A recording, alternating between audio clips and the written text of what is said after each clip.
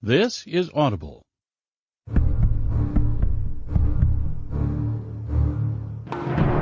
The Threshold. Alastair Stone Chronicles, Volume 3. Written by R.L. King. Narrated by Will M. Watt.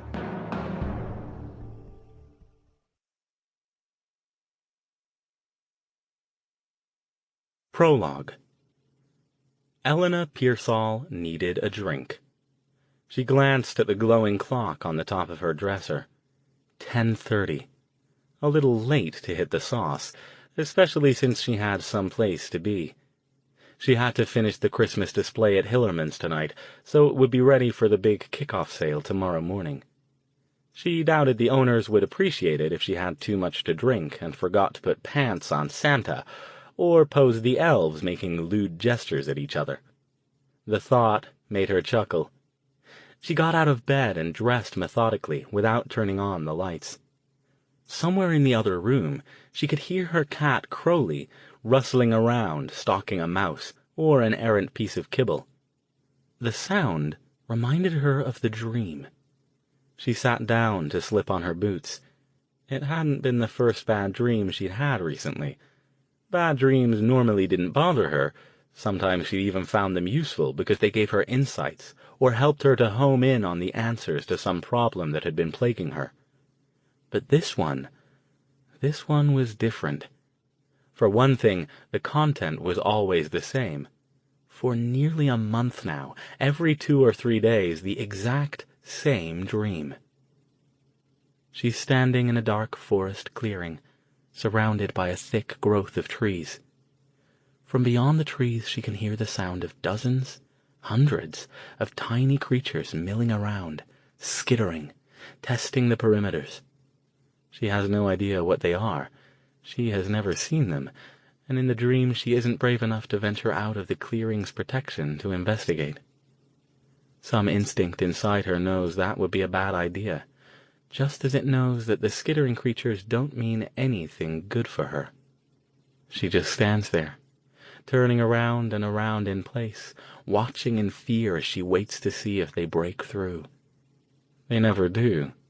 She can sense their frustration. She can sense their almost palpable compulsion to enter the clearing, but she can't tell what they want to do when they get there. Kill her? Tell her something? Chase her out into the darkness where something even worse lies waiting? In her dark room, she zipped up her boots. The odd thing about this dream, aside from its repeat performances, is that it never caused her to do any of those cliché things like waking up in a cold sweat with her heart pounding, or sitting bolt upright in bed, or even waking up at all. After a time, the creatures simply gave up and went away for a while, like they were regrouping. She wondered if at some point they'd finally just get sick of the whole business and give up for good. While the dream didn't exactly interrupt her sleep, it certainly played havoc with its quality.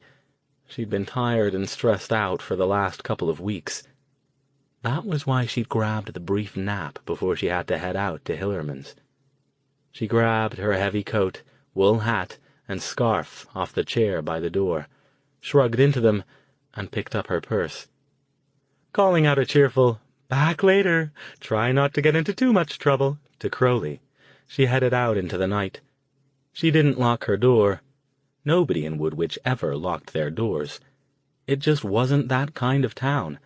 And in any case, anybody who tried to enter her home uninvited might find themselves facing a few surprises.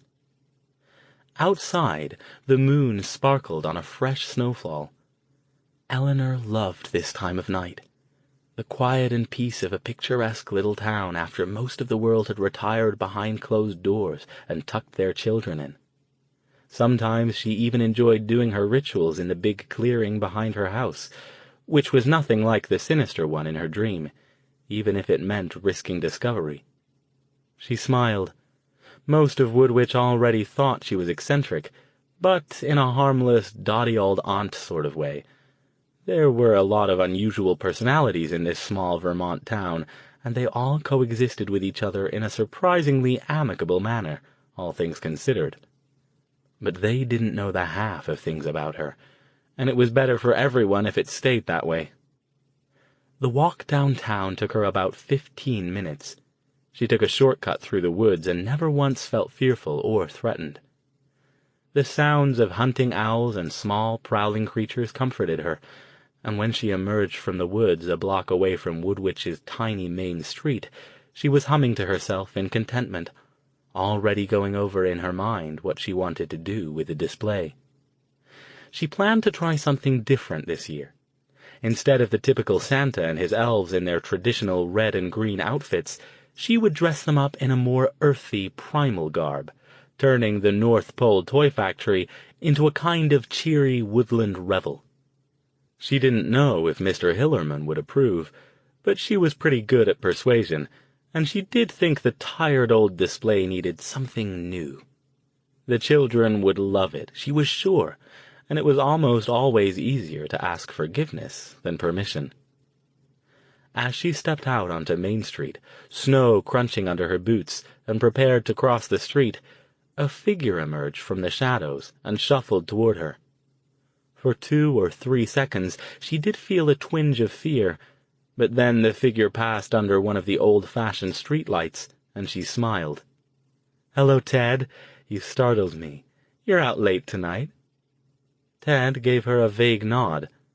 Hunched and wild-bearded, he wore a baggy sweatshirt under a shapeless old coat, 2 large pants, and a shabby knit cap with a New England Patriots patch.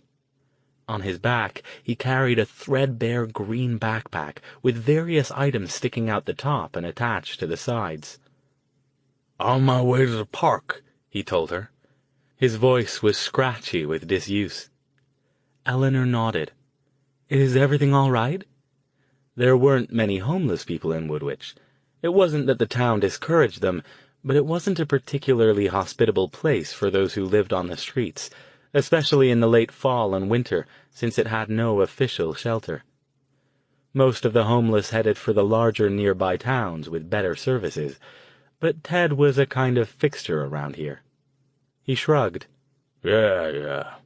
Some guy gave me a 5 spot, so I picked up a sandwich and—" He grinned guiltily, showing a mouth with as many empty spaces as teeth, and held up something in a paper bag.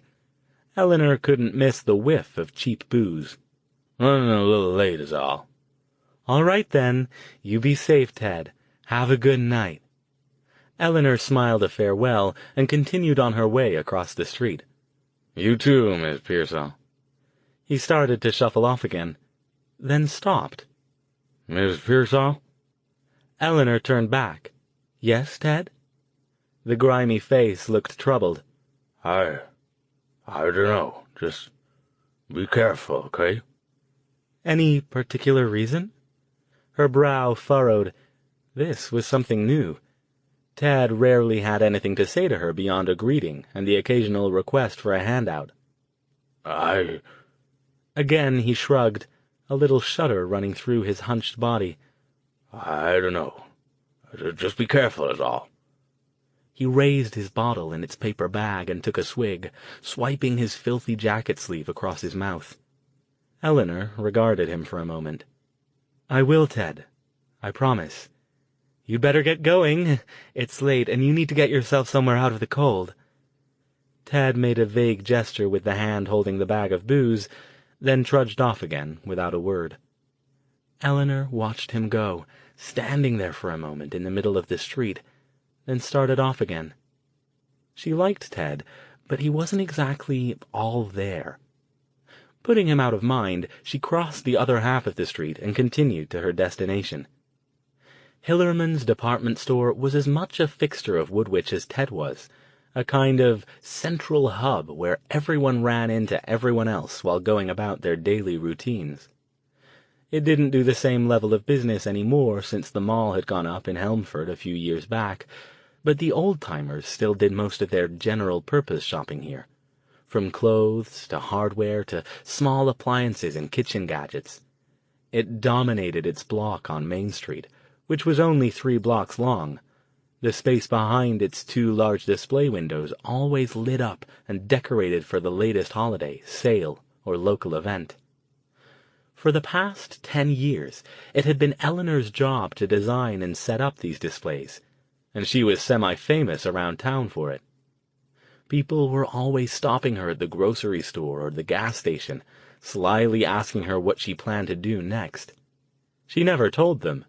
She liked the element of surprise, and she thought they did too. This Christmas display idea she had would be a departure from her usual, but she was sure it would be a hit. She imagined the looks of delighted surprise on the shoppers' faces as they arrived at the store for the sale tomorrow morning. She moved around the back of the building to let herself in with her key, pausing as lights appeared in the small alley that ran the length of the block behind Hillerman's. She waited as they approached, to reveal a golf cart driven by a chubby young man in a guard's uniform and a heavy down coat. She waved. "Evening, Miss Pearsall," the man said, with a jaunty return wave and a grin. "Here to fix up the display?"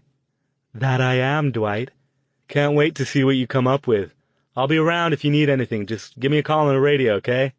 "I'll do that," she assured him, and he rolled off with another wave. Dwight Carsey and his fellow private security guard, Kurt Moreno, cruised around the entire downtown area overnight, once every hour or so, just to make sure nobody was bothering any of the businesses. All the owners chipped a little into a fund to pay them, since Woodwich didn't technically have a police department. Because Woodwich also technically didn't have crime, beyond rare broken window or graffiti tagging incidents, Dwight and Kurt usually spent most of their evenings watching porn and smoking the occasional joint in the back room of the Alpine Chalet Motel 2 blocks over. Still, Eleanor was glad that they were available should she need them. They always made it a point to check up on her at least once on nights when she was doing her displays, which she found charming, even if it was unnecessary. She slipped inside the store, closed the door behind her, and turned the deadbolt. Even though she didn't lock her home door, like most of Woodwich's residents, she still didn't believe in tempting those who might be teetering on the edge of a little midnight acquisition when she was responsible for other people's property. The back door opened into a combination storeroom and receiving area. It was full of boxes of merchandise, signage, and display materials, all neatly stacked on shelves or hanging on racks. Eleanor wasted no time getting started. She grabbed a cart and began piling the items she'd need on it. In less than 10 minutes she was walking through the large public area of the single-story store, traversing the dimly lit aisles like she was in her own home. She wished Crowley were here. At least he'd be a little company. The squeaking of one of the cart's wheels was the only sound in the wide-open space. To anyone who wasn't used to it, the place would have seemed ominous in the scant light, with the shadowy racks of clothing and looming mannequins. But Eleanor felt at home here. The dark didn't frighten her. She'd seen far worse things during her 54 years on Earth than a few overgrown naked Barbies. She was taping up a plastic drop cloth to obscure the left-side display window from the street when she first heard the sound. Stopping with one side of the cloth in place, she listened. She definitely heard something, but couldn't identify it over all the rustling the plastic had been making. She held very still, willing whatever it was to repeat itself. It didn't. The store was once again as quiet as it always was this late at night. Eleanor sighed. It wasn't like her to hear things that weren't there. Maybe the interrupted sleep from the nightmares was getting to her more than she'd thought. She turned back to her task, and soon had the cloth draped so anyone looking in from outside, not that anyone was, or was likely to be, couldn't see what she was doing. She stepped back out of the window and moved to the cart, intending to hustle a nude Santa Claus into position so she could dress him in his new back-to-nature finery. There it was again. This time she heard it clearly, far off in a back corner of the store. A footstep. She froze. She was certain she'd locked the back door, and no one had had a chance to slip in behind her. She hadn't checked the front, but Mr. Hillerman and his staff were always conscientious about locking up. Hello?" she called. "Is someone in here?" Maybe not the best approach, but it wasn't like she'd been doing anything to hide her presence. If somebody was in the store, they knew she was here too. No answer. The dark, cavernous space remained resolutely silent. Eleanor rubbed the back of her neck. She was hearing things. That had to be it. It was the dream. It was making her jump at shadows. Still, she wished she'd picked up a couple of her special items from the bowl on her mantelpiece at home. She didn't exactly feel vulnerable without them, but having them with her would have made her a lot more comfortable. Just get the display done and go home. Taking a deep breath to center herself, she gathered up an armload of clothing and Santa, climbed back into the window, and began arranging him into the proper position. Her only concession to caution was that she faced back into the store while she did this, instead of toward the window. Once she had Santa posed, she threw a voluminous brown robe, a bedsheet she'd cut a head-hole in, over his head, and belted it with a golden rope she'd borrowed the other day from one of the curtain displays, and squirreled away with her other supplies. She finished the look with a braided wreath of twigs, placed on his head like a crown. Standing back, she admired her handiwork. Santa indeed looked very much like a jolly wood sprite. Far off, in the back of the store, on the opposite side from the one where she'd heard the footstep, something small fell off a shelf and hit the ground with a tiny whoomp. Eleanor stopped again, her body stock still, a chill skittering down her spine. She forced herself to attempt to be rational. If something was in here, what could it be? An animal? Maybe another homeless person who had somehow gotten in and was using the store as a place to sleep. A drifter from out of town who'd taken advantage of a normally locked door to slip in and hide until after closing time. None of those were inherently dangerous, but she wasn't crazy about the idea of being in here alone with any of them. She had two choices: ignore the sounds and continue with her work, or do something about them. The something could be anything, from investigating the situation herself, to leaving the store, to using the radio to call Dwight and Kurt and ask them to come check things out. She didn't like either of the latter two options. The first, because it would mean leaving a job undone for the first time in her 10 years of doing displays, and the second, because it felt like admitting defeat. Again, she berated herself for not bringing the items from the bowl on the mantel with her. Someone giggled. It was a soft sound, barely audible even in the silence, but it was definitely a giggle. It sounded like a small child, but it had a certain wrongness to it. Not a happy giggle, but a creepy one. Eleanor's breath quickened. "All right," she whispered. "That's it." She'd never get anything done while constantly on edge, waiting for the next unexpected sound. Retreating wasn't an option, since she didn't plan to leave the display undone. Investigating things herself was just stupid. If there was an intruder, she was at a definite disadvantage in her current state. That left the radio, which was in the office off to the left side of the store near the restrooms. She'd have to walk through most of the store's open area, uncomfortably close to where she'd heard some of the noises, to get to it. She stepped carefully out of the window and looked around. Luck was with her this time. Near the front of the store was a display for the fireplace. She spotted a rack of implements and hefted an iron poker. That might not stop a determined intruder, but it would certainly make him think twice. And if it was a child playing a trick on her, well, she could put the fear of God into him until she could contact his parents and give them an earful about the proper way to raise children.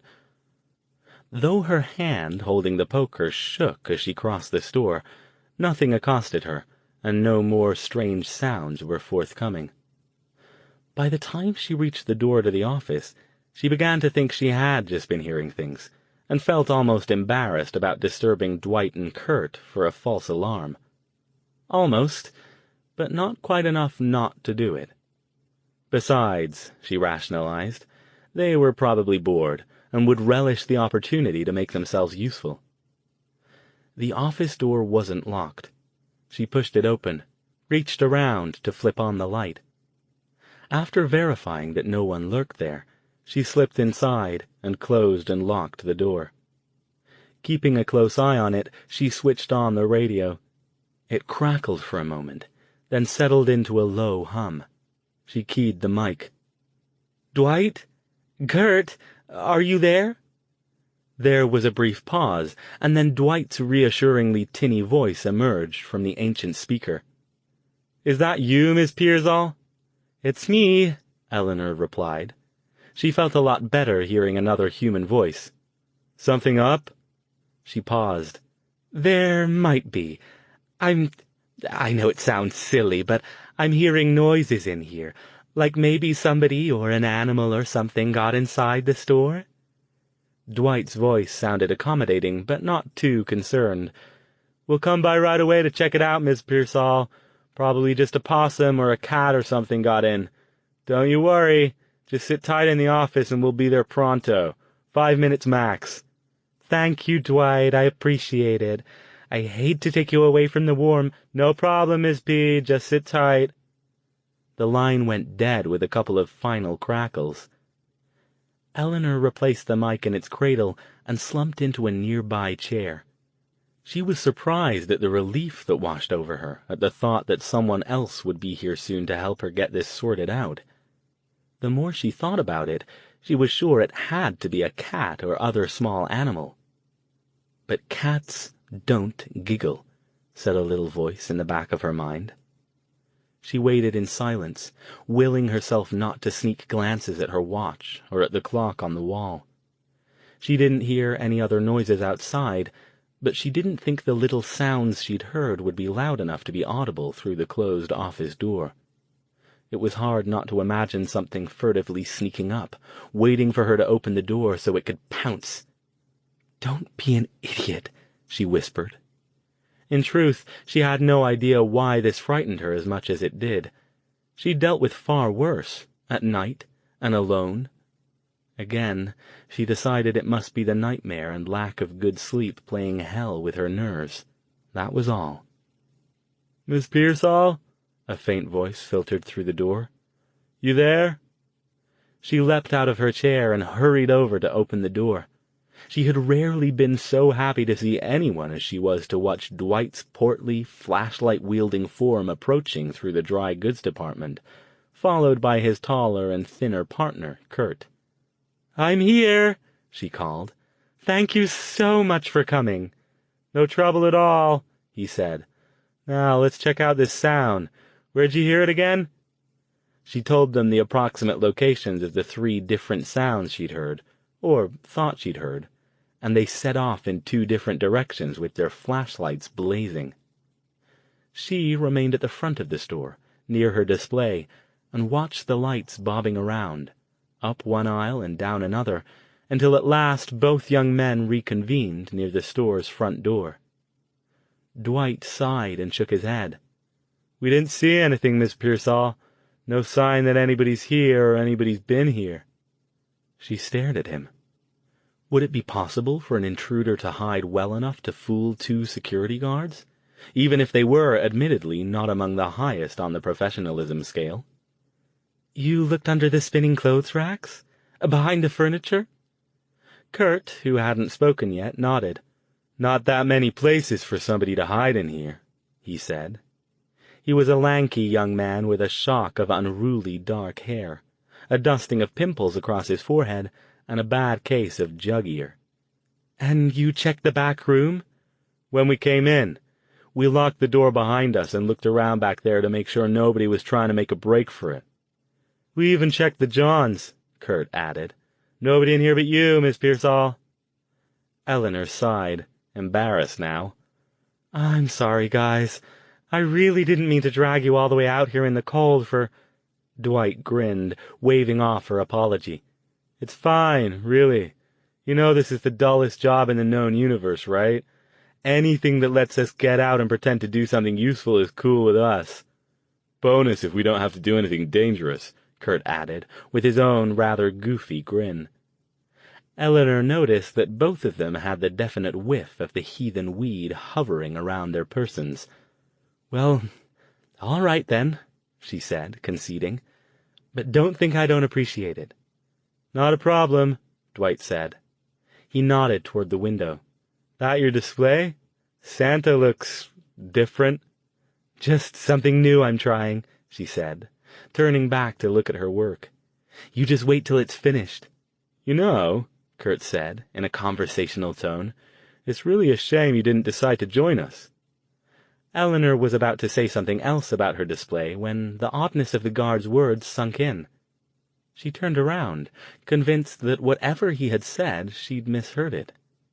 "What did—" Methodically, and without any change of expression, Dwight pulled a long-bladed kitchen knife from behind him and buried it in Eleanor's gut. She didn't even have time to scream.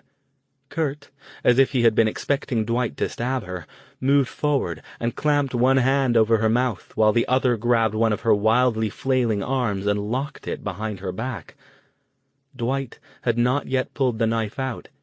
Instead, he took a tight grip on its handle and sliced downward, its sharp blade encountering only minimal resistance against the soft organs it cut through.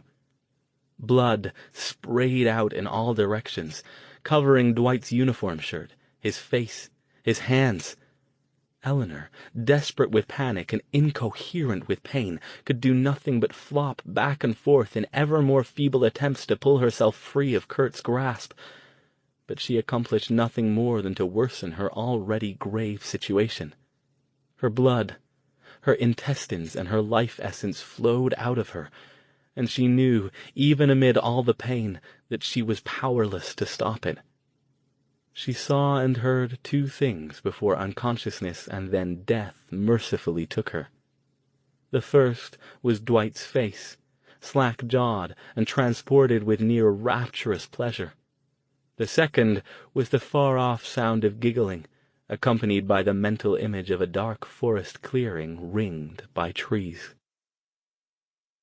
The next morning at sunrise, a lone figure shuffled along Main Street, pausing to poke hopefully into various trash receptacles with a long pole.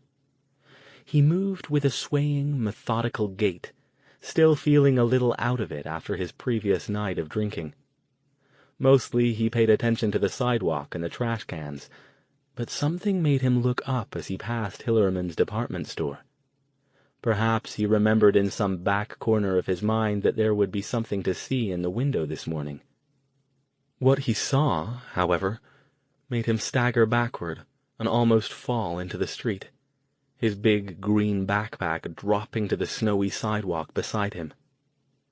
The left side display window at Hillerman's, the place where Santa and his woodland elves were intended to frolic while ringing in the holiday season, showed an entirely different scene.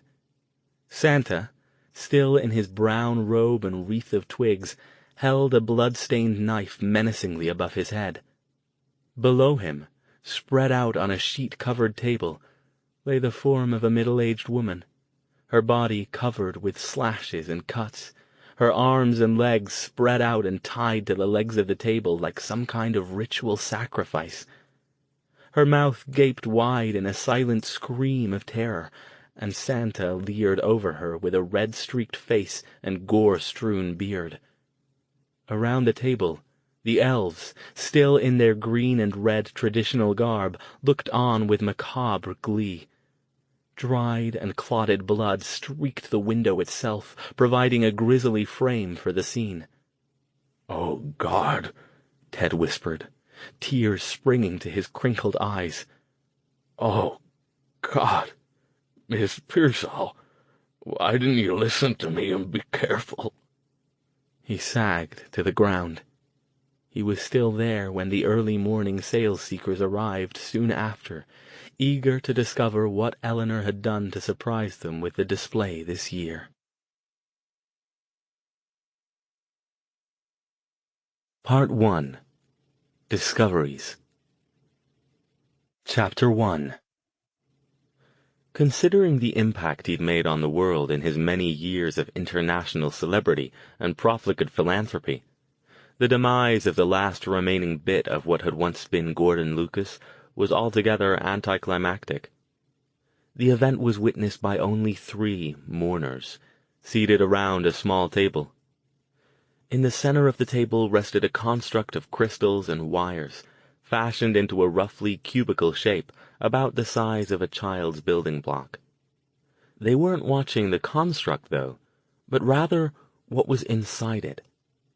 The reddish-purple glowing globule had been dimming for the past couple of weeks, and at this point it was barely discernible except in a dim room such as the one they now occupied.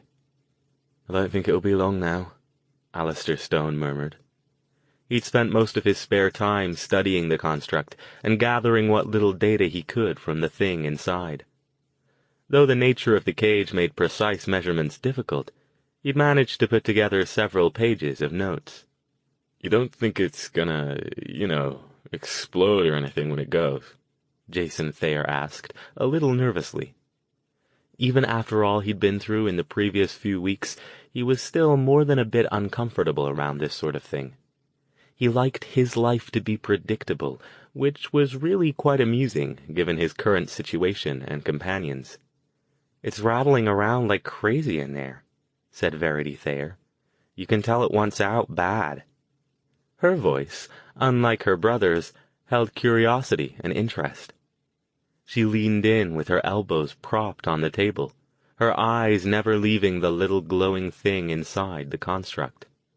"I wonder what would happen if we let it out now," she mused. "Would it get stronger again after it hopped into somebody else? Or did we permanently drain its power by keeping it prisoner for so long?" "Let's not find out," Jason said. The fact that his sister seemed to share Alastair Stone's cat-like curiosity about things strange and paranormal bothered him, especially considering their budding relationship as master and apprentice.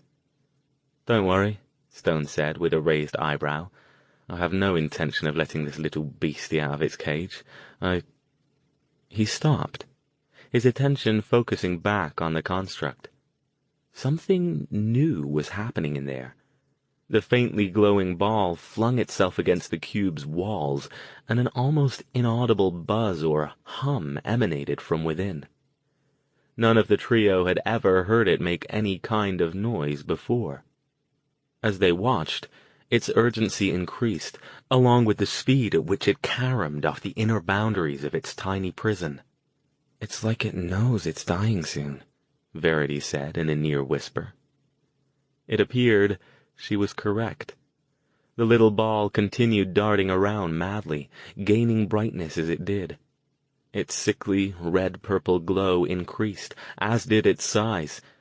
Where it had before been small enough to move around inside the cage, it now seemed to be growing too large to be confined by it.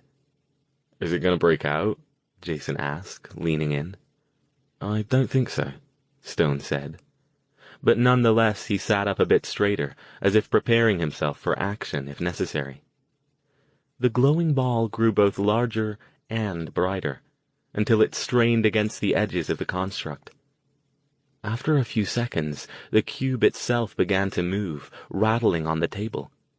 This went on, increasing in its intensity for about 30 seconds. The tension and desperation of the thing inside became nearly palpable, and then, with no warning, the ball disappeared. There was no flash of light, no psychic scream, nothing. It simply ceased to exist. The cage settled back and stopped rattling, its crystals going dark. Stone let his breath out. "Well, that's done then," he said, getting up to switch on the light. "And now we know about how long the big ones can hang around after they've been evicted." "That's useful, I guess," Jason said, "if we're planning to capture another one." He looked up at Stone. "Are we planning to capture another one?" By mutual unspoken agreement, the 3 of them hadn't talked much in the last 2 weeks about what had occurred at the underground torture chamber in San Francisco that had served as the headquarters for this area's contingent of the evil. They were a little surprised that they hadn't had to. For the first few days after they'd gotten together with some forgotten friends at a Palo Alto restaurant, they had spent a lot of time looking over their shoulders, as if expecting to be jumped at any moment by dead men walking gangers, or worse. But it seemed Stone's hypothesis had been correct. The death of the area's top-tier evil, which had been possessing former talk show host Gordon Lucas, and which had just met its final demise on the kitchen table, had thrown the rest of the local evil into enough disarray that they apparently weren't in a position to mount a revenge plan. Stone shrugged. "I dunno," he said. "I suppose we'll have to at some point. Either that or find others who can help us." He indicated the cage. "In any case, if we do plan to capture another one, I'll have to build another one of these, which won't be easy.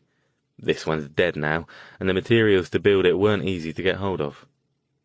Jason knew Stone had been struggling with this. The trouble with the evil, and what made them so insidious and difficult to fight, was the near impossibility of discerning whether they were possessing a given human unless they gave themselves away by doing something wildly out of character and usually violent. There were Forgotten, the strange, usually homeless and mostly mentally unstable individuals who had manifested various paranormal abilities around the time the evil had arrived, who could identify evil-possessed individuals, but the logistics of getting the two in proximity to each other often confounded matters even more.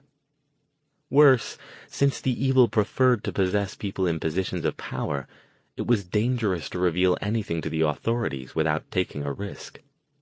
There was also the fact that those authorities who weren't possessed by the evil didn't look too kindly on tales of extra-dimensional entities who fed on human, preferably negative, emotion. Stone had discovered how to build magical items that reacted to the presence of the evil. The now inert construct on the table was his first and only specimen at this point, but they also required close proximity to get any kind of useful reading, and even then they weren't all that precise. The bottom line was that the evil were a problem that had to be dealt with, but only after much thought and careful examination of the possible ramifications. Once that particular genie was out of the bottle, there would be no putting it back in. In the meantime, the three of them had been trying to return to a normal life, or at least the closest thing you could get to a normal life when talking about a classically trained mage who taught collegiate-level occult studies on the side, a 17-year-old girl who was not only a fledgling mage but also a Forgotten and the only known individual capable of ejecting the evil from its human hosts without killing them, and her bemused and protective older brother, who recently discovered that he had the ability to serve as a willing, magical battery, providing the energy that allowed a mage to cast powerful spells without causing injury or psychic drain to either party. Jason couldn't decide if the whole thing sounded like the premise for a bad sitcom or the punchline to a very weird joke. In any case, Stone had wasted no time getting Verity started on her magical studies. This amounted to spending large chunks of time with her in the family room of the house he'd rented to replace the one that had been destroyed in an assassination attempt by his evil-possessed housekeeper, quizzing her on the books of magical theory he'd given her to read, and instructing her on the basics of actually casting simple spells. Jason's ears still rang from her shriek of delight a week ago, when she'd managed to levitate a pencil 2 inches off the table for a grand total of 5 seconds. Jason himself struggled to find his place in this odd little team, especially now that Verity showed signs of actually being able to do real magic. Sure, his ability to help Stone cast spells more easily was useful, but not nearly as useful as being able to throw lightning bolts or levitate onto roofs. He didn't even have a job now, which frustrated him even more. He stared at the little cage on the table and sighed. Nothing to be done about it at the moment, he knew, but he was going to have to do something, and soon. The phone rang. Stone got up and disappeared into the other room to answer it, while Verity picked up the cage. "Wonder if he'll bother building another one of these things," she said, examining it. We could start our very own evil zoo. Stone returned a couple of minutes later, pausing in the doorway. He held onto it as if it was the only thing keeping him upright. His eyes were haunted, his expression one of someone who'd just been broadsided by shock. Jason looked up. "Al, what's going on? Something wrong?" Instead of replying, Stone went back out to the liquor cabinet, poured himself a shot, and sank into the nearest chair. Jason and Verity trailed him, concerned. It was only then that he looked at them as if he were actually seeing them. "That was a friend from back east," he said, his voice dull and colorless. "She was calling to tell me that another friend has been murdered." Verity stared. "Murdered?" What happened?" Jason asked. "She didn't give me the details. I don't think she wanted to talk about them. Apparently it was quite horrific." Jason picked his words with care. "This friend, you two were close?" "No, not close. We saw each other perhaps once a year or so, but she was a lovely woman. Older, kind, clever, a wicked sense of humor. I can't believe she's gone." "Was she a mage?" Verity asked in a near whisper. Jason looked at her sharply. He hadn't thought of that. "Yes." Stone stared down into his liquor glass, which he hadn't yet touched. "She was one of the few truly white mages I ever knew, in both magical style and morality. As I think I mentioned at one point, even most of the best amongst us these days have a few streaks of grey. Eleanor Pearsall didn't. She was one of the few genuinely good people I ever knew. I can't imagine why anyone would want to kill her." Jason looked down at his hands. He never knew quite what to say in situations like this. His mind always tended to run to tactless questions about whether they had caught the murderer, or what were the details of the crime scene. Fortunately, Verity didn't have any such limitations. "Will there be a funeral?" she asked, her voice gentle. "Are you going to go?" "She said it's Friday, in the morning. And yes, I'll be going. You're both welcome to come along if you want to." He glanced at Verity. "There should be at least a few other mages, if you're interested in meeting them." "Friday? That doesn't give us much time to get plane tickets," Jason said, frowning. "We aren't getting plane tickets," Stone told him. "Wait a minute," Jason protested. "Not, you don't have to go if you don't want to, but the portal is much faster." Jason sighed loudly. "There's one near there?" "Yes. We'll have to rent a car and drive for a couple of hours, but it's better than trying to sort out flights on such short notice." Verity was clearly trying hard not to look excited. Stone had explained the teleportation portals to her a few days ago, and she'd been looking forward to trying out this new method of transportation. But this was hardly the time to say so. Instead, she asked, "When are we leaving?" "I'll make the arrangements, and we'll go tomorrow so we can drive up and find a place to stay overnight. No need to pack much. I don't see the point in remaining past the funeral itself, and whatever gathering they have afterward." The next morning, they drove down to Sunnyvale. Murphy Street was quiet this time of day. Parking was plentiful on the street in front of a passage to India, but Stone waved Jason around the back. "David said we could park here so we don't have to leave the car in front of the restaurant overnight. He's showing up early to let us in since they're not open yet." After checking to make sure nobody was watching, they headed in through the back door. It would look odd for 3 people carrying bags to go into a restaurant at 9 in the morning, especially if they didn't come back out again. Even at this early hour, the spicy scent of curry hung tantalizingly in the air. David, the portly, balding mage who ran a passage to India, along with his non-magical partner, waited for them inside. "I'm so sorry to hear about Eleanor," he said. "I wish I could go, but Martha is out of town, and I can't close the restaurant." We'll give everyone your best, Stone assured him. The portal in the basement was just as Jason remembered it. Large, vaguely round, without defined boundaries, shifting and rippling with strange multicolored lights. He remembered the first time he'd seen it, how beautiful he'd thought it was. After a disastrous trip through this one, and nearly being killed by a collapsing temporary version at the evil's headquarters, though, he was less interested in its appearance and more in its safety. "You're sure this is okay?" he asked, after David left them alone.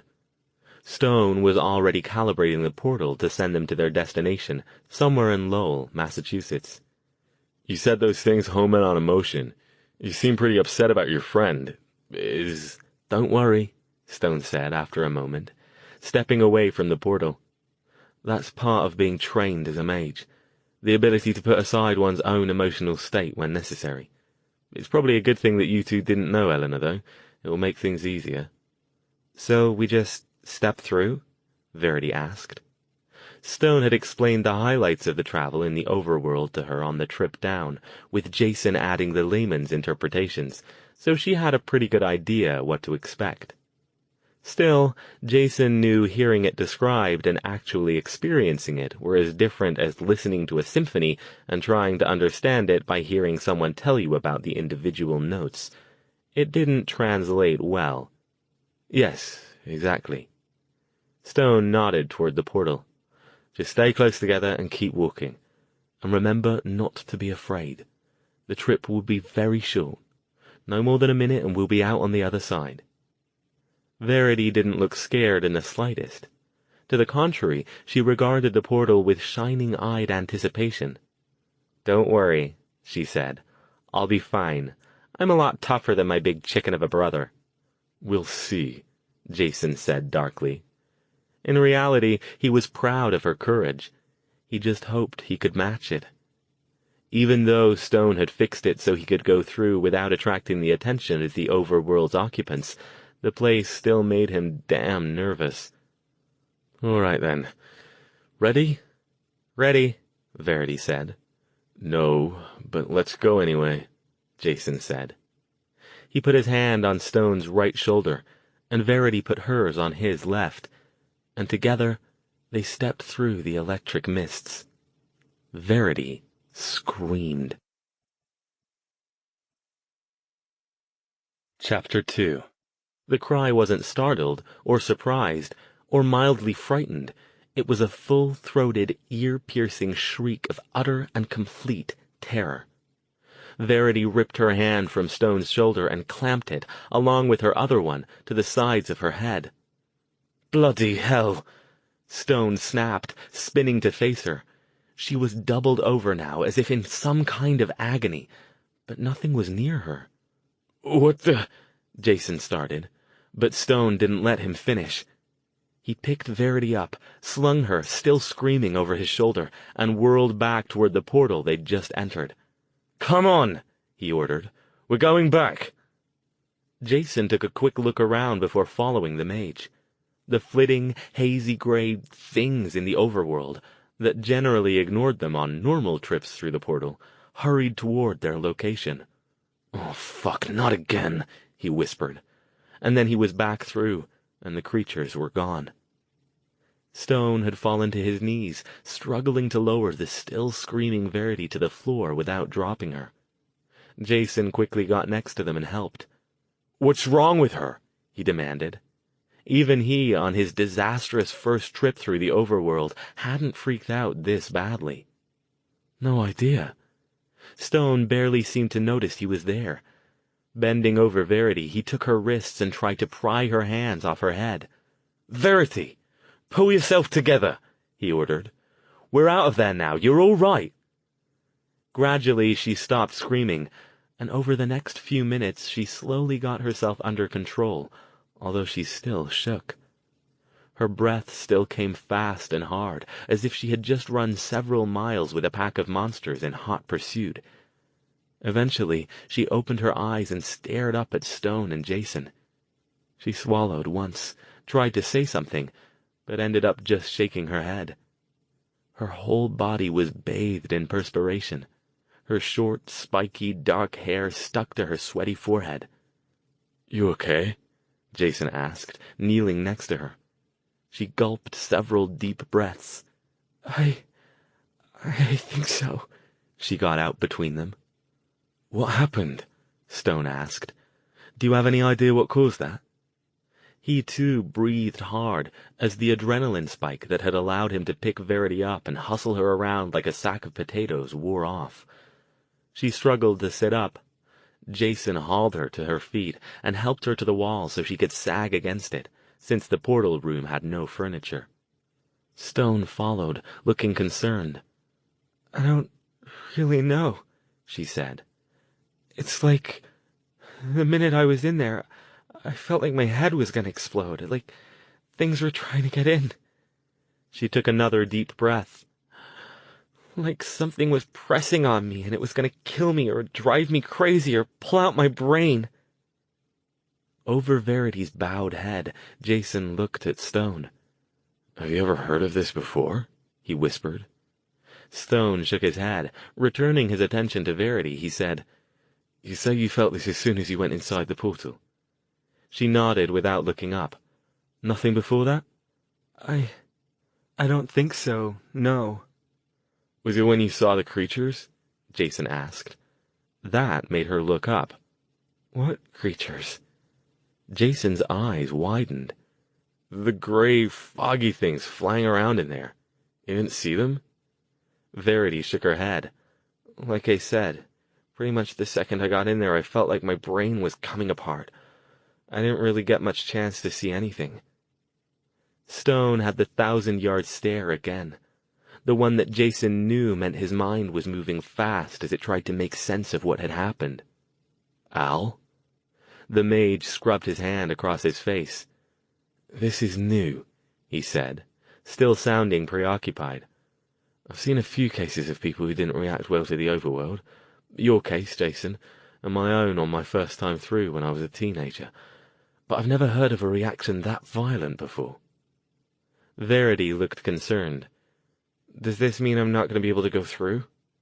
"You still want to after that?" Jason demanded, incredulous. "My freakout was kid stuff compared to yours, and Al practically had to drug me to get me in there again so we could go home." Her expression was disappointed. "I'm gonna be a mage, Jason. This is what they do. They use this thing to travel around. If I can't—" She sighed. "I'm sorry, Dr. Stone. I don't know why." Stone patted her arm. "We'll get this sorted, don't you worry. There's got to be some logical explanation, but for now—" He looked back at the portal, then at Verity. "I think it's too late to find plane tickets that'll get us to Vermont by Friday morning. Maybe I should just go alone and—" "No," she said, with surprising vehemence, her dark eyes blazing. "I'm gonna do this. It's just stupid that I can't." Stone's tone was gentle. "Verity, I admire your courage, I really do, but the creatures in there know what's going on now. If we take you through and you have another episode, I can't vouch for my ability to get us back out before we're overtaken. It's not worth the risk." Jason tried not to look relieved. He felt bad for his sister, but that feeling was nothing compared to the fear that gripped him at the thought of being at the mercy of those things in there. If Verity was going to draw them like cats to catnip, it was better if they just didn't go. They'd be fine for a couple of days till Stone got back. "What if you knock me out?" Verity demanded. "Put me to sleep or something and carry me through. Would that work?" "V," Jason began. "I'm not talking to you, Jason," she said. She looked at Stone. "What about it? Would it work?" Stone considered. "It might. As I told Jason, that was what they had to do to get me through on my first trip. But again, I didn't have nearly the reaction you did." "Are you willing to try it?" Her eyes met his in challenge. There was a long pause. "I suppose I am," he said at last. He looked at Jason. "You can carry her. I suspect if anything's to happen, it will be right away, and probably not quite as fast as if she's not actively sending up flares. We should have enough time to get out if things go pear-shaped, and it might give me some more data to try to figure out why it's happening in the first place." Jason sighed. He supposed he should start getting used to being overruled by the pathologically curious. "Fine," he said. "But I don't like this. Just stay close. If something goes wrong, I might need you to help me put up a shield." It wasn't hard to knock Verity out. A simple deep sleep spell did the trick, and didn't cause Stone more than a few moments' dizziness. He motioned for Jason to pick her up, and once again they stepped into the portal. Jason noticed the mage move through with more caution than before. What had started out as a simple walk in the park had now become a walk in a park full of potential attackers lurking behind every tree. They were both on constant watch as they walked forward, and Jason glanced down at Verity every few seconds, checking to make sure she wasn't either waking up or experiencing any difficulty. By the time they emerged from the other side, both of them were taut with stress. Verity slept on, unaware. Jason examined their surroundings, carefully lowering his sister down against a stack of old clothes. They stood in what looked like a large wooden attic, full of dusty furniture and other junk. The only light provided by the portal itself, which had been carefully hidden behind some old wardrobes and what looked like church pews stacked on their ends. "Where are we?" he asked. Stone, too, looked around. He didn't answer until he was satisfied they were alone. "This is the attic of an old Presbyterian church in Lowell," he said. "It's one of the oldest portals on the East Coast. The church's minister is one of us." Jason tilted his head. "A minister who's a mage?" Stone shrugged. "Why not? Nobody really knows where the magic comes from. Why not believe it comes from God? It's as good an explanation as any, if you're a believer." He knelt down next to Verity. "Now then, let's wake up Sleeping Beauty here and get on with it, shall we?" Verity's eyes popped open instantly as Stone released the sleep spell, almost as if she had been struggling against something even in unconsciousness. "You all right?" Jason asked. "Did we make it?" she demanded, looking around. When assured that they had, she let her breath out in a long sigh of relief. "Oh, I had the most horrible dreams," she said, shaking her head. "I was screaming, and they were after me, and I didn't cause any trouble, did I?" "Not a bit," Stone said, frowning. "But the fact that you had bad dreams, even as deeply as I put you under, concerns me. I'll definitely have to investigate this further, but for now we'd best get going." The minister, an older gentleman named Edwin Blodgett, was on the premises, and he allowed Stone to use the church's phone to call a taxi after expressing regret that he'd be unable to attend Eleanor Pearsall's memorial. "Nasty business," he said sadly as they departed. "So many horrible things happening these days, all over the country. God help us all." After picking up their rental car, they arrived in Woodwich, Vermont, a little more than 2 hours later. "Wow, you weren't kidding about it being a wide spot in the road," Jason said as they rolled into town. There was hardly any traffic, so they were able to drive the 3 blocks of Main Street slowly, taking in the shops. Jason watched the scenery roll by. A post office, a small market, a couple of clothing stores, a larger department store with both of its display windows covered with paper and an elaborate floral display near its doorway, 2 bars, a gas station, a jewelry store, 3 restaurants, pizza, a sub shop, and a gourmet burger place, a coffee shop, and some knick-knack and candle shops that looked like they were designed to appeal to any lost tourists who managed to stumble into town.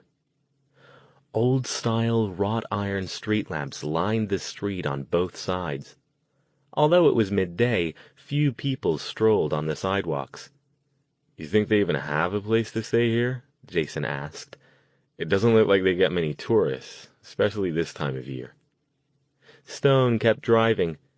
At the far end of Main Street, after the blocks with the shops petered out, they spotted a large park on one side and the library on the other, set back from the street. Jason pointed out a payphone in front of the park, and they quickly found Woodwich's single motel on the outskirts of town. The grizzled old man behind the counter wiped his hands on his flannel shirt and looked the three of them up and down as they trooped in. Clearly he didn't see groups looking like them every day. "Help ya?" "We need a couple of rooms," Stone said. The man nodded. "You're lucky," he said, as if it didn't matter to him one way or the other. "Only got a couple left." "Really?" Jason asked, surprised. "Not exactly tourist season, is it?" But Stone caught on.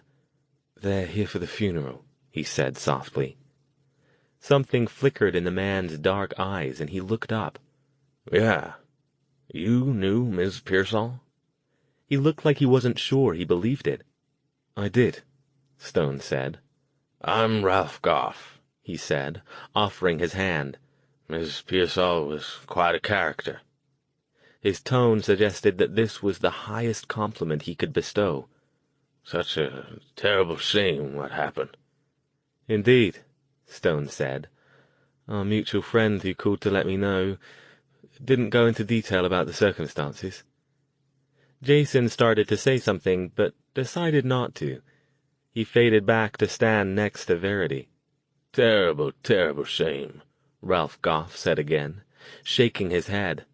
"Can't imagine what got into them boys to make 'em do such a thing. And right there in the window of Hilliman's, too." "Hilliman's?"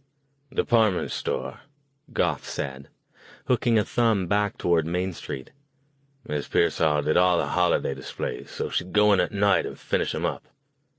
"So that was when it happened?" Stone asked, keeping his tone carefully neutral. "Yeah, a few days ago. Night before the big sale. Course they canceled it after that. Only right thing to do. Store's been closed ever since." Goff looked up as if he suddenly realized he'd said too much. "But listen, it ain't right to be telling tales like this about folks when they're gone.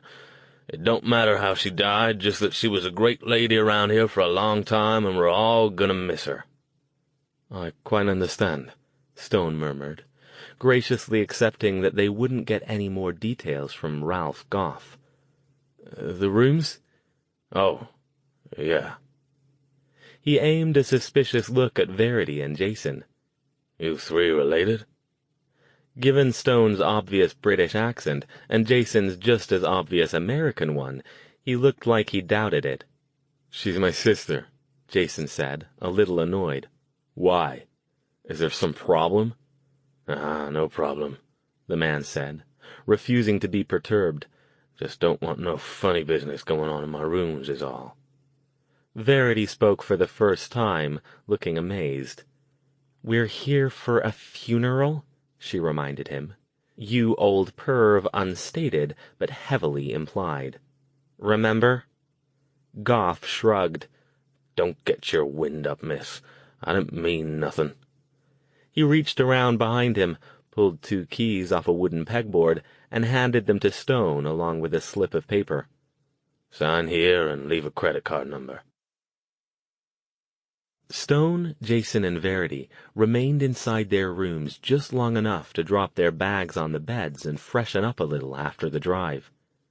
They reconvened near the car in a few minutes. "What now?" Jason asked. "Don't know about you two, but I'm hungry," said Verity. "Why don't we grab something to eat and look around?" Once again, Jason started to say something, and decided against it. This time, though, Stone noticed. He tilted his head. "You look like you've got something on your mind, Jason. Out with it." Jason shrugged. "I was just thinking, what that old guy said made me curious about what happened. That's pretty tactless, since the lady was your friend." "Let's walk," Stone said. "I could do with stretching my legs a bit after that drive, and it's not too cold out." As they started off, he addressed Jason again. "Not tactless at all. In fact, I was rather wondering the same thing. As I mentioned, Eleanor Pearsall was a mage. I don't think a normal attacker would have been able to get the drop on her, and it does sound like whatever happened was quite unpleasant. The guy said it happened at the department store, Verity reminded them. Why don't we have lunch and then walk by there? Might be somebody around who can tell us more. Freed from fear of tactlessness by Stone's mutual interests in the details of the crime, Jason put in, He also said something about them boys. It sounds like they've got whoever did it in custody already. Indeed, Stone agreed. His eyes narrowed. I'd like the opportunity to have a few words with these boys, whoever they are, but I doubt that will be possible. It was less than half a mile back to the downtown area. They decided on the sub-shop for lunch and settled down at a table near the front window to eat. A few customers drifted in, ordered food to go, and drifted back out again, eyeing the strangers with a mix of curiosity and distrust. Nobody else dined inside the restaurant. So, Jason said, around a mouthful of roast beef sandwich, you say that you don't think your friend got jumped by somebody sneaking up on her? Stone shrugged. It could have happened, he admitted. Eleanor was in her mid-50s, and the last time I saw her, she didn't seem like the sort who got herself into sticky situations often. But even white mages can defend themselves if the need arises, and I don't doubt she could have dealt with an attacker if it were a self-defense situation. So that means they either caught her completely by surprise and overpowered her, or maybe she knew them? Somebody she knew would do this to her? Verity asked. It sounds like people around here liked her, and I'm kind of thinking this isn't a high-crime area. You'd be surprised, Jason said. More people than you might think are killed by people they know, and little towns like this are almost never as squeaky clean as they look. Could be a robbery gone bad, or drugs. He spread his hands. Lots of things. Doesn't explain the horrific part, though, Stone reminded him. You didn't hear my friend on the phone yesterday. Whatever happened to Eleanor, it wasn't your garden variety murder. If you really want to investigate but you don't want to ask people, Verity said, we could always check the papers. We've got the rest of the day, and we did see a library back there. Let's take a look around first, Stone said. We can always check the papers later today. We've got some time to kill until tomorrow morning. After finishing their lunch, they left the sub-shop and headed up Main Street toward Hillerman's department store. Like the other shops on the street, it was of an old-fashioned design, with two large display windows flanking front doors set back from the street. The displays in the windows were elevated about 3 feet from street level, both covered with newspapers so there was no way to see inside. A hand-lettered sign on the front door read, Hillerman's will be closed until further notice. We are very sorry for any inconvenience. In front of the doors, what they had thought was a floral display as they drove by turned out to be a makeshift memorial of flowers, a large wreath, jars of potpourri, candles, several teddy bears and stuffed cats, and some handwritten signs proclaiming things like, We miss you, Miss Pearsall, and R.I.P., dear friend. A photograph of a plump, cheerful-looking middle-aged woman with sparkling eyes accompanied one of the floral arrangements. Many of the flowers had already begun to wilt. The three of them stood there for a minute or two, taking in the scene. Clearly she was well loved in this town, Stone said. Are there any other mages you know that live here? Jason asked. Maybe if there are, they might know something. No, not anywhere nearby as far as I'm aware. The woman who called me lives about 30 miles away. She'll be here tomorrow. Verity looked around, her gaze roaming over the entire area as they spoke. Suddenly she stiffened and poked Stone, who was closest to her, in the arm. Guys? She said in an odd voice. What? Jason looked around, but he didn't see anything he hadn't seen before. Look. She pointed down, near where the front wall of the department store met the sidewalk. Stone looked too. I don't... Bloody hell. It was hard to see, written in white chalk on the side of the building and half obscured by a light dusting of snow. But once they spotted it, it was unmistakable. An upright oval with an X through it, bisected vertically by a straight line, and horizontally by a wavy one. Chapter 3. Jason stared. Holy shit! They'd all seen plenty of symbols like this back in California. The hastily scrawled code the Forgotten used to communicate with each other. But to find an example in the middle of a tiny town on the other side of the country, right after a murder? It's not quite the same, Verity said. See? There's an extra line. Do you think it still means bad place? Well, this sure as hell is a bad place, Jason said. Question is, was it here before the murder, or did somebody put it here after? That's one of the questions, Stone agreed, sounding preoccupied. There are many others, such as, who put it here? Is there a forgotten presence in this town, and more importantly, is the evil here? He snapped back to focus. We need to do a bit more investigating, I think, such as looking around to see if we can find any more of these symbols. Jason was about to answer, but he looked up to see a man in a police uniform approaching them. Can I help you folks with anything? The man asked. Stone shook his head. No, thank you, officer. We're in town for Miss Pearsall's memorial tomorrow. She was a friend. We were merely paying our respects. The cop looked for a moment like he was deciding whether he should be suspicious, but finally nodded. All right, then. I'm sorry for your loss. Thank you. Stone looked suddenly more upset than he had a few moments ago. I understand you have the perpetrators in custody. The proprietor at the motel where we're staying said something about those boys? Yes, sir. Well, one of them at any rate. The other one is beyond any sort of punishment now, except God's, of course. He got away? Jason asked. The cop gave him an odd look. No. You must not know much about what happened. We aren't releasing the details, but that much was in the papers. The killers were a couple of private security guards. We found one of them dead, apparent suicide, at the scene of the crime. The other one is in custody. We're still investigating the case, so I can't give you any further information. I understand. Thank you, officer. Stone nodded to him, and then motioned for Jason and Verity to follow him.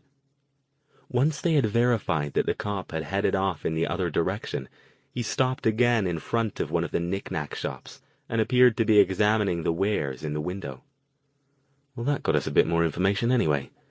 Security guards. Why would security guards kill somebody?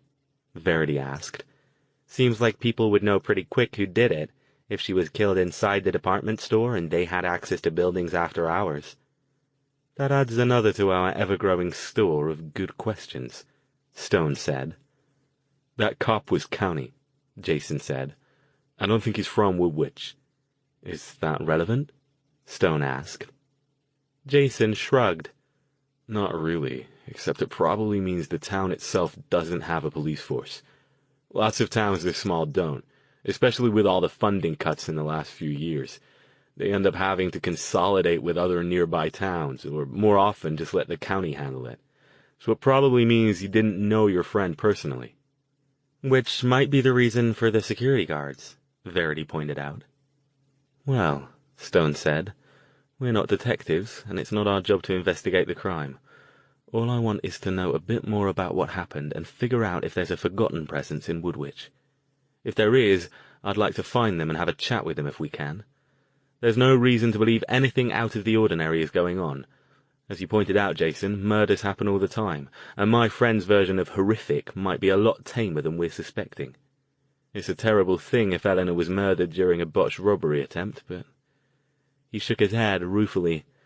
These things do happen, and we move on. Even mages sometimes die in perfectly random, normal ways that have nothing to do with magic. Yeah, you're probably right, Jason said. I've seen and heard about plenty of pretty awful crimes that are nothing more than somebody getting scared and doing something they regret, or somebody letting their emotions get the better of them. And you also learn real quick when you hang around with cops that people don't always tell their friends everything that's going on in their lives. Let's go look around some more, then hit the library, see what we can find. They walked the 3 blocks of Main Street, up one side and down the other, and found no additional instances of anything that looked like forgotten symbols. Let's check the backs of the buildings, especially on the side Hillerman's is on, Stone said when they finished. What they found there was a narrow alley, wide enough for a large truck to traverse, if its driver was careful about minding the dumpsters and piled detritus behind some of the businesses.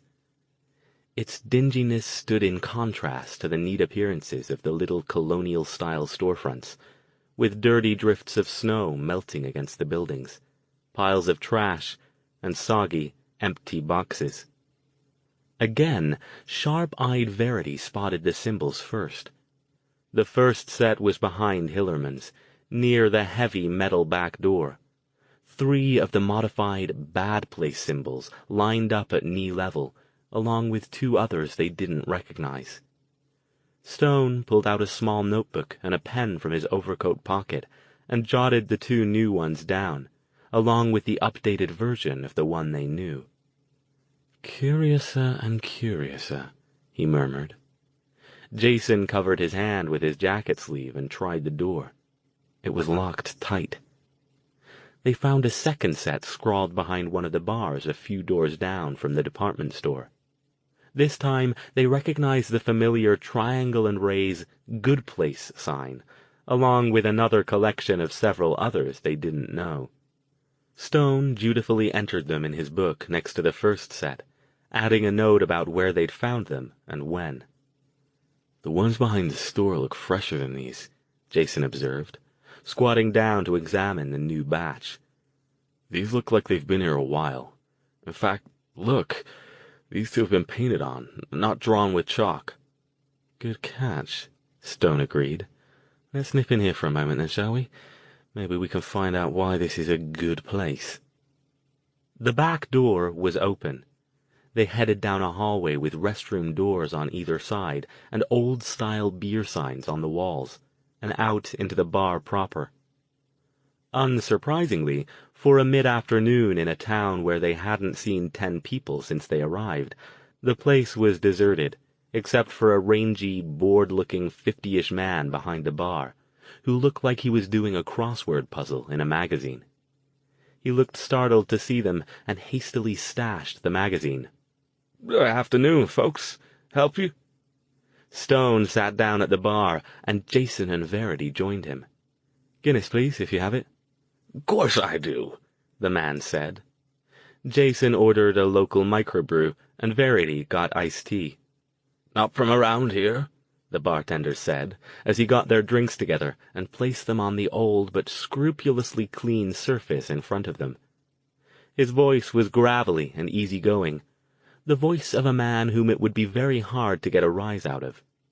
His words held no suspicion or animosity, simply an observation. "We're here for the memorial tomorrow," Stone said. "Eleanor Pearsall." The man nodded, his craggy face clouding. "Yeah, I suspected so. Seen a few new folks in town today. Figured that was why." He shook his head. "Horrible, horrible thing it was. I didn't see anything, of course. Too early in the morning for me to be out and about, and the police had the place all covered up by the time I got down here. But those folks who did see—" Stone raised an eyebrow. "So, what?" He glanced up, surprised. "You didn't hear, then?" "No. All we've heard is that she was murdered inside the store, and that the police have a suspect in custody." The bartender took a deep breath. "If you were friends of hers, I'm not sure you'll want to hear this. It wasn't pretty." Jason's voice was gentle. "I'm guessing if this was as bad as it sounds, we'll hear about it anyway. Maybe we should just get it over with." The bartender thought about that for several seconds. "All right, then. Fair enough. Don't say I didn't warn you. Name's Bill, by the way. Bill Miller. Stone introduced himself and the others. You knew Eleanor then? Everybody knew Eleanor. She was kind of a local character. Eccentric, you know. But a lot of people in Woodwich are what you might call eccentric. This is an old town, and it attracts its share of interesting individuals. Odd, but harmless. People who kind of march to their own drummer, let's say. But the nice thing about the town is that everybody pretty much gets along. It's like we all tolerate each other's eccentricities. It's one of the things that people around here are proud of. Stone smiled a little. Sounds like just my sort of place. The point is, we don't have crime in Woodwich. Oh, sure, sometimes a few bored teenagers get together and raise a little hell, or somebody has too much to drink and runs their car into a light pole. But I can't remember the last time we had a robbery or any kind of violent crime. I know for sure that what happened to Eleanor Pearsall was the first murder around here in... He thought about it for a few moments. Like 15 years. Indeed? Stone asked with a raised eyebrow. I know that's hard to believe. You folks are probably from somewhere a lot bigger, where you just expect you're going to see murders in papers every now and then, especially with the world the way it is lately. But it's true. That's what makes this all the more shocking. So you're saying it was out of the ordinary? Jason asked. Not just a robbery gone wrong or something? Who knew what was in the minds of those boys? Miller shook his head. They're local boys. I've known them since they were kids. I know their parents. They're just sick about the whole thing. Dwight and Kurt weren't saints. Liked to smoke a little pot now and then and get drunk. But they were good boys overall, and they took their job seriously. He looked up. You sure you want to hear this? Last chance to back out. Go ahead, Stone said softly. Miller shrugged as if to say, suit yourself. He bent down, began grabbing clean glasses from a rack, and lined them up on shelves along the mirrored back part of the bar. He didn't look at the three visitors as he continued. That night, the night it happened, Eleanor was due to fix up the Christmas display at Hillerman's. She did it every year, had a key to this store, and spent most of the night before a big event, holiday, big sale, whatever, arranging stuff in those two big front windows. People liked showing up the next morning to see what she'd come up with. It was kind of a town tradition, especially for the Christmas display. Sale was set to start at 7 a.m. sharp the next day, and people started showing up a little before that. We don't exactly have sale rushes like they do in the big city. Plenty for everyone, so everybody's polite, but when they showed up... He stopped, his back to them, visibly trying to get himself under control. His hand holding one of the glasses shook a little. When they showed up, they saw her there, in the window. She was already dead then? Jason asked quietly. Miller turned around then, and his eyes sparkled with unshed tears. His jaw was set hard. Oh, she was dead, all right. From what I hear, they... He lowered his head, unable to continue. Mr. Miller, Stone said softly, it's all right. Don't do this to yourself. No, it's... He looked up, meeting the mage's eyes, and swallowed. It was like the aftermath of some kind of satanic ritual. They tied her up in the window and... He breathed hard now, leaned over the bar. When he spoke again, it was in a rush, like that was the only way he'd be able to get it out. They'd gutted her with a knife and splayed her out on this table right there in the window. There was blood and other stuff everywhere, they said. All over the window, all over the inside of the display area. And to make it worse, they'd posed her display pieces around her. Made it look like...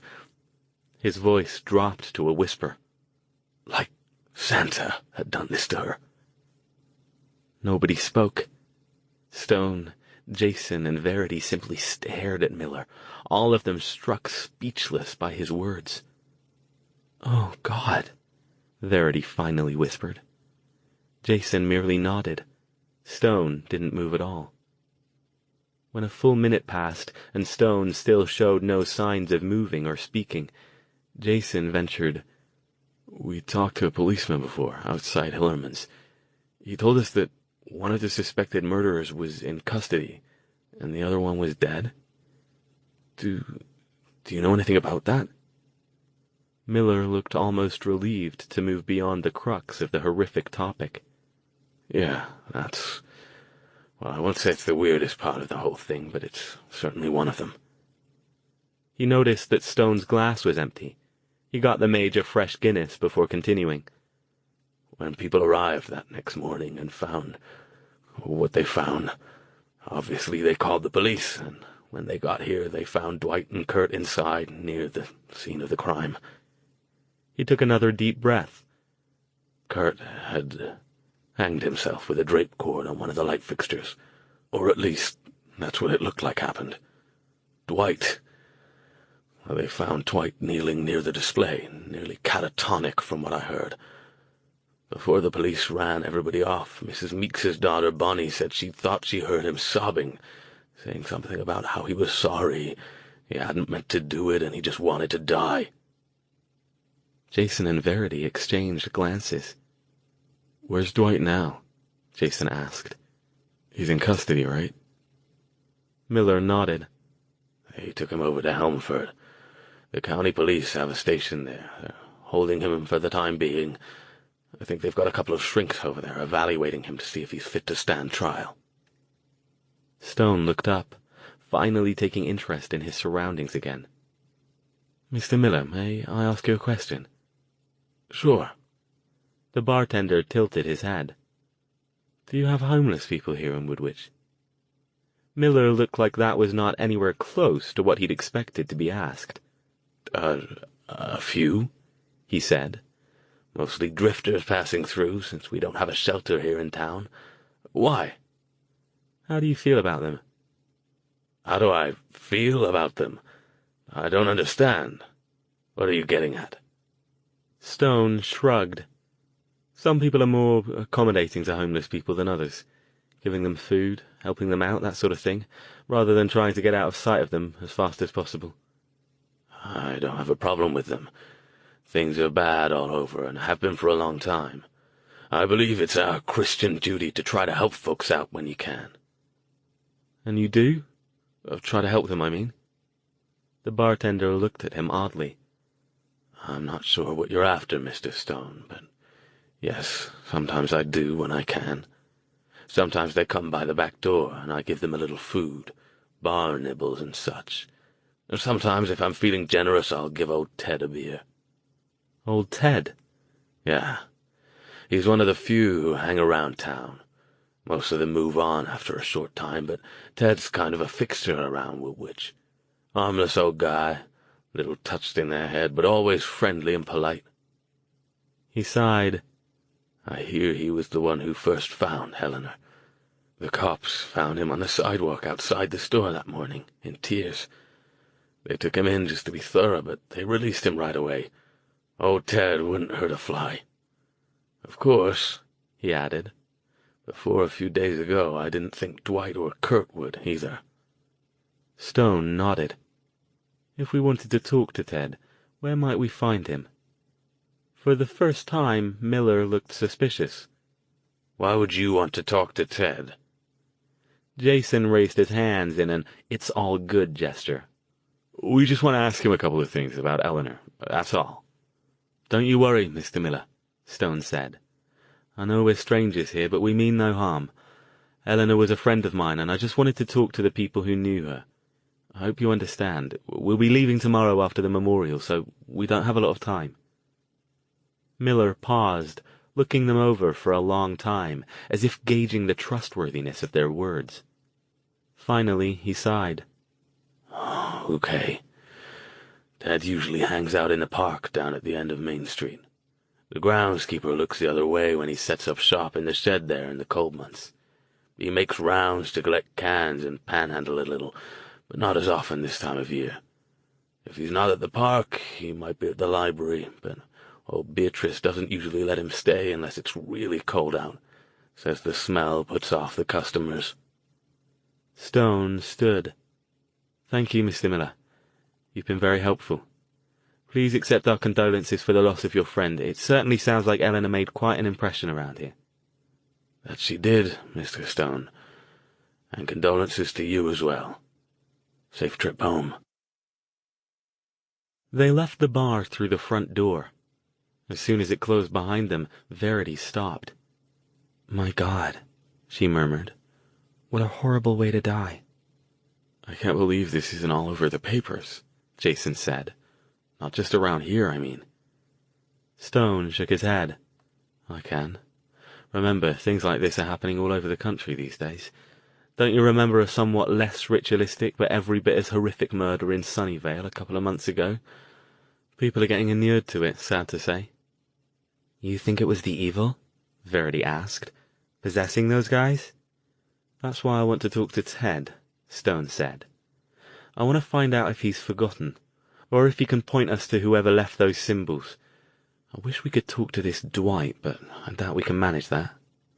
"Maybe he can have visitors," Verity suggested. "Probably not," Jason said. "If they're holding him to find out if he's mentally fit, I doubt they'll let him have visitors who aren't relatives or his doctors or lawyers." He thought a moment. "You know, there's a small chance I might be able to help with that. Don't get your hopes up, but let me make a phone call after we find Ted." As they talked, they walked down Main Street in the direction of the park.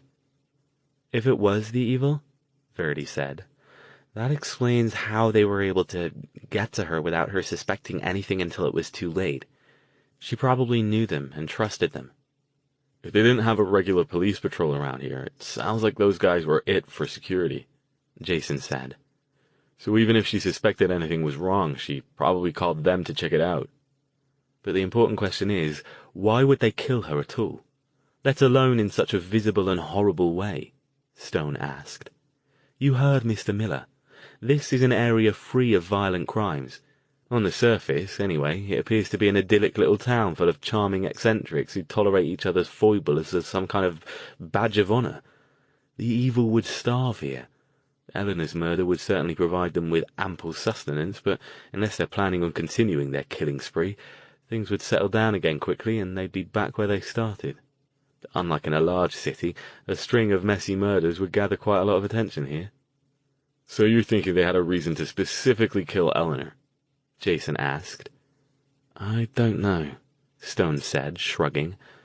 "And I'm not sure we ever will know, but keep your eyes and ears open." They reached the park, a large expanse of forested land at the north end of Main Street. The area comprising the large block nearest the road was flat, with only a few snow-strewn trees. Several sheltered areas with picnic tables and barbecue pits dotted it at regular intervals.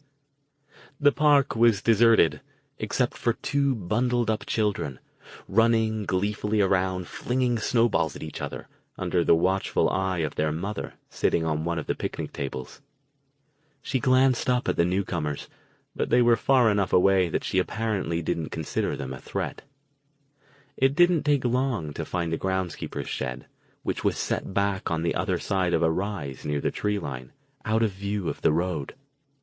An unremarkable-looking, blocky wooden structure the size of a small cabin. It had a roll-up door on one side, and two small windows and a normal-sized door on another. The two doors were closed, and shutters covered the windows. Stone tried the smaller door. It wasn't locked. Pushing it open, he called tentatively, "Ted? Are you in there?" There was no answer. The shed was dark, and faint smells of oil, old grass clippings, cigarette smoke, and unwashed clothes hung in the air inside.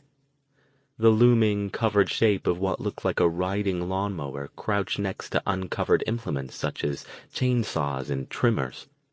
The latter locked with a chain and heavy padlock to a large metal ring set into the concrete floor. In the back corner, a small area had obviously been cleared and was decked out with a pile of old clothes, a ratty sleeping bag, and some shopping bags. Stone sighed. So much for finding him at home. "Why would you want to find me at home?" asked a voice from behind them. Chapter 4. All three spun to find themselves facing a hunched, bearded old man in a shapeless coat and knit cap. He stood back at a safe distance, one hand clutching the strap of a large, dirty green backpack resting on the snow next to him. "Ted, I presume?" Stone asked. "Oh, Ted, yeah," he said. "I don't think I've seen you three around before." His voice was creaky and hesitant, his eyes wandering between the three of them. "We're just visiting," Verity told him. "We'd like to chat with you if we can," Stone added. Tad looked dubious. "I dunno. I was just gonna go have a nap for a little bit. I'm real tired, and it's getting cold out here." He nodded toward the shed. Stone pulled out his notebook, opened it to an empty page, and sketched the triangle and raise symbol. "Ted, what would you say if I showed you this?" The effect on the old man was dramatic. As soon as he saw it, his slitted eyes widened, and his hunched body snapped to attention. "How do you—" "You know what it means, don't you?" Jason asked. "You're forgotten."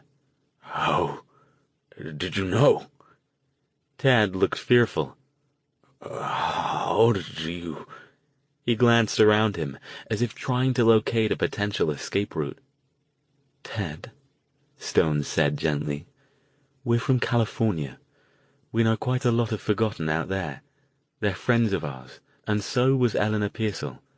I understand you were the first to find her." Ted's head bowed. "I tried to warn her. I tried, but I guess she didn't listen." "Warn her?" Jason asked. "You knew something was going to happen?" "Would you like something to eat, Ted?" Stone asked. "We could go down to one of the shops and get you something, and we could talk a bit more about this. Would that be all right?" "Could really use a drink," Ted mumbled without looking up. "But yeah, okay. They won't let me in, though." "I think they will," Stone said. "Don't you worry about that." By the time they got back to the downtown area, the sun had begun to set. They chose the gourmet burger restaurant this time, selecting a table in the back where they could have some privacy. The proprietor started to say something when she saw Ted and his big, grimy backpack, but Stone informed her that he was their guest for the evening, and Jason asked if she had a problem with that. She mumbled something noncommittal and headed back toward the kitchen, where she occasionally cast them disapproving glances, but didn't say anything more. Some of the other customers looked at them oddly as well, though nobody said anything loud enough for them to hear. Several other groups occupied the dining area, but nobody sat near them. Ted looked like he couldn't quite believe that 3 strangers were taking him out to such a fine dinner, and telling him he could order whatever he liked. "Can I get a beer?" he asked hopefully. "Anything you like," Stone said. He waited until everyone had placed their orders, and the busybody proprietor, who doubled as the waitress, had headed off to the kitchen before speaking further. "Now then," he said, "would you be willing to answer my friend's question? Did you know something was going to happen to Eleanor that night?" Ted sighed, looking down at his placemat, which featured a smiling hamburger wearing a monocle. I thought something might be wrong," he said. "I didn't know what. I just sometimes know when I look at people that something bad might happen to them soon." He shook his head. "I wish I'd maybe gone to check on her, but I was kind of drunk and—" "It's okay," Jason said. "I doubt you could have stopped it. They might have killed you too, and that wouldn't have helped her." "I could have told somebody," he mumbled. "Nobody much listens to me, but I could have tried." "Told who?" Stone asked. "Those security guards. Wouldn't they have been the ones you thought to tell?" And you said you tried to tell Eleanor. Please, Ted, don't tear yourself up about it. But if you could answer our questions, perhaps you could help us." "Who are you?" he asked, looking up. "How'd you know, Miss Pearsall?" The waitress/proprietor showed up again with their drinks. She was clearly trying not to get too close to Ted without being obvious about it. In her defense, the old man did reek of body odor and stale liquor, especially in the warmth of the restaurant. Stone waited until she left again before continuing. "She's a friend of mine from a while back. Ted." He hesitated a moment. "Do you know anything about magic?" Ted didn't react to that, except to shrug. "You mean like top hats and rabbits and magic wands? I used to know a guy who could pull quarters out of people's ears. Oh, when he had quarters anyway. Mostly spent 'em on booze." He picked up his beer and took a long, satisfied pull, then wiped his mouth and beard with the back of his sleeve. Stone nodded. "In answer to your question, Eleanor and I weren't close friends, but we've attended some of the same gatherings over the years. She was a wonderful lady, and this is a terrible thing that's happened." "Yeah," Ted agreed, looking down again. "Are there any other forgotten around here?" Jason asked him. "Did you make those symbols behind Hillerman's in the bar?"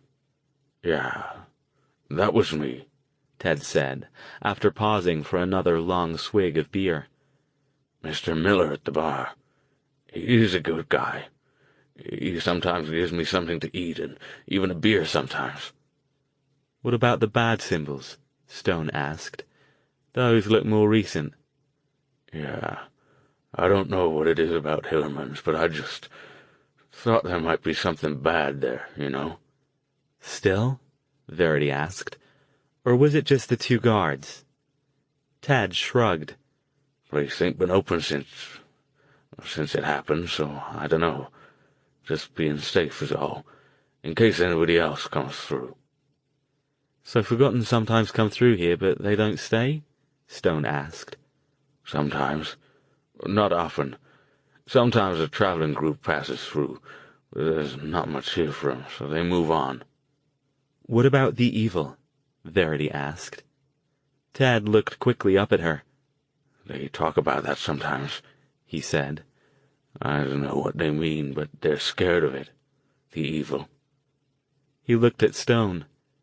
"Do you know?" "I do," Stone said. "It's hard to explain if you haven't experienced it, but I'll wager it's probably what you're sensing when you think something bad will happen to someone. Do you get this feeling often?" "Nah, not often." Ted finished his beer and looked hopefully at the empty glass. "Can I maybe have another one? Just one more. I don't want to impose on you folks' kindness." "I got this one," Jason said, getting the waitress's attention and pointing at Ted's glass. "Thank you kindly, young fella," Ted said, a tentative smile lighting up his dirty face. He looked back at Stone. "This is a good town. Not much bad happens here. Even the folks who don't really like me hanging around their business aren't mean to me. I get it. They don't want me stinking up the joint, but—" He sighed. "I hope there ain't gonna be more stuff like this happening, you know?" "I understand," Stone said. Their food arrived, and for a while they didn't talk much as they ate. Ted tried hard to mind his manners, but it was obvious he hadn't had such a good meal in a long time. He devoured his burger noisily, using his sleeve to mop up the juices that collected in his wild gray beard. "Thank you again for the dinner," he said when he finished. "Wished I could help you more, but—" He shook his head. "I ain't always so good at remembering stuff these days, you know." "Don't you worry," Stone assured him. "You've been very helpful, Ted. We appreciate it." They finished up, paid the check. Jason noticed Stone left a larger-than-normal tip, which seemed to placate the proprietor, and left the restaurant. "Can we walk you back to the park?" Jason asked when they were outside. "Make sure you get home okay." Ted chuckled. "Nah, That's kind of you, but I'll be fine. Like I said, nobody much bothers me around here. Thank you again for the dinner and the beers." He waved a farewell, hefted his backpack, and headed off down Main Street in his odd, shuffling gait. "Interesting," Stone said. "So he is forgotten, but he doesn't know about the evil." "I guess the evil aren't everywhere," Jason said. "Maybe they're like mages. They prefer hanging out in big cities where it's easier to get their jollies." "That still doesn't explain why they killed Eleanor, though," Verity added.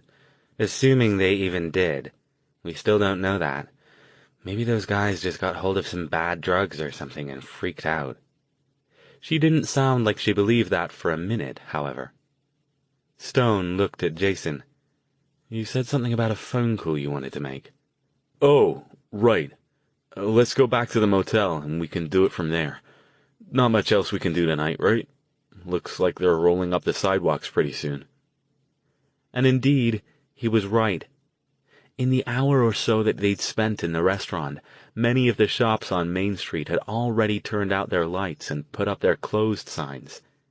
It appeared that the only places still open were the bars and the 3 restaurants. Even the gas station was closed. Now that the sun had gone down, it was getting cold. A light snow fell as they walked back up Main Street toward the motel. Jason zipped up his leather jacket and pulled up his collar.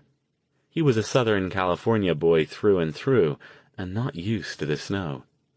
He unconsciously picked up his pace, and Stone and Verity lengthened their strides to keep up with him. "Who are you calling?" Verity asked as they reached the motel. Their rooms were just as they had left them. "Somebody who might be able to help us," was all Jason said. "Let me do this, and if it works, I'll tell you what I found out." "I think that's a hint," Stone said to Verity with a raised eyebrow. "Come over to my room and we'll work a bit on that concealment spell I was showing you the other day." Jason waited until they left, and then sat down on the bed and picked up the phone. He wasn't exactly sure why he didn't want them listening in, but it was mostly that if his plan didn't work out, he didn't want to look like an idiot. A glance at the clock on his nightstand told him it was about 6 o'clock, which meant it was 3 in California. He called the operator and told her he wanted to charge the call to his phone back home, realizing, as he did, that he probably should get around to canceling that service one of these days. And in less than a minute, a gruff voice answered. "Ventura PD, Lopez." "Stan," Jason said brightly. "Long time no see." There was a pause. "Jason? "Did you miss me?" Hey, kid. It's good to talk to you. How are things?" "They're interesting," Jason said, choosing his words with care. "Everything okay? Did you find Verity?" The question startled him until he remembered that things had been moving so quickly in his life that he hadn't even thought to call Stan and update him on current events. Last his old friend knew, he'd been heading off to the Bay Area on his motorcycle to try to track her down. "Yeah, Stan, I found her. She's good. Better than good, actually. The treatment worked. She's okay now." "You're shitting me. Seriously? That's fantastic, Jason." The cop's voice was full of happiness and amazement. An old friend of their father, he'd known both Jason and Verity since they were kids. "So, are you two coming back home then?" Not really. We met some people up in the Bay Area. V's got some friends up there, so I think we're going to stay a while. But that's not why I called, Stan. I need your help. I'm not sure if you can do it, but—" "Where are you?" Stan asked. "I notice you said up there, which kinda implies that's not where you are right now." Same old Stan. He doesn't miss much. It's a long story. Right now, we're in a little town called Woodwich, Vermont. Another pause. Longer this time. "Vermont? Like back east?" Yeah. "You and Verity?" Yeah, and another friend of ours. "What the hell are you doing back there?" Like I said, it's a long story, but listen, Stan, I really hate to ask you this, but is there any way you know of that you could pull any strings so they'll let us talk to a guy who's being held around here for murder? This time, the pause lasted a full 20 seconds. Jason, you gotta tell me what's going on. Are you in some kind of trouble? No. He let out his breath in a loud sigh. I can't go into the details. It would take too long, but the guy we're here with, our friend, we're here for a funeral. A lady he knew was killed in a real messy way. They have a suspect in custody. There were two, actually, but one of them hanged himself at the crime scene, or else the first one killed him and made it look like he did. The first guy, they found him on the scene, freaked out and claiming that he hadn't meant to do it. They're holding him to determine if he's mentally fit to stand trial. I figure they'll probably move him to the nuthatch soon. But we need to talk to him before they do that. I don't know how else to do it. We haven't asked yet, but we're pretty sure they won't just let any bozo off the street in to visit him. Why do you want to visit him? Stan asked. 'Cause you know as well as I do they're not gonna let you touch him, even if you can get in there. We don't want to touch him. We just want to talk to him. We need to ask him a couple of questions, that's all, but it's really important. Stan sighed. You don't want much, kid. I don't even know where the hell Woodwich, Vermont is, let alone that they have a PD. They don't, actually. It's the county PD. Oh, that'll help. So instead of 5 people in a mutt, it's 50 people in 2 mutts. Can you help us out, Stan? I know it's a lot to ask. I'll owe you a big one if you can pull this off. Again, Stan sighed. I'll see what I can do. I suppose you need this yesterday, right? We're planning to head back tomorrow after the funeral. But we could probably stick around a while longer if you can make this happen. I'll have to make a few phone calls. Closest guy I know back there is in Boston. You just better hope he knows somebody else up there in the sticks. Thanks, Stan. Seriously, I appreciate it. But you can't tell me anything else about why you need to talk to this random murder suspect? Probably better if I don't. The cop's voice took on a harder edge. This ain't anything that could get you or me in trouble, right? Give me your word, kid, or I don't lift a finger. I swear, Stan, nothing that could get anybody in trouble. All we want to do is ask him a couple of questions. That's it. You have my word. The line was quiet for a few seconds, and then... Okay. Like I said, I'll see what I can do. No promises, though. And I'll tell you right now, you won't get near that guy if you tell him that you're friends with the Vic. We'll have to concoct a story about you being consultants or something, so keep that in mind if this works. You got a number I can reach you at? Jason read the number off the phone's dial. We'll be at the funeral tomorrow morning, but you can leave word with the guy at the desk if we're not here. I'll get back to you as soon as I can. Thanks, Stan. Yeah, listen. If you come down here to pick up your stuff, you stop by, okay? I want to see Verity again before you two disappear. You got it, Jason said, grinning. Talk to you later. He hung up and headed next door to give Stone and Verity the news. Doors open, Stone's voice called when he knocked. He pushed it open. Okay, we might be in luck, he said. He stopped. The room was empty. Al? V? No answer. Okay, guys, very funny. He moved over and pushed open the door to the bathroom. It, too, was empty. He glared around the room. Joke's over. He heard the faintest sound of a suppressed laugh off to his left. Spinning, he fixed his gaze on one of the room's corners opposite the door. Grinning, Verity slowly came back into view. After a moment, so did Stone, who was sitting in a chair by the bed. Nicely done, the mage told Verity. But you have to learn not to make noise, especially when someone suspects you're in the room. He looked up at Jason. So, any luck? We'll know later today or tomorrow. Verity, looking quite pleased with herself, dropped down into the other of the room's 2 chairs. Who'd you call? Stan Lopez. I figured maybe he might know somebody who knows somebody who could get us in to talk to Dwight. No idea if it'll work, but it's worth a shot. If we can talk to him, we can probably find out if the evil made him do it, or if he just went nuts for some other reason. Good idea, Stone said. You'll forgive me if I'm not holding out much hope, but we might get lucky. The next day was gray and overcast. The memorial service, held at one of the local churches a couple of blocks off Main Street, was well attended. Just about everyone in town who could get away had shown up, as well as a small knot of people who looked as out of place among the townfolks as Stone, Jason, and Verity did. Upon entering the church, Stone immediately headed for this group, and all of them greeted him warmly. They gathered in the back of the sanctuary before the service started, all of them looking sober and sad at the loss of one of their own.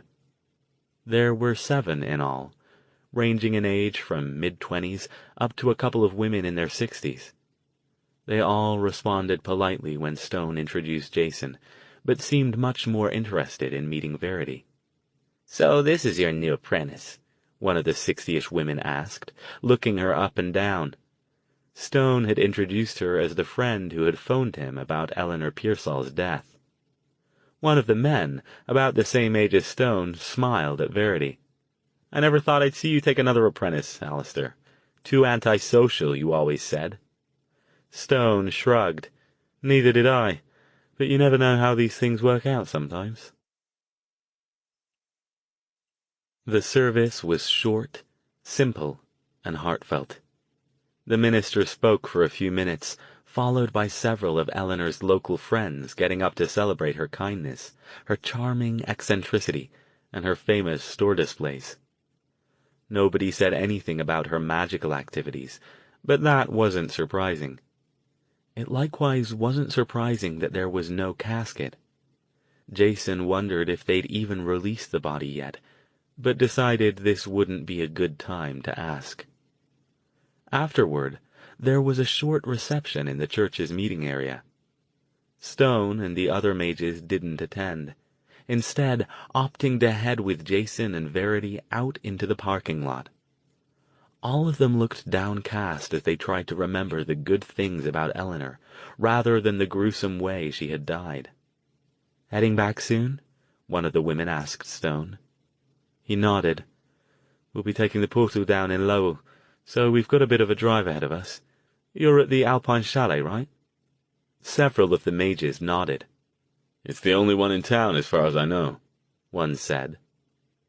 Jason, feeling out of place among all those mages, walked to a payphone near the church to call the motel desk and see if Stan had left a message. It was early in California, and he didn't really expect to hear anything, so he was surprised when the clerk, a young woman this time, said, "Oh, yes, Mr. Thayer. There's a message here for you from a Mr. Lopez." "There is? What did he say?" There was a pause. "He says to call a Lieutenant Whitcomb at Helmford PD after 10 a.m. There's a phone number." Jason dug out a pencil stub and a notebook and wrote down the number. He thanked the clerk and hung up. It was just now 10, so he shoved another coin into the phone's slot and dialed the number she'd given him, shooting a thumbs up at Stone when the mage glanced over to see what he was doing. When he came back to join the group, he looked satisfied, but tried not to show it, given the gravity of the occasion. "Get something?" Stone asked. "Yeah, believe it or not. We can talk to the guy for 15 minutes if we can get over there in less than an hour. They're moving him to a different facility later today. Only thing is," he added, looking troubled, "they said they can only let 2 people in. I tried to get him to budge, but he wouldn't, especially after he found out V's underage. She's not going to be happy about that." Verity, meanwhile, chatted animatedly a short distance away with a blonde female mage in her early 20s. "Let me handle this," Stone said, motioning for Jason to stay put. He moved over to where the 2 women were talking, and said something first to Verity, then to the other woman. Verity's face clouded with annoyance for a couple of seconds, but then she nodded. The other woman patted her arm, and the two of them continued their conversation. When Stone returned, Jason asked him, "How did you manage that?" "Well, she is my apprentice, which means theoretically she's supposed to listen to me," Stone said. "But really, she's getting on quite well with Shara there. So I suggested the two of them get some lunch so Verity can talk magic with someone who isn't me for a while. I think she thought it was quite a good suggestion, even though she wasn't too pleased about being left behind."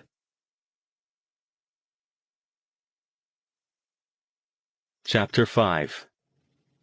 It took Jason and Stone about 15 minutes to say their goodbyes, get back to the car, and drive the 5 miles to Helmford. Jason was nervous about leaving his sister alone with strangers, but Stone assured him that Shara was a talented young mage and could deal with any trouble that might come up. The county sheriff's office was a sprawling, wooden, single-story building on the outskirts of the town. Stone and Jason went inside, and after a few moments of waiting, they were ushered into the tiny, cluttered office of Lieutenant Morris Whitcomb. He was a balding black man with a goatee, the beginnings of a beer gut, and sharp, dark eyes. He looked both of them over. "So," he said, "I hear you two want to talk to our prisoner, but what I don't understand is why." Jason took a deep breath. This would be the hard part. They couldn't exactly spill the beans about magic and the evil and what they suspected had happened to the security guard the night Eleanor had been murdered. Much as he would like to, and the compulsion to do just that sometimes got very strong with him lately, he knew it would cause more problems than it solved, and likely end up with him and Stone being held for observation alongside Dwight. He indicated Stone with a head gesture. "Dr. Stone and I are from California. We're consulting on a similar case out there, and we thought we might be able to get some insight talking to this guy." He forced his voice to remain calm and dry.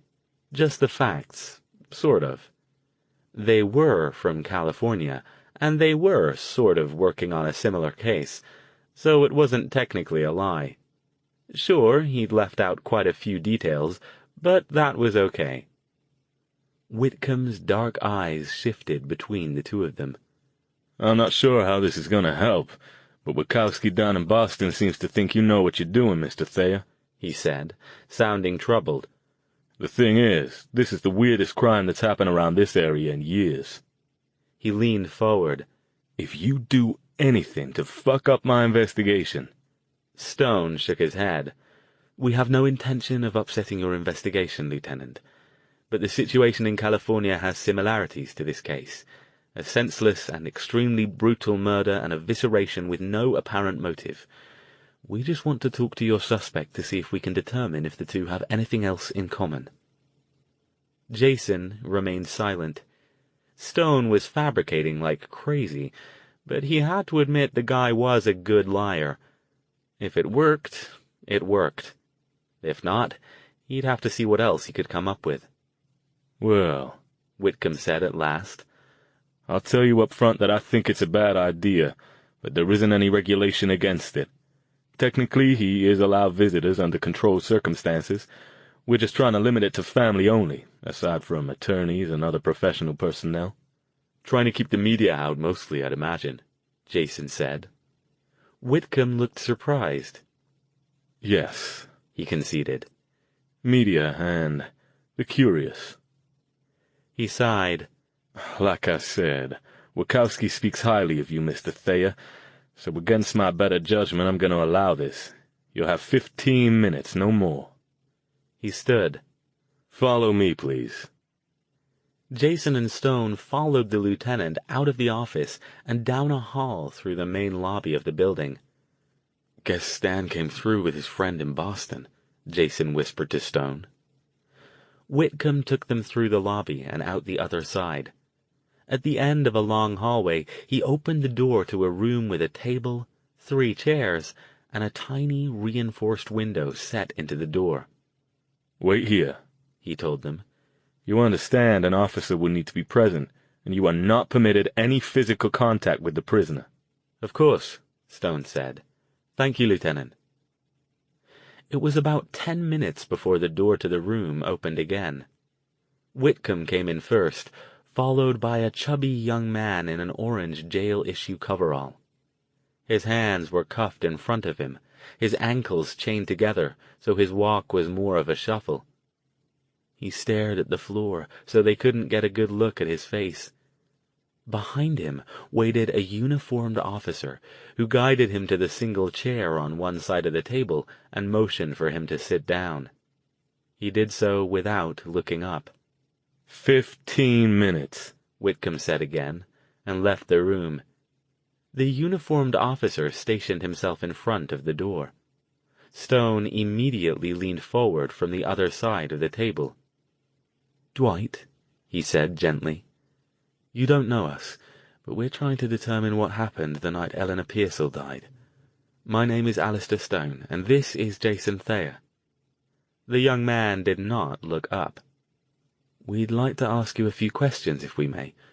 We don't have long to talk with you, so I hope you don't mind that we'll get right to it." "I'm sorry. I'm so sorry," Dwight whispered. You said you didn't mean to do it," Stone said. "What do you mean by that, Dwight?"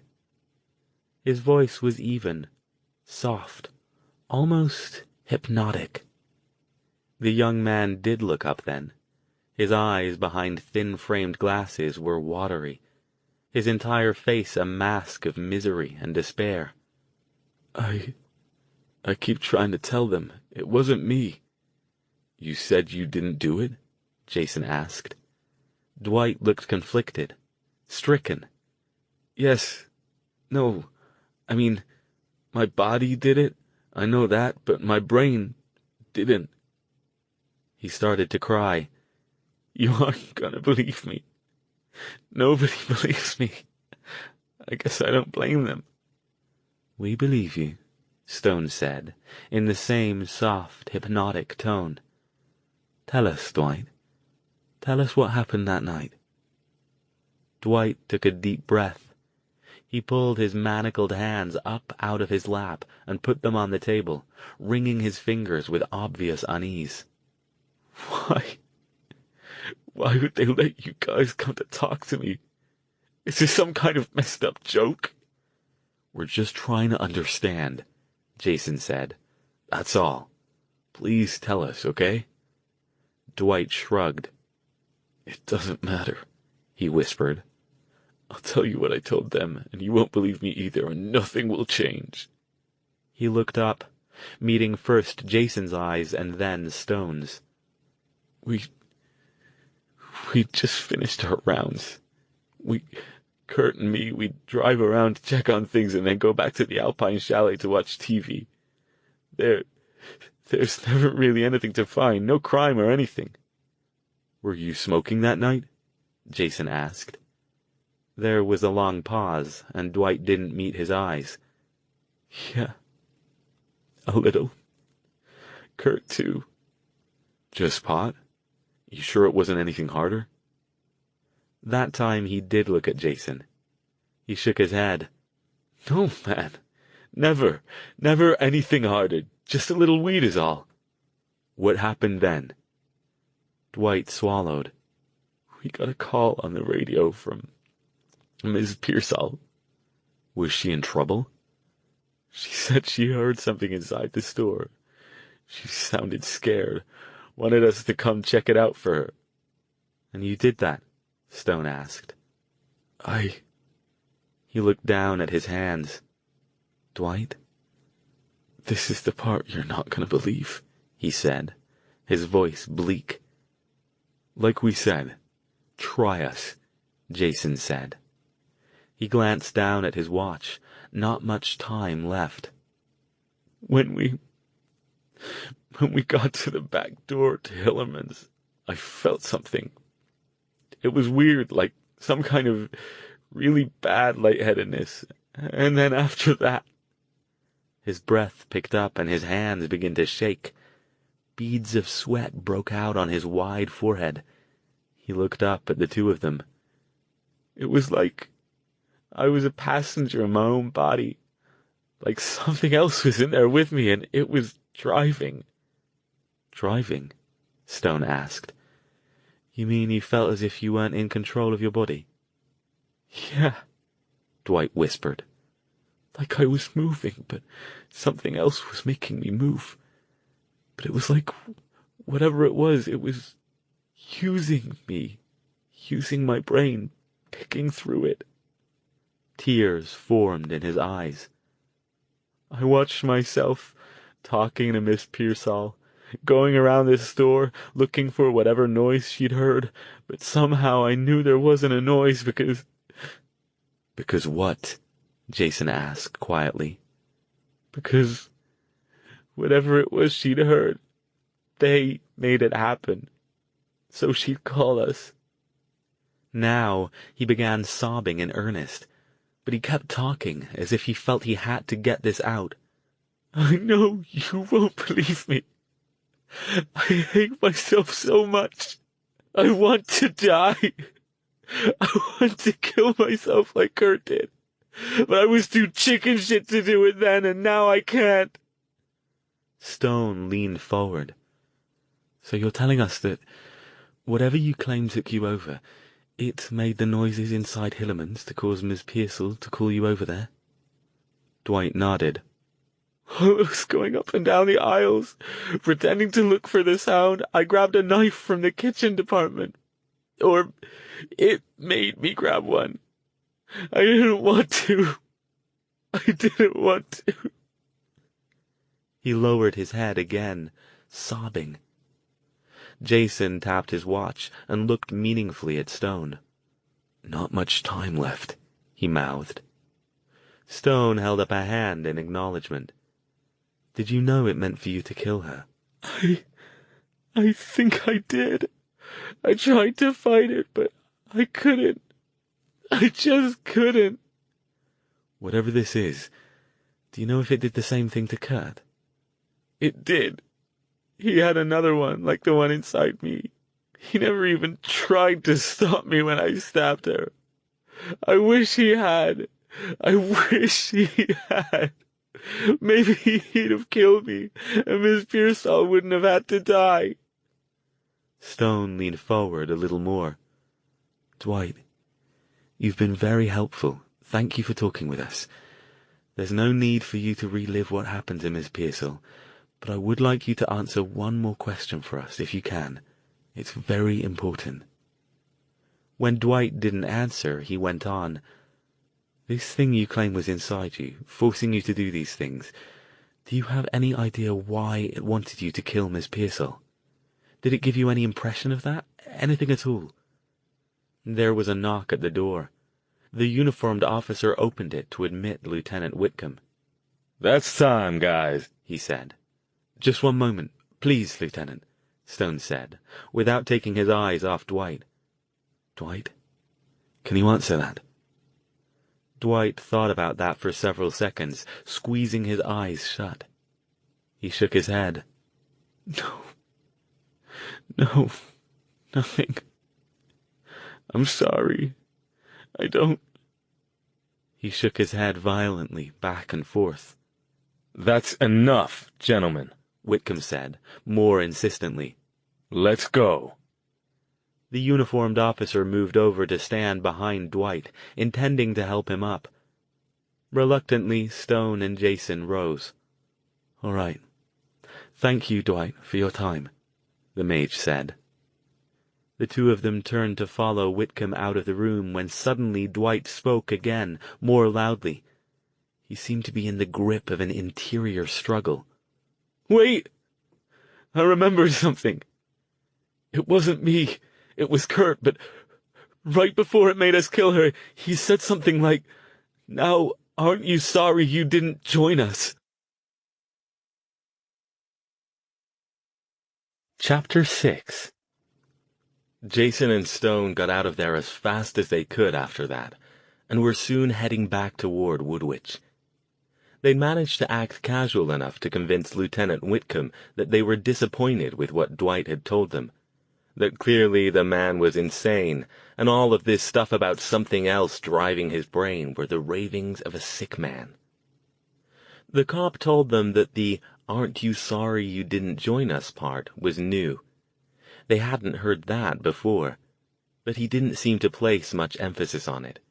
It was merely more evidence that something had snapped in Dwight's mind. "We were still waiting on talk screens," he told them.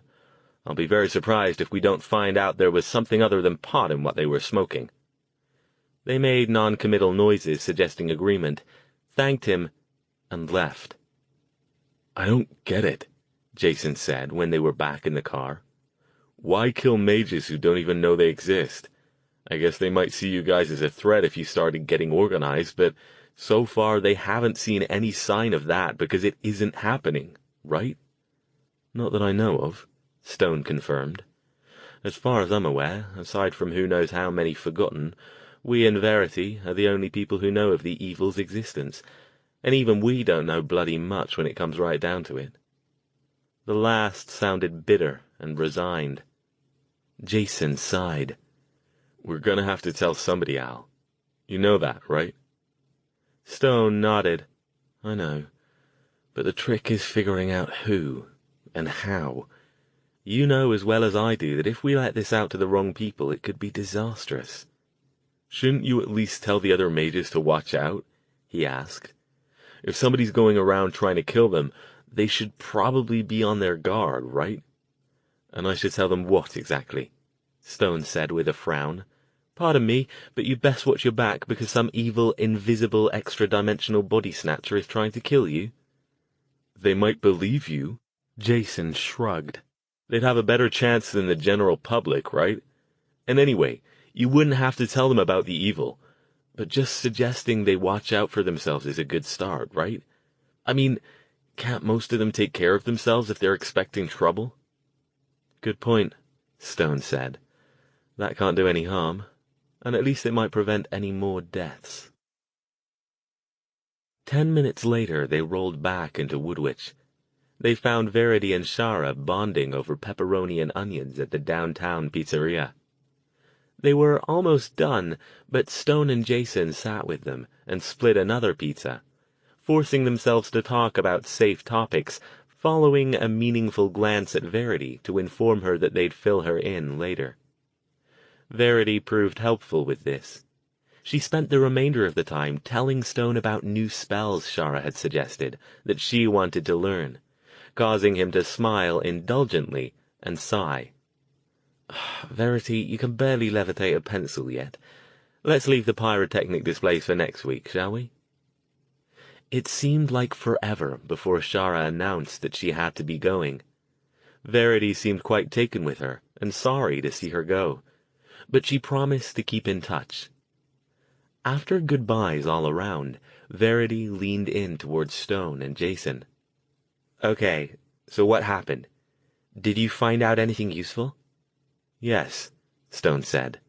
"It was definitely the evil's doing. The police think he's insane, which is probably a good thing for him, since it's unlikely they'll execute him for it. He'll doubtless be confined to a mental institution until we can get the whole evil situation sorted, but that's better than the needle. It's probably a good thing they're keeping him under wraps, given that the evil that possessed him is probably still in there somewhere, though it seemed oddly inert, all things considered." He looked troubled. "What concerns me more is his comment about what Kurt said. Now, aren't you sorry you didn't join us?" "He said that?" Verity asked, surprised. They left the restaurant and headed to the car. Jason nodded. "To the evil recruit?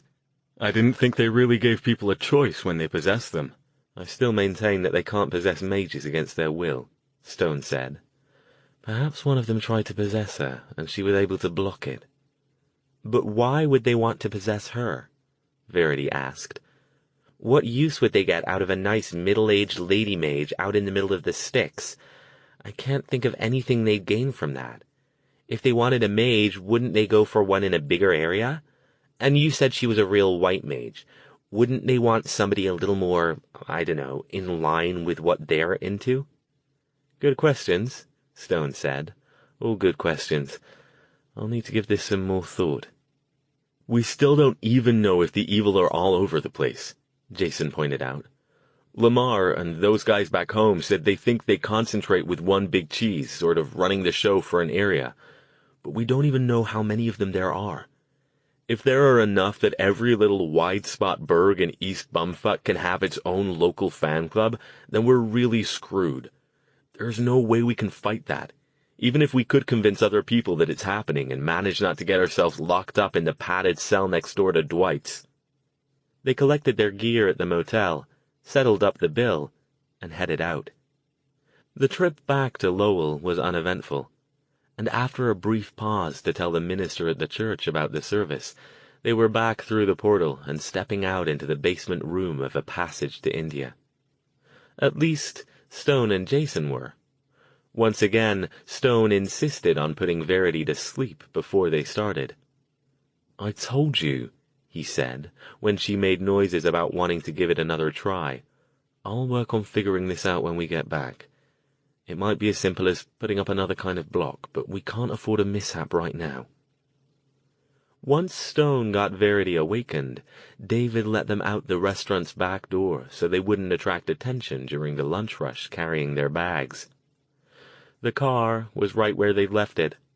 About half an hour later, they arrived safely back at Stone's rented house in Mountain View. "Now what?" Jason asked, after they'd stowed their stuff and met up back around the kitchen table. "Good question," Stone said. "I'd best warn the other mages at the funeral to be on watch for things trying to influence them mentally. I still don't feel comfortable letting the whole evil secret out yet. But if I don't warn them to watch out for something that might try to get into their heads and more of them end up dead..." He shook his head ruefully. "Aside from that, we go on, I guess. Not really a lot else we can do right now with the information we have. We can contact the Forgotten around here and see if they have any ideas, but aside from that, I'm fresh out. I can put out a few feelers to see if this is happening anywhere else, but we still don't know if there's any bigger plan behind the evils killing Eleanor. It could just be an isolated incident." He spread his hands. "We go on. Verity continues to study magic. I try to figure out why she's got such a problem with the overworld, and..." He trailed off. "Yeah," Jason said with a sigh. "And..." He was the only one of the three who didn't have a clear plan. "I think I need to go down to Ventura for a few days. I gotta pick up my stuff from my old apartment before they sell it.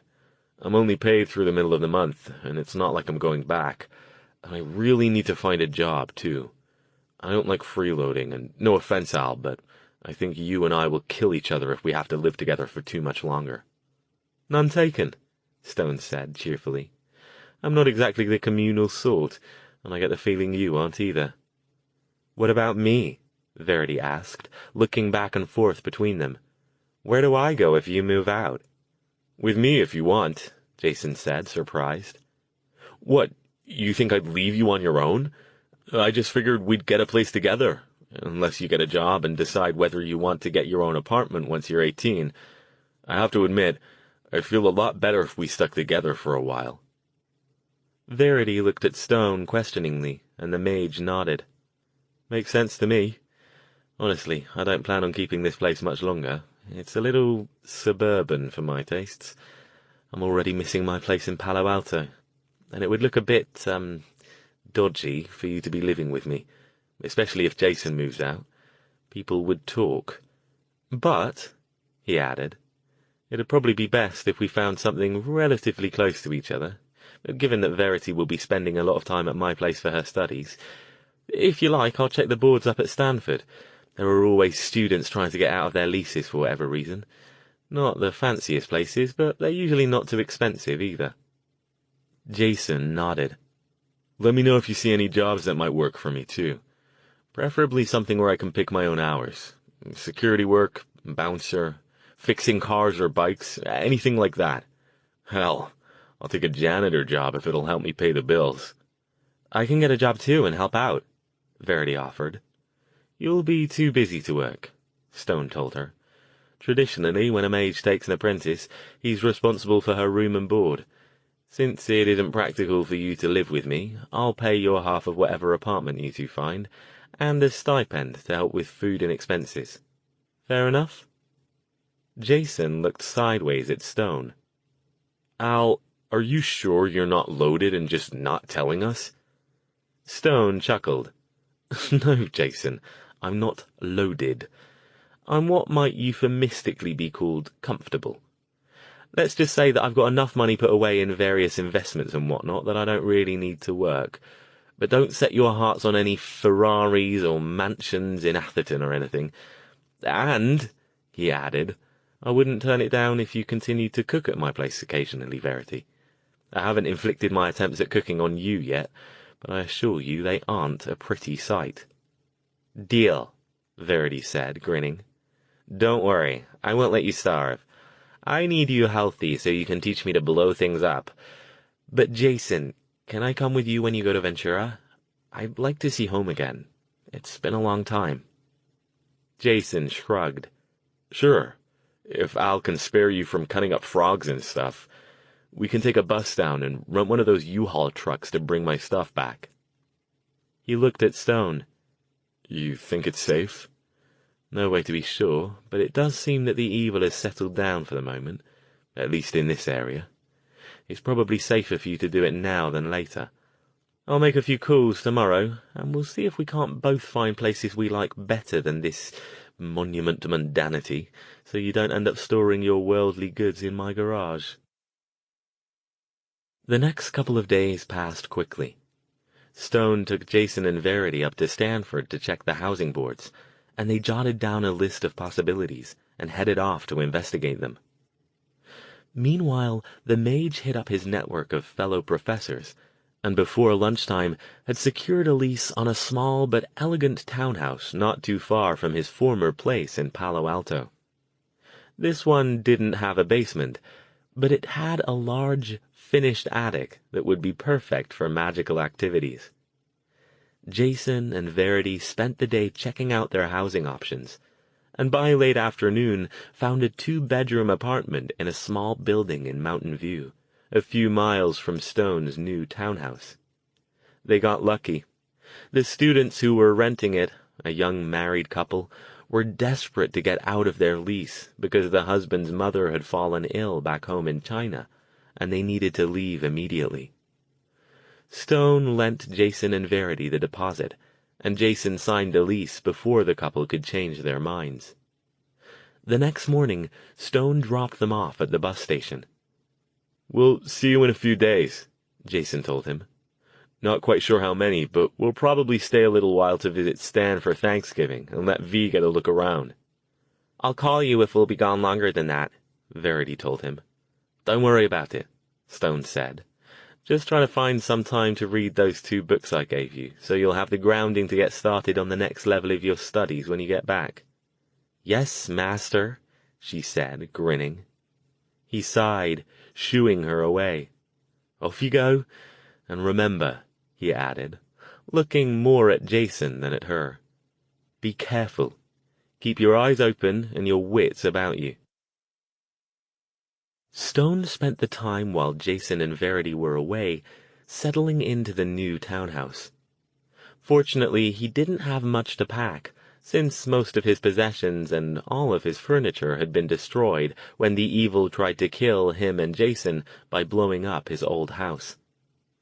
Like the house in Mountain View, this new one was furnished, and with significantly more upscale pieces, so he didn't have to worry about that. He spent most of the time putting his study in order, with a desk, bookshelves, mostly empty, but he would soon remedy that, and a large, comfortable leather armchair.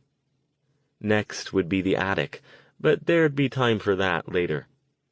He left Jason's and Verity's remaining possessions back at the other house, since he didn't want to invade their privacy, and he had the lease on it until the end of the month. After his new phone was hooked up, he made a few calls to the mages who'd attended Eleanor Pearsall's funeral, as well as Reverend Blodgett at the church where the portal was located. He didn't give them any specifics about the nature of the evil, but just told them that he'd discovered evidence of a supernatural force that might be trying to invade mages' minds. He warned them to keep their mental defenses strong, and asked them to call him if they noticed anything suspicious or odd. More locally, he considered consulting with his old friend Stefan Kalinsky, but when he drove by the Black Mage's East Palo Alto shop, he found it closed. A note concealed behind the wards indicated that Kalinsky was out of the country indefinitely. Stone wasn't sure whether to be disappointed or relieved. On the one hand, he'd have liked to compare notes and make use of Kalinsky's vast information network. But on the other, Kalinsky had a way of prying out secrets, and Stone wasn't at all sure he wanted to reveal too much to him. Not yet. Especially since, much as the thought troubled him, he couldn't be certain that Kalinsky was free of the evil's influence. A black mage of his caliber would be a powerful and dangerous ally for them, if they could convince him to join up. By the third day, Stone was bored. As much as he prized his privacy, and was altogether content with his own company, he was forced to concede, albeit grudgingly, that he missed Jason's cocky irreverence and Verity's cynical enthusiasm. He hoped they were enjoying themselves down in Ventura, but he also hoped they would return soon. He found himself writing down lesson ideas, spells he planned to teach Verity, supplies he'd need to show her how to cast a rudimentary circle. He even made a trip to Madame Juan's magical supply store to pick up the items he would need for the next few weeks' worth of lessons. He wished he had his classes to occupy his time, but the holiday break had begun, and the next quarter didn't start until January. Part of what frustrated him was that he was having no luck figuring out why Verity experienced so much trouble with the overworld. Most mages had initial difficulty with the first 2 or 3 trips. It was a frightening place, and certainly unlike anything they had ever encountered before.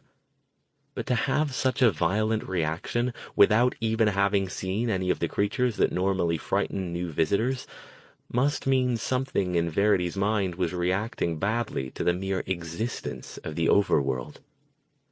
Stone remembered how Jason had claimed to hear the creatures speaking to him, luring him off by confusing him. The mage wondered if there might be something hereditary going on, but couldn't do much to test his hypothesis without them there. Their mother had been a powerful mage.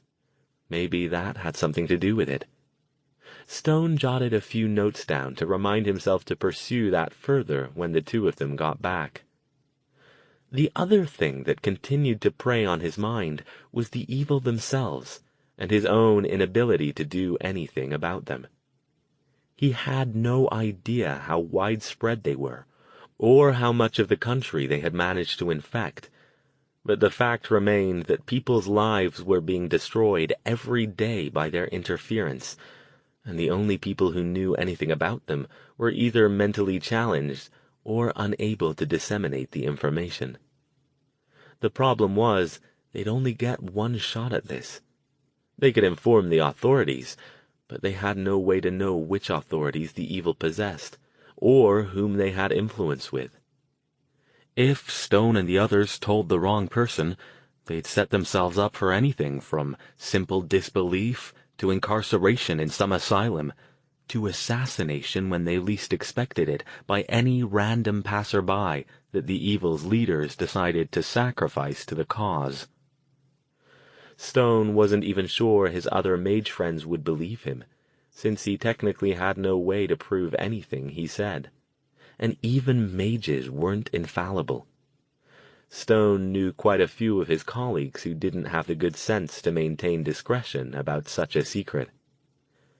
He made a few more calls to a few other scientifically minded mages, giving them the same warning he'd given those at the funeral, and the same request to let him know if they discovered anything, but still fell short of describing the evil in detail. He wasn't sure it was the best course of action, but at least it might help turn up useful information without causing a panic. For now, that left him, Jason and Verity frustrated as they continued to watch the evil's machinations play out, without any clear idea of their ultimate plan, or if they even had one. Stone sighed, scribbling random sketches on a piece of paper, and struggling to find answers. The phone rang, and he snatched it up. "Yes? Hello? Al? It's me." Jason put the pen down, brightening. "Jason! How are you? Is everything all right?" "Everything's fine," Jason replied. "Just wanted to let you know we've got everything packed up down here, and we'll be heading back tomorrow. Figured it would be good to tell you so you'd have time to clean up after the magic orgies and frog innards and stuff before we get back." "I'll get right on that," Stone said dryly. "So, no trouble?" "Not a bit," he said. "Real uneventful trip. Just packed up my stuff, visited with Stan, ate too much turkey, and let Verity get a look around, since it had been a while since she was down here. We were both ready to come back. You didn't let anything slip to Stan, did you?" "Nah, but it was hard sometimes. He wanted to know what was up with the murder and everything. I think I gave him a pretty believable story that was mostly the truth, and we got out of there before he could ask too many of the wrong questions." "Good, good." Stone nodded. "And Verity's keeping up with her studies?" Jason sighed. "Yes, unfortunately. She's been levitating every damn thing she can get her hands on. Other day she did it to my double cheeseburger, then got distracted by something shiny and dropped it right in my lap." In the background, Verity's laugh could be heard. Stone chuckled. "Those things will kill you, you know. She probably did you a favor." "Yeah, encourage her. That's just what she needs," Jason said. "Hey, listen, Al, we gotta get going, but we'll see you tomorrow afternoon, okay? Think you can survive without us until then?" "I'll manage," the mage said. Maybe I'll nip off home for a bit. I've been needing to pick up some things from my library over there. This might be as good a time as any to do it." "Home? You mean England?" Jason sounded dubious. "Right. I'll be back long before you return, don't worry." "Well, be careful." "I'm always careful, Jason. And besides, like I told you, if you keep your wits about you, the whole thing's safe as houses." "Hate to remind you, Al, but lately your houses haven't been all that safe." Stone set out for Sunnyvale an hour later. He decided he'd have to see about getting a new car soon. The rented tan minivan had served its purpose, providing them with generic and unremarkable transportation when the DMW had been looking for them, but Stone didn't care for driving anything so dull. He'd be glad to finally turn it in and get something more interesting. But that was for later. A passage to India's dining room was nearly empty when he got there. Marta, David's tall, thin partner, came out of the back to meet him. She looked distracted. "Hello, Alastair. Didn't expect to see you back so soon. Are you here for a meal or a trip?" "Trip this time," he said. "Is David here?" She shook her head. "No, and I'm beginning to get a bit worried, to be honest. He left early this morning, and I haven't heard from him since. He missed the lunch rush, and he never does that without calling." Stone frowned. "Anything I can do to help?" "No, I don't think so. You go on. He'll probably be back any time now. He hasn't been feeling too well lately. Bit of insomnia, and he says he's been having bad dreams. I'm guessing he's just lost track of time." Stone nodded, but he wasn't entirely convinced. "All right, then. I should be back by your dinner shift. If he hasn't shown up by then, I'll help you look for him. All right?" He often wondered at the difficulties of maintaining a relationship with a mage when you weren't one yourself. In his experiences with previous mundane girlfriends, there were a lot of things you couldn't share. He supposed, with enough love, though, it would be possible to surmount the differences. David and Marta, who had been together as long as Stone had known them, certainly exemplified that. They gave him hope that one of his relationships might someday work out. "Thank you, Alastair. I'd appreciate it." She waved him toward the back of the restaurant. "I won't go down with you if that's all right." "Of course." He patted her hand as he passed her. "I'm sure he's fine, Martha." She smiled faintly and nodded, but her worried look didn't go away. The trip through the portal was uneventful. It was dark when he emerged from the crypt in the graveyard that hid the portal's other end. He hadn't called to let Aubrey, his caretaker, know he was coming this time, so he had to tramp up to the house in the dark. The old man was surprised, but happy to see him.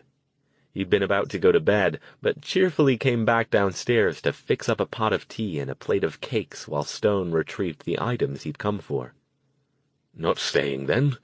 Aubrey asked, sounding like he already knew the answer. Stone shook his head. "Can't be away too long this time. Expecting my friends back tomorrow. Might come back again soon, though. I thought about hitting Tolliver's, but forgot about the time difference. Need to do that soon." Tolliver's, in London, was one of the world's largest magical supply stores, with a far more varied selection of items than Madame Juan had available back in Palo Alto. He spread out the items he'd gathered and looked them over. Several old books, a small handful of colored crystals, an amulet with 2 blood-red stones set as the eyes of a silver bird skull, and a golden knife. Aubrey chuckled when he saw them. "I'm not even going to ask you what you plan to do with all that." "Ah, right. I forgot to tell you. I've got an apprentice now." "Indeed?" The old man's eyebrows went up. "I never thought I'd see that day come again." "Nor did I. But her mother was Lenore Thayer. Don't know if you remember me ever mentioning Lenore, but she was Jason's mother too. The one I brought here a couple of weeks ago. Remember?" "Of course I remember, sir. Both of them." "Verity, that's the girl. She's almost 18, and she's got quite a lot of potential." Aubrey smiled. "I wouldn't expect you to take on anyone who didn't, sir." They spent the next hour or so just chatting.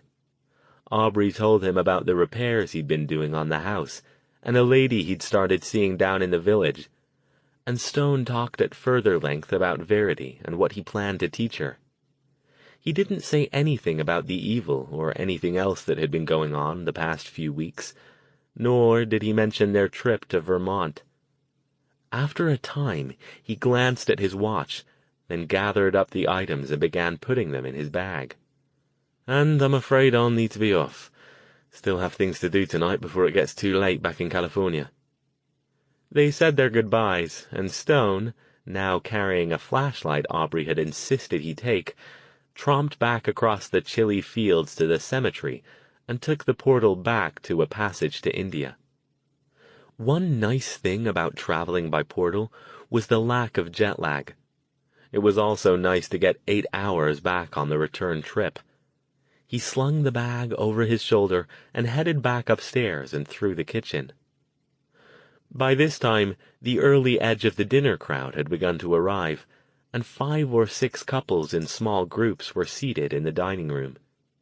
Marta leaned on the wall near the door to the kitchen, still looking concerned. "Did he show up yet?"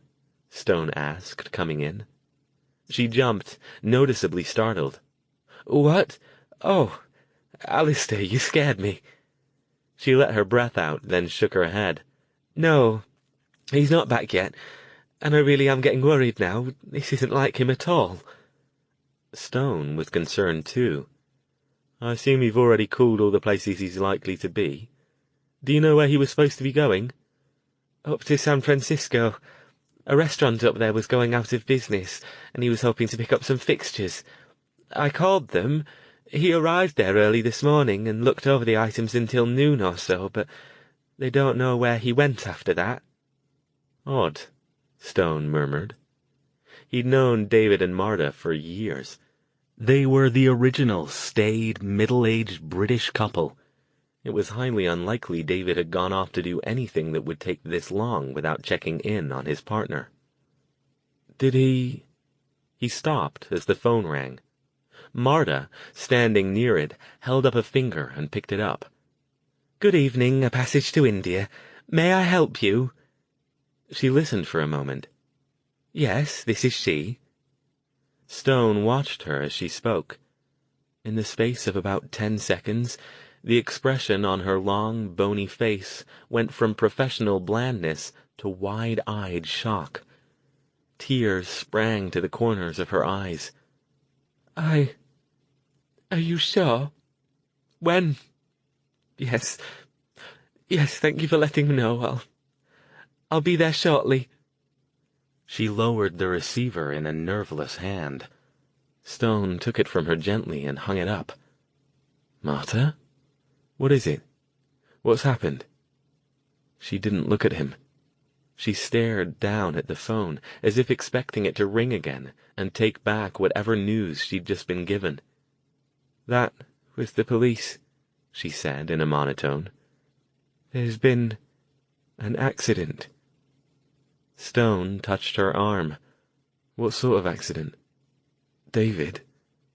Around them, the waitstaff moved busily back and forth, bringing dishes out from the kitchen and returning trays laden with used plates. They glanced curiously at the two of them, but left them their privacy.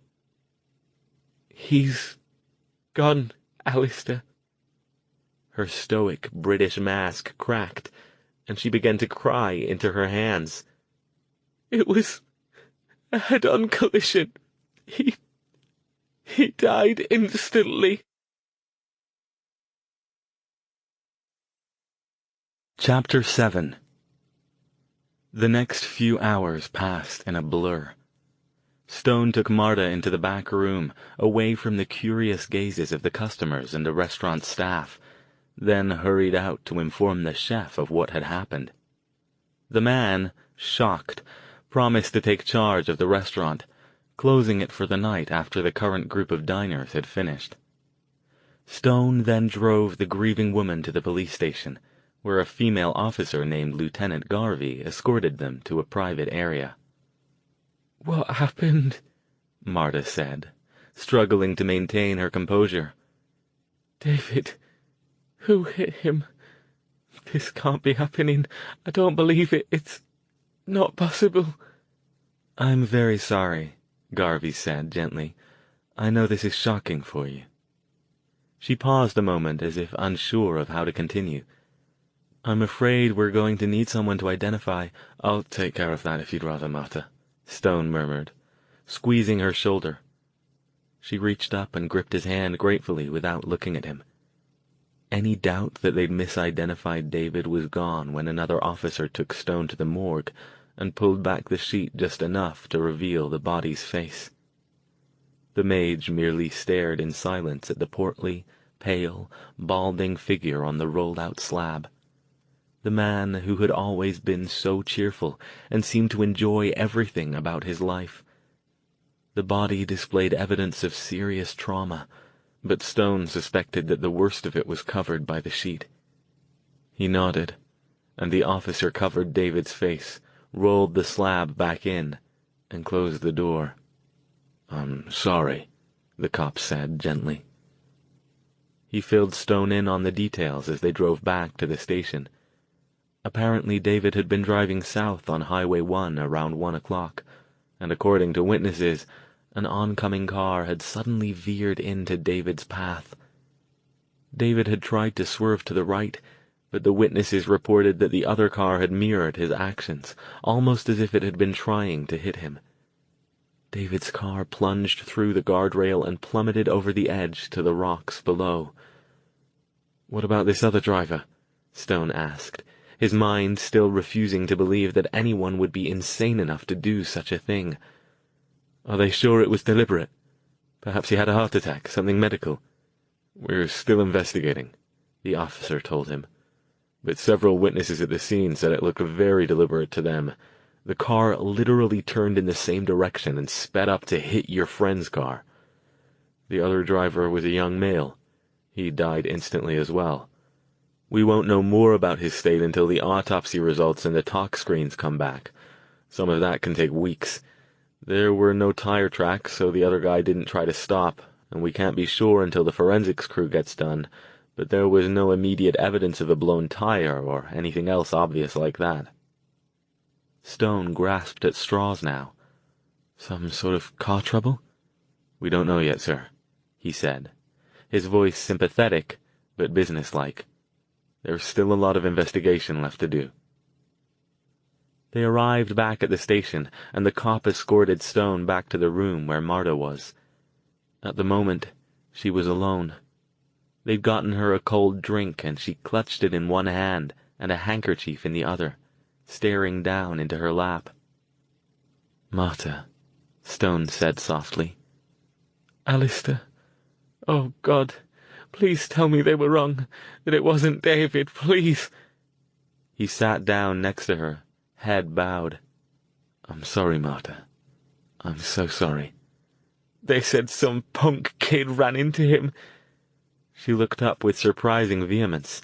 "Probably on drugs or drunk or something. And now David's gone. He was happy, Alastair. We were happy. We were planning to take a trip back to India next year. Why did this have to happen?" Her momentary surge of energy fled, and she began sobbing again. Stone put his hand on her shoulder and sat there providing silent support. After a few moments he said quietly, "Do they need you to stay here? I could take you home. Is there anyone you could call? I can stay with you if you like." "You're very kind, but I'll be all right. I'll call Amita. She's our chef, Nikhil's wife, and we've gotten close. If you'll just take me back to the restaurant." "Of course." Amita and Nikhil were both waiting for them at a passage to India when they arrived. The closed sign hung on the door, but when Stone and Marta entered, the two of them flung themselves at her, both of them sobbing almost as hard as she was. Stone, still in shock but feeling awkward and suddenly out of place, said, "Marta, if you need anything, please don't hesitate to call me. Any time, all right?" She broke free of her two friends and hugged him. "Thank you, Alastair. Thank you for being there for me. I'll let you know if I hear anything else." She fumbled in her purse and handed him a key. "I'll be closing the restaurant indefinitely. I don't know if I can bear running it on my own for a while, but this will get you inside if you should need—" She glanced toward the back, where the door leading to the portal was. He nodded, pocketing the key. "Thank you, Marta." Gently, he kissed her forehead and, knowing that his friend was in good hands, saw himself out. When Jason and Verity arrived the following day and knocked on the door to Stone's townhouse, there was no answer at first. Finally, after several knocks, Jason heard the mage's listless voice call, "It's open!" "Hey, Al!" Jason called as he came through the doorway. "We're back. Did you miss—" He stopped, taking in the scene. Stone sat slumped in a chair in the living room, a half-finished drink on the table, along with a half-empty bottle that suggested it hadn't been his first. Unshaven and tousle-haired, he wore an old Pink Floyd concert t-shirt and jeans that looked like he'd slept in them, except that he looked like he hadn't slept. He didn't look up as they came in. Jason stared. "Al? Are you okay?" "Not really." Verity dropped down next to him. "What happened?" "Did something go wrong in England?" Jason asked, frowning. "The gateway?" "David's dead." Stone still hadn't looked at them. His voice was low and only barely intelligible. "David?" Verity asked, confused. "Who's—" "The guy at the restaurant?" Jason demanded, shocked. "Your friend? The mage?" Stone nodded. Verity's eyes widened. "What happened?" she asked again. In a monotone, and still without looking up, Stone gave them the short version of recent events. They both listened silently, staring at him in shock. "So it was deliberate?" Jason asked when he finished. "That's what they think." "Who'd want to murder a nice guy who runs a restaurant?" Verity asked. Stone shrugged. Who would want to murder a nice middle-aged lady mage who never bothered anybody? His tone was bitter. He reached over, picked up his glass with a somewhat unsteady hand, and drained it. You think the evil were involved? Jason's eyes narrowed. That's reaching a little, isn't it? Without more evidence?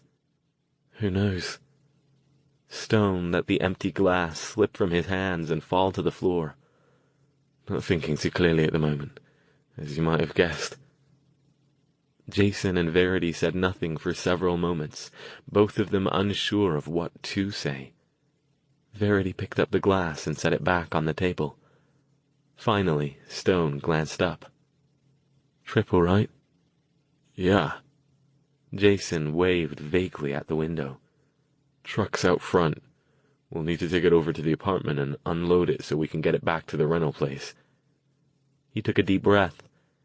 Why don't we do that, and you go get some sleep? Have you been sitting here all night? Stone shrugged. Verity got up, picked up the bottle from the table and put it back in the liquor cabinet. Come on, she said gently. This isn't going to help.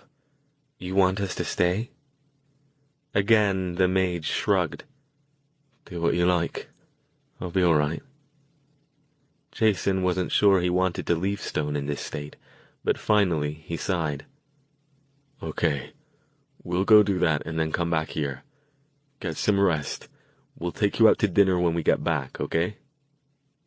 When Stone didn't answer, Jason motioned for Verity to follow him, and they left the townhouse, locking the door behind them. It took them 2 hours and the help of a couple of their new neighbors to unload the truck at the apartment and then return it to the agency. They didn't talk much while working, but once they were back in Jason's car and heading back to Stone's place, Verity turned to her brother. Have you ever seen him like that before? Jason shook his head. But remember, he's had it damn rough these last couple of weeks.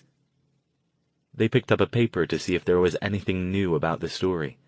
They found it in the local news section, and most of it matched what Stone had already told them. But there was one bit of new information. Hey, listen to this, Verity said, then read a portion of the article aloud. The driver of the other car was identified as Sammy Delgado, 19, of San Jose. Tests for drug and alcohol intoxication are pending, but a police spokesman, speaking on conditions of anonymity, stated that Delgado was a suspected member of the street gang Dead Men Walking. There is no known connection between Delgado and David Halloran. Jason stared at her. DMW? No way. Jason, watch the road, she ordered, pointing.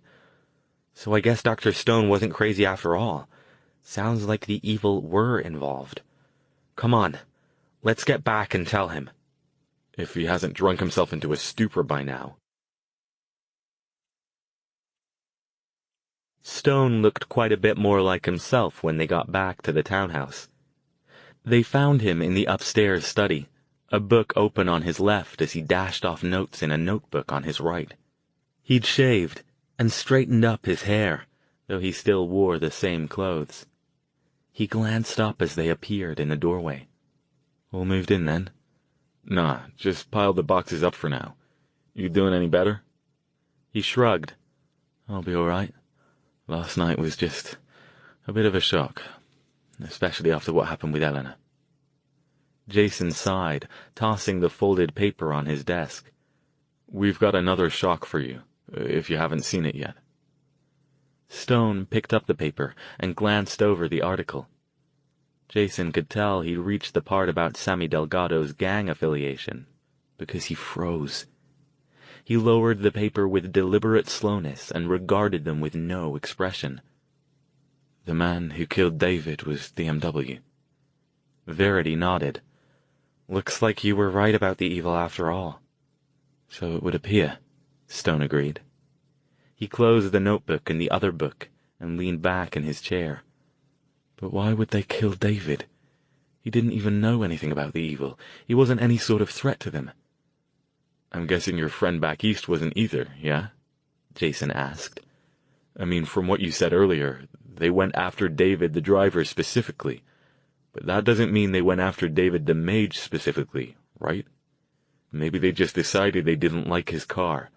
Those guys are fucking psychos, even the ones that aren't possessed. Stone spread his hands. I don't know. Your guess is as good as mine. And unfortunately, the only people we could ask about it are both out of our reach. So why would the DMW want to kill mages? Verity asked. I mean, it makes sense that they want to kill us, since we're messing up their plans, but why mages in general? Jason stared at her. You think the evil is just targeting mages on general principle? She shrugged. Well, we're pretty sure it was the evil who killed Eleanor. It doesn't make sense that it was anything else, unless that security guy went temporarily crazy and then got over it that fast. We're not positive it was for David, but we do know the DMW's got a lot of them, right? She looked at Stone. So, is it? Stone thought about it. I don't know, he said after a time. I'm not sure what they gain by it. I mean, we've seen that they can possess mages, though we're still not sure they can do it without the mage's consent, since the only ones we know about for sure presumably gave it. But it doesn't make sense that they go after white mages. And so far, they're the only ones we know of who've been killed. Maybe white mages are easier to possess? Verity suggested. Good thought, Stone said. But no, to the contrary, actually. As a general rule, white mages tend to have stronger mental defenses. We have to keep us from being tempted to go over to the dark side, where things are a lot easier. So, maybe they are possessing black mages, but we're not hearing about it because they don't object like the white ones do. It just seems like too much of a coincidence to be true. Them killing two different mages this close together, Jason said. It does, Stone agreed. Sorry, still not exactly firing on all cylinders right now. I'm not surprised given how much you probably drank, Jason said. Stone scrubbed a hand through his hair. Why don't you two go back and get yourselves settled in as much as you can, and we'll meet up in an hour or so for dinner. Stone looked sober and pensive when they met him at a nearby Chinese restaurant an hour and a half later. I just found out that another mage was killed under odd circumstances yesterday. This one was in New Mexico. Holy crap, Jason stared at him. They really are going after mages. How many mages are there? Verity asked. In America, I mean. Do you have any idea? Not really, Stone said. It's not like we're an organization or anything. Some of us don't reveal ourselves, even to other mages, and the darker inclined among us tend to be much more secretive and less social. Take a guess, she pressed. 50, 100, 1,000? More? Stone shrugged. If I had to guess, mind you, this is a very rough guess, I'd say perhaps a few hundred in the United States, mostly minor and untrained talents. Fully trained mages, possibly a few dozen, but I seriously doubt it. More in Europe, not sure how many in the rest of the world. And they're spread out all over the country? More or less. You'll find larger concentrations in major urban areas, of course, but many are private sorts who prefer less populated locations. Like Eleanor, Jason said. What exactly are you getting at, Verity? Stone asked. Nothing, really. I was just curious. So it would be pretty hard for the evil to kill all the mages, even if that's what they're trying to do, it sounds like. I'd imagine so, yes. I still suspect that the evil aren't entrenched all over the country. If they were, I think we'd have far more of these alarming incidents than we've had so far. Well, anyway, Al, you should watch yourself, Jason said. If they're after mages, you're probably public enemy number one, since you're not only a powerful mage, but you're one of the few people around who know about the evil's existence. I'm also expecting them, Stone reminded him. His gaze hardened. If they come after me, they'll be in for some surprises, and I intend to build in a few more protections to the wards around my place tomorrow. I'll come by and do yours as well. Verity, you can watch me. Good a time as any to get you started on learning how. They ate in silence for a while, each focusing on his or her own thoughts. As they finished up, Verity asked, "I almost hate to ask this because I know you had a lot on your mind, but you didn't get a chance to figure out why I can't use the portals, did you?" "Sorry, no. I started to work on that the other night, but the only thing I came up with is that I wanted to test to see if there's anything in common between your difficulty and Jason's. I thought perhaps it might be something hereditary." "Did our mom have any trouble with it?" "I don't believe so. I only travelled with her once, but she seemed completely at ease." She sighed. "I guess it's not really a big deal now, but I sure hope we can get it figured out at some point. It's going to be pretty embarrassing if you have to knock me out every time we go somewhere. And Shara told me I could come visit her sometime.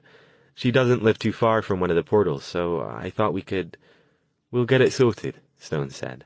"I promise." "And anyway, V, you're not going anywhere until you're 18, Jason reminded her.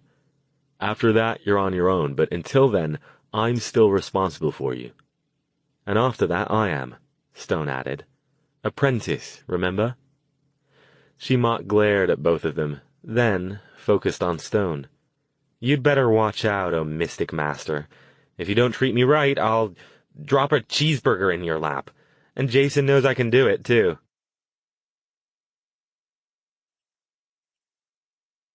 Chapter 8.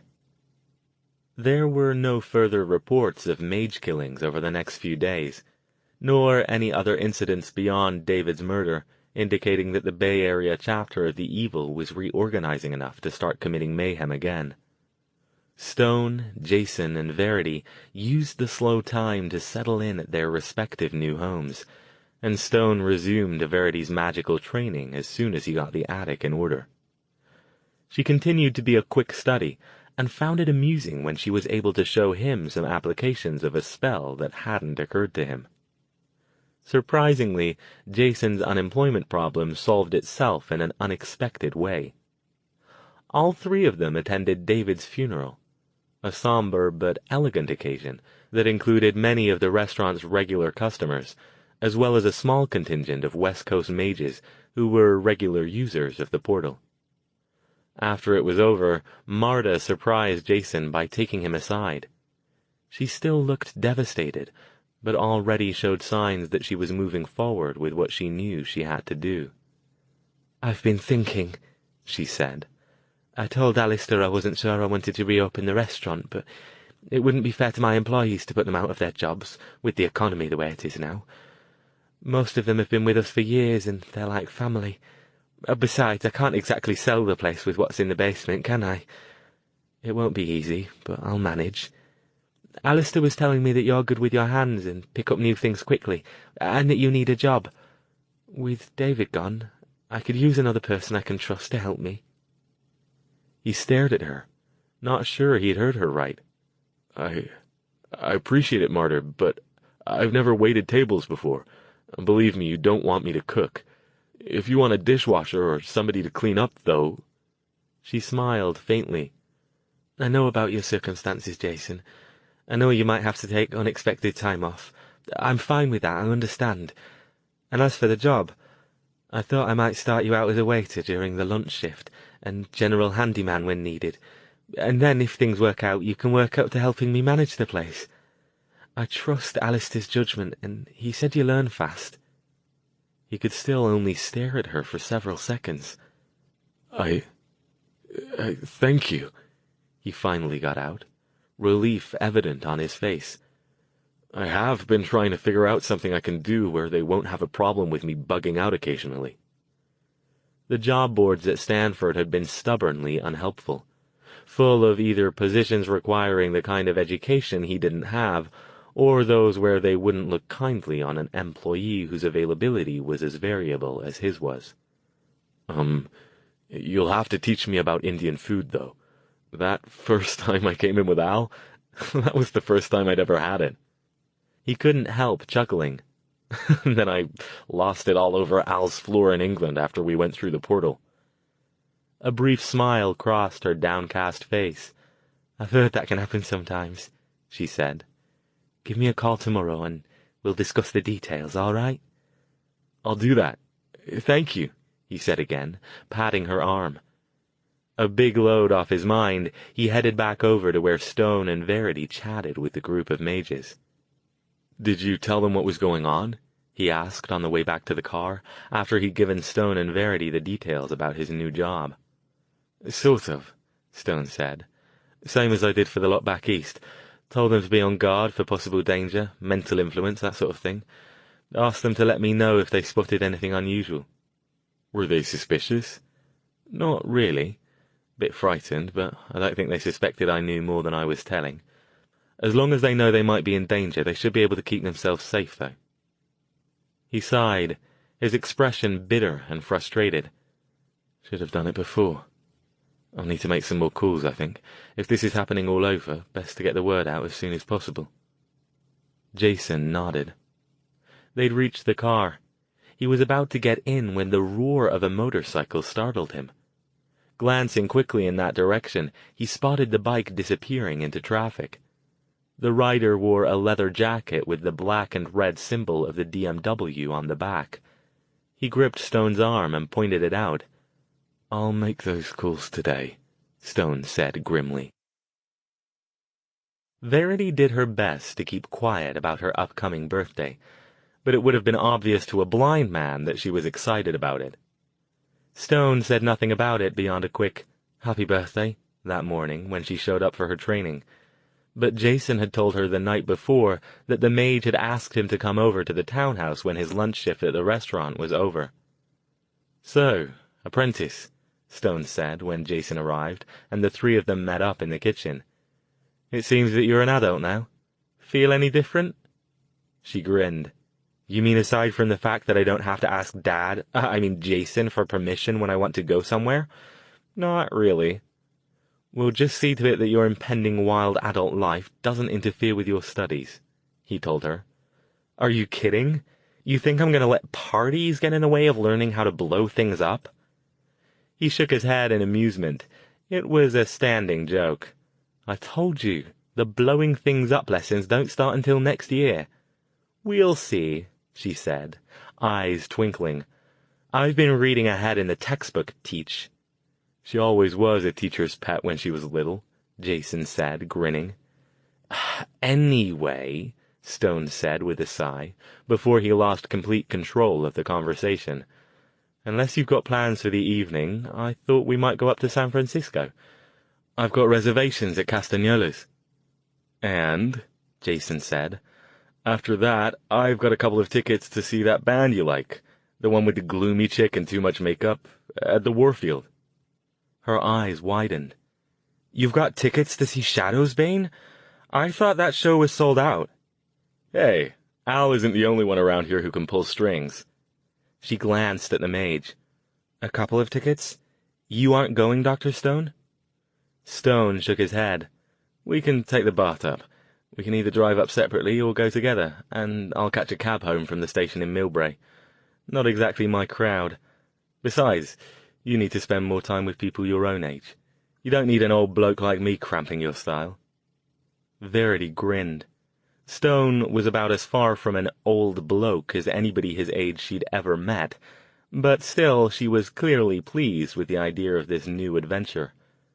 "Thanks, guys," she said. "Beats a cake and party hats." "Who says there won't be party hats?" Jason asked.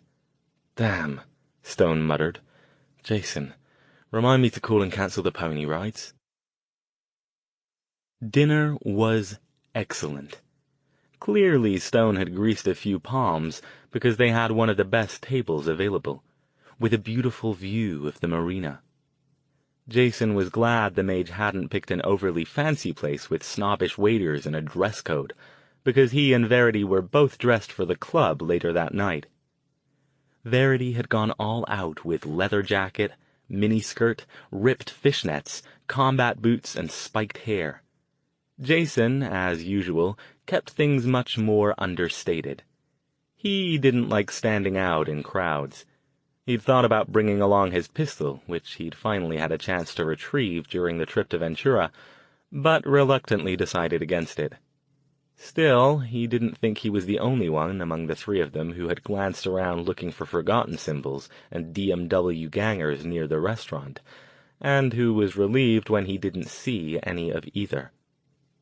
They finished up the last course around 10, Jason and Verity splitting an enormous, decadent slice of chocolate cake, while Stone opted for an after-dinner liqueur. "You know where you're going, right?" Stone asked. "Yeah," Jason said. "We're going to take a cab over there, and the BART station's only a couple blocks from the theater." "Good, good."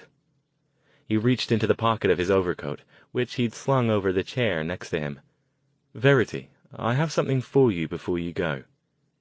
He handed her a small, elegantly wrapped package. She stared at it, then up at him. "You didn't have to get me anything, Dr. Stone. You've already done so much for us." Stone waved her off and put it down in front of her. "Just open it." She looked at Jason, who shrugged, and then she carefully removed the paper from the small box and lifted off the lid. Her eyes widened. "It's beautiful."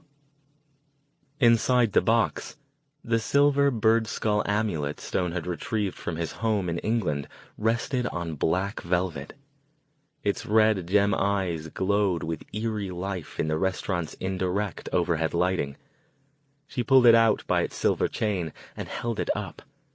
It looked like it would go very well with her current outfit.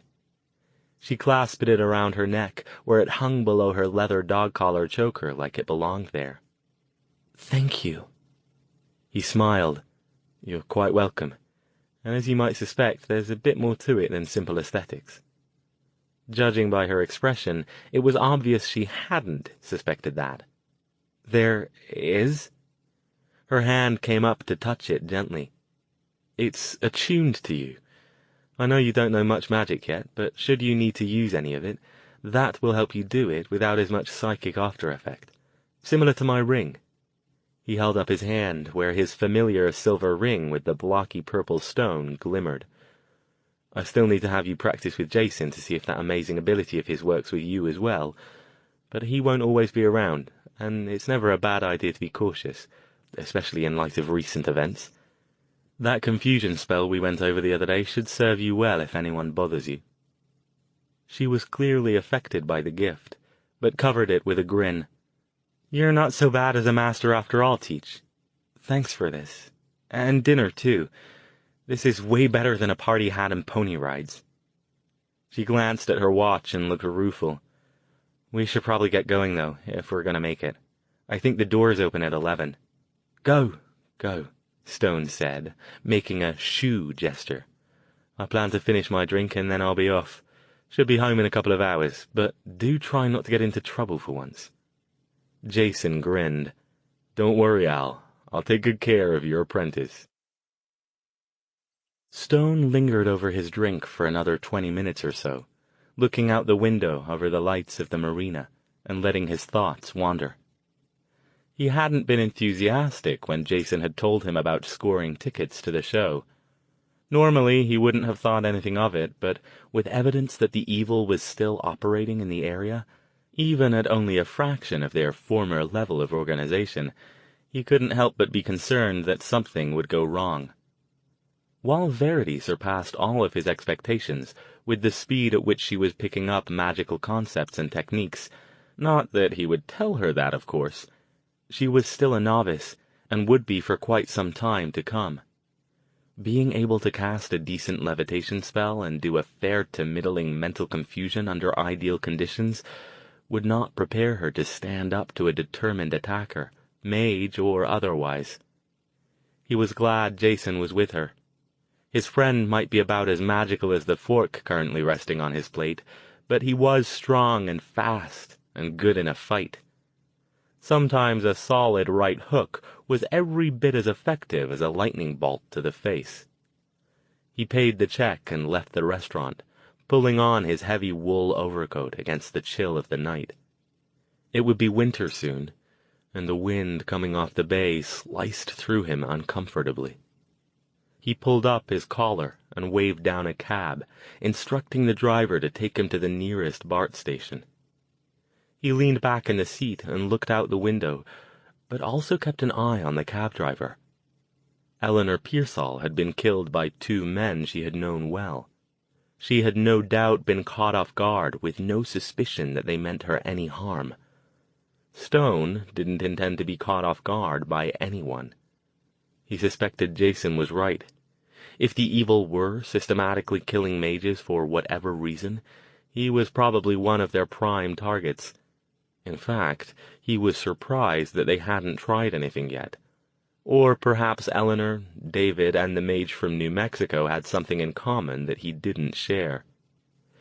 He watched the various brightly lit businesses along the wharf flash by, and filed that thought away as the cab pulled in next to the familiar blue and black logo, indicating they had arrived at the Embarcadero BART station.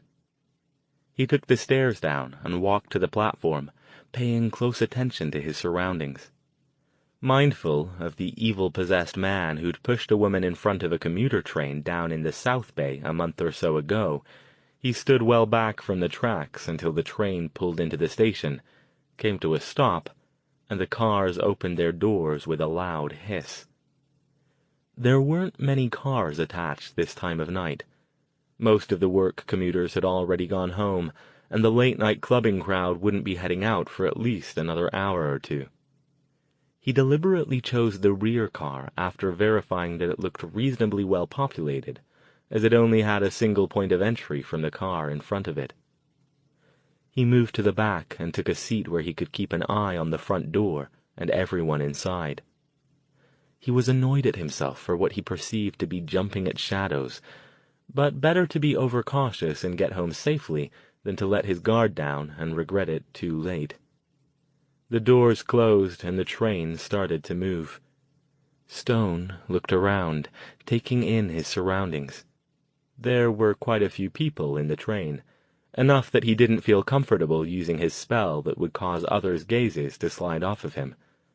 That would have made things easier, but the chance was too great that somebody would jostle him, or worse, sit on him thinking his seat was empty. The train continued on, stopping at the Montgomery and Powell Street stations to take on and let off small groups of passengers. Stone decided it was probably safe to relax his vigilance a bit while they were still in the city. Even the evil probably wouldn't be desperate enough to accost him here with this many people around. "Stop acting like a frightened schoolgirl," he told himself. To pass the time, he allowed his attention to wander over the other people in the car with him. There were about 20 in total, and he began to classify them according to potential threat. The pair of 60-ish women were probably safe, as was the woman keeping her preteen son close and watching the crowd with even more focus than Stone was.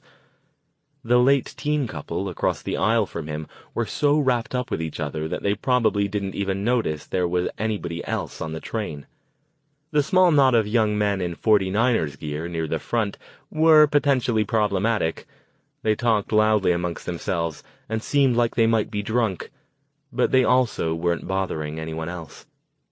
The man seated near the front with 2 large shopping bags looked like he might be homeless. Stone wondered if he was forgotten. The remainder of the passengers were singletons, ranging from a middle-aged businessman to a couple of 20-somethings wearing headphones, to an old, blind man with a silent and watchful German shepherd guide dog. The train continued traveling from station to station. At the Civic Center stop, several people got off, including the group of raucous young men, the 60-ish women, the businessman, and the homeless man. Stone was glad to see the young men go, but not glad that 3 other tough-looking youths got on in their place. Silently, he took inventory of the magical items he had with him. At least if it came down to a fight, he wouldn't pass out after the first 2 spells. He'd been spending his spare time, when not working with Verity, to construct and power a new set to replace the ones that had been destroyed in the fire at the Evil's headquarters. The train moved on, stopping at the 12th Street Mission Station and letting off more people. By the time they reached 24th Street, they were down to 6, though several more got on there. Stone sighed, now wishing he'd braved the hassle of San Francisco traffic and just driven to the restaurant.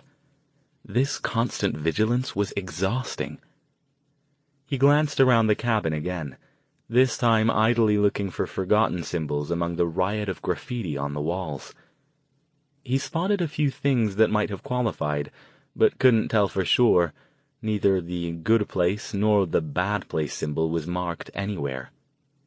He did notice, however, that the camera at the front of the cabin had been pulled out of its housing and dangled from two forlorn-looking wires. From the look of things, it hadn't happened recently.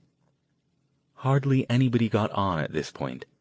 As the train stopped at each of the next stations in turn, Glen Park, Balboa Park, Daly City, some subset of its passengers disembarked at deserted platforms and hurried away. By the time it left the Colma station, Stone's car contained only himself, the teenage couple, who had not yet come up for air and might as well have been on Mars for all they seemed to care about their surroundings, and a large, formidable-looking woman who'd gotten on 2 or 3 stops ago and who cast periodic disapproving glances at the teenagers. She caught Stone's gaze and shook her head, then returned to reading her book. Stone allowed himself to relax just a bit. 3 more stops and he'd be home free. Of course, there was still the platform at the Millbrae station, which would almost certainly be deserted, and the walk out through the sketchily lit parking lot to the van.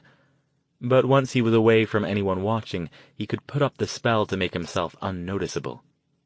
As long as no one had broken into the van or lay in wait for him, he should be able to reach it and be out of there before anyone realized he was coming. Just stop it, you fool. You can't keep doing this or you'll spend your life looking over your shoulder. He hoped Verity and Jason were having a good time at the concert. At least the 2 of them would be together on the trip home, and Jason was intimidating-looking enough that anyone short of the evil would think twice about messing with him. The train slowed, preparing to stop at the South San Francisco station. The large woman stood up and was already waiting by the doors when they opened. She left the train without looking back. The train paused for a few more seconds, then the doors hissed shut, and it was in motion again. The door at the front of the car opened. Stone stiffened as a large man dressed in shabby clothes entered and slid the door shut behind him. The man looked around, leered when he noticed the teenagers, then headed toward the back of the car. "Hey, man," he called to Stone. "Spare a little change?" Stone looked him up and down. The man didn't quite look all there. His eyes wandered around without settling on anything, and he smelled like a visible cloud of marijuana smoke should be hanging in the air around him. Again, Stone wondered if he was forgotten. Sorry," he said at last, shaking his head. "Nothing on me." "Oh, come on, man," he said. "Just a little, for a friend." He smiled, revealing stained and crooked teeth with a few holes. Stone's gaze sharpened. Was the man forgotten, and trying to give him a hint, or just attempting to play on his better nature? No easy way to tell. He glanced over at the couple who were still locked in their embrace, then stood. "All right, then," he said, reaching into the pocket of his overcoat for the change from purchasing his BART ticket. The man watched him with his silent, rolling gaze, and waited. He felt the subtle air movement behind him with only a fraction of a second to spare. Flinging himself to the side, he barely avoided something swishing past his head at neck level. He rolled over the seat, landing awkwardly, but adrenaline helped propel him back up fast. Backing off, he took in the scene in an instant. The teen couple, their arms no longer around each other, surged forward almost as one. The boy held a folding pocket knife with a short blade. The girl had something that looked like a letter opener. Their eyes were strange, unfocused, coldly malevolent. On Stone's left, the homeless man took advantage of his momentary lack of attention to lunge at him, and the teens moved in as well. Stone just got his protective shield up before the homeless man bull-rushed him into the side of the car. The girl tried to plunge the letter opener into his abdomen, but the shield deflected it. Stone kicked her, forcing her backward and trying to dislodge the homeless man, who was still trying to grab him with dirty hands. "Guess I should be flattered," a perverse voice in the back of his head said. "They sent 3 of them against me this time." Breathing hard, he summoned up his energy and released it in a repelling charge of force, shoving all 3 away from him and slamming them into various parts of the car. He took that opportunity to back off again, always keeping the door at the car's far end in sight. He thought about making a run for it, but unfortunately he'd flung the homeless man in that direction, and he was already recovering and coming at Stone again. Stone looked around, his gaze darting all over as he considered possibilities. He'd have to end this fast.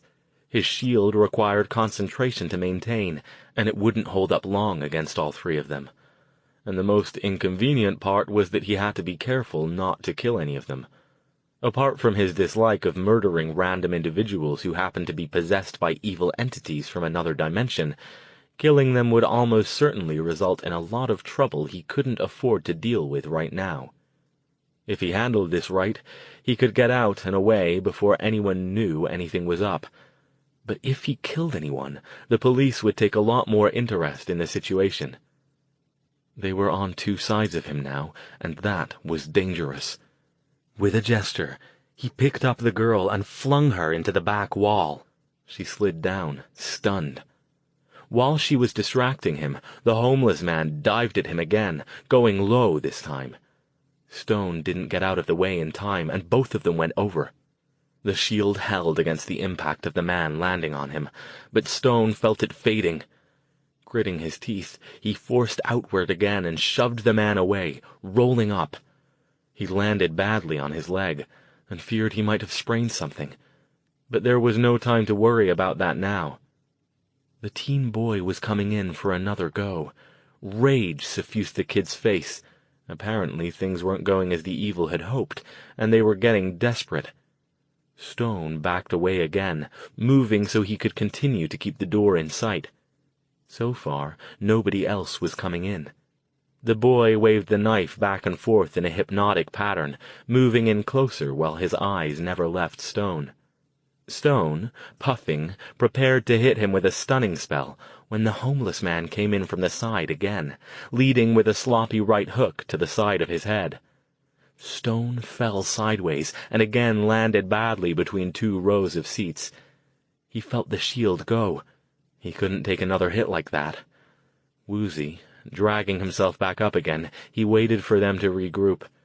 He'd only get 1 shot at this. The girl was up again. With a howl, she ran at him, with the letter opener raised, trying to stab it into Stone's arm. She'd have succeeded, except for his heavy overcoat. Her strength wasn't sufficient to punch through the thick fabric, and the knife was deflected. Stone lashed out at her with a stun spell, and she screamed, clutching her head and going down. The homeless man and the boy came at him from the left and the right, the boy waving the knife, and the homeless man trying to get his hands around Stone's neck.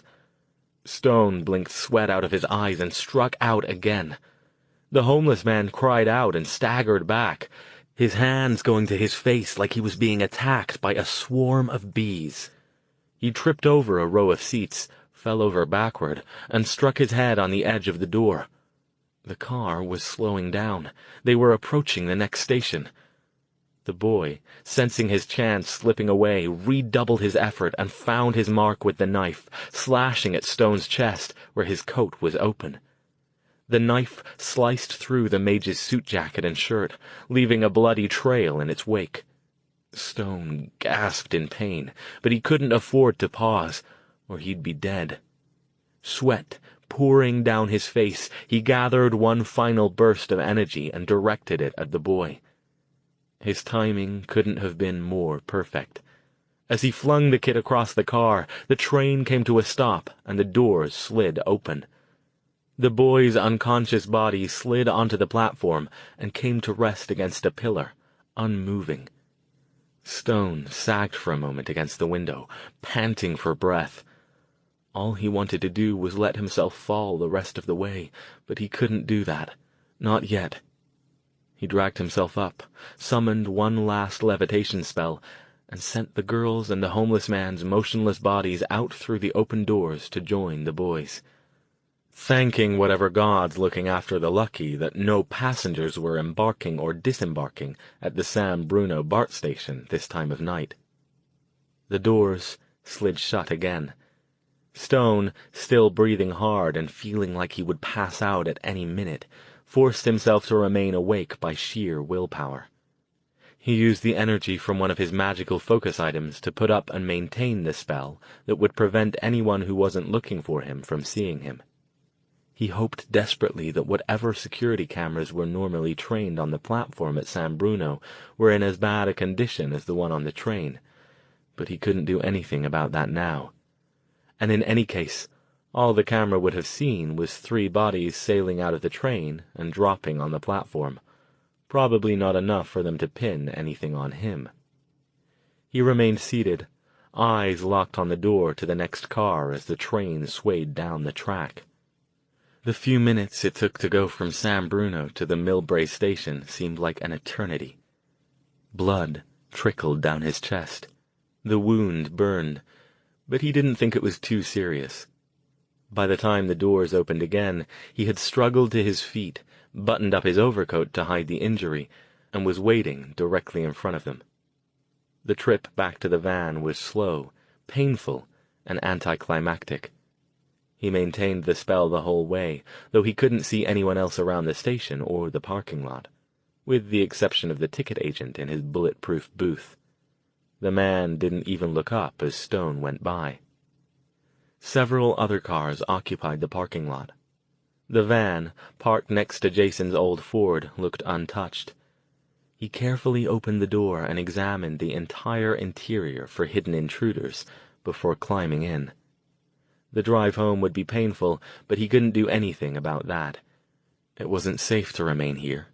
He had no idea how long it would take for his 3 attackers to awaken, but if they came after him again, he wouldn't be able to fight them off a second time. Before he settled in, he found a piece of paper and a pen, dashed off a quick note to Jason. "Careful. Watch for E. Call me when home. A.S." and stuck it under the Ford's windshield wiper. Somehow, he made it back to Palo Alto without getting pulled over for driving like a drunken old man.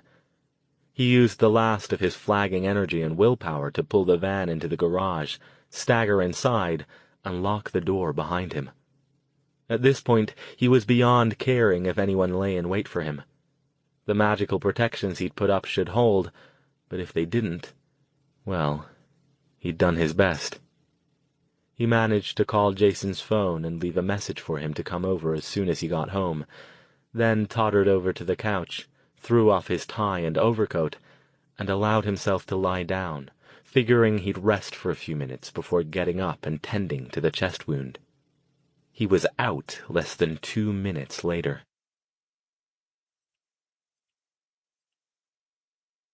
Chapter 9.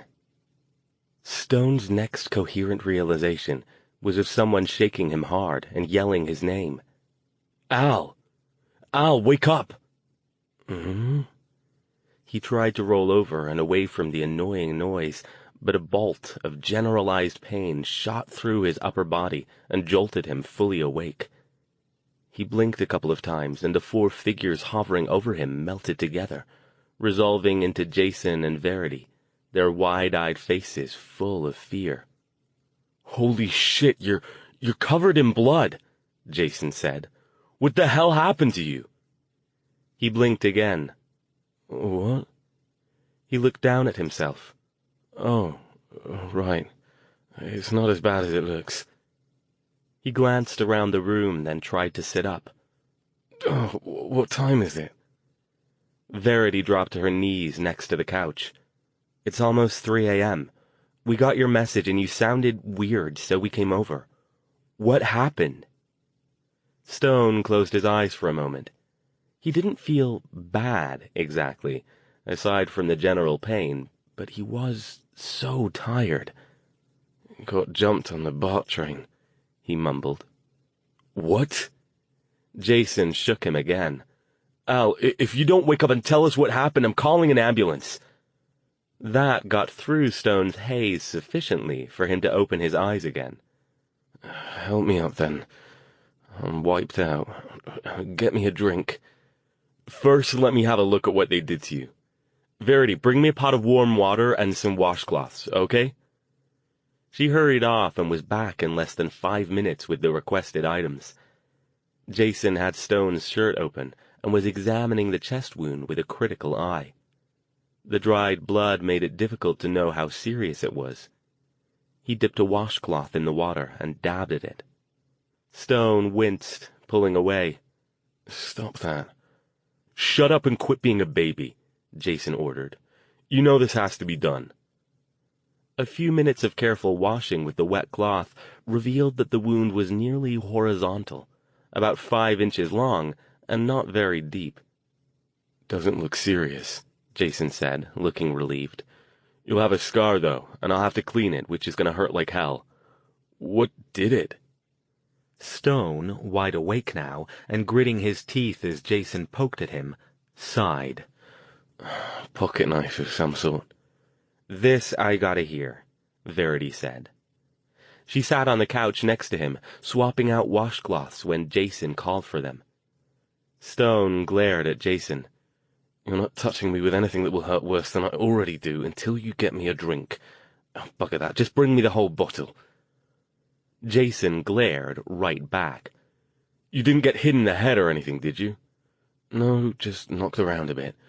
I thought I might have sprained my ankle, but I don't think so." He indicated the wound. "This is the worst of it." Jason nodded, then went to the liquor cabinet, poured a glass of scotch, and brought it back. "Just have that for now. Do you have a first aid kit?" "No, I don't have a bloody first aid kit." Stone took the glass and downed half the liquor in 2 quick swallows. "For a guy who's as good at taking care of himself as you normally are, Al, you're kind of hopeless about some basic things, you know that?" Jason sounded exasperated. "V, keep an eye on him. I'll be back soon." Without a word, he turned and left the house. He was back a few minutes later carrying a bag from the nearby 24-hour convenience store. Stone had cajoled Verity into getting him another drink in the meantime. Jason tossed the bag on the couch. "Lie back. Like I said, this is gonna hurt, so let's get it over with." Stone, resigned, did as he was told. Verity moved to one of the chairs to give him room. "Now," Jason said, as he began to clean the wound, "suppose you tell us what happened. It'll take your mind off the pain." Haltingly, with much protesting, swearing, and gritting of teeth, Stone told them what had occurred on the train. Jason paused in the act of making a gauze bandage and stared at him. "They sent 3 evil to kill you?" "Apparently," Stone said. "I felt rather flattered at first, before I had to concentrate on fighting for my life." "They're going to be pissed when they wake up," Verity said. She glanced around the room, nervous. "You locked the door, right, Jason?" He didn't favor that with an answer. "Did you two have any trouble?" Stone asked. Verity shook her head. "The concert was great. We even got to meet the band afterward. And the trip home," she shrugged. "Nothing happened. Nobody even looked at us funny." Stone nodded. "Good. At least that means for the moment they're after me instead of you." "But why are they after you?" Jason asked. He finished the bandage and began putting the rest of the supplies back in the bag. "I mean, aside from the obvious, of course.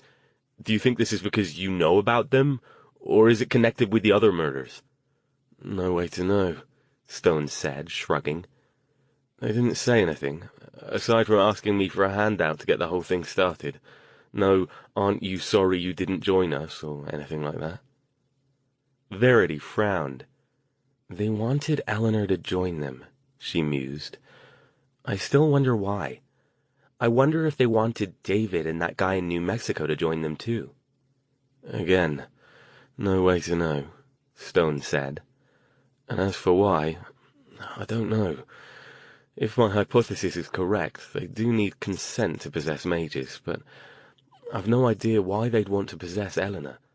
She was a good person and a talented mage, but, as I said, she was about as white as they come.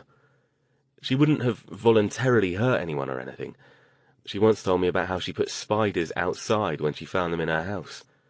What about David? Jason asked. Where was he on the, magical moral spectrum? And this other guy? I barely knew Russell McKee, Stone said.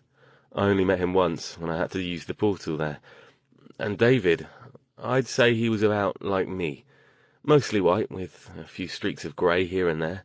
About the same as most white mages, really. So, assuming that this Russell guy was, then all four, including you, were basically white mages? Jason leaned forward. As far as you know, they haven't gone after any of the Dark Ones yet? I wouldn't know, would I? Stone set his empty glass on the table and slowly sat back up, careful not to disturb the bandage on his chest. Black and white mages don't get together and socialize that much, usually. Philosophical differences and all that.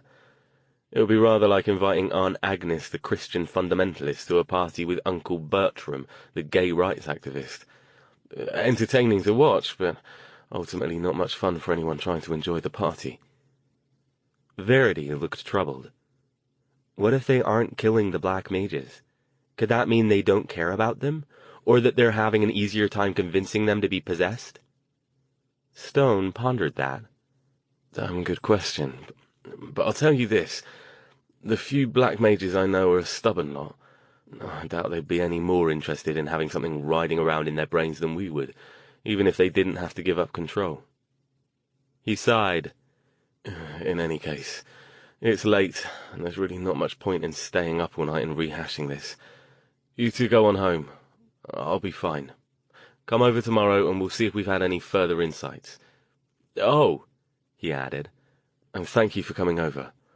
I'm sure I'd have been fine by morning even if you hadn't, but I do appreciate your painful and sadistic efforts. Jason grinned. Any time, Al.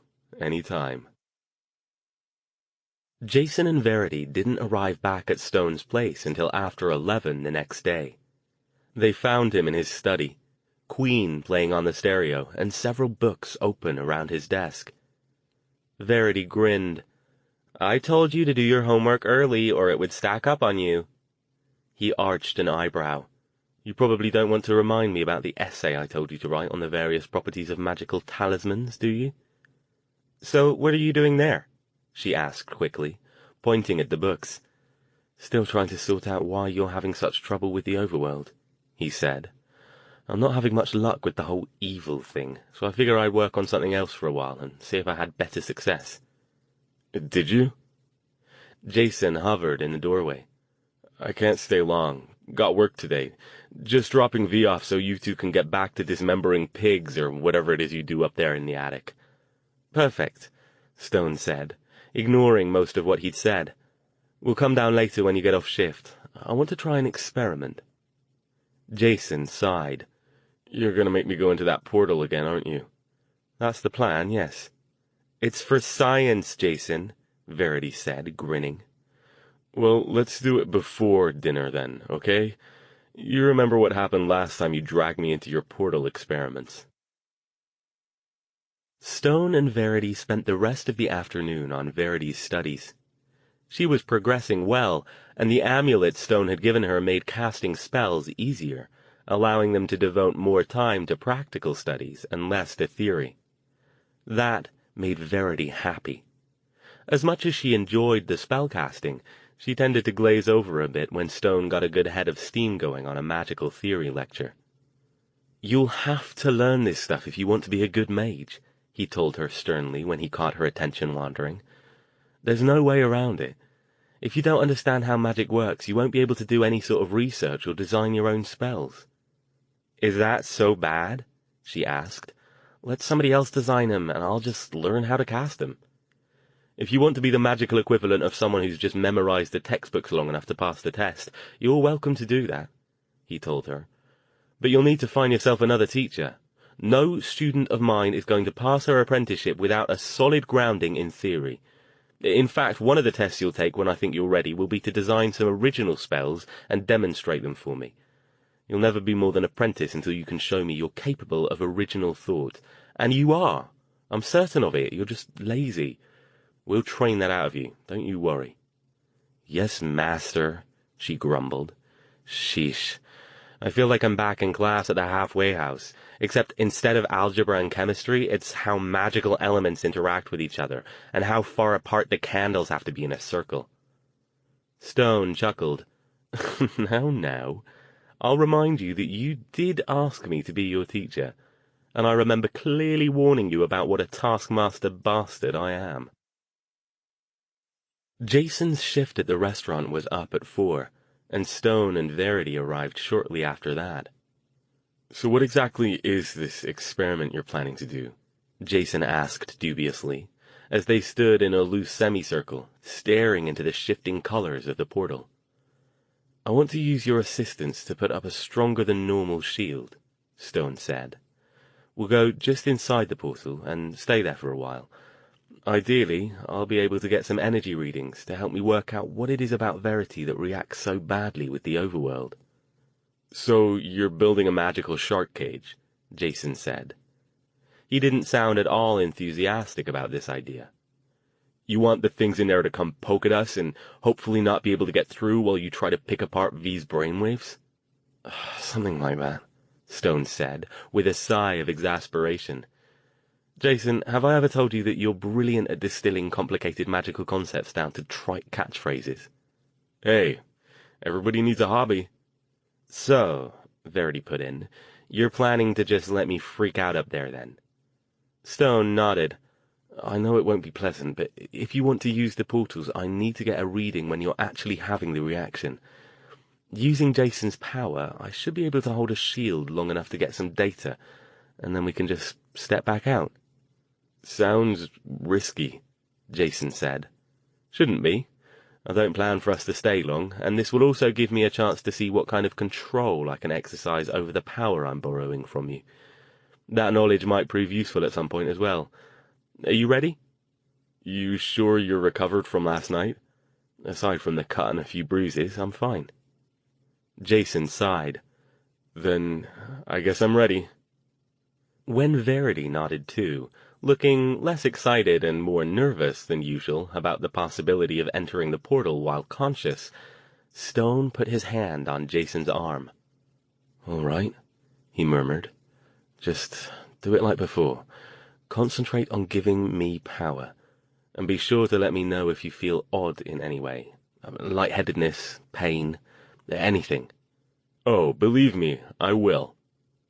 Stone closed his eyes briefly, and a glowing shield flowered into existence around them. Anything, Jason? Nope, feel fine. Good, good. All right, let's go. On 3. 1, 2, 3. They stepped through the portal. Immediately, as soon as she was completely through, Verity began to scream again. Jason stared at her, wide-eyed and fearful. V, can you— Hush, Stone ordered, his voice tight with concentration. Keep focusing. This is just what I expected to happen. It was difficult for Jason to follow instructions with Verity freaking out right next to him. She was doubled over like before, her hands on her head, shrieking as if someone were pulling her apart. Jason closed his eyes and forced himself to concentrate on nothing but sending whatever power he had to Stone, trying hard not to think about what was happening around them. At one point, his curiosity got the better of him, and he opened his eyes. He immediately wished he hadn't. The glowing globe around them was surrounded by the indistinct gray things. Dozens of them, perhaps more, milled around, poking at the shield. Jason was reminded of a film he'd seen in high school sex ed, showing a herd of wriggling sperm cells trying to breach an egg. He sensed their malevolence, their hatred, their desire to break through the shield and claim the fragile, tasty bits inside. He cast a quick glance at Stone. The mage's face was lined with effort, one hand on Jason's arm and the other on the top of Verity's head. This went on for what felt like forever, and then he finally spoke. "All right, grab Verity and step out now." Jason was only too glad to comply. He flung his arms around his sister and hustled her backward. In a moment, the two of them and Stone stood back in the portal room. Puffing, Jason lowered Verity down to the floor. "Al, please tell me you got something. I don't want to put V through that again. And I really don't want to go through it again myself, if you want the truth." Stone nodded, distracted. He immediately whipped out a notebook from an inner pocket and began writing furiously in it, leaving Jason to deal with talking Verity back down. When she was relatively calm again, and Jason had hauled her back to her feet, they both faced Stone. "So?" Jason asked. "Spill. What did you find?" "This is very interesting," Stone said, in his million-miles-away voice. He stared down at what he'd written in the notebook. "I can't be sure.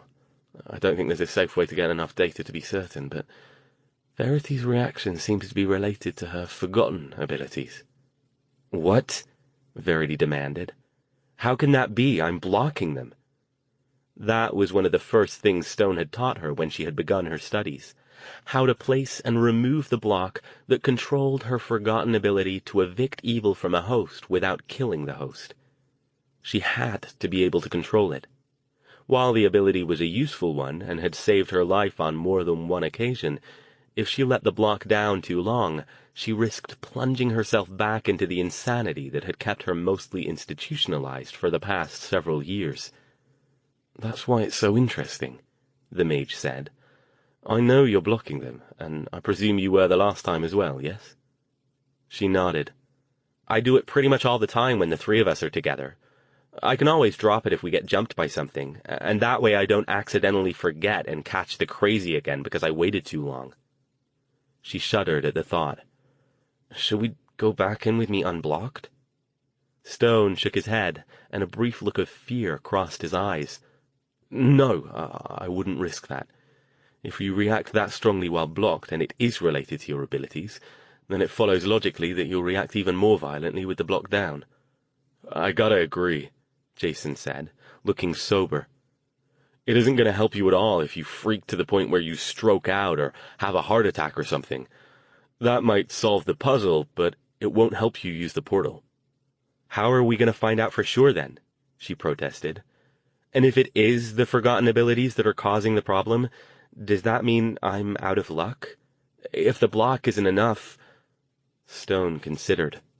"We'll have to test it with another forgotten," he said at last. Jason stared at him. "Al, you can't do that. You just said it was dangerous to V. Wouldn't it be just as dangerous for one of them?" "Not if I put a block on them. And of course it would have to be a volunteer. I wouldn't take an unsuspecting person into the overworld. Not only is it unethical, but it's far too dangerous." "Yeah, but—" He looked around the room. "Do you really want to let one of them in on the existence of the portal, let alone where it is? I mean, I know you trust our friends. I trust them too, but none of them are quite right in the head. I know that's not a cool thing to say, but—" "No, I agree with you," Stone said. "Let me give it a bit more thought. Perhaps we can find a way to do it that won't compromise the location of the portal." He pointed toward the door, stowing the notebook back in his pocket. "Come on, let's go see if we can locate them. We can get them something to eat, and in the meantime, perhaps I'll come up with a plan." Chapter 10. They hadn't visited the forgotten group they'd befriended for a while. Not since they'd gotten together for dinner following the disastrous fire at the Evil's underground headquarters. But the group wasn't hard to find when one knew how to search for them. Once again, the cruise around the area, showing the good place symbol to homeless people until they found some who recognized it method, worked well for them, and in less than an hour they were on their way to an abandoned light industrial building in Mountain View. They picked up a box of sandwiches from a nearby sub-shop, and were pleased to see Hector, the ex-military man, smoking a cigarette outside the building when they pulled up. He looked nervous and suspicious until he realized who they were, then greeted them in his usual gruff, off-hand way. "The rest are inside," he told them. "I'm gonna finish my smoke. Lissy doesn't like it when I smoke inside." The remainder of the small core group was indeed inside. Lamar, the old ex-doctor who led them. Benny, a twitchy, dark-skinned young man. Lissy, the pale, spacey girl who went nearly catatonic in the presence of the evil. Frank, the middle-aged man who never spoke but scribbled constantly on any piece of paper he could get his hands on. And Marilee, the kindly bag lady whose cart often seemed to produce useful items when they were needed. "Anyone hungry?" Stone called. All of them greeted the newcomers with pleasure. "It's been a while," Lamar said. "We were wondering if something had happened to you." "Just been busy," Jason said, helping Stone hand out the sandwiches. "Had a few things going on." "How have you all been?" Verity asked them. "Any trouble?" "It's been quiet," Marilee said. "Makes us a little nervous, honestly, but even the police haven't bothered us for the last couple of weeks." She looked at them each in turn. "You don't think they're gone, do you? The evil, I mean." "Unfortunately not," Stone said. "But it seems they might have changed their focus." He sat down next to Jason, and immediately Marilee's black kitten darted out from behind some bags and settled in his lap. "That little one has taken a definite liking to you," Lamar said, smiling, as Stone began picking bits of meat out of his sandwich to offer the kitten. "What do you mean, changed their focus?" Benny asked. As usual, he didn't look directly at them. Instead, his gaze roamed around the room and settled over people's shoulders when he spoke. Stone gave the group a brief overview of what had been happening over the last couple of weeks, leaving out the part about the portals or the specific locations of the dead mages. Lamar and Marilee listened with particular attention. "So you think they're killing mages now?" Lamar asked after he'd finished. "Do you know why?" Jason shook his head.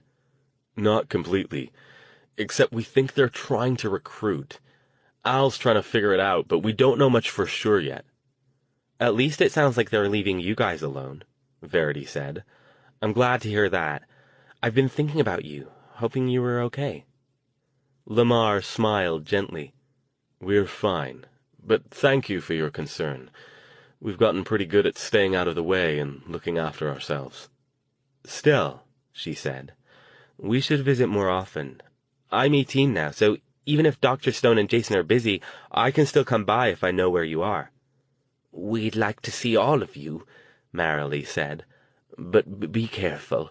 I don't think this is over yet." "Nor do I," Stone said. "Far from it."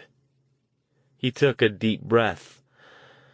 "A part of why we came tonight, aside from wanting to see you and make sure you're still doing well, is that I'd like to ask a favor." Benny and Hector, who'd come in and sat down a few moments ago, joined Lamar and Marilee in looking at them with curiosity. "You've done so much for us," Lamar said. "I'm sure we'll be happy to help you if we can." "We don't have to deal with the evil, do we?" Hector asked. He looked like that idea didn't appeal to him at all. "No," Stone assured him. "Nothing to do with the evil. But," he added, picking his words carefully, "it's a bit of an odd request. I'm trying to determine something to help Verity, but in order to be sure I need to test it on another Forgotten to see if there's a similar reaction." "Reaction to what?" Lamar asked. "To a certain stimulus," Stone said. He sighed. "I'm terribly sorry. I know this all sounds very secretive, but Unfortunately, I'm not at liberty to reveal anything about what I'm asking you to do. All I can say is that it could be dangerous, and that I'll understand completely if none of you want anything to do with it." The Forgotten all stayed silent. Unease hung in the air as they focused their gazes anywhere but on the mage. Stone nodded. "All right, then," he said. "I understand. I wouldn't ask any of you to put yourselves at risk. I'll do it," came a sing-song voice from an unexpected member of the group. "I'll help Mr. Magic Man." Stone frowned, surprised. Usually Lissy gave no indication that she even understood conversations going on around her, let alone followed them. She was certainly the last one he'd have expected to speak up. He shook his head. "No, Lissy, it's all right. I appreciate your offer, I really do, but—" "I want to help," she said dreamily. She smiled at him, a wide, unfocused smile. "Go the pretty place with the pretty lights?" Stone, Jason, and Verity all exchanged shocked glances.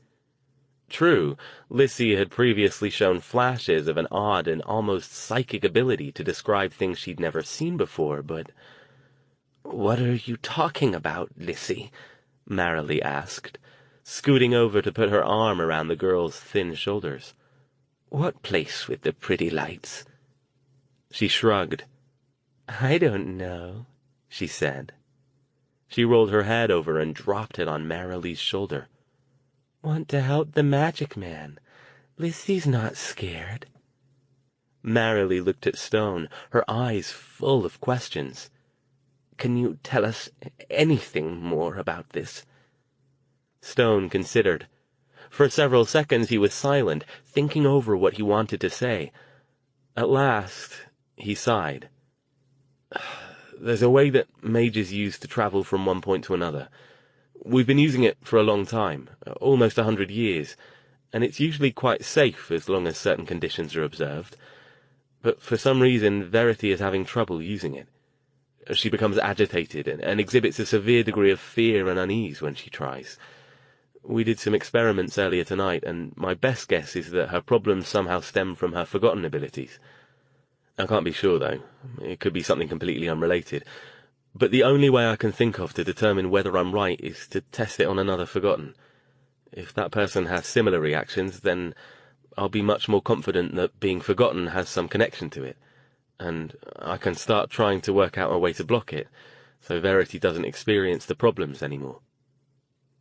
The Forgotten exhibited different reactions to Stone's words. Frank the Scribbler hadn't been paying attention at all. The mage had lost Hector and Benny about halfway through. They munched their sandwiches, and their attention wandered around the room. Hector rooted around in his old army jacket, looking for more cigarettes.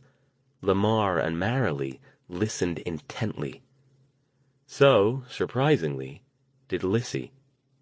She still had the dreamy, off-kilter smile and swayed back and forth as if dancing to unseen music, but her gaze remained focused on Stone.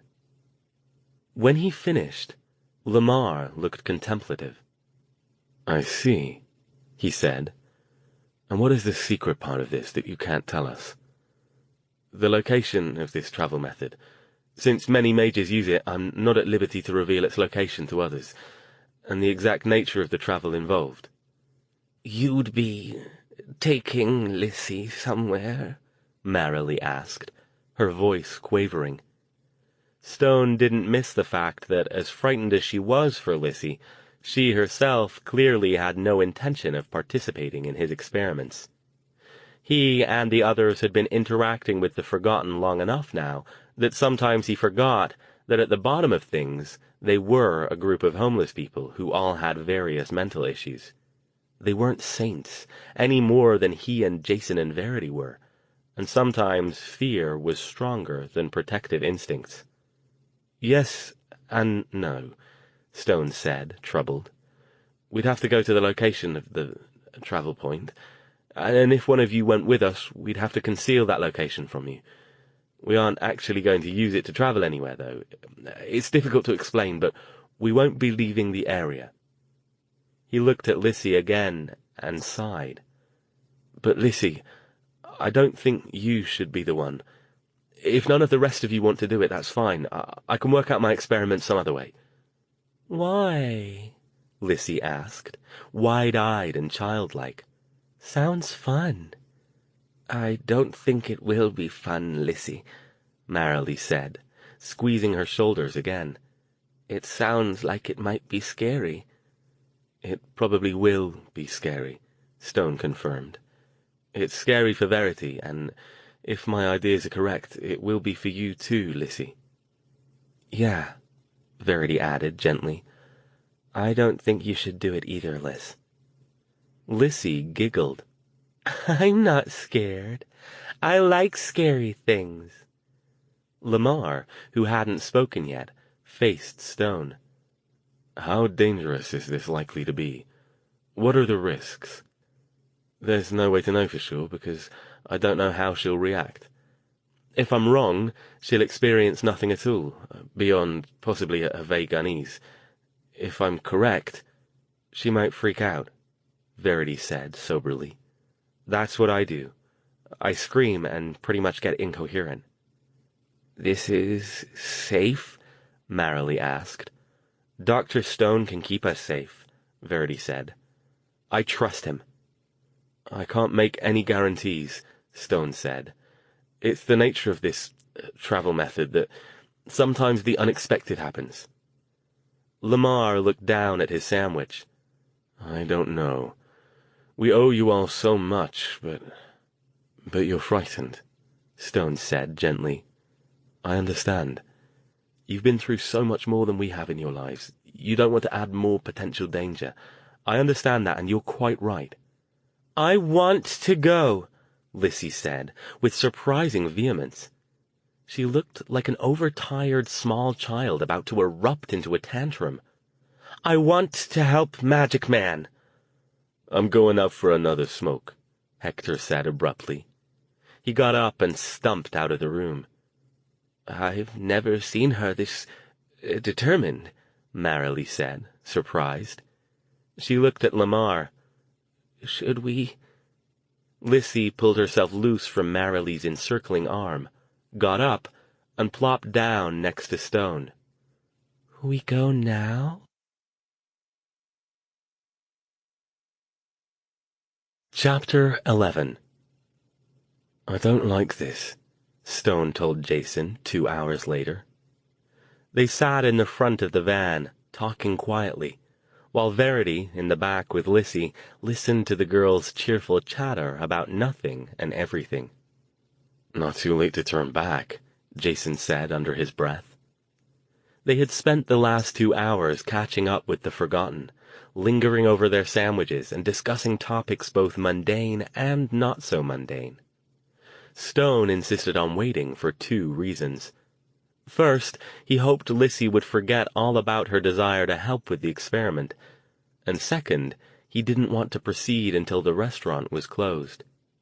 Even going in through the back door would be risky if there were customers in the parking lot. Unfortunately, Lissy had chosen this time to exhibit a degree of focus none of them had ever seen before. She sat next to Stone, regularly favoring him with her spacey gaze and goofy smile.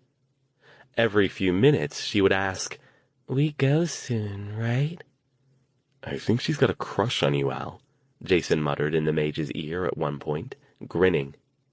Stone had not returned the grin. He didn't think any of this was at all amusing. Now he sat behind the wheel of the van in the parking lot of a passage to India, staring down at his hands. "Hey," Jason said, still speaking quietly. "It isn't too late, you know.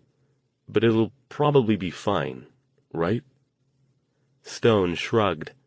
"Probably will. I expect she'll have a reaction similar to Verity's if the forgotten thing is the problem. But Verity recovers quickly. She should too. I hope." He sighed, and his expression hardened. "If we're doing this, though, let's get on with it. I'll feel better when it's over and Lissy's back with her people." Lissy looked up when she heard her name. They had tied a colorful piece of fabric over her eyes so she wouldn't see where they were taking her, and she had spent most of the trip giggling about playing hide-and-seek. "I help now?" "Soon, Lissy," Verity told her. She helped the girl out of the van and closed the door, and together the three of them took her into the restaurant through the back way, to which Stone still had a key. By this time the parking lot was deserted, but Stone used his disregarding spell just to be safe. They took her downstairs, still blindfolded, with Stone on one side and Jason on the other, to make sure she didn't trip. "Smells good," she said, sniffing with exaggerated enjoyment. "Better than sandwiches." "We'll bring you some later," Verity promised. When they reached the portal room and closed the door, Lissy clearly had the idea that something was about to happen. "Pretty," she said, reaching up to pull off the blindfold. Jason moved to stop her, but Stone shook his head. "She doesn't know where she is now," he said. "We'll put it back on before we go back." As soon as she'd pulled the fabric away, Lissy simply stood and stared, her eyes huge. She looked like a little girl staring at the world's most beautiful holiday light show. Her mouth opened in an O of amazed delight. Verity grinned. "Pretty, huh?" "Christmas," she breathed. "It's like Christmas. So pretty." She reached out to touch it, but Stone put a hand on her arm. "Not yet, Lissy," he told her gently. "Just look for now, don't touch." He glanced at Jason.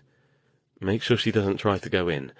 I need to set up a few things, and then put up the block on her so she's not getting the full force of it if she's susceptible."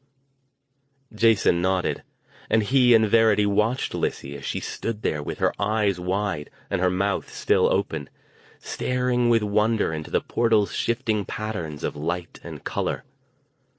"All right."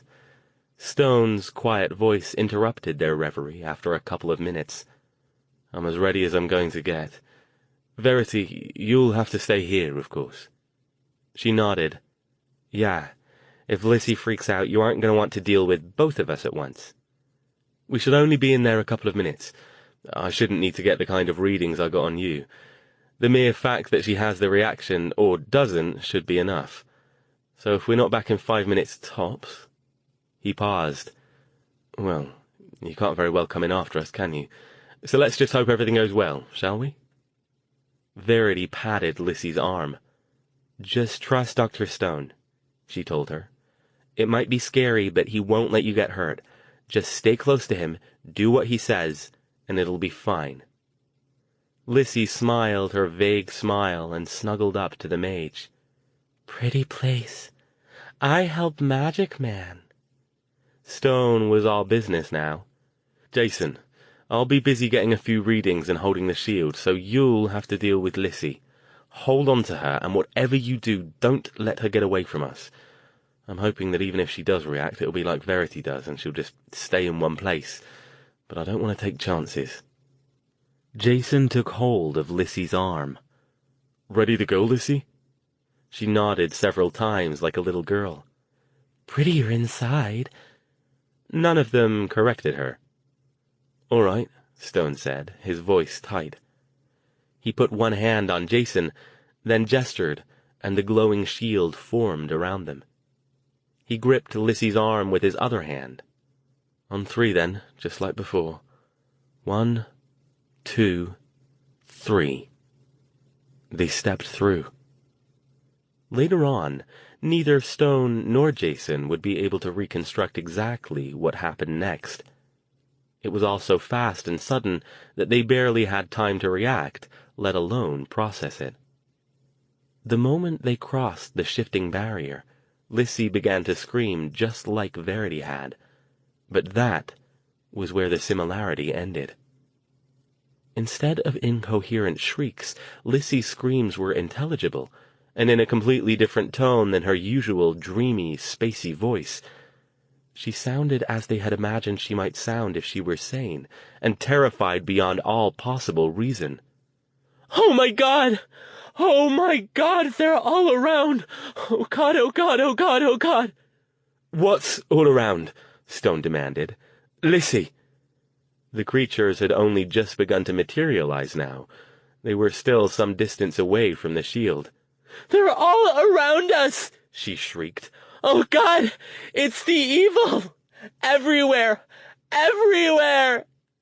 And then, completely surprising Jason, who still had his hand clamped on her arm, she screamed something incoherent, ripped free of his grasp, and darted off, away from the portal entrance. No! Jason yelled, lunging forward to grab her before she left the shield. Lissy, no! Lissy! Stone's eyes were wild, his face strained with the effort of maintaining the shield as Jason's concentration faltered, and with it the power conduit. Jason! He barked. Power! And he too leapt toward Lissy, the shield bubble moving with him and Jason. The creatures ignored the two of them now. Lissy, running headlong forward into the gray tunnel and screaming as if her heart were being ripped from her, attracted them like a bucket of chum in a crowd of hungry sharks.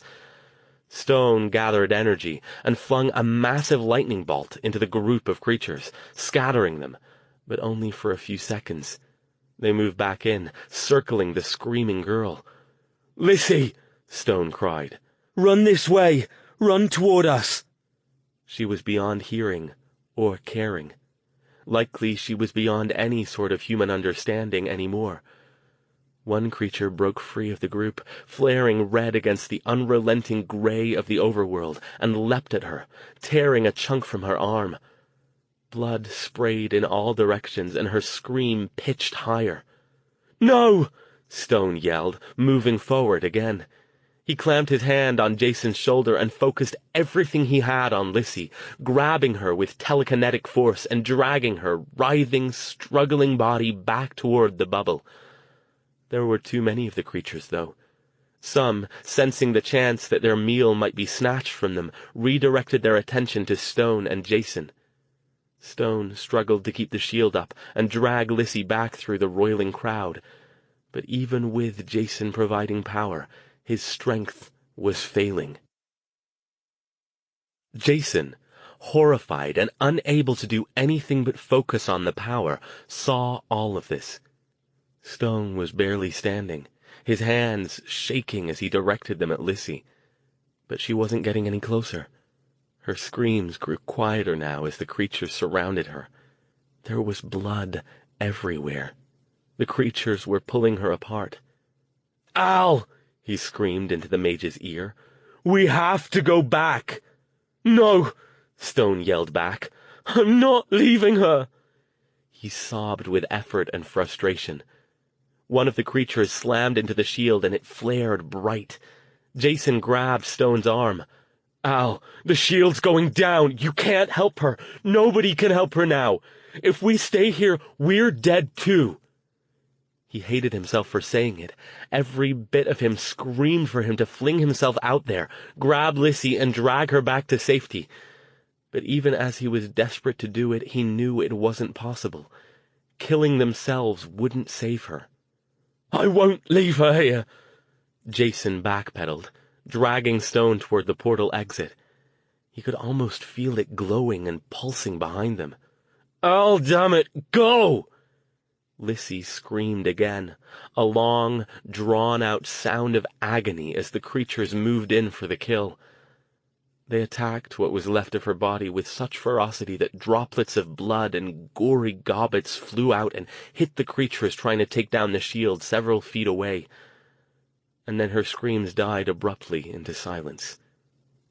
Stone, nearly incoherent himself now, fought Jason with a madman's strength as he tried to drag him back to the portal.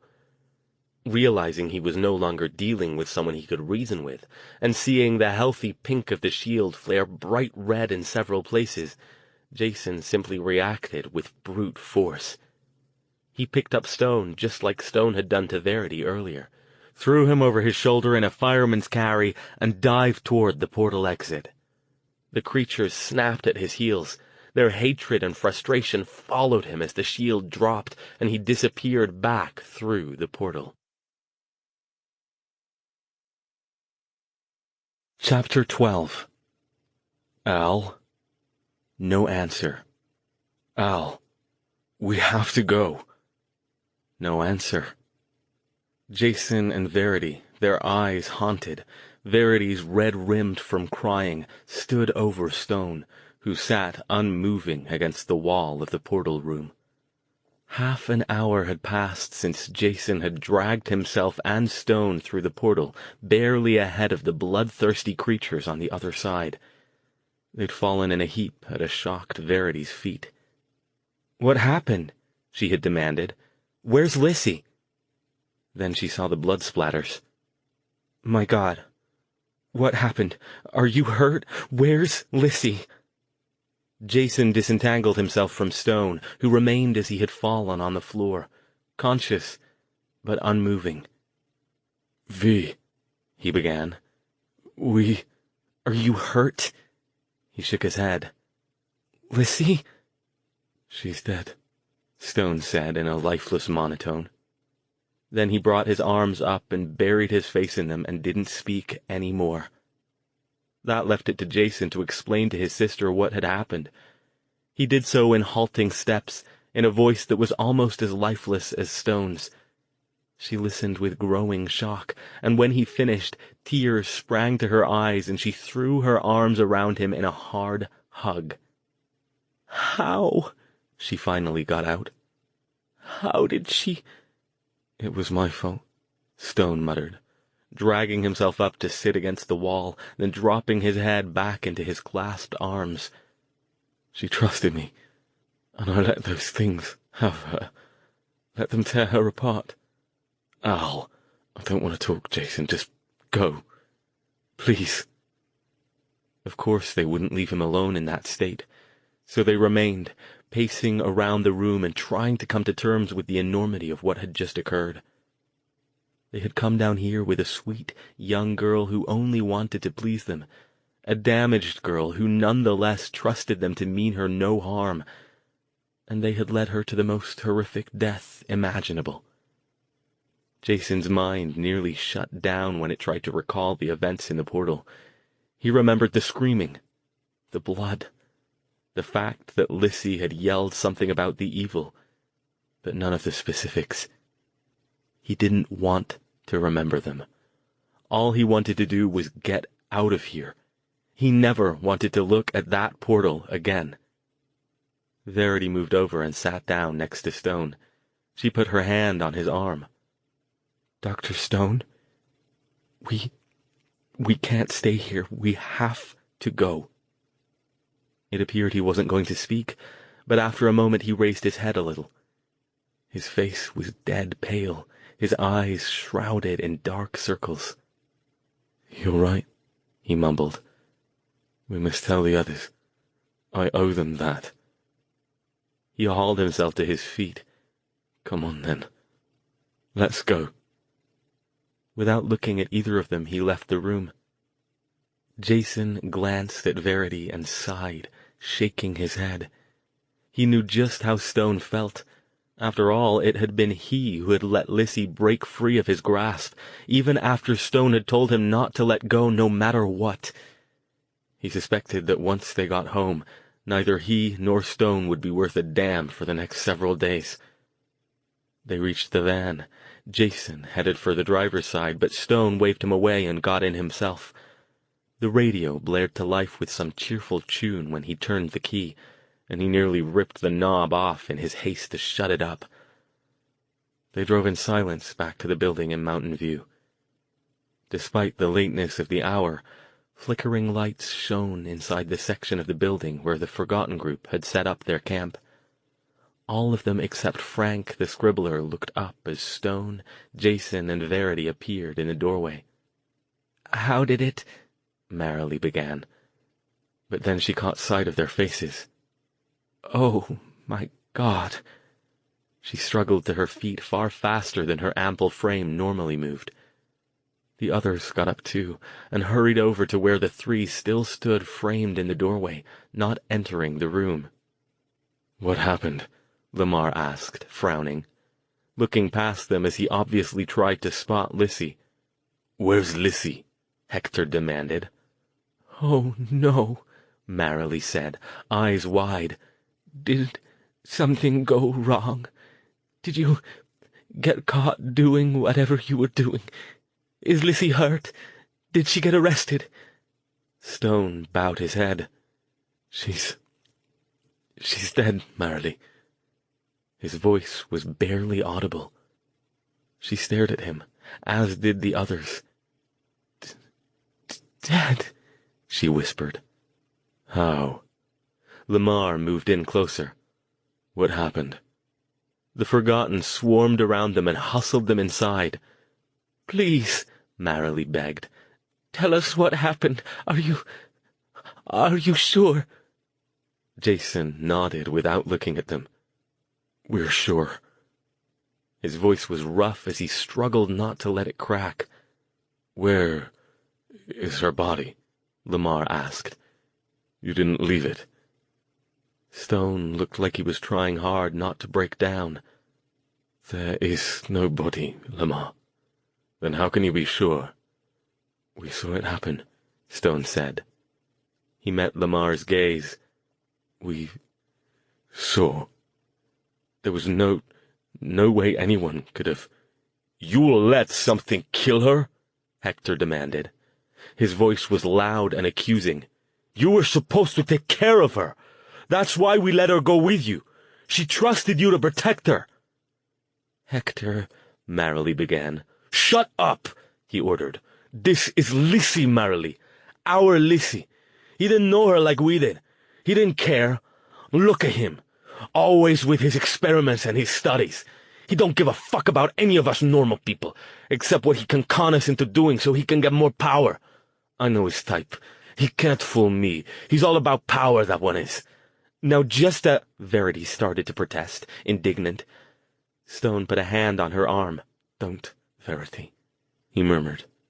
"I deserve that." "Fuck yeah, you do!" Hector's face clouded over with rage. Before anyone could stop him, he lunged forward and lashed out with a meaty fist, catching Stone full in the chin. The mage, who hadn't even raised a hand to defend himself, went over backward, crashed into the wall with a sickening thud, and slid to the floor. "Hector, no!" Lamar and Marilee moved in on either side of him and each grabbed one of his arms, while Jason stepped between him and Stone before he could wade in for another shot. "Calm down," Jason said. "That isn't going to help anybody, Hector." Verity ran over to where Stone had fallen, then glared at Hector. "You knocked him out." "Good," Hector yelled, still struggling in his friend's grips. "I hope I killed the bastard." "Hector, you don't mean that." Marilee was shocked. "I don't care if he means it or not," Jason growled. "But you take one more step toward Al, man, and I'll lay you out so hard you won't wake up until next week. Got it? Now sit the fuck down or go smoke a joint or whatever you gotta do to calm down, okay?" Hector, apparently catching something in Jason's eyes that he didn't like, backed down. Muttering something under his breath, he shook himself free of Lamar and Marilee and stomped out of the room. Meanwhile, Benny looked on silently from the far side, and Frank continued drawing on his tablet as if unaware anything was happening at all. As soon as Hector was gone, it was as if all the air went out of Jason. His shoulders slumped and his posture sagged. "I'm sorry," he mumbled. "I didn't mean to get like that. He has a right to be upset." "We're all upset," Marilee said, tears running down her wrinkled cheeks. She moved over and helped Verity lay Stone out flat, shoving a pile of blankets under his head. Blood ran down from the corner of his mouth, where Hector's punch had driven his cheek into his teeth. She dabbed at it with the corner of a handkerchief. "Can you fix him up?" Jason asked Lamar. "Hector popped him pretty hard into that wall. He could have a concussion." He felt guilty because he hadn't anticipated Hector's plan and intercepted it. He was feeling guilty for a lot of things tonight. Lamar nodded and silently moved over next to Stone. His forgotten ability, healing, was a rare one, and highly valuable to his group and their allies. The others, meanwhile, sat back down in the circle of sleeping bags and pillows. Jason and Verity joined them once they determined that Stone was in good hands. "Is there anything you can tell us?" Marilee asked, wiping her eyes with a napkin she'd pulled out of one of her bags. Jason sighed. "Not a lot.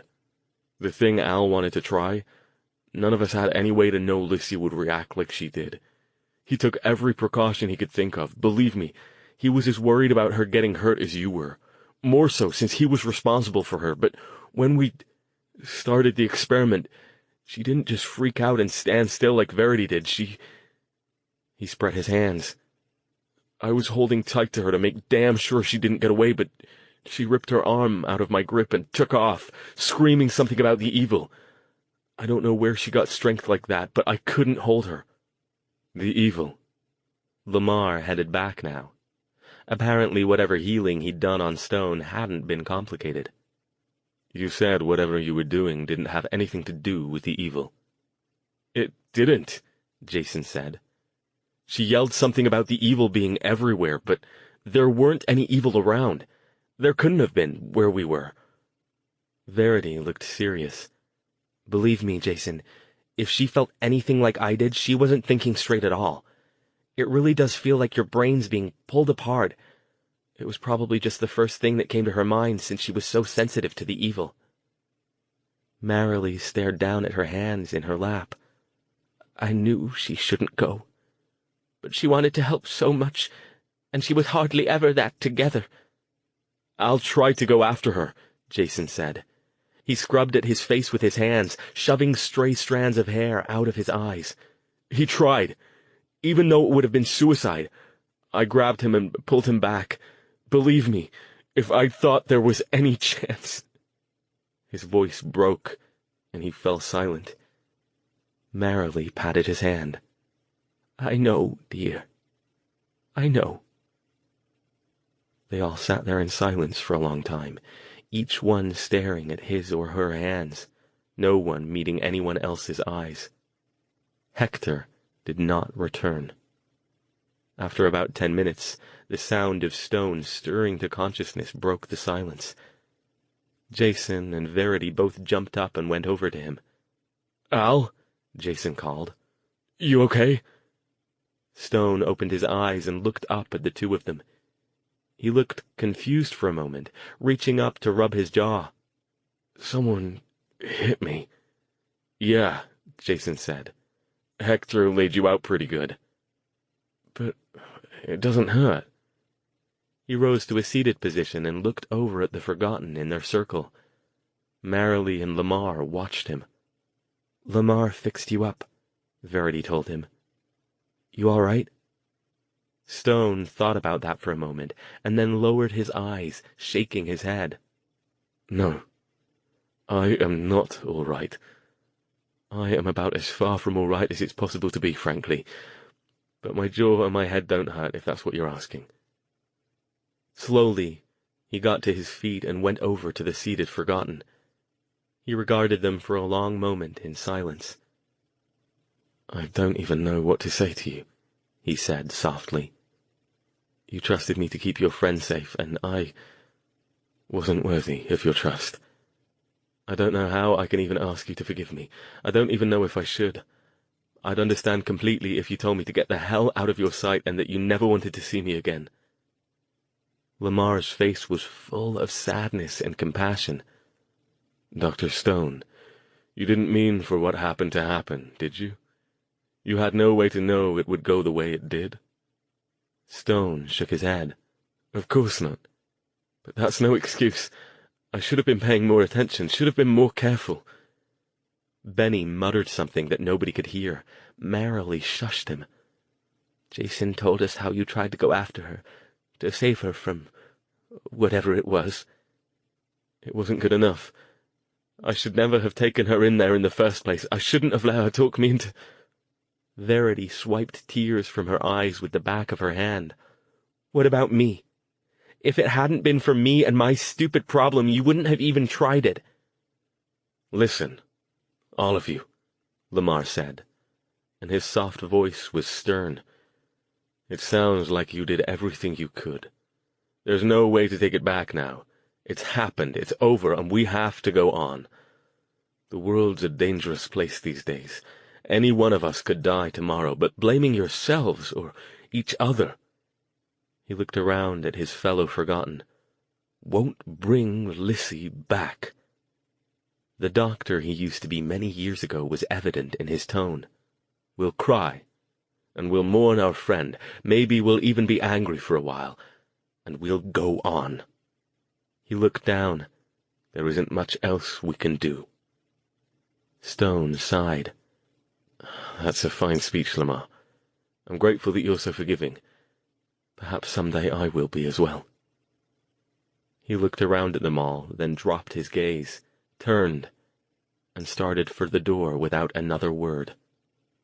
After a moment, Jason and Verity followed him.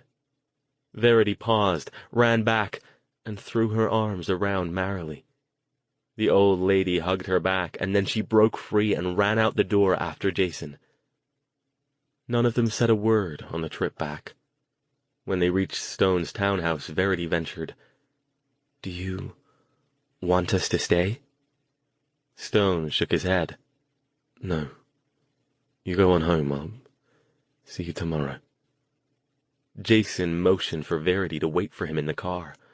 When he and Stone were alone, he eyed the mage critically. "Al, are you going to be okay? You're not planning anything?" "Anything?" Stone's tone held a harsh little laugh. "Beyond possibly getting devastatingly drunk and passing out in a stupor so I don't have to think about this for a while? No." Jason had actually been contemplating the same thing himself, but he sighed. "You know that doesn't work, right?" "That's why I said possibly," the mage said in his lifeless monotone. "Go home, Jason. Verity needs you right now. I don't." Jason nodded. He turned and headed toward the car. After a few steps, he stopped and turned back. "It wasn't your fault, you know. Good night, Jason."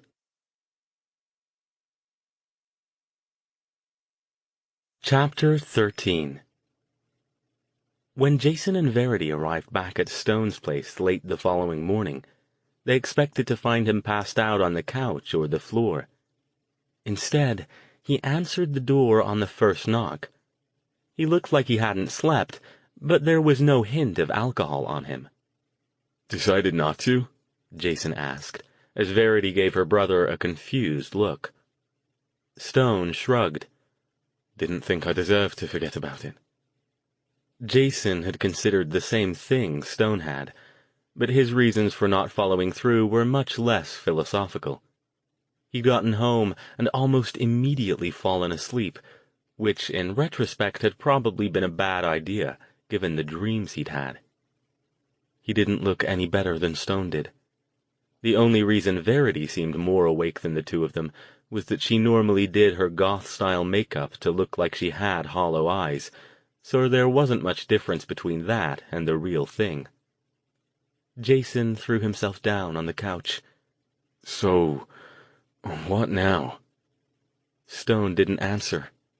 He wandered the room, his restless gaze moving from one random object to the next. "Poor Lissy." Verity sat down next to Jason and stared at her hands. "Do you think they'll have some kind of memorial or something? Should we go if they do? Would they even want us to go?" "I wonder if Hector ever came back," Jason said. He knew he was just making small talk. They all were. But he couldn't get his mind to focus on anything long enough to examine it. "He was pretty pissed at us last night." "At me," Stone corrected. "And he was justified." "No, he wasn't," Verity said.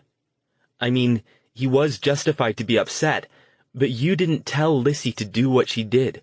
You told her not to, and she insisted she wanted to help. He heard that." "I don't think you should take it personally, Al," Jason said. "I get the impression Hector's always kind of had anger management issues." Stone dropped into an armchair. "On top of everything else, he said without looking at them. There wasn't even any point to what we did. Even given the relatively trivial reason we were performing the experiment, I didn't get any further in figuring out the problem than I was before. Verity looked up, her eyes shiny again. I don't even want to use those stupid portals. Lissy died trying to help us figure out something we didn't even need to know. I was being selfish. V, don't do that, Jason ordered. But Al, you did get something, didn't you? I mean, Lissy freaked out just like V did. So doesn't that mean your guess was right? That it is related to being forgotten? Stone shrugged. Possibly. It's another data point, but she didn't react like Verity. What do you mean? Jason tried to remember the exact sequence of events that occurred inside the portal, but his brain stubbornly refused to serve them up. All he could remember was screaming, and Lissy running off, and the blood. So much blood. I don't know how much you notice. I know it's hard to put things together after the fact, given how horribly awry everything went, but Lissy didn't just stand there and scream like Verity did. She ran. And she was lucid, didn't you hear? She didn't even sound like herself. Jason thought about that, trying to remember. You're right, he said at last. She sounded like a different person almost. Not dippy, not confused, but she kept saying something about the evil. What was that about? Stone shook his head. I don't know. She said something like... He paused, replaying the events in his mind. Like, they're all around, they're everywhere. That doesn't make any sense, though, Verity said. How could the evil be in the overworld? I don't know, Stone said again. Verity, can you remember anything about your experience? Did you sense the evil? She sighed. I don't even remember. Aside from the feeling that my brain was being pulled out through every hole in my head, I don't think I noticed much. It was just pain. Jason was thinking, Al, is there any chance that the evil somehow followed us into the overworld? I don't see how, Stone said. How could they have done? There wasn't anyone else in the room, and obviously none of us were possessed. Even if somehow there were free-floating evil around, Lissy was extraordinarily sensitive to their presence. And not only was she not reacting, she was acting more lucid than usual. Even Marilee commented on it. Yeah, you're right, he said. Just grasping at straws here. He leaned forward, dropping his forehead down into his hands with a loud sigh. It almost seems like that's where they're coming from in the first place. But that doesn't make any sense. Didn't you say the portals have been around for a long time? Stone nodded. Decades. Mages first discovered how to build them back in my grandfather's day. Yeah, the evil's only been here, that we know of anyway, for the last few years, Verity said. It doesn't make sense that they'd stay quiet that long. True, Jason said. But it still seems weird to me. The whole thing about the overworld and having to stay calm when you travel so you don't attract whatever those things are, and the evil feed on negative emotion. I still can't help wondering if they're related somehow. Stone nodded. The thoughts crossed my mind more than once that the two could be connected, especially given that the evil thrives on emotion the same way the overworld's residents do, but... He spread his hands. It just doesn't make sense. Perhaps they're some sort of related entity. That would be difficult to prove, but it could explain why Lissy reacted as she did. Jason shrugged. Yeah, maybe. It was just a crazy thought about the evil. I mean, how could they be related to the overworld when the portals have been around as long as they have? The only way I can think of would be if normally they're stuck in there, but something happened 5 years ago that, I don't know, somehow let them get out? But surely somebody would have noticed. He stopped, because Stone had suddenly flung himself out of his chair and stood bolt upright, an odd and rather crazed look in his eyes. Al? Bloody hell, the mage whispered. What? Verity demanded. Al? What's going on? Jason got up too, staring at him. "You look like you just saw a ghost." He looked startled, as if he had just realized they were in the room with him. "I have to go," he said abruptly. "I'll be back later today." "What the hell?" Jason started, but Stone had already swept out of the room. Verity said, confused, looking at the doorway through which the mage had disappeared. "What just happened?" "I have no idea." He sighed. "Well, Al always did like his reveals. I guess we'll find out when he gets back. Meantime, I have to get to work soon. You want to come along and help out, or stay here and practice levitating frogs?" Stone didn't show up again until almost 5 o'clock. He came in through the front door of the restaurant, carrying a briefcase and looking preoccupied. "When do you get off work?" he asked Jason, who was in the middle of ringing up a takeout order for a woman with 2 small children in tow. His tone held a strange urgency. "Sec," Jason said. He finished what he was doing and then waved Stone off toward the back. "Al, what's going on? Where have you been? You just take off without a word and—" "We have a lot to discuss," Stone interrupted. "When are you done here, and where's Verity?"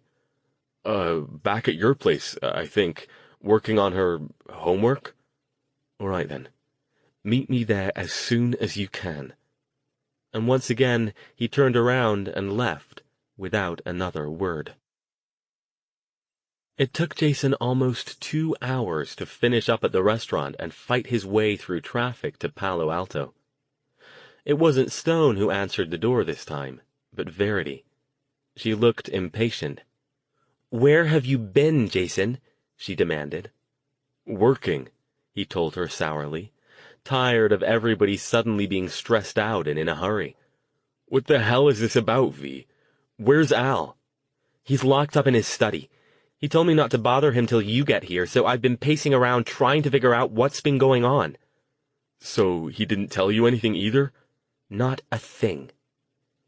They heard the door to the study slam, and Stone appeared in the hall. "About time," he said. He didn't sound impatient or angry, just distracted, like his mind was on some other planet. "Where the hell have you been?" Jason yelled, sounding very much like Verity had only a couple of minutes ago. "I'm not moving another step until you tell me what's going on." I will," he said, waving the thin sheaf of papers he held in one hand. They looked like handwritten letters. "As for where I've been back home in England looking for something. It took me a while, but I found them up in the attic in a box. I've told Aubrey 100 times not to tidy up in my study, but— Al! You're babbling!" The mage stopped, eyes wide. "You're right. I am. Frightfully sorry, but I think you'll forgive me when you hear what I have to say." He pointed off toward the kitchen. "Pizza out there. Grab some and settle in. This will take some explanation." Jason glared at him as something sunk in. "Wait a minute. You're telling me that you used a portal to go back to England when you're as freaked out as you've been lately? Al, are you an idiot or just stupid? You were the one who told me it wasn't safe to do that. You could have been killed." Yes. Stone still seemed distracted. "It wasn't pleasant, and it wasn't something I'd have preferred to do. But it had to be done, and I'm not exactly an amateur at the whole process. But that's not the point," he snapped. "Just go get something to eat and let me explain." A confused Jason and Verity did as they were told. When they returned to the living room, Stone had taken his usual seat in the armchair. They perched on the edge of the couch and watched him expectantly. "Okay, out with it," Jason said. Stone gestured toward the letters, which were now spread out on the table next to him. "I have you to thank for this, Jason. You were the one who finally made the connection I should have made long before this." "Connection?" Jason tilted his head, then remembered. "You mean about the evil in the overworld? You mean there is a connection?" Instead of answering, Stone picked up one of the letters.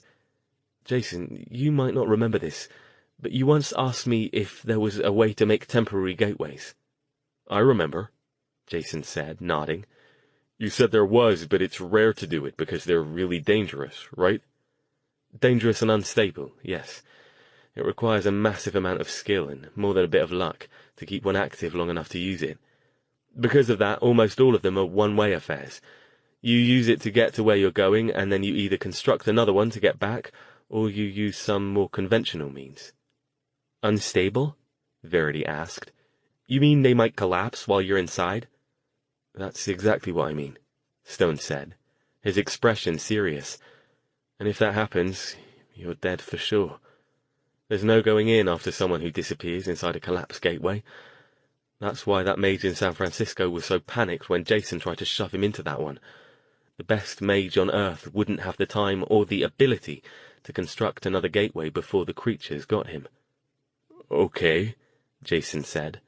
So temporary gateways are a bad idea. I get that, but what's this got to do with... That, in and of itself, doesn't, Stone interrupted.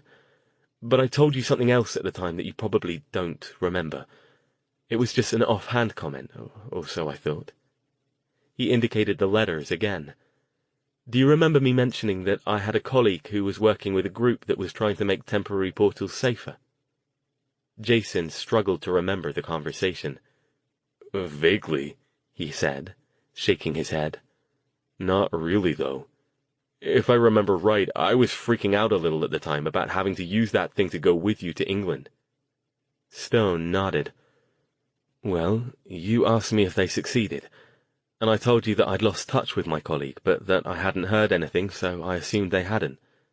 You have to understand, the ability to construct stable temporary gateways is something of a holy grail in the magical world. The mundane equivalent would be, I don't know, curing cancer, inventing a plane that could fly across the ocean in an hour. Picture phones, it would be all over the news. You wouldn't be able to miss it. But you said they didn't succeed, Verity said. I never heard anything more about it, Stone said. And as far as I'm aware, neither did anyone else, but... He held up one of the letters. It seems they were in a very early stage of their research when I found out about it. You weren't involved, were you? Jason asked. Stone shook his head. No, the only reason I know about it at all is that my colleague was, a bit more than a colleague, actually, and she let a couple of things slip one night when she'd had too much to drink. Your girlfriend got drunk and told you about a top-secret project she was working on? Jason said, nodding. That makes sense, I guess. But if she was your girlfriend, wouldn't you have heard... We broke it off shortly after that. She'd met someone else, and in any case, we were both involved in things that would have made moving to be close to each other impractical. At that point, we just sort of fell out of touch. I'm confused, though, Verity said. If you don't think they succeeded, then what makes you think that this has anything to do with the evil? That's just it. I'm not so sure they didn't, Stone told her. This is where things get a bit weirder. I tracked down those letters at home today, and then after reading them, I came back here and did a little digging, using the few bits of information I could piece together from the letters. Bits I had never made connections between before, given what she told me about the project. And it seems that, of the 3 people she mentioned as being colleagues, all 3 of them disappeared without a trace a bit more than 5 years ago. Both Jason and Verity stared at him. Disappeared? Jason asked. And nobody noticed? Verity added. That seems odd. That 3 people, 3 mages, would disappear all at once and nobody would go out looking for them? 4, Stone said with a sigh. Daphne disappeared too, at the same time. I don't get it, Jason said. Even nowadays, with the world like it is and things like police and fire departments cut to the bone, if people disappear, they at least try to look for them. Didn't they have family, spouses, friends, somebody who'd want to find them? You said your friend Daphne met somebody else. Wouldn't he have looked for her? Wouldn't you? He couldn't conceive of the family and friends of missing people not moving heaven and earth to find their loved ones. How could they give up before they knew what had happened to them? Well, Stone said, He was one of those who disappeared, and by that time I'd gone back to England for a while. I didn't even hear about it until well after everyone had given up looking. But in any case, it sounds like this project wasn't officially sanctioned by any proper organization. That's another thing that's common among mages. They often get together in small groups to experiment on their own, and only present their findings once they've verified them. Magical scholarship isn't nearly as rigorously monitored as it is in the mundane academic world. There are quite a lot of mavericks, shall we say. So you're saying, Jason ventured, that it's possible these four were working on their own and hadn't told anybody else about what they were doing? So when they disappeared, nobody even knew where to start looking? Stone nodded. Yes, precisely. How does that help us, then? Verity asked. Even if they were working on this portal project, how would we find out if nobody else knew? And what exactly do you think could have happened? Jason added. Assuming you're right and this does have something to do with the evil, how would it have gone down? Again, it's hard to say. Stone dropped the letters back on the table. But from what I know about portals and how to construct them, one of two things likely happened. Either they were attempting to traverse what they thought was a stable portal and it collapsed on them, or, much less likely but much more in line with my hypothesis, they managed to do more than they planned to and constructed a portal that's neither temporary nor permanent. English Al, Jason grumbled. How can something be neither temporary nor permanent? Stone took a deep breath. You'll have to bear with me a bit here.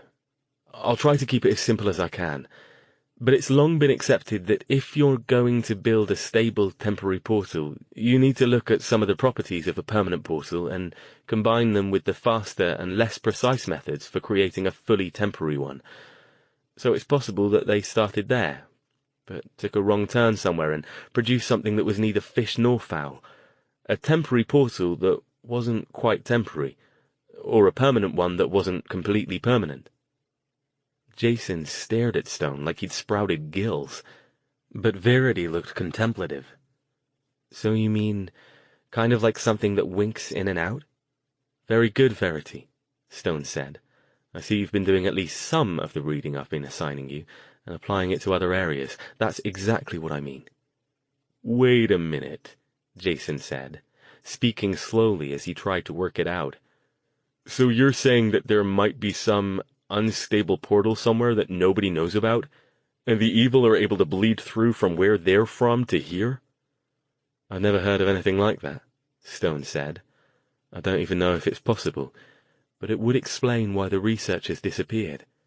If they constructed something they thought was permanent enough to sustain itself for a while, they might have attempted a trip through and been caught by surprise when it winked out, as Verity put it.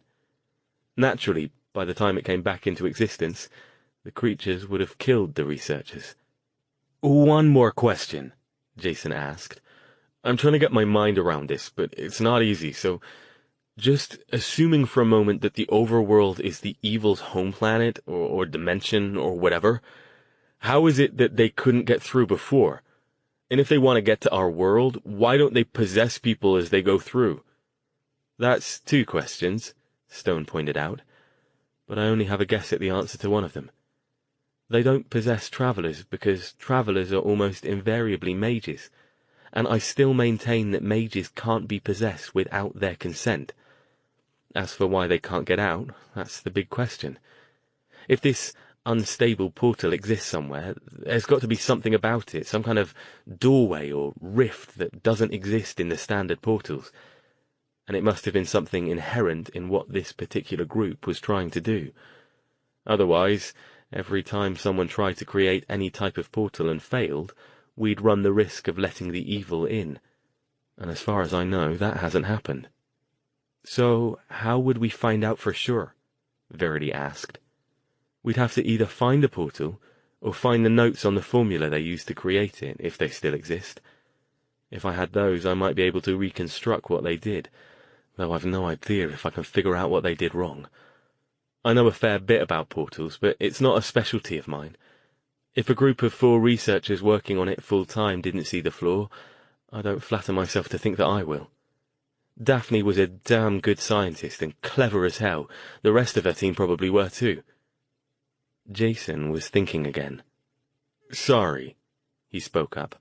I know I keep asking what are probably obvious questions, but please, continue, Stone urged. Like I said before, you seem to have a talent for pointing my thoughts in directions I wouldn't have looked at otherwise.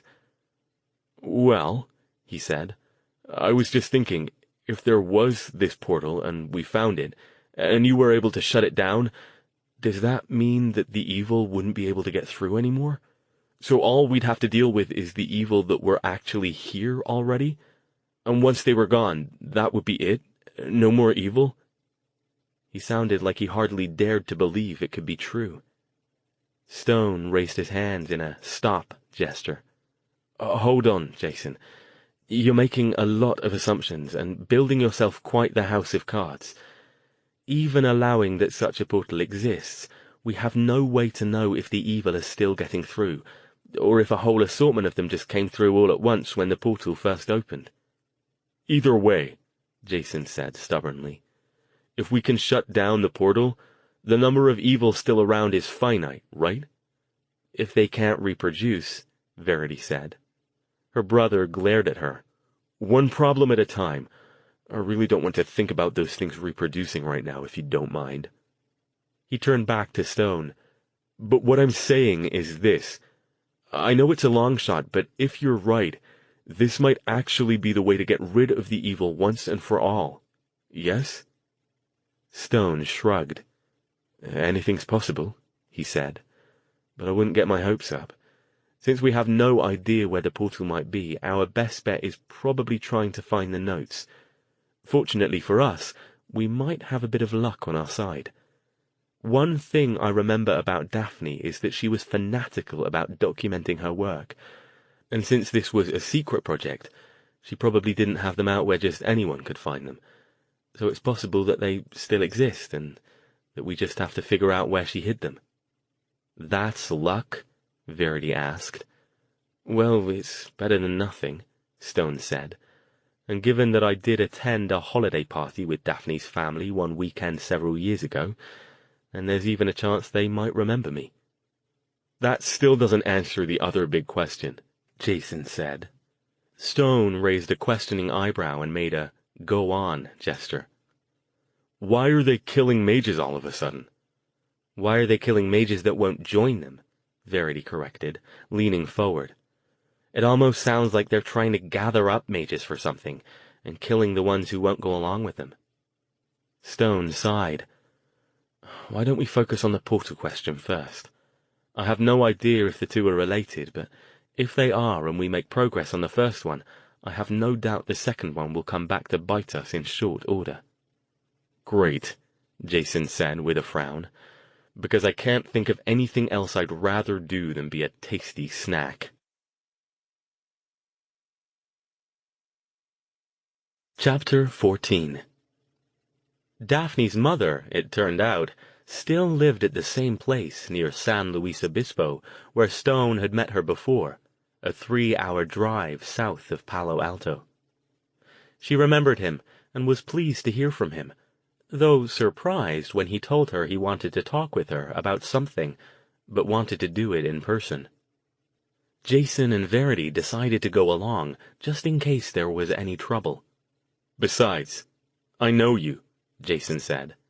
If she has the notes, you'll probably take off after wherever they point you and forget all about calling us. Daphne's mother looked very much like Stone remembered her. Compact, dark-haired, cheerful. She had a few more lines on her face and a bit more gray in her hair, and the ever-present twinkle in her dark eyes seemed permanently dimmed. But aside from that, she could have been the same woman who had plied Stone with her secret home recipes at the family outing he'd attended with Daphne a few years back. "It's good to see you, Alastair," she said, briefly taking his hand in hers and squeezing it before they sat down at a table near the little bistro's front window. "How have you been?" "I've been well," he told her. "Busy." "Busy is good." She looked down at her hands, then back up at him. I suppose I should get right to it. I'm sure you're wondering why I've contacted you after all these years." She gave him a faint smile. "I thought it was because you missed me." She chuckled, just a little. "You always were my favorite, you know. I was so disappointed when you and Daphne didn't work out." "Daphne was a lovely person and a good friend," he said. "We never stopped being friends. It just wasn't meant to be. We both knew that." She nodded. "It happens, I know." She took a deep breath. "So why now? It must be pretty important, or you'd have told me over the phone instead of driving down here in person." Not sure how to start, Stone just dived in. "As you might have suspected, it's about Daphne." Nancy looked down. "Yes, I assumed it was." Meeting his eyes, she asked, "Alastair, you don't have any idea what happened to her, do you? If you do, please tell me." "Nancy, do you?" she pressed. Her eyes were full of hope and desperation, grasping at her last chance. He shook his head. "I don't. I'm sorry, Nancy. She never told us anything about what she was doing. I didn't even know what she did for a living, not really. Some kind of scientific research, she said. I think she might have worked for the government." As was often the case with mages these days, Daphne's talent had skipped at least one generation, so Nancy had no knowledge of the magical world. Daphne had once told Stone that her grandmother had arranged her apprenticeship. "I knew a bit about the research part," Stone said. "That's why I'm here, actually." She gave him an odd look. "I don't understand.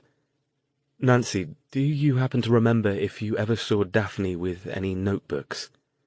"Notebooks?" "Research notes. I know that she was always very meticulous about keeping records about what she was working on." Nancy thought about that for a moment. "I don't think I ever saw her with anything like that. She didn't come home to visit often. She was always so busy.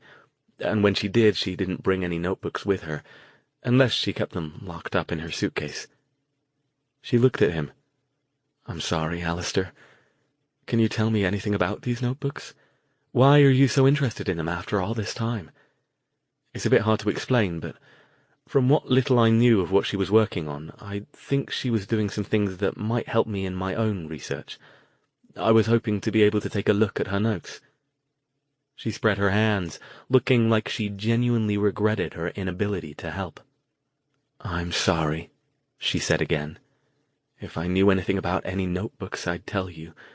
I'm sure if I'd known where they were, I'd have given them to the people investigating her disappearance years ago. Daphne—" She paused. "I don't think Daphne is ever coming back. I haven't wanted to admit it, but after all these years, I've heard nothing, and no one's been able to find even a trace of what happened to her. I keep holding out hope that she might have just had a reason to disappear." She laughed, a bitter little laugh. "Like maybe she's got on someone's bad side, or saw something she shouldn't and had to go into the witness protection program. But those kinds of things only happen on television shows, I'm afraid. It's taken me a while, but I think I finally accepted that she's—" Stone reached across the table and took her hand. "Nancy, don't. I'm so sorry that I've brought this all up in your mind again. It's all right." Her voice was gentle. "There's not a day goes by that I don't think about her. Some days not as much as others lately, some days hardly at all anymore. But I never forget about her, and it is good to see you. You're welcome to come and stay with us at the house for a while if you'd like." "That's very kind," Stone said, shaking his head, "but I'm afraid I have to be getting back." He pulled out his notebook and wrote down his address and phone number. "I hope you'll stay in touch." Stone was quiet on the drive back to the Bay Area. After a while, Verity sighed. "There isn't really much else we can do, is there?" "I don't see what," Stone said. "I can try to contact the families of the other researchers, if I can even find them, but I doubt I'll get anywhere. I'm betting they don't know any more about what this group was up to than Daphne's mum did. Great, Jason said. So there's probably a portal out there somewhere that's spitting evil into our world, and we haven't got a clue where to find it. I'll keep investigating, Stone said. I'll write a few letters and see what comes back, but I think we might be at a dead end for now. We could probably all use a rest anyway. I, for one, am getting bloody tired of having this all on our plates and not being able to tell anyone else. His tone was tired, bitter, full of a demoralization that his friends had not ever heard before. Al, well, it's true, he snapped with sudden vehemence. These things are here. They're killing people, driving people mad, pursuing their sick agenda, and we can't do bugger all about it because we can't trust anyone else not to be in bed with the damn things. His voice rose in volume as he spoke, until he was almost shouting. Then, his energy spent, he sighed loudly and his posture slumped over the steering wheel. Al, Jason started again. Forget it, Stone said, waving him off. Let's just go home. Holidays are coming soon. Put up a Christmas tree or something. Buy each other some presents. Try to forget about this whole fucking mess for a while. That's my advice. Jason and Verity stared at each other. It was the first time either of them had ever heard Stone use that kind of profanity, and neither of them could come up with anything to say in reply. After they got back to the Bay Area, they went their separate ways for a few days. Jason threw himself into extra hours working at the restaurant, while Verity, realizing that Stone had sunk into a deep malaise, despite his best efforts to put it aside and continue with her lessons, decided she'd be better off earning a little money on her own for a while. Marta readily took her on. She enjoyed cooking and was good at it, so Nikhil the chef quickly claimed her as a part-time assistant and began teaching her how to prepare Indian cuisine. Still, both she and Jason worried about Stone. They tried to visit him a couple of times when they had nights off, but he never answered his phone, and he was always away from the townhouse when they drove by. I wonder what he's up to, Verity asked after one of his drive-bys. Jason shrugged. I wish I knew. He's been moody since I met him, but I hope he's able to get away from this for a while. I think he needs a vacation. At least the evil seem to have toned it down. Maybe they're all off getting ready for Christmas, she said. They did find time to track down and visit the Forgotten group late one chilly afternoon. The group had moved again, this time to the ground floor of a small, abandoned building in South San Jose. There was a little courtyard behind the building, and Jason and Verity found the Forgotten grouped around a small fire in a metal trash barrel. "Hello," Lamar called as he spotted them. His expression was neutral but welcoming. "We were hoping you'd come by again to see us." "We weren't sure you wanted to see us anymore," Jason said. "Why wouldn't we?" Marilee asked, surprised. Her face clouded. "It was a terrible thing that happened with Lissy, but it wasn't your fault. We don't blame you for it." She looked around. "Where's Dr. Stone? Isn't he with you?" "We don't know where he is," Verity said. "He's been in a pretty bad mood over the past few days, and he doesn't much want people around him right now." "I hope it isn't about Lissy," Lamar said, concerned. "We told him—" "I think that's part of it," Jason said, "but not all of it. He'll be okay. We just need to leave him alone for a while until he works it out." He wondered if he should tell them about the portals, but decided it wouldn't be wise, at least not yet. As much as he trusted the Forgotten, he always had to keep it at the forefront of his mind that the very mental issues that made them susceptible to their strange powers, or that resulted from them, also made them unreliable keepers of potentially dangerous secrets. Are you going to have any kind of memorial for Lissy?" Verity asked. "We'd like to come if you do, and you'll have us." Jason nodded agreement. But Lamar shook his head. "No, we didn't see any reason to have a formal memorial. We don't have a body, and outside our own group there aren't many who even knew Lissy. I don't think she had any family." "Except us?" Benny spoke up. "Except us," Lamar agreed. "So we had a small gathering of our own group, but we thought that was enough." Jason nodded, suddenly realizing something. "Hey, where's Hector?" The gruff, ex-military man was not part of the group gathered around the trash barrel. Jason looked around to see if he was off somewhere having his usual smoke. Nobody answered. They all seemed to have other places to look. "Is he okay? Something didn't happen to him, did it?" Jason demanded. He still felt guilty about yelling at the man after he'd decked Stone. Not that he wouldn't have stopped it if he could, but the feelings behind it were completely understandable. "We don't know," Marilee said. "After he left that night you all were here, he never came back. We haven't seen him since."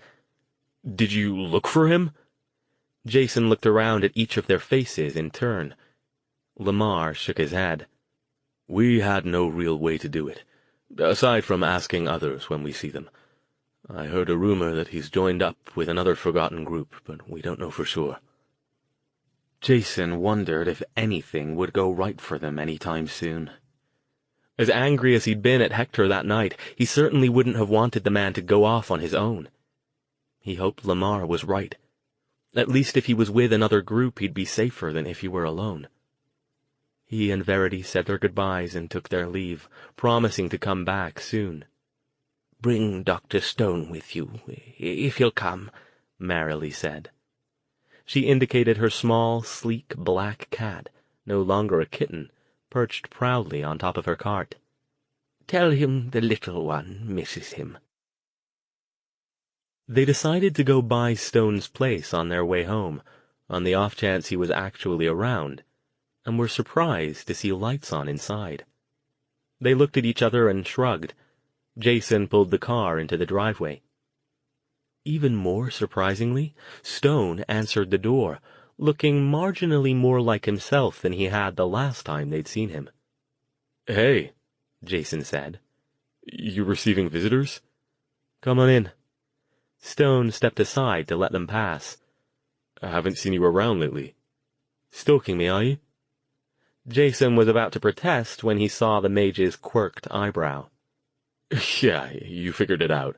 I can't help it. I've got a thing for you." He paused. "You doing okay, Al? Where have you been?" "Oh, here and there," he said, dismissive. "Went back home for a bit, the old-fashioned way. Took care of a few things up at Stanford, got rid of that bloody van, and picked up something a bit more interesting." He shrugged. "Basically did all sorts of things that didn't have anything to do with evil. Yourselves?" "We've been working, mostly," Verity said. "Yeah," Jason added. "Apparently V makes a mean vindaloo." "Well," Stone said, "I do apologize for the break in your studies, Verity, but trust me, you wouldn't have wanted me for a teacher the last few days." "It's fine," she said, nodding. "I understand. And besides, I've been enjoying working at the restaurant. Having you pay my rent and all is nice, but it's nice having my own money, too. Maybe we can split time between work and magic studies. Nikhil's pretty happy with me, so I think I can probably get a permanent gig as his assistant cook." Stone shrugged. "Whatever you like. As it is, I'll have to go back to teaching again when the quarter starts after the first of the year, so that might work out for the best." "You had dinner yet?" Jason asked. "No, I haven't been very hungry lately." "Come on. We'll take you out to Chinese or something, and you can show us your new wheels." Stone glared at them, but it was clear he wasn't angry. "You two just won't leave me alone to wallow in my existential despair in peace, will you?" Verity grinned. "Sorry, Doc, no can do. You're stuck with us. Let's go." Jason whistled appreciatively when Stone opened the door to the garage. "Al, I'll say this for you. You've got good taste in automobiles." His admiring gaze roamed over the shining black BMW sedan crouched on low-profile tires. his desire to get a long, loving look under the hood almost visible in the air above his head. "Close your mouth, Jason, you're drooling," Verity said. "Beats the van," Stone said, getting in. "I couldn't bear the thought of driving that ghastly thing any longer, and the tinted windows might make it a bit harder for anyone to spot us." "Let's hope nobody blows this one up," Jason joked. They didn't linger too long over dinner, since none of them were particularly hungry. When they arrived back at Stone's place, it was only about a little after 7 o'clock. As they approached the house, Jason pointed. "Who's that?" A FedEx truck was parked outside the townhouse, and the uniformed driver was heading back down the walk carrying a large mailer envelope. "Is that for me?" Stone asked, stopping and leaning out the window. "That depends. Are you—" He consulted the address on the mailer. "Alastair Stone?" "I am. Hold on a moment." He pulled the car into the garage and hurried back out, Verity and Jason following more slowly. The man verified his ID, handed him a clipboard to sign, and then gave him the envelope. By the time Jason and Verity reached him, he was staring down at the envelope with an odd expression. "What is it?" Jason asked. "Something wrong?" Stone shook his head, distracted. "No." Without another word, he turned back toward the front door. "Come on, I want to see this." He already had it open by the time he got into the house. Inside was a letter on a single sheet of stationery and a thick, standard-sized envelope. Jason and Verity watched him closely as he scanned the letter. "What is it?" Jason asked again. "It's from Nancy Weldon," he said, handing it over and focusing attention on the sealed envelope.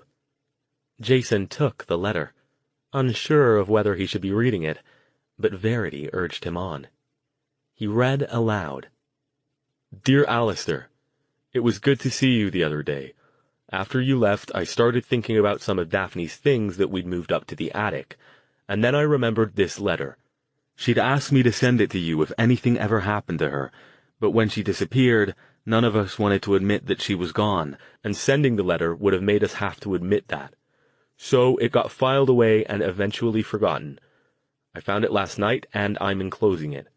Sorry, but I didn't find any notebooks. I hope you understand why it took so long for me to send this, and that it's some help to you. All my best, Nancy." Stone hadn't opened the other envelope yet. When Jason finished reading, the mage picked up a letter opener from a nearby table and slid it open. Inside were several folded pieces of paper. He unfolded them, and a key dropped out, hitting the table with a small metallic clink. He left it where it landed, once again falling silent as he read the topmost of the sheets, then slid it to the back of the stack. The others he went through quickly. "All blank," he said, returning his attention to the first one. This time he read it aloud himself in an expressionless tone. "Alastair, if you're reading this, then something has happened to me. I've left it with Mum to send you. I hope she remembers. I know I let something slip to you about the project I was working on. I don't remember much about what I said, since I was pretty drunk that night, but I do know I said something about working on a project to create stable temporary portals. Neil, Rochelle, and Arthur have been working on it with me, and I think we're finally onto something. We're planning to test it out this weekend. I don't want to say too much in this letter in case Mom gets too curious and opens it, but just in case something goes wrong, as we both know it can, I wanted to make sure somebody else had my notes who could make sense of them. Enclosed is the key to a storage locker. You'll find it in the town where we took that weekend trip, the one with the amazing Ethiopian restaurant. There's a little place a mile or so up the road by the ice cream parlor. I've paid it ahead for a long time just in case Mom does forget, or doesn't want to admit that I'm gone. I'm not sure what to tell you to do with the notes when you find them. I guess that's up to you. You might just decide to burn them. That might be the best choice if things don't work out. But I trust you to do the right thing. Be careful and take care. Love, Daphne." When he finished reading, Stone stood there staring at the letter. Finally, he put it down on the table and picked up the key, turning it over in his hands. "So, where are we off to?" Jason asked. Stone didn't answer. "Al?" He sighed. Sorry, I didn't realize. I still miss her a bit. Reading that was like hearing a little bit of her voice again." He raised an eyebrow. "Sorry, a momentary bit of sentimentality. Won't happen again. Where are we going? Well, you don't have to come along if you can't get away. I can handle this one on my own, I think." "Told you," Verity said. "You're stuck with us. And besides, if these notebooks exist and they're going to tell you where the portal is, you'll probably need us. It's not like the evil don't know where it is if they're coming through it." Stone nodded. "True enough. All right then. Get packed and I'll see to tickets. We're going to Virginia."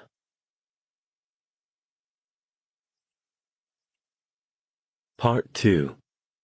Harmony. Chapter 15.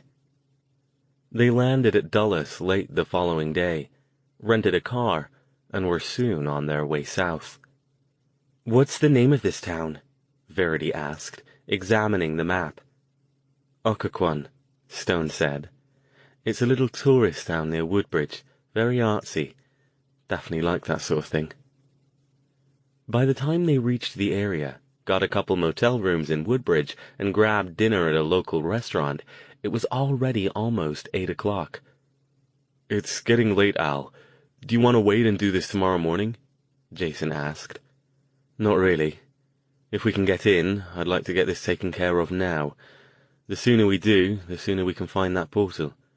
Occoquan's only a couple of miles up the road." He navigated them unerringly to where the ice cream parlor used to be. Now it was a small art gallery. It was closed. He turned right and headed up the road. Jason watched the scenery go by. It quickly changed from shops to houses, and then to widely spaced driveways separated by thick trees and bushes. Stone almost missed the turnoff because the storage building was marked by only a small sign. The driveway went up 100 feet or so, then opened onto a parking lot full of dark, idle rental trucks and dumpsters. A 2-story building with large roll-up doors around the outside, and a pair of smaller doors at the front. They parked near the building and got out to check these latter doors. The first one read "Office," and the other one had a small hand-lettered sign that read, "After Hours, Use Key." Jason looked around nervously. "Al, I know this is probably overkill, but can you put your 'I'm not here' spell on the car? I don't want to come back out and find somebody slashed the tires. It's a long, cold walk back to town." Stone didn't seem to think that was overkill at all, and did as requested. "I should have you start doing this," he told Verity. "Remind me to have you practice on vehicles when we get back home." Verity grinned. "That'll be fun. I'll hide your new car and see how long it takes you to find it." "Yes, you do that, and then you'll get to experience some of the spells I haven't taught you yet." Stone tried the key in the lock on the second door. There was a click, and the knob turned in his hand. "So far so good," he murmured. Examining the key, he said, 212, second floor." They entered and closed the door behind them, looking around for the stairs. The place was pitch dark, but Verity pulled a flashlight from her bag and quickly found a timer-based switch, bathing the wide, corrugated, metal-clad hallway in harsh, fluorescent light. They trooped up the metal stairway, Jason bringing up the rear after verifying that the door to the outside world was closed. They found space 212 easily. It was at the end of a row and one of the few lockers with a normal-sized door instead of a larger roll-up one. "You know, I once saw a movie where the guy went to look for something in one of these, and he ended up finding a severed head in a jar," Jason said, his words echoing in the quiet. "If we find any heads," Stone said, "they're all yours. I just want the notebooks." Moving slowly, as if expecting it not to work, he slid the key into the lock. It turned easily. Maybe somebody up there finally decided they like us, Verity said. Don't say that yet, Stone warned. He swung the door open. Verity shined her flashlight in, revealing a narrow space filled with an untidy floor-to-ceiling pile of cardboard boxes and other junk. A dusty scent wafted out. Clearly the place hadn't been disturbed in some time. We're gonna be here a while, Jason said with a loud sigh. With any luck, they'll be near the front, Stone said. Everybody grab a box and go through it. Put aside anything that looks likely. Notebooks, stacks of paper, anything. We'll sort through them when we've finished. They set to work, occasionally running back down to the end of the hall to reset the timer on the lights before it expired. Most of the boxes were full of old clothes, books, magazines, and similar items, but they also contained enough notebooks, binders, and stacks of loose paper that they had amassed 2 tall piles by the time they got through the front layer of boxes. Jason looked at his watch. An hour had passed. At this rate it would be after midnight before they got out of here. But, as Stone hefted another box and dropped it with a thump on the floor, Verity called, "Hey, I think I found it. Help me with this." Jason hurried in past the first row to find his sister pointing at a lidded banker's box halfway down a stack. Scrawled on the front of it was a single word. Alastair. "I think you're right," he said. "Either that, or it's a whole box of pictures we can use to blackmail Al with." "Very funny." Stone came around to look. Less comedy, more muscle. They got the box out and dropped it on top of the one Stone had put down.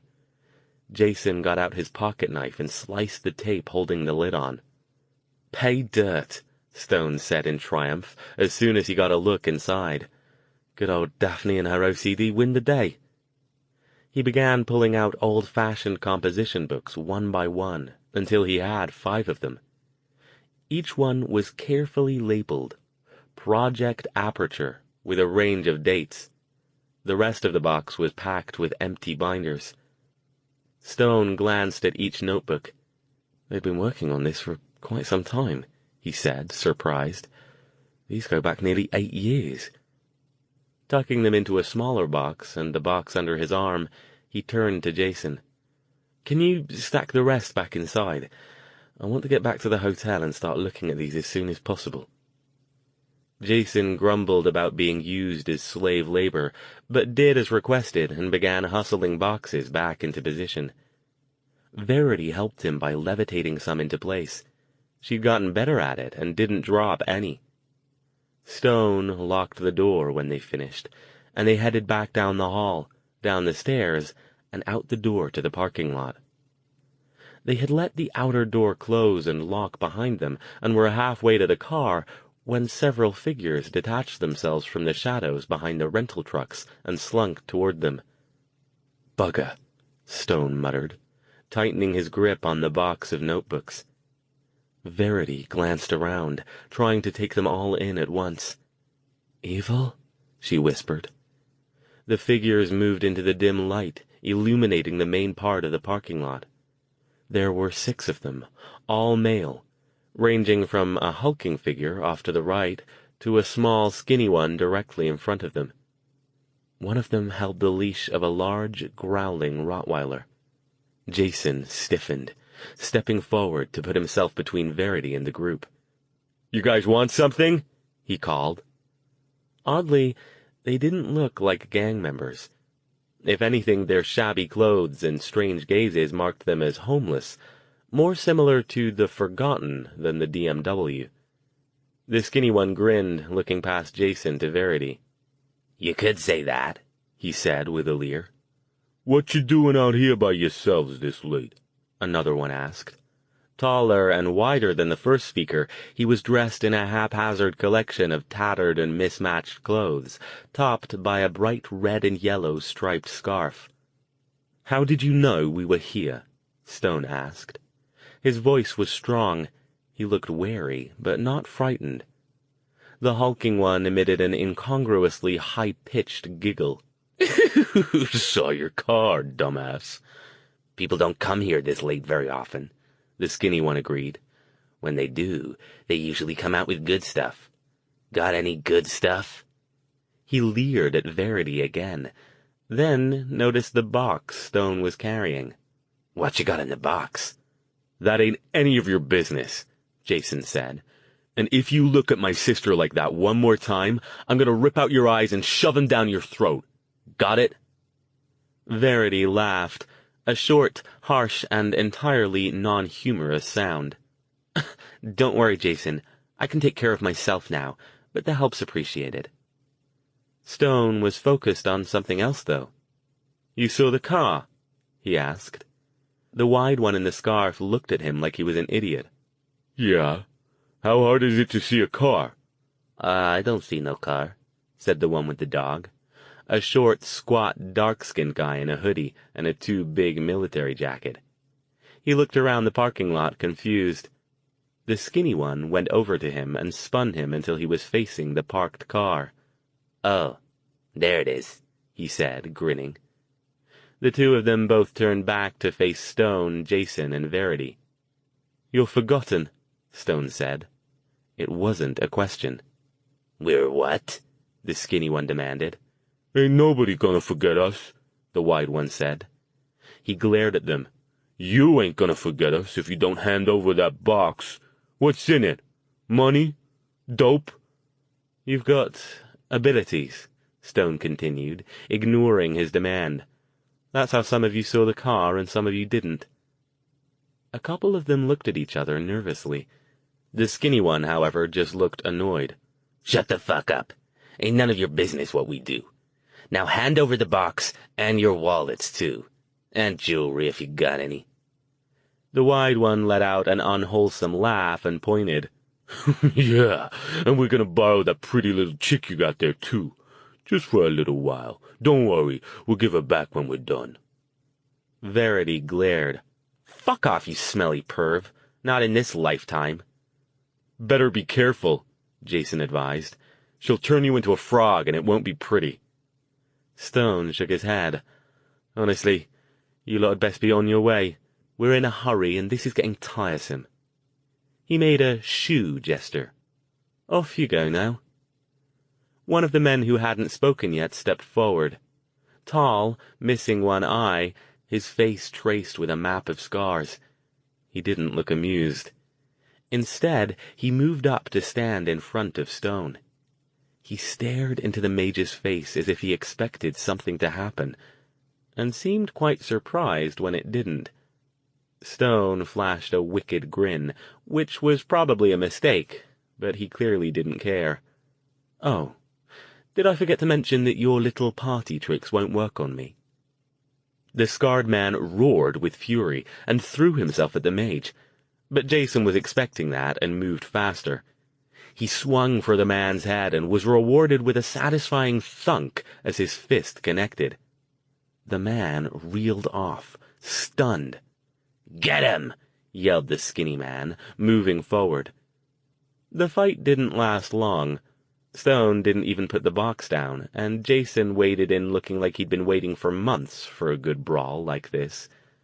He took on 3 of them himself, while Stone and Verity stood with their backs to the wall of the building and sent the remaining attackers careening telekinetically off in various directions. Shit! What the fuck are you people? Screamed the skinny guy as he suddenly found himself plopped ungently atop one of the rental trucks. Verity, meanwhile, put the guy with the dog on top of the building, while Stone lifted the dog itself and watched it freak out for several seconds as it pumped its legs frantically in midair like a confused cartoon character. He let it down and it streaked off into the darkness, trailing its leash, without a backward glance at its master. In less than 2 minutes, 3 of the attackers had taken off. 2 were in a stunned heap on the ground next to the car, and the guy on top of the building was screaming for somebody to get him down. Should we? Verity asked, puffing. Jason shrugged. Might as well. Better if he doesn't try to explain to the cops how he got up there. He, too, was breathing hard, and would probably have a shiner in the morning from where one of the bums had got a lucky shot in. But he looked invigorated, glad to finally be able to do something useful. "Allow me," Stone said. He held up a hand and directed it toward the guy, who was still yelling. "Quiet up there if you want down," he called. The guy poked his head over the edge of the roofline and switched from yelling to be let down to screaming obscenities at Stone. "All right, have it your way," the mage said, turning away and heading for the car. "Get me down!" the guy yelled. "What are you? What the fuck are you people?" Stone grabbed him none too carefully, lowered him until he hovered about 3 feet off the ground, then dropped him. He landed hard, butt first on the pavement, and screeched in pain. "Get out of here!" Jason yelled, moving toward him. The bum scrambled to his feet and took off, disappearing into the night after his friends. Stone, Jason, and Verity, after checking to make sure no one else was hiding nearby, got into the car and headed back to their hotel. "What the hell was that about?" Jason demanded. "Those weren't evil, were they?" "Nope," Verity said. "I tried evicting a couple and nothing happened." "Were they forgotten? I've never seen forgotten like that." "Makes sense, I suppose," Stone said from the driver's seat. "Never thought about it before, but I'd imagine whatever's making the forgotten the way they are doesn't discriminate. There have got to be some bad apples in the barrel somewhere. I think we just met some of them." "So there's some kind of, I don't know, dark forgotten?" Jason sighed. It was bad enough that the evil were around without having to worry about bums with magical powers and bad attitudes. "Great. More stuff to watch out for." "Well," Stone said, looking satisfied, "at least I don't seem that hard to deal with, and now we know about them, which gives us a leg up." "We should ask Lamar and Marilee about them when we get back," Verity said. "I wonder if there are any in our area. They'd probably know." Stone, however, no longer seemed interested in discussing the Dark Forgotten, or whatever they were. He drove a little too fast, obviously anxious to get back to the hotel and get started on the notebooks. When they arrived, he barely had the car parked before he was out and gathering up the box. "I'll see you tomorrow," he said over his shoulder. "You need any help?" Verity asked. He shook his head, already preoccupied. He hurried across the parking lot with his prize, leaving Jason and Verity to watch after him. Jason sighed, amused and exasperated. "Come on," he said. "Might as well get some sleep while we can. I have a feeling once Al figures out where the portal is, we won't be doing any resting for a long time." A loud knock on their door awakened them. Jason fumbled around until he located the clock on the nightstand. It was nearly 4 a.m. He mumbled, not nearly loud enough for anyone outside the room to hear. "Jason! Verity, open up!" Stone's voice called. He knocked again. "Go away, Al. It's 4 in the fucking morning. Come back tomorrow." Jason rolled over and pulled the covers over his head, but Verity had already gotten out of her bed and padded to the door. Stone practically erupted into the room when she opened it. He was still dressed, and not only did he not look tired, he looked positively energized, but in a manic sort of way that made Verity stare at him in confusion. "What is it?" she demanded. "Is something wrong?" "Tell him to go away," Jason growled from beneath several layers of covers. "Whatever it is, we don't want any." Stone carried one of the notebooks. He dropped it down on their little 2-seat table and opened it to a page he'd bookmarked. "Jason, get up. You'll want to hear this too. Time for sleep later. We need to get going soon." Verity sat down across from him. "Going where? Did you find something already? That was fast." Stone waited while Jason dragged himself out from under the covers and sat up, running a hand back through his tangled hair. "Okay," he said, still looking grumpy and half asleep. I'm awake. What's so important that it couldn't wait till tomorrow? Do you know where the portal is? Do you know what's wrong with it? I don't know what's wrong with it yet, Stone admitted. I might never know that, though there are still a lot of notes to go through, but at least I have a better idea of what's going on now. Verity leaned forward, trying to make sense of the densely packed handwriting and cramped diagrams on the page Stone had opened the notebook to. "So, where's the portal?" she asked. "Are we close?" "That depends on which one you're talking about," Stone said. "There are two."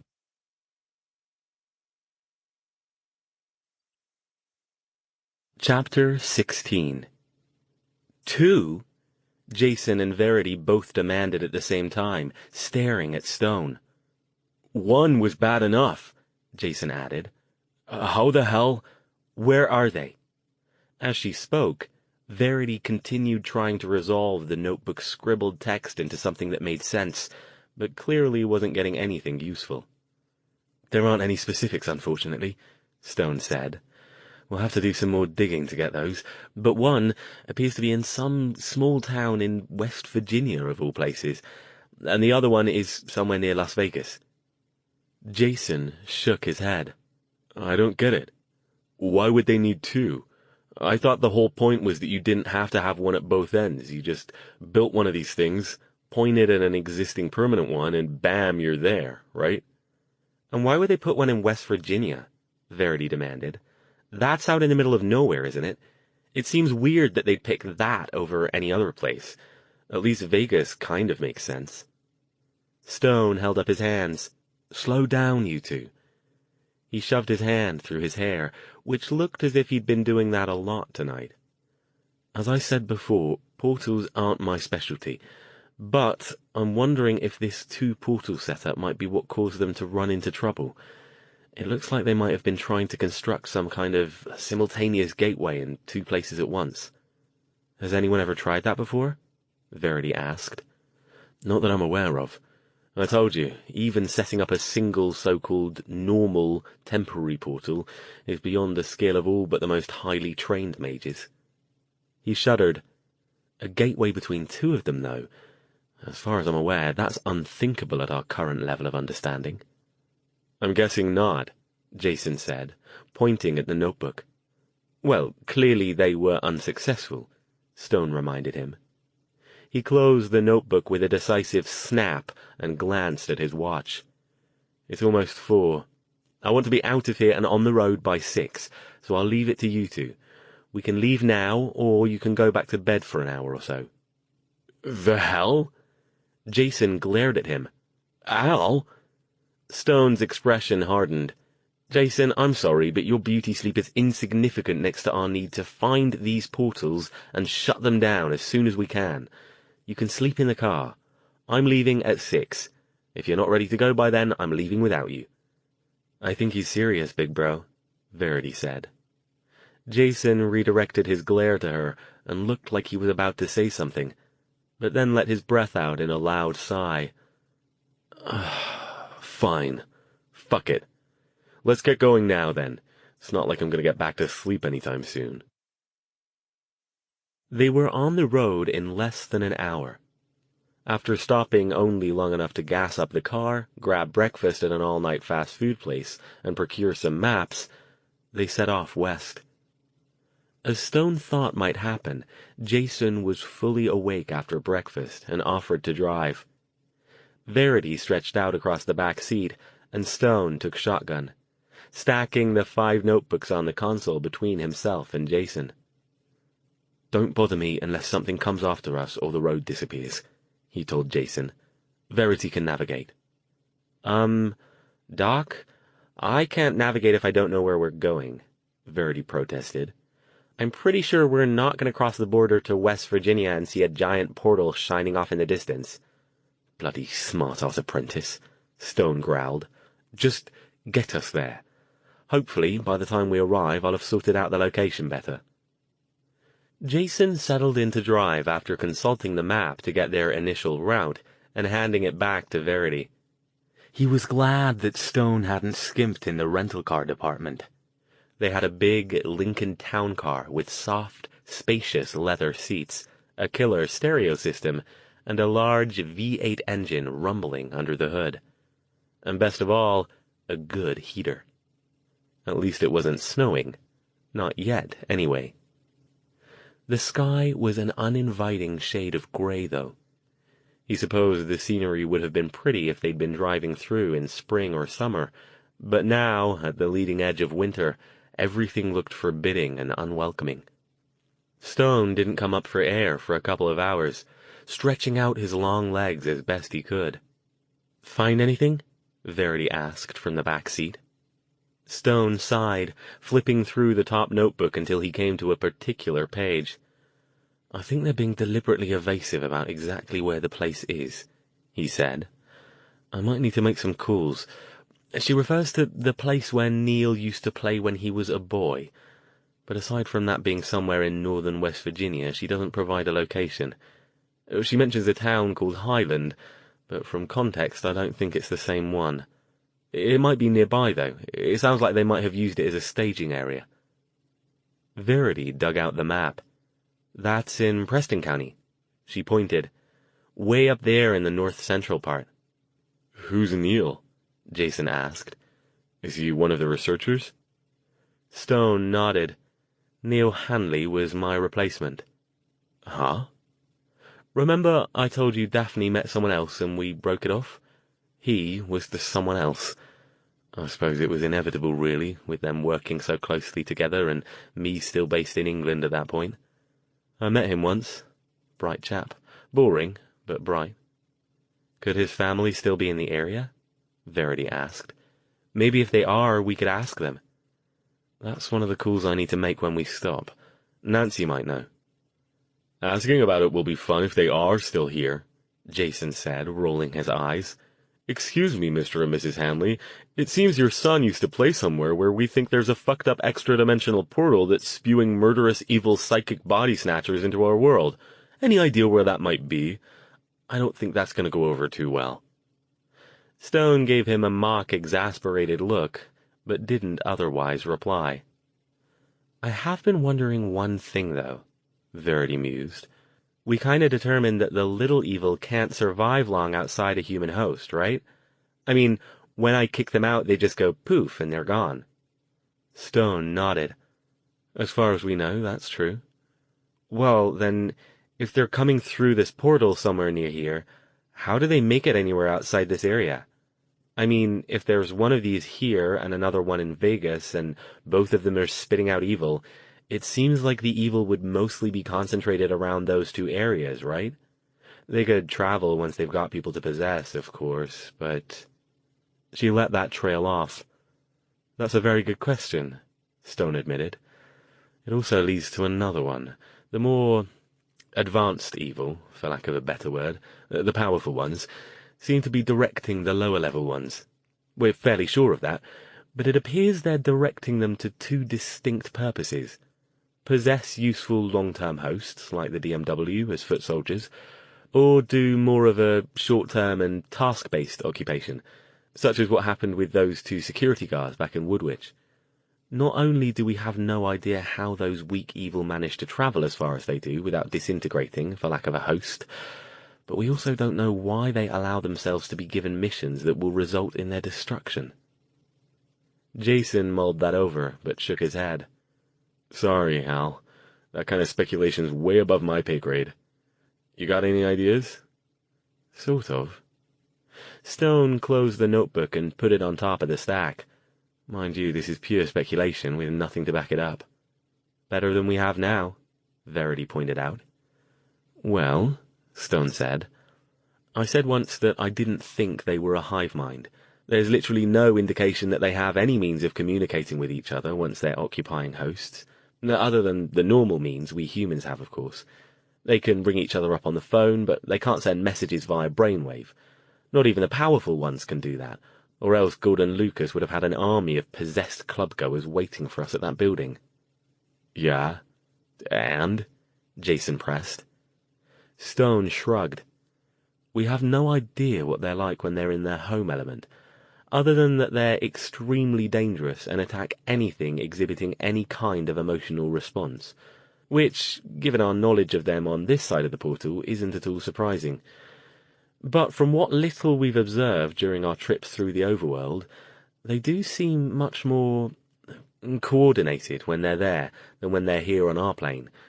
So, what I'm getting at is that perhaps they get their marching orders while they're still on their own home plane, and they're also given some sort of protection that allows them to exist here until such a time as they commit to a host.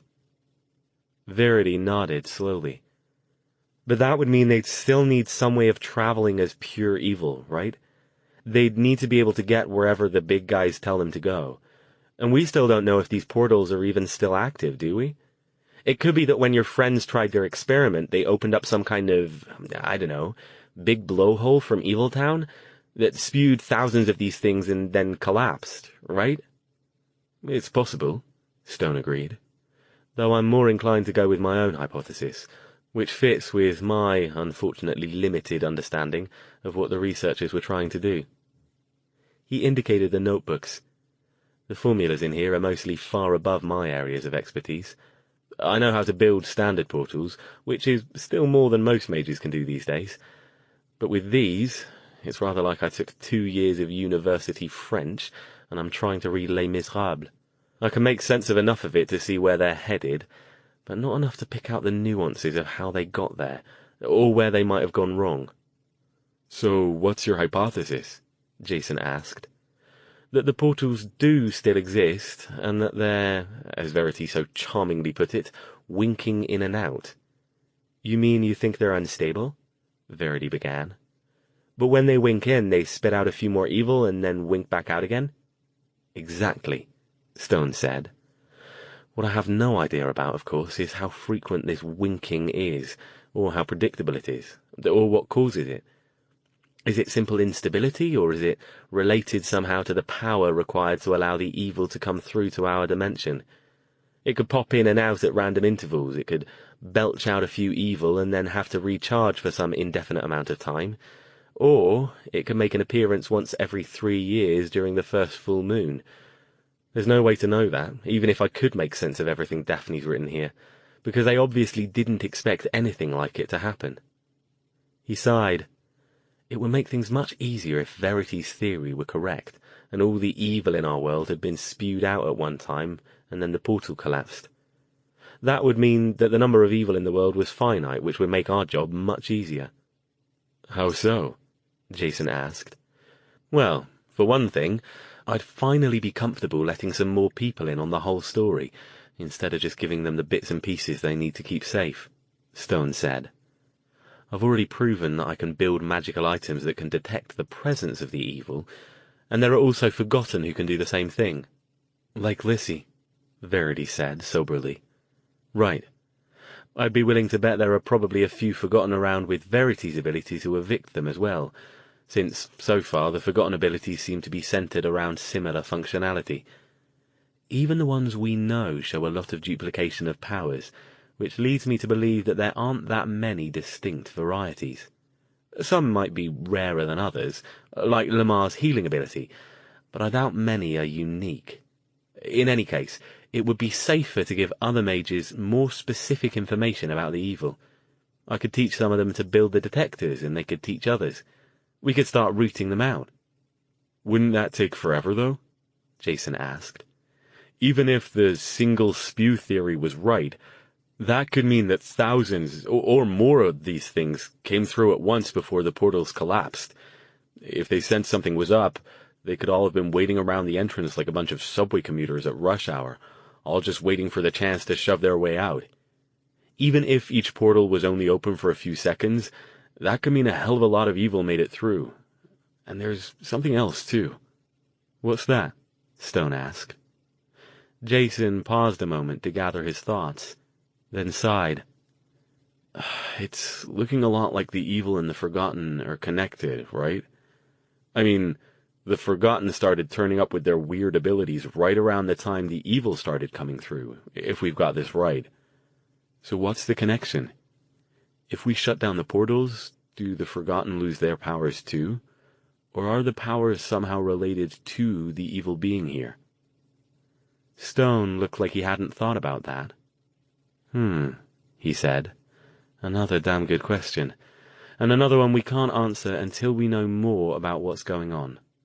But if shutting down the portals causes the Forgotten to lose their powers, I think they would agree that's an acceptable sacrifice for getting rid of the evil. I sure as hell would, Verity said with feeling. Al, Jason asked, almost afraid to know the answer. Do you even know how to shut down the portals? We have to pretty much assume that if your version of the truth is right, and the portals are still here at least some of the time, the whole area around them will be swarming with evil. Or, more likely, people they've possessed and given the job of keeping the rest of the world away from them. But even if we can manage to get past all of that, there's still the portal itself. Can you do it? Stone sighed. I think so, he said at last. I hope so, because after the 4 who disappeared, I think I might be one of the leading authorities left on the damn things. And that's not saying much, believe me. Nowadays it seems that most of the mages who use them are content to just accept them for what they are, without thinking about making improvements.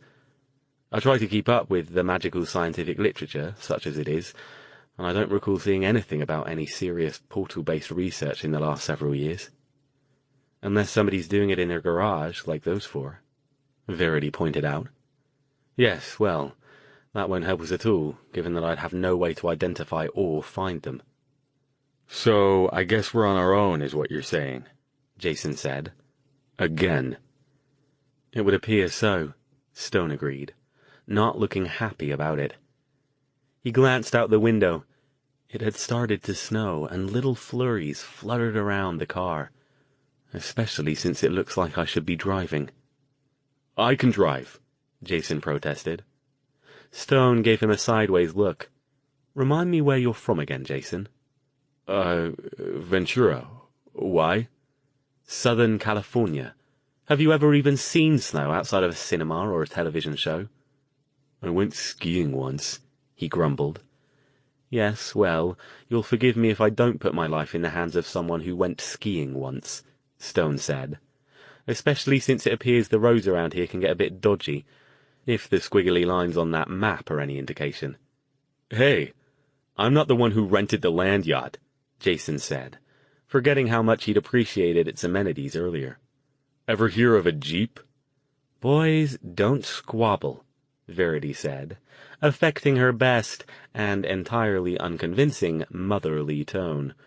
Or I'll make you both ride in the back seat and I'll drive. After a brief break to switch drivers, they turned north toward Preston County. Jason had taken Verity's spot in the back seat, and Verity moved to the front. After fiddling with the car's radio and determining there were no stations in the area playing anything she could stand, she settled back with the notebook Stone had been reading and attempted to make some sense of it. Stone glanced over at her after about half an hour. Getting anything? She rolled her eyes. Yeah, a headache. I'm sorry, Doc. I know she was your friend, but this chick writes like she was tripping on some really good drugs. Konzen or handwriting?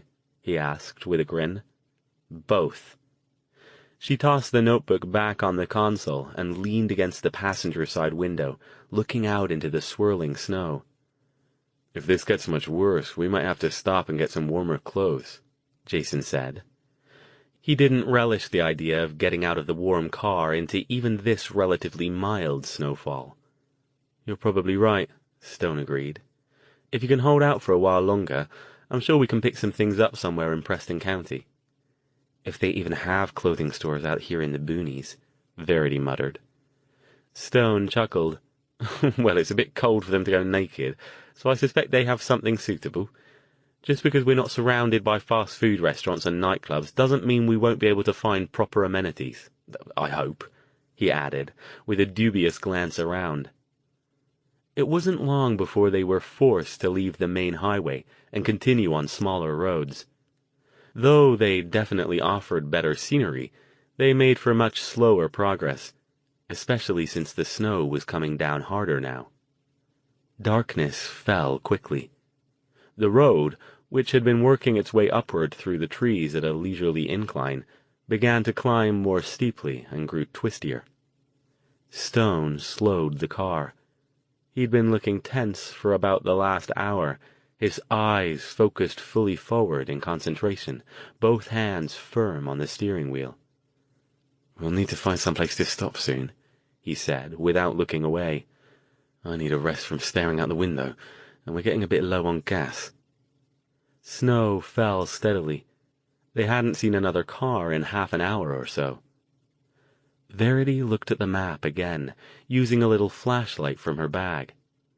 "It looks like there's a town a few miles up," she said. "I don't think it's very big, though. As long as it has a gas station and a place to get a cup of coffee, it will look like heaven," Stone said. "This isn't like driving in England, is it?" Jason asked, leaning over the back seat to get a better look out of the front window. He'd die before he admitted it, but he realized many miles back that he was glad he hadn't pushed Stone into letting him drive. The snowfall wasn't heavy, but it was coming at them nearly horizontally, making it look like the Lincoln was preparing to jump to light speed. "It can be," Stone said, "but it's only a few miles to the train station. Nobody in their right mind drives into London, and I don't remember ever going joyriding in weather like this in my youth." All three of them watched the road now. Verity glanced at the map occasionally, but since she wasn't sure exactly where they were relative to the town she had spotted, she couldn't tell them how far it was. They rounded a sharp bend. The car's headlights illuminated the leafless trees and left the road dark for the couple of seconds until they got pointed in the right direction again. That was long enough, though. "Al! Look out!" Jason yelled, as something dark and fast darted out into the road directly in front of the car. Stone saw it too. He swung the wheel right, trying to steer around whatever the obstruction was. It might have worked, except the obstruction was a deer. It panicked when it saw the massive form of the car approaching, and froze right there in the middle of the lane. The front end of the Lincoln clipped the back end of the deer, and the two went off in opposite directions. The deer continuing its headlong flight across the road, followed by two friends they hadn't even seen, and the Lincoln veering off toward the right side. Stone fought with the wheel as he tried to get the car moving straight again. He hadn't swerved hard, and under ideal circumstances he probably would have succeeded, but the car was heavy and the snow made the road slippery. The back end fishtailed, and its momentum spun the car off toward the shoulder. It crashed through a guardrail and rolled down a shallow incline, where it slammed to a sudden stop on the far side of a ditch. Steam clouded up from beneath the crumpled hood. Chapter 17. For several seconds, all was silent except for their harsh breathing. Jason spoke up in the darkness, his voice shaky. "Everybody okay?" Yeah, Verity said. She sounded even shakier than Jason did. "Al?" "Yes, fine." "Nobody hurt?" "Just a bit banged up." Stone sighed, shaking his head. "I shouldn't have tried to avoid that, dear. I should have just hit the damn thing." "Don't beat yourself up about it," Jason said. "I probably have swerved harder than you did." "So now what?" Verity asked, looking around. "We're out in the middle of nowhere, and I don't think this car is going anywhere." "Guess you can't levitate it out of the ditch, right, Al?" Jason asked. Stone struggled with the driver's door, trying to get it open, but it was stuck fast. Verity tried her side and was able, with Jason's help, to shove it open far enough for her to slide out. Jason followed her, and then Stone slid over and got out on that side as well, scooping up the notebooks from the floor as he went. Soon, the three of them stood at the edge of the road, looking down at the car. "No," Stone said at last. "Levitating Lincolns is a bit out of my power range, even with your help. I think you're right, Verity. This car is not going anywhere." "So, what? We walk?" Verity didn't sound like that idea held much appeal. "Either that or stay here," Stone said. We don't have any way to contact anyone, and we don't know how far ahead the next town is. Did you happen to get any idea last time you looked at the map?" She shook her head. "No, because I don't know exactly where we are. If I had to guess, I'd say somewhere around 2 or 3 miles. Jason slipped and slid his way back down into the ditch, wincing in pain. "That's a long walk in this weather. Give me the keys, Al. I'm freezing. I want to get some stuff out of my suitcase." If their situation had been a little less worrisome, the sight of Jason and Verity digging in their suitcases, layering 2 sweaters each under their leather jackets, would have amused Stone. He himself made do with his wool overcoat and a scarf, paying more attention to hunting up a leather shoulder bag and stashing the notebooks in them. "Listen," he said when he'd finished. "Why don't you two get back in the car and close the door, and I'll go find help. Clearly, I'm coping with the cold better than you are. Jason, is there any danger the car might do something unpleasant, like explode?" Jason grinned. "And you accuse me of watching too many action movies. Cars don't just spontaneously explode, especially when the gas tank is fine." His expression quickly grew serious. "But there's no way we're just going to sit here and let you go off by yourself. We should stay together." Stone shrugged. "Suit yourself. We could just try staying here and seeing if anyone comes by, but given the number of other vehicles we've seen lately, I have a feeling that this road isn't terribly well traveled at night." "Yeah," Jason said. "Much as I hate the thought of walking in this cold, at least the exercise will keep us warm. And I'd rather do something than sit here and wait for something to happen." He pointed at the car. "Gather up whatever warm stuff you have, and let's bring those energy bars if we still have any, just in case." "If things get too bad, we could stun a deer," Verity pointed out. "And I don't think we're going to starve in 2 or 3 miles." "You two act like we're setting out for bloody Outer Mongolia," Stone said, amused in spite of himself. "I used to play in worse than this as a boy back home." "In those?" Jason asked, pointing at Stone's Doc Martens. "Hypothermia is no fun, Al. None of us are dressed for being out at night in weather like this." "Cool, frostbite," Verity said with a sigh. "Oh well, I didn't need all those toes anyway. Shouldn't we get going? Standing around is probably worse than moving." They made one last pass through their suitcases for anything that might be useful, and then, with one final look over their shoulders at the stricken Lincoln, they set off down the road.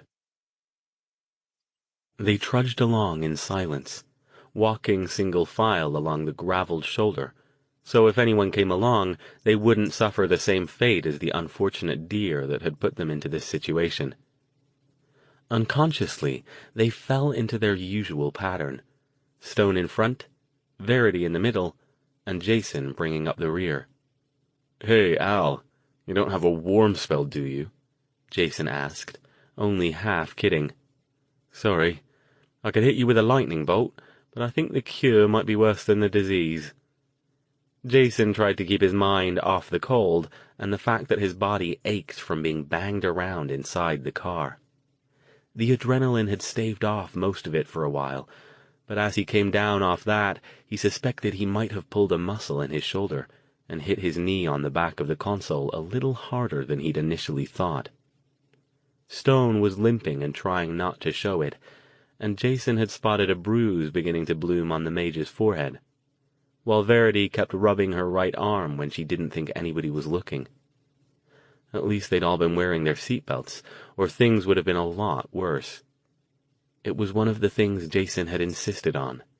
He'd seen the aftermath of too many accidents during his brief time at the police academy. The road was narrow, winding, and bounded by thick forest on both sides. It continued heading up. By the time they made it about a mile from the car, they still hadn't seen any road signs or mile markers, except for one big yellow sign with a picture of a deer on it. "Big help there," Verity muttered when they passed it. They had, in fact, seen several other deer, or something moving anyway, off to the side of the road as they walked. There weren't many lights up here. Fortunately, the moon was high, and the sky was relatively clear, so they weren't forced to depend on Verity's tiny flashlight. During a couple of particularly dark patches where the trees loomed over the road and their thick branches blotted out the moonlight, Stone raised his hand and produced a small but bright ball of light, which did a surprisingly effective job of illuminating the path ahead. "I forgot you could do that," Jason said with a grin. "Apparently I'm just full of surprises," the mage replied. But as soon as they were back under the moonlight, he dropped the spell and put his hand back in his pocket. They continued on. Jason lost track of how far they'd trudged. His knee began to hurt in earnest now, and to his consternation he realized that the others were pulling ahead of him. If there was anything he hated, it was being the weak link in any group. He took a deep breath and forced himself to move faster, catching up to a few feet behind Verity. Verity must have sensed or heard something, though, because she stopped and turned back. "You okay, Jason?" "Fine," he said, trying not to sound like he was gritting his teeth. Stone stopped too, coming back to where they stood. He looked Jason over with a critical eye. "You're favoring your left leg," he said. "Yeah, well, you're limping too," Jason replied, glaring. "Doesn't matter. We can't just stop." "We can rest a few moments," the mage said. He pointed at a nearby rock and ordered, "Sit down and take your weight off that leg for a bit." "I told you, I'm fine." Jason hadn't really meant to snap at Stone, but it did come out sounding like that. "You worry about yourself, okay? I'll worry about me." "Yes, well," Stone started, but Verity interrupted him by poking him in the arm. "Somebody's coming!" she yelled in triumph, pointing. She was right. Back down the road, in the direction where they'd started, a faint glow came into view. As the three of them stood off the side of the road and waited, the glow resolved itself into the headlights of a vehicle. "Yes!" Verity cheered, pumping her fist. "Hang on," Jason warned. "Let's be a little careful here. We don't know—" "Jason, we've got 2 mages and a guy who can beat the crap out of most normal people," she pointed out. "I'm not worried." "Well, 1.5 mages, Jason said, grinning. She glared at him. The headlights got closer. Stone stepped out a little way into the road and waved, and the vehicle slowed and stopped, pulling off to the narrow shoulder. It was a battered pickup truck, about 10 years old, with a star painted on the door. The window rolled down, and a man leaned his head out. "You folks go with that Lincoln I saw off the road back down the hill a piece?" "We do indeed," Stone said. "We were beginning to wonder if anyone would come by. Are we far from the next town?" "Mile or so," the man said. "Get in. I'll give you a lift and you can call a tow for your car. Probably have to wait till morning, though. Old Jimmy doesn't do runs this time of night in the winter." They climbed into the cab. Fortunately, it was the type that had 2 drop seats behind the front bench, so nobody had to ride in the bed. Verity, the thinnest of the 3, scrambled into the back, while Stone and Jason, after a quick and silent battle of wills over who wasn't going to sit in the middle, Stone won, settled into the front. "We appreciate this," Stone said. "Could we possibly trouble you to take us back to our car so we can get our luggage? If we'll be staying in town until morning, I think we'll need it." "Sure, yeah," the man said. He was a chubby, mustachioed man in a backward-facing baseball cap and a denim jacket over a faded Redskins t-shirt. He looked sideways at Stone. "From the sounds of that accent, you're a lot farther from home than I'd have guessed. We don't get too many tourists up here." "We're not exactly tourists," Jason said, as the man carefully checked for any approaching vehicles, then turned the truck back around and headed down the hill. "Lost?" the guy asked when they were moving. "Name's Friedman, by the way. Lester Friedman. That looked like a pretty nasty bit of business back there with your car. What happened?" "Argument with a deer," Verity told him. Friedman nodded knowingly. "Yep, that was my guess. Lots of deer around here, especially this time of year. Did you know you're more likely to hit a deer in West Virginia than any other state?" "Lucky us," Jason muttered. Friedman chuckled. Hope you got insurance, and nowhere to be anytime soon. Gonna take a while to fix that around here, and it won't be cheap. None of the garages in this area keep parts on hand for a fancy rig like that. It's a rental, Stone told him. I suppose we'll just call the agency and tell them about it, then rent another car and be on our way. Friedman said. Maybe. But I can tell you right now there aren't any car rental places anywhere around here. Best you'll do is catch the bus or get yourself a ride to Morgantown and pick up something there. We'll see, Stone said. Right now, I think all of us just want to get somewhere we can warm up. Yeah, I wasn't going to say anything, but you aren't exactly dressed for the climate. They had reached the Lincoln. Friedman pulled the truck off the road. Just throw your bags in the back and let me know if you need a hand. They quickly gathered their suitcases and bags and tossed them into the rusting truck bed next to a rolled-up sleeping bag, 3 aromatic bags of fertilizer, and a pair of ancient work boots. They climbed back into the cab, and Friedman once more turned the truck around. Listen, he said, I could take you into town, but I don't think you're going to find much to your liking this late. Most of the businesses are already closed, and there isn't any kind of motel or anything in Holland.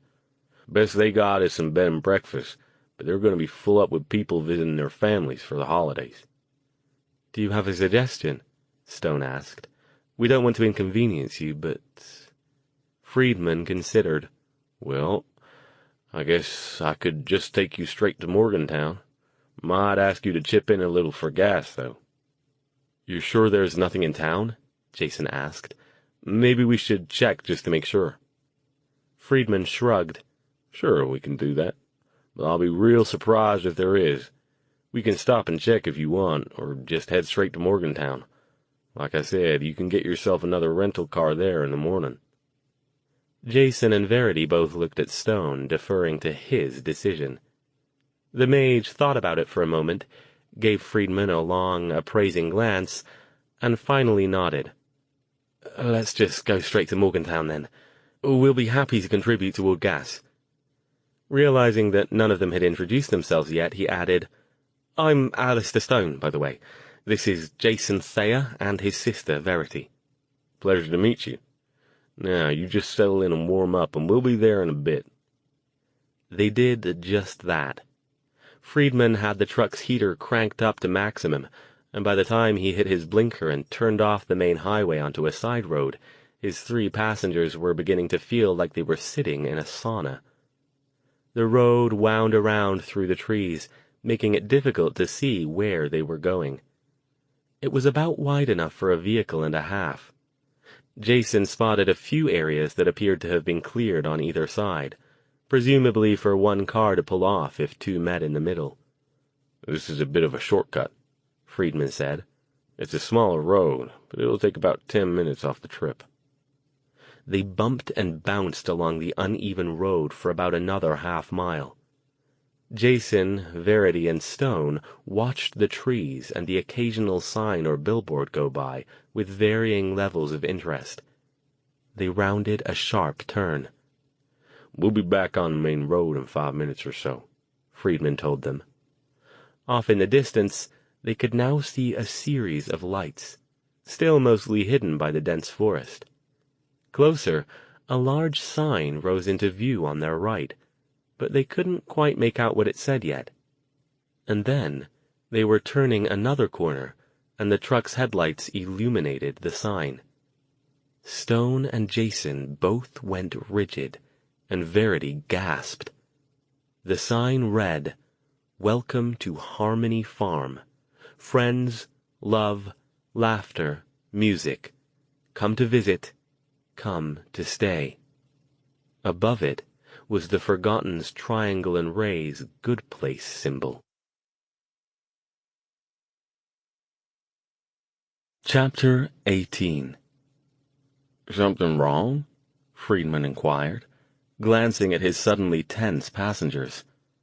Stop the truck, Stone ordered in a strangled tone. He was already opening the door, even though the vehicle was still moving. Stop! Friedman obligingly stepped on the brake. What's the matter, Mr. Stone? You all right?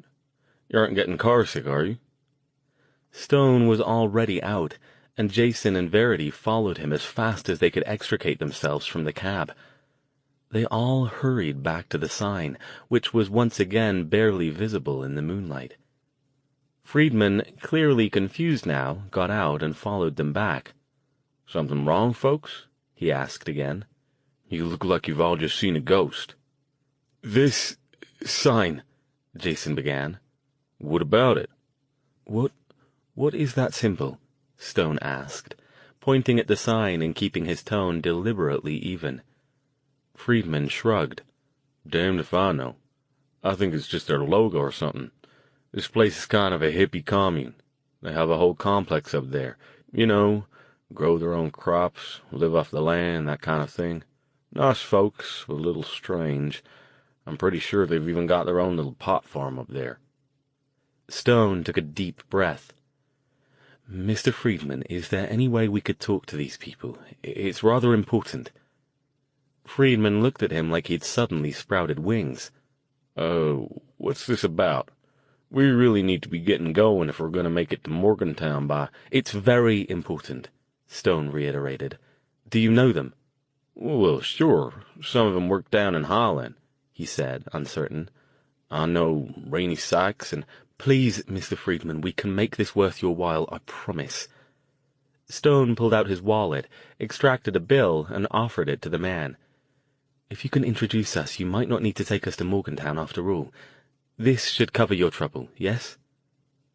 Friedman stared at the cash, then shook his head. "No need for that, Mr. Stone. You want to meet Rainey, I'll take you up there. It's probably not late enough that they're all in bed yet." He still looked at the three of them with suspicion, but he jerked a thumb at the truck. "Hop back in and we'll see what we can do." They did as requested. As the truck meandered its way up the narrow dirt track leading toward the lights, Jason glanced sideways at Stone. "You think these guys are—" he whispered. Stone shook his head as if to say, "Not now." He wouldn't say anything else until they rounded another bend, and the forest on either side of the road opened out into a large, wooded clearing. Occasional electric lights dotted the area, illuminating a cluster of widely spaced wooden buildings surrounding a central courtyard area. Lights were on in some of the buildings. As Friedman pulled the truck to a stop, one of the building's doors opened and a man emerged. In the overhead light, they could see he looked like a 40-ish hippie. Medium-length brown hair, wire-rimmed glasses, blue chambray shirt, down jacket, faded jeans. He tilted his head. "Lester, that you?" Friedman emerged from the truck. "Yeah, Rainey. I picked up these folks on the road. Their car had a little run-in with a deer down a couple miles. Was driving them up to Morgantown so they could find a place to stay until they can get themselves a new rental car, but they kind of freaked out when they saw your sign. Insisted on coming up here to talk to you. I don't know—" Stone stepped out. "If you'll excuse us for just a moment, Mr. Friedman," he said, moving toward Rainey Sykes. "Hello, Mr. Sykes. I'm Alastair Stone. My friends are Jason Thayer and his sister Verity Thayer. May we speak with you for a moment?" Sykes looked as confused as Friedman had. Sure, of course." He waved them forward. After a moment, Friedman sighed and got back in to wait. "What can I do for you folks?" Sykes said. "Your sign," Stone said, fixing his gaze on the other man. "What does the symbol mean?" Sykes hesitated. Clearly, that wasn't anywhere near what he'd been expecting to be asked. "It's just kind of our logo from the farm. One of our members came up with it a while back. She was into ancient Egypt, that kind of stuff. The pyramid and the sun's rays." "How many of your members are forgotten?" Stone cut him off. Now it was Sykes' turn to go stiff. He stared at Stone with wide eyes. "Excuse me?" "You heard me, Mr. Sykes. How many of you are forgotten?" Instead of answering, Sykes paused for several seconds, then indicated the building behind him. "I think maybe you folks should come with me. I have a feeling we're going to need to talk, and this isn't really the place to do it." His cheery backwoods demeanor had vanished, but what replaced it was not suspicious or cold. He just seemed to be taking things a lot more seriously now. "What are we going to do about a place to stay?" Jason muttered under his breath to Stone. "If we let Friedman go—" But Sykes had heard him. "We can put you up for the night. Don't you worry about that." Moving over to the truck, he called to Friedman. "We're gonna take these folks in for the night, Lester. We'll make sure they get where they need to tomorrow. Let's just get their gear out of your truck and you can be on your way. Thanks for bringing them by." Friedman, looking more perplexed than ever, but obviously pleased about not having to drive to Morgantown and back this late, heaved himself out and began helping unload the luggage. "You sure this is okay?" he asked Stone. "I can still give you guys a ride." "I think we'll be fine, Mr. Friedman. Thank you so much for your help. We do appreciate it." He didn't say any more until after Friedman and his truck had driven back off down the lane. Then he turned back to the silent Sykes and asked softly, "You aren't you?" Sykes nodded. "If I understand your meaning of the word, yes. Though that's not what we call ourselves here. How did you know? I didn't think any outsiders had any idea." "I think you're right, Mr. Sykes. We do have a lot to talk about, then, from our side as well as yours." Sykes turned back toward the building behind him, pushing the door open.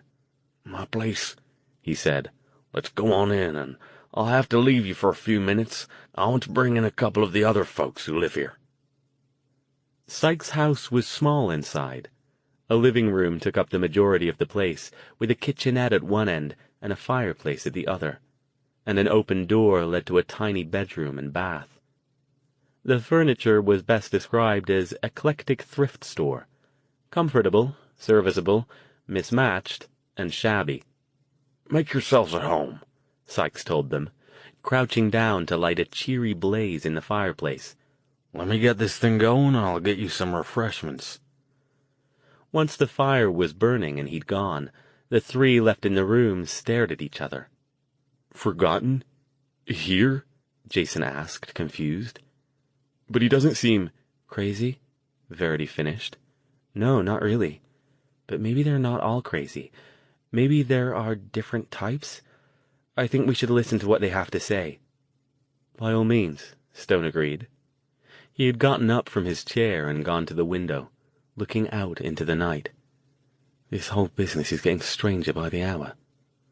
"Let's just be careful," Jason said.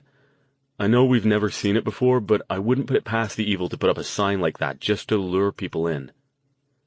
Sykes returned in about 10 minutes, 2 other figures following him inside. One was a plump, middle-aged woman with long hair and a flowing paisley print dress under a bright red wool coat. The other man was probably in his 60s and looked like the textbook definition of an aging hippie. Flowing gray hair held back with a leather headband, flannel-lined denim jacket, jeans, round glasses, fringed moccasin boots, and an expression of somewhat medicated calm. All 3 of them wore serious expressions. "Sorry about the wait, folks," Sykes said, motioning the newcomers to seats and then going to the kitchenette to gather some drinks. "Most people here are getting ready for bed, but I thought this was important enough to keep them up a while rather than wait until morning." "Are you all forgotten?" Stone asked without preamble, as soon as the 2 new visitors were seated. It was the old hippie who spoke. "That isn't how we refer to ourselves, but I think the meaning is the same. How do you know about us, Mr. Alastair Stone?" He introduced Jason and Verity, then went right back to it, leaning forward in his chair and focusing his probing gaze on the man who'd spoken. "Are you, then?" "My name is Joshua," the old man said serenely, unruffled by Stone's laser-like scrutiny. He indicated the woman. "This is Prudence, and you've already met Rainey, of course." Sykes came back over bearing a tray full of mismatched mugs of what looked like hot chocolate. He handed them around and then sat on the edge of the same couch Prudence was on.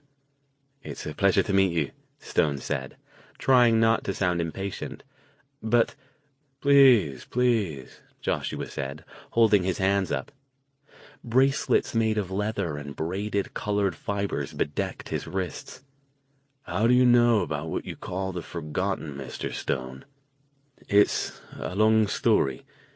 We're from California, where we've some friends in the Bay Area who were forgotten. That's how you knew about our symbol? Prudence asked. You're one of the few who's ever asked about it, and the only one who didn't accept our usual explanation. Usually only others of our kind passing through recognize it for what it is. We know about the Forgotten Code, Jason said. We only know a few of the actual symbols, like yours, good place, and the one that means bad place. That's the one we're mostly interested in, Verity added. And why is that? Joshua asked, his shaggy gray eyebrows crawling up toward his headband. That's part of the long story, Stone said. He paused, considering his next words. Are you familiar with the evil, then? A near-simultaneous shudder ran through all three of the Harmony residents, and suddenly Stone was pinned under three gazes every bit as intense as his own had been. How do you know about the evil? Prudence asked, in an even, carefully measured tone. We know quite a lot about the evil, Stone said. As I said, we have some forgotten friends back home in California, and they've explained it to us initially. We've sort of taken it from there. Taken what from there? Sykes asked. His eyes narrowed. You aren't like us. I am. Verity spoke up. Indeed? Joshua asked. He looked her up and down. I wouldn't have guessed. You would have a couple of months ago, she said. I've had some help keeping it under control. She regarded him with curiosity. If you don't mind me asking, most of the Forgotten I know are great people, but they're a little, no offense intended, not right in the head. You guys don't seem that way. Joshua smiled. There are many ways for the gift to touch a person, my child. Huh? Jason asked, leaning forward. Sykes chuckled. We've seen some of the folks that you talk about. The ones who are confused. Not many around here, but sometimes small groups of travelers come through on their way somewhere else. We put 'em up when we can, but they never stay. Us? He shrugged. Joshua here, I guess you could call him sort of a spiritual leader of our little colony. He thinks that being in touch with spiritual things can bring one closer to the gifts. That's what you call it? The gifts? Stone asked. So then, you're saying you're all in touch with spiritual things sufficiently for the forgotten abilities to manifest in you? Prudence smiled a little. Many of us have arrived at our level of spiritual enlightenment with the aid of guides over the course of many years. Jason and Verity looked confused, but Stone nodded slowly. Guides of an organic or chemical nature, I presume. Sykes nodded. Most of us here are, or were, voyagers on the path to enlightenment, and we experimented with all sorts of means of trying to find it. He shrugged. We don't understand it, why it happened, but it did, and now we've joined together to help each other. Everyone here is forgotten? Stone asked. How many people live here with you? Prudence thought about it a moment. About 50 or so, I guess. I haven't counted them lately. We have all types, from older people down to young couples with children here. Not all of us have the gifts, but we are all focused on the same goals. You do drugs around kids? Jason asked, looking shocked. Sykes shook his head. Of course not. We don't let the kids look for that kind of enlightenment until they're of age.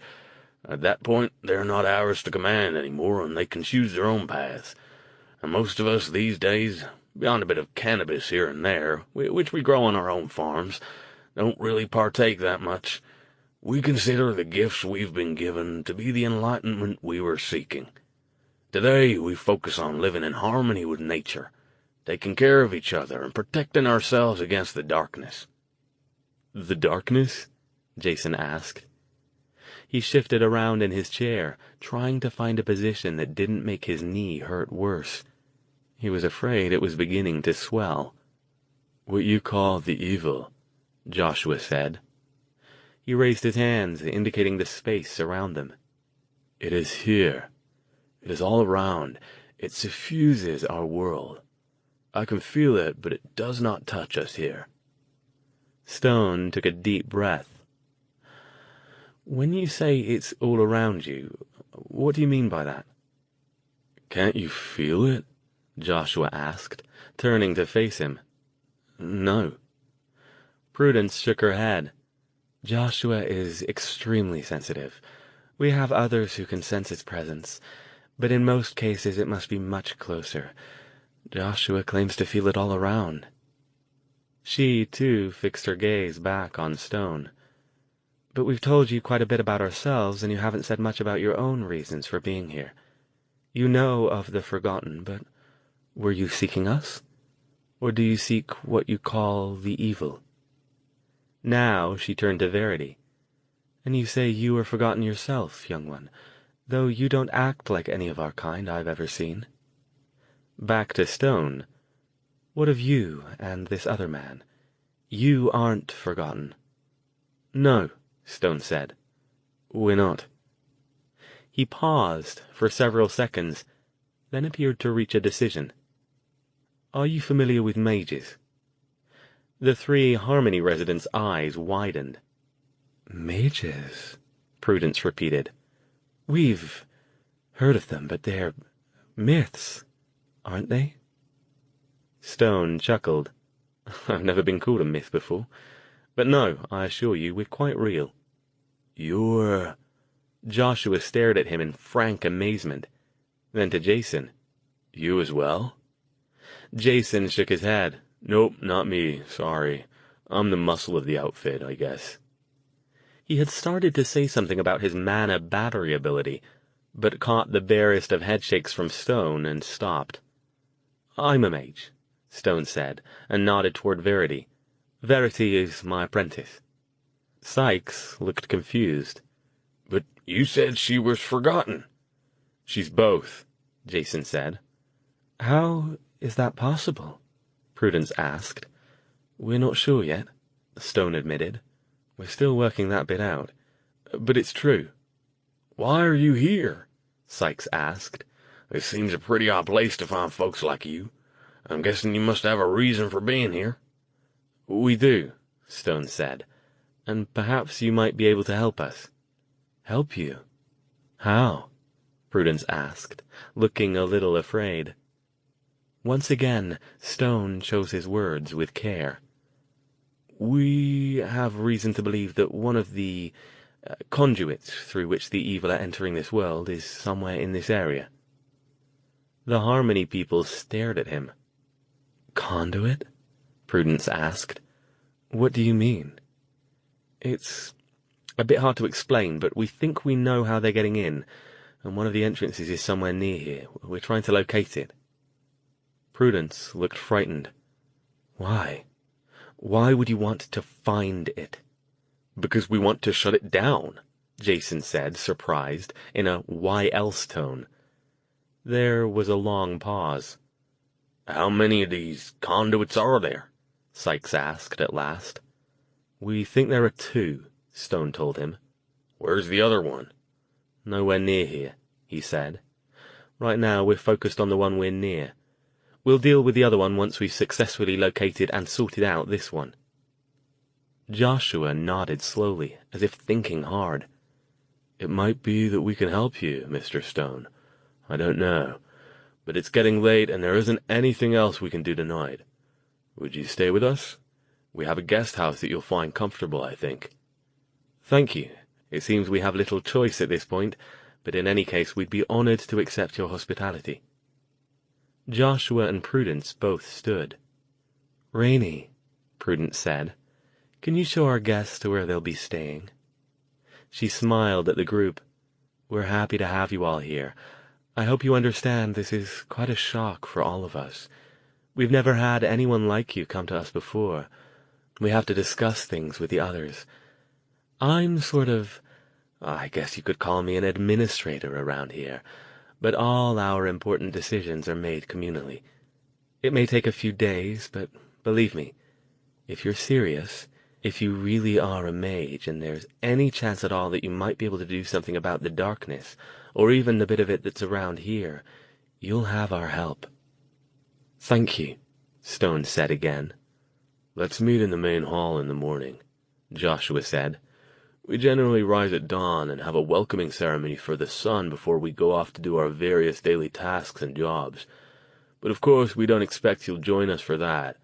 Many visitors find getting up that early difficult. We prepare and eat breakfast as a group in the main hall afterward. You can meet us there if you like."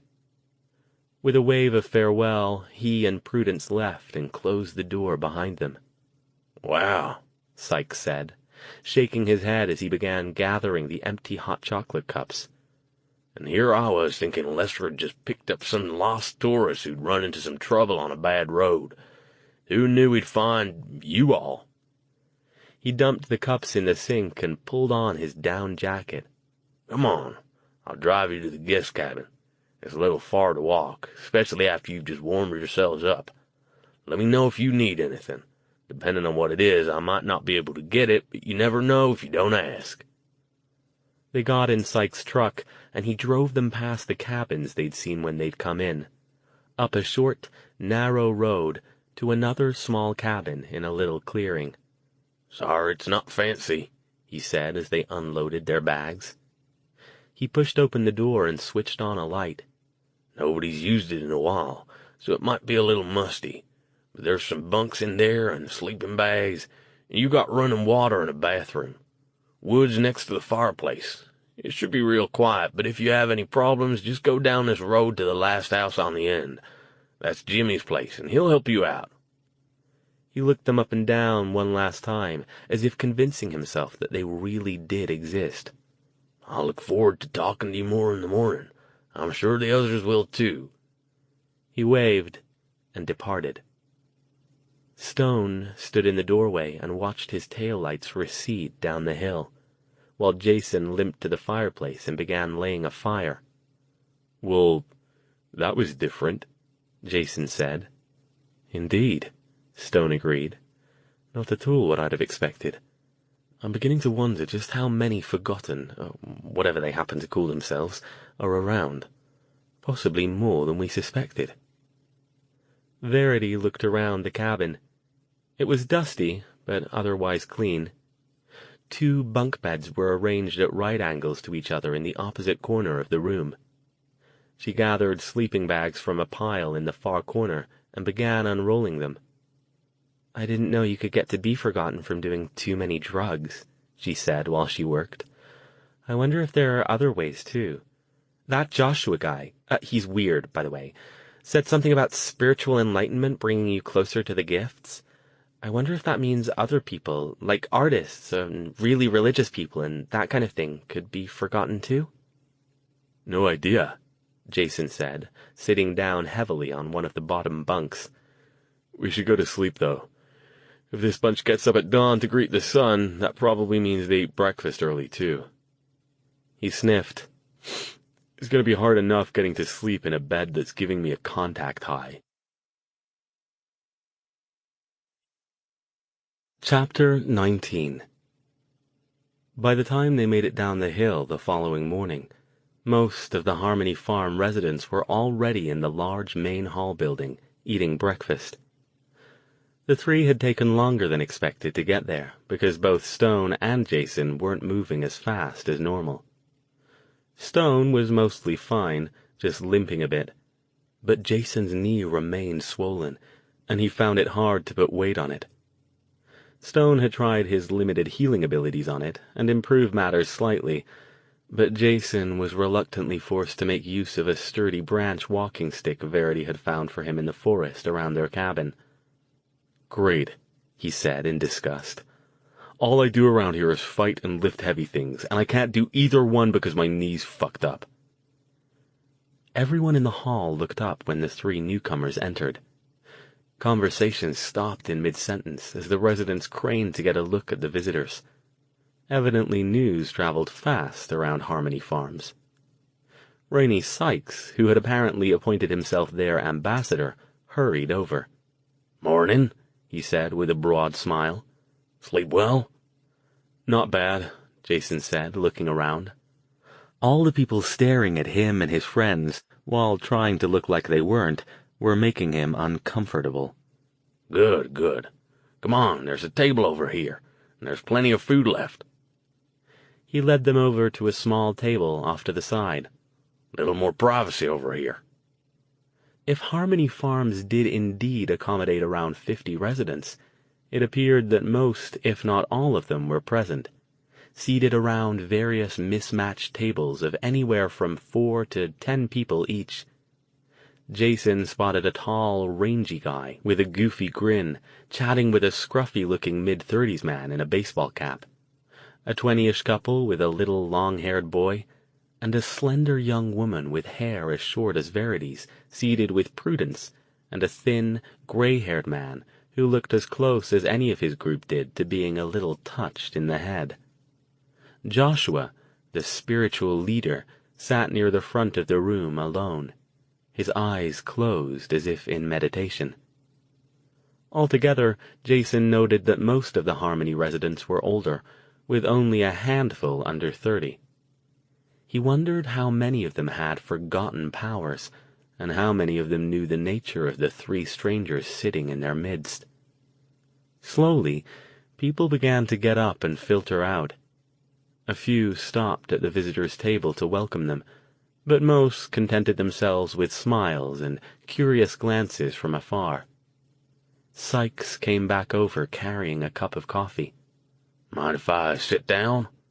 "Go for it," Jason said. He lowered himself with a contented sigh.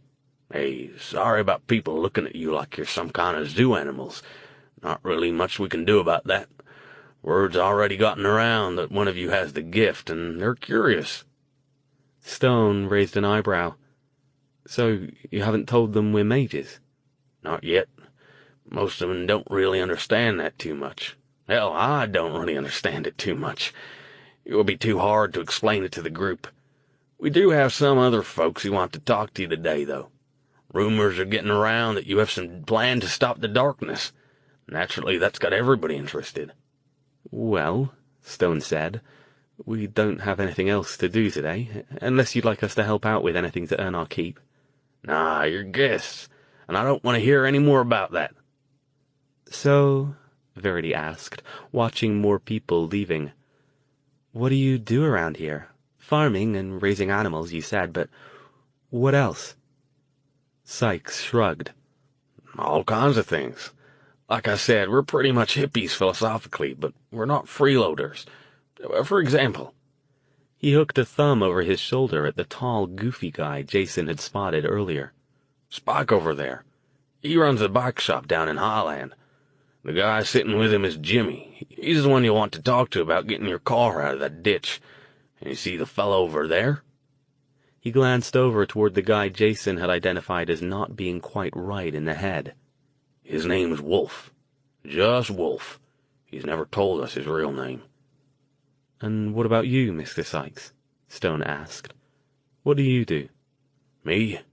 I'm a farmer. Corn, wheat, tobacco, a little pot here and there. Whatever I can grow. When the gift hit me a few years back, I hooked up with a group that found its way here. The others moved on, but I liked the place, so I stuck around. Been here ever since." "What's your gift?" Verity asked, "if you don't mind telling." I find things," he said. "Here and there, stuff I need. It just kind of turns up." Verity grinned. "We know somebody like that. Her name's Marilee. She's a bag lady with a shopping cart full of old tote bags. Sometimes she can pull out useful things she needs from those, even though she doesn't remember putting them in. She helped us out big time doing that once." Sykes smiled. "Haven't ever heard of anybody else with something similar," he said. "What about you? What's yours?" She looked at Stone, who shrugged a little and nodded once. You know how the evil, the darkness, can possess people and take them over?" Sykes nodded, his smile fading. All too well, I'm afraid. Well, I can kick him out. He stared at her. What do you mean, kick him out? I mean, if they come near me or they're threatening somebody I care about, I can sort of push on them with my mind and make them leave the body they're in. Sykes' stare became a jaw-dropped gape. You can make the darkness leave a person? Without killing them? She nodded.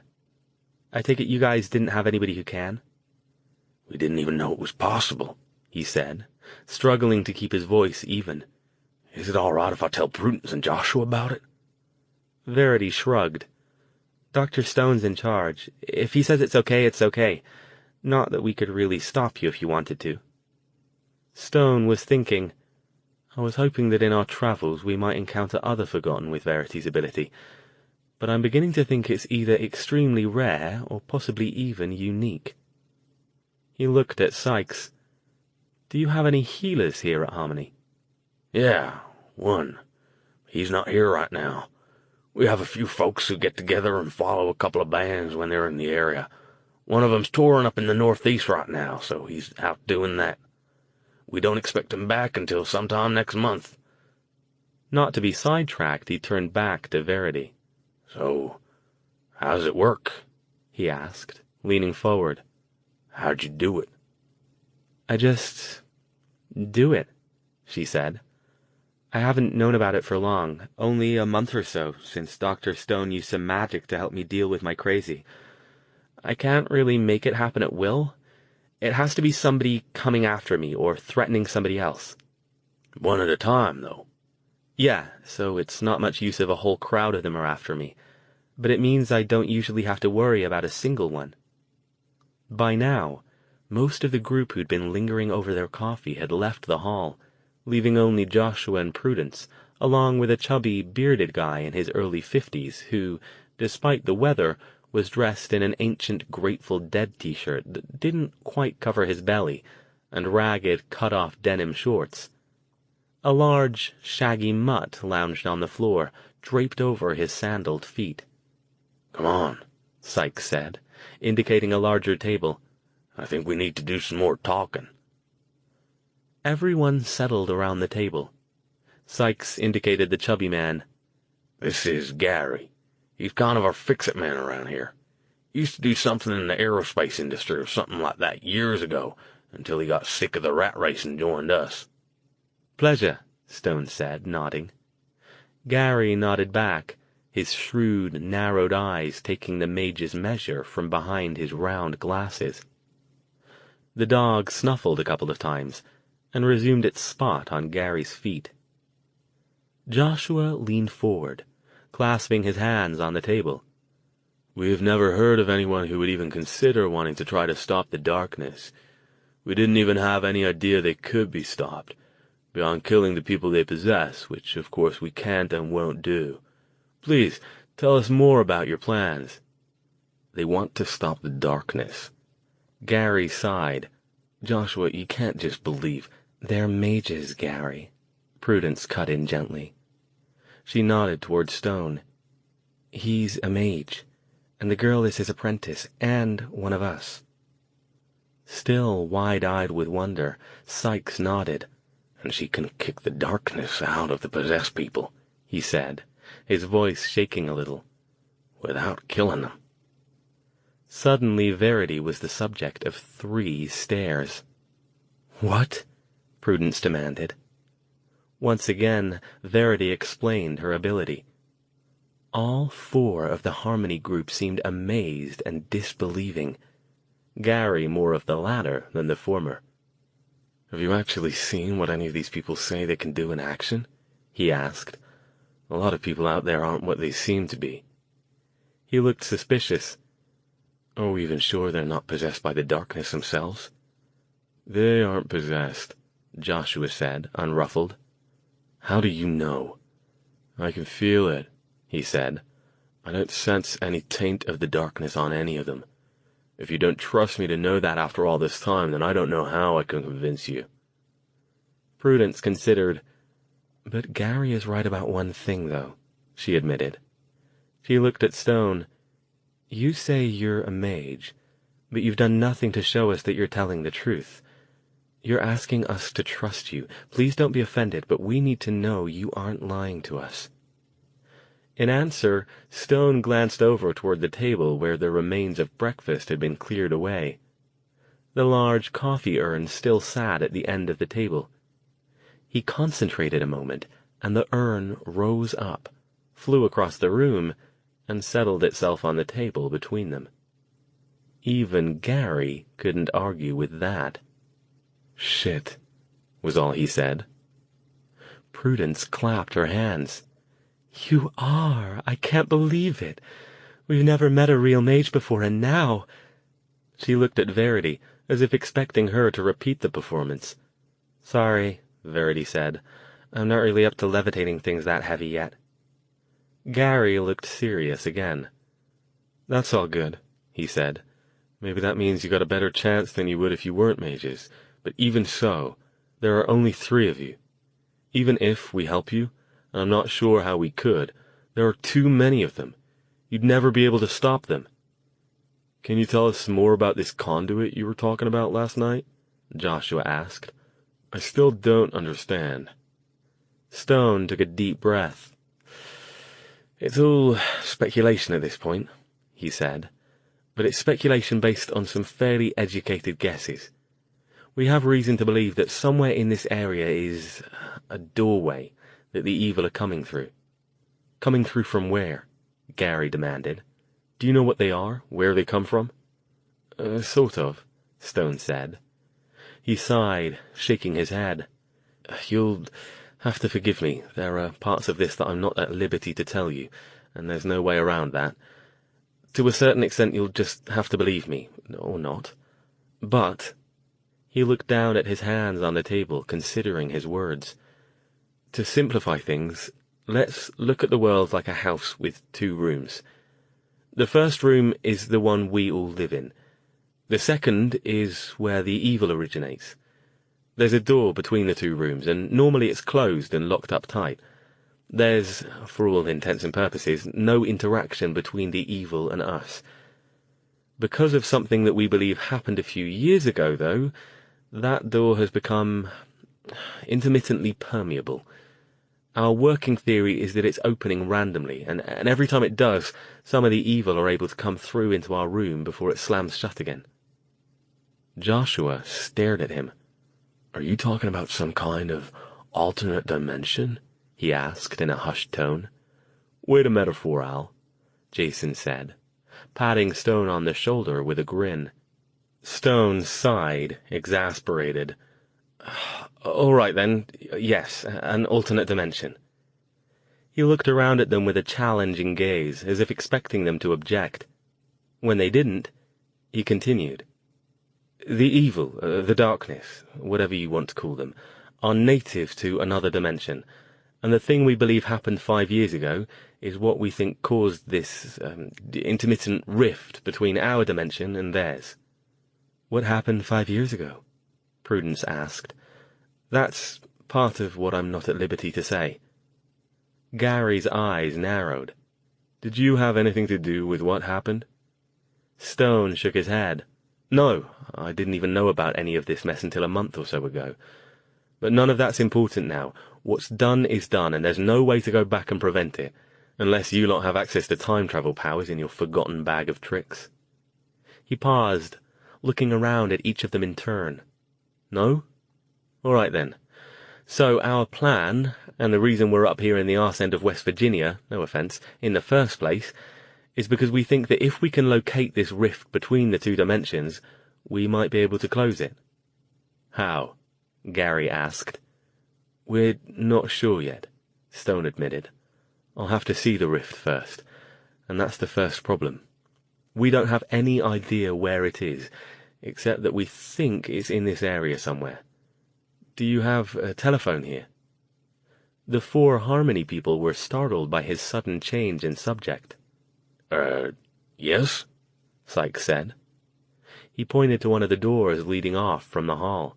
"There's a couple of community phones in there." "Good, because I'll be needing to make some calls," Stone said. and probably go into town later today, if you can point us in that direction." "I'll give you a ride," Sykes said. "You'll still have to get with Jimmy about digging your car out of that ditch." "Let's get back to this rift," Prudence said. "What makes you think it's around here?"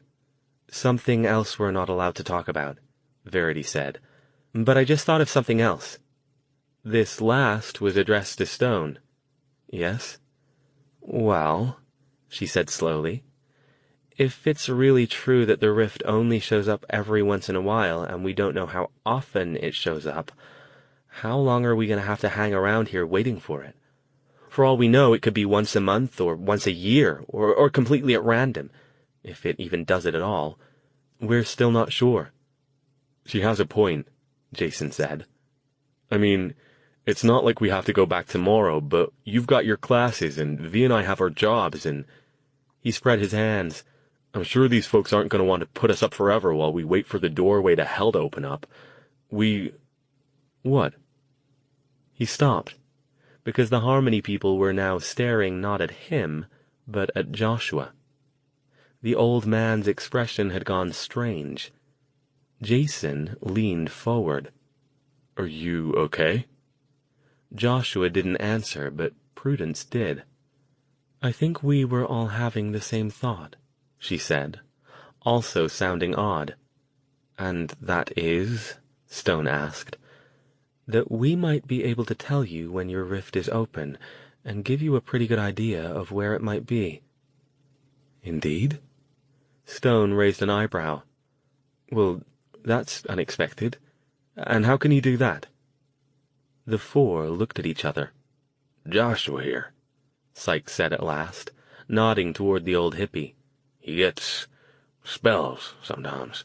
He gets strange, a lot like he used to back in the old days when we used to experiment a lot more." "When does he get these spells?" Stone asked. "And what makes you think they have anything to do with the rift?" "Because right around when he has them, after he snaps out of it, he always says he senses the presence of the darkness a lot more." Jason said.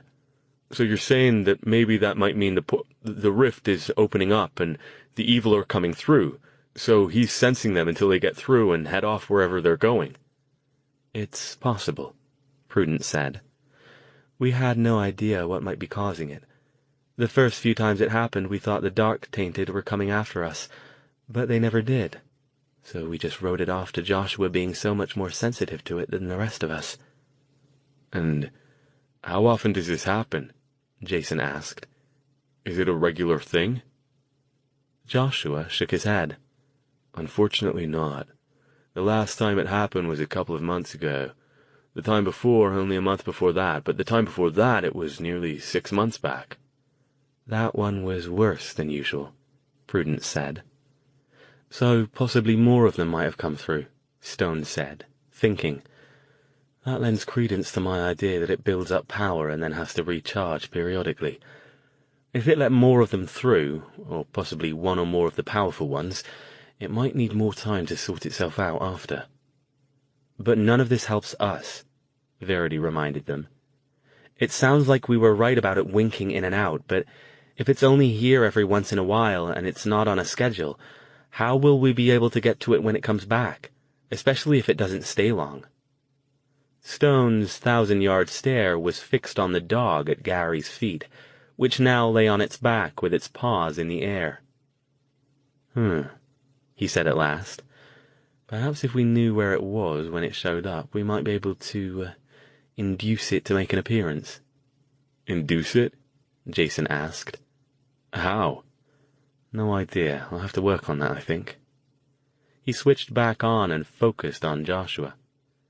"You said that you might be able to tell us where the rift is, though." It was Sykes who nodded. "We might. See, there's this place. It's a little town up in the hills about 10 miles from here. It's pretty much a ghost town. It's got a reputation for being haunted and dangerous. It's dangerous, all right, but it's not haunted." "No?" Verity asked with interest. Sykes shook his head. "Nope. Whole place is full of the Dark-Tainted.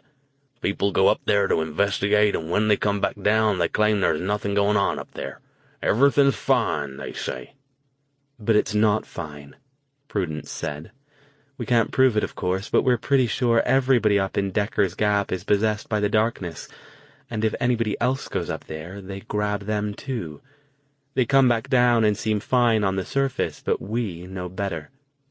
Mostly, people just don't go up there anymore. It's too far off the beaten track for tourists, and there really isn't anything for them to do anyway. What's up there? Jason shifted around in his chair. His knee was starting to act up again, and he was thinking longingly of the bottle of aspirin in his overnight bag. Sykes shrugged. Not much. A few houses, some closed businesses, an old cave that's been closed to the public for years, something about bats and rabies, the remains of an old summer camp, not much else. Every once in a while somebody from up there will come down to pick up supplies. We don't know where they get their money, and we stay away from them whenever we hear tell they're around. Mostly they go to a couple of little towns closer to where they are, though. Stone said, pondering. Interesting indeed. May I use your phone? Sure, said Prudence. She pointed. Through that door over there. When Stone had left, Gary gave the door through which he'd left a sour look. I'm not sure I trust him, he said, apparently not caring that Jason and Verity were still sitting at the table. Why not? Jason asked, annoyed. Do you trust us? Gary shrugged. I haven't heard enough out of either of you to know one way or the other. But anyway, you two are just kids. I've seen his type before. Full of himself. Thinks he knows everything. Hell, I used to be his type. I'm old enough and cynical enough to know that most people who think they have all the answers are the ones you want to stay away from if you know what's good for you. He knows what he's doing, Verity said, defensive. He's proven that to us more times than we can count, and he really does want to get rid of the evil. We all do. We've all lost friends to them, and we're tired of looking over our shoulders all the time to see if they're after us. We'll see, Gary said. I hope you're right. Stone returned about 10 minutes later, a preoccupied expression on his face. What was that about? Jason asked him. Called the rental agency to tell them about the car, he said. Told them I'd have it towed into town and they could pick it up at their leisure. You had to do that right now? Verity asked. I also called Nancy Weldon, he said. That got her attention, and Jason's too. What did she say? Stone took a deep breath. I asked her if she had any idea where Daphne's friend Neil was from, and if she might know where he played when he was a child. She said Daphne mentioned it in a couple of her letters. She remembered it because she recalled being worried about a little boy being allowed to play in such a place. He met Jason's eyes, then Verity's. She said it was a small town called Decker's Gap, and he used to play in a place called Gorley Cave.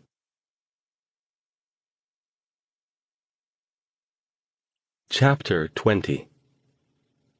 The Harmony Farm residents' stares joined Jason's and Verity's. You think this conduit is in Gorley Cave? Prudence asked. How can that be? How would you know that? Stone shook his head. We don't know it for sure, but it makes sense. Do you know how large that cave is? Not too big, Sykes said. It was too small to really be a tourist attraction. I know that. I haven't been up there in years, but if I remember right, it was just a couple of chambers. A small one in the front, and a bigger one in the back. How large is the bigger one? Sykes shrugged. Room size, maybe. Big room. Ceiling's about maybe 18-20 feet at its highest. Some kid got bitten by a bat a few years back, and they boarded up the entrance so the bats could get in and out, but the people couldn't, and shut it down. And then after things started happening, that's when Decker's Gap started getting a reputation as someplace you didn't want to go. And that was it. I don't even think the teenagers go up there to make out and explore anymore. For one thing, it's too hard to get there. The road's in bad shape, even in good weather, and barely passable this time of year. You'd need a 4-wheel drive vehicle and chains. How long would it take us to get up there? Jason asked. If you had the right vehicle and gear, maybe an hour, Gary said. And that's if the road's clear all the way up. If it isn't, and if that's the darkness up there, it's not likely to be, you'd have to hike, which means you won't be going for a while. Why not? Gary gave him a "can you really be that stupid" kind of look, then pointed at his leg. You've been shifting that knee around all morning, and the walking stick's a dead giveaway. You wouldn't get a mile on that thing the way it is now. You'll have to wait until it heals up. Jason started to protest, but Stone shook his head. No, that's fine, Jason. It works out well, actually. As I said, I still need to do a fair bit of research if I'm going to have a prayer of coaxing that conduit to come out and play with us safely, let alone figuring out a way to shut it down once it does. I'll have to call Madame Juan and ask her to send me some things. There's no way we can go for several days anyway. You just stay off that knee as much as possible. We'll need you in good shape. He turned to the Harmony people. Is there anywhere in town we might be able to stay? I know you said we were guests here, and we're honored that you've taken us in, but it would be quite rude of us to expect you to put us up for as long as we'll likely be needing to stay here and prepare. Prudence shook her head. You'll stay here, Dr. Stone. No argument. If you really can stop the darkness, you'll be doing us an immeasurable favor. The least we can do is give you a place to stay while you get ready. That's not all we're gonna do, Sykes said. I'm coming with you. Mr. Sykes, like the lady said, no argument. I'll bet some of the other folks around here want to help out, too. You just tell us when you're ready to go, give us a day or so to get set up, and I'm guessing you'll have quite a few of us joining up. His expression grew serious.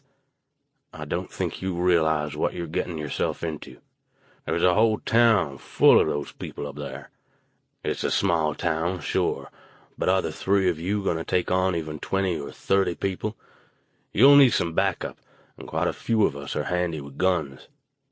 I thought you said you wouldn't kill anyone, Stone said.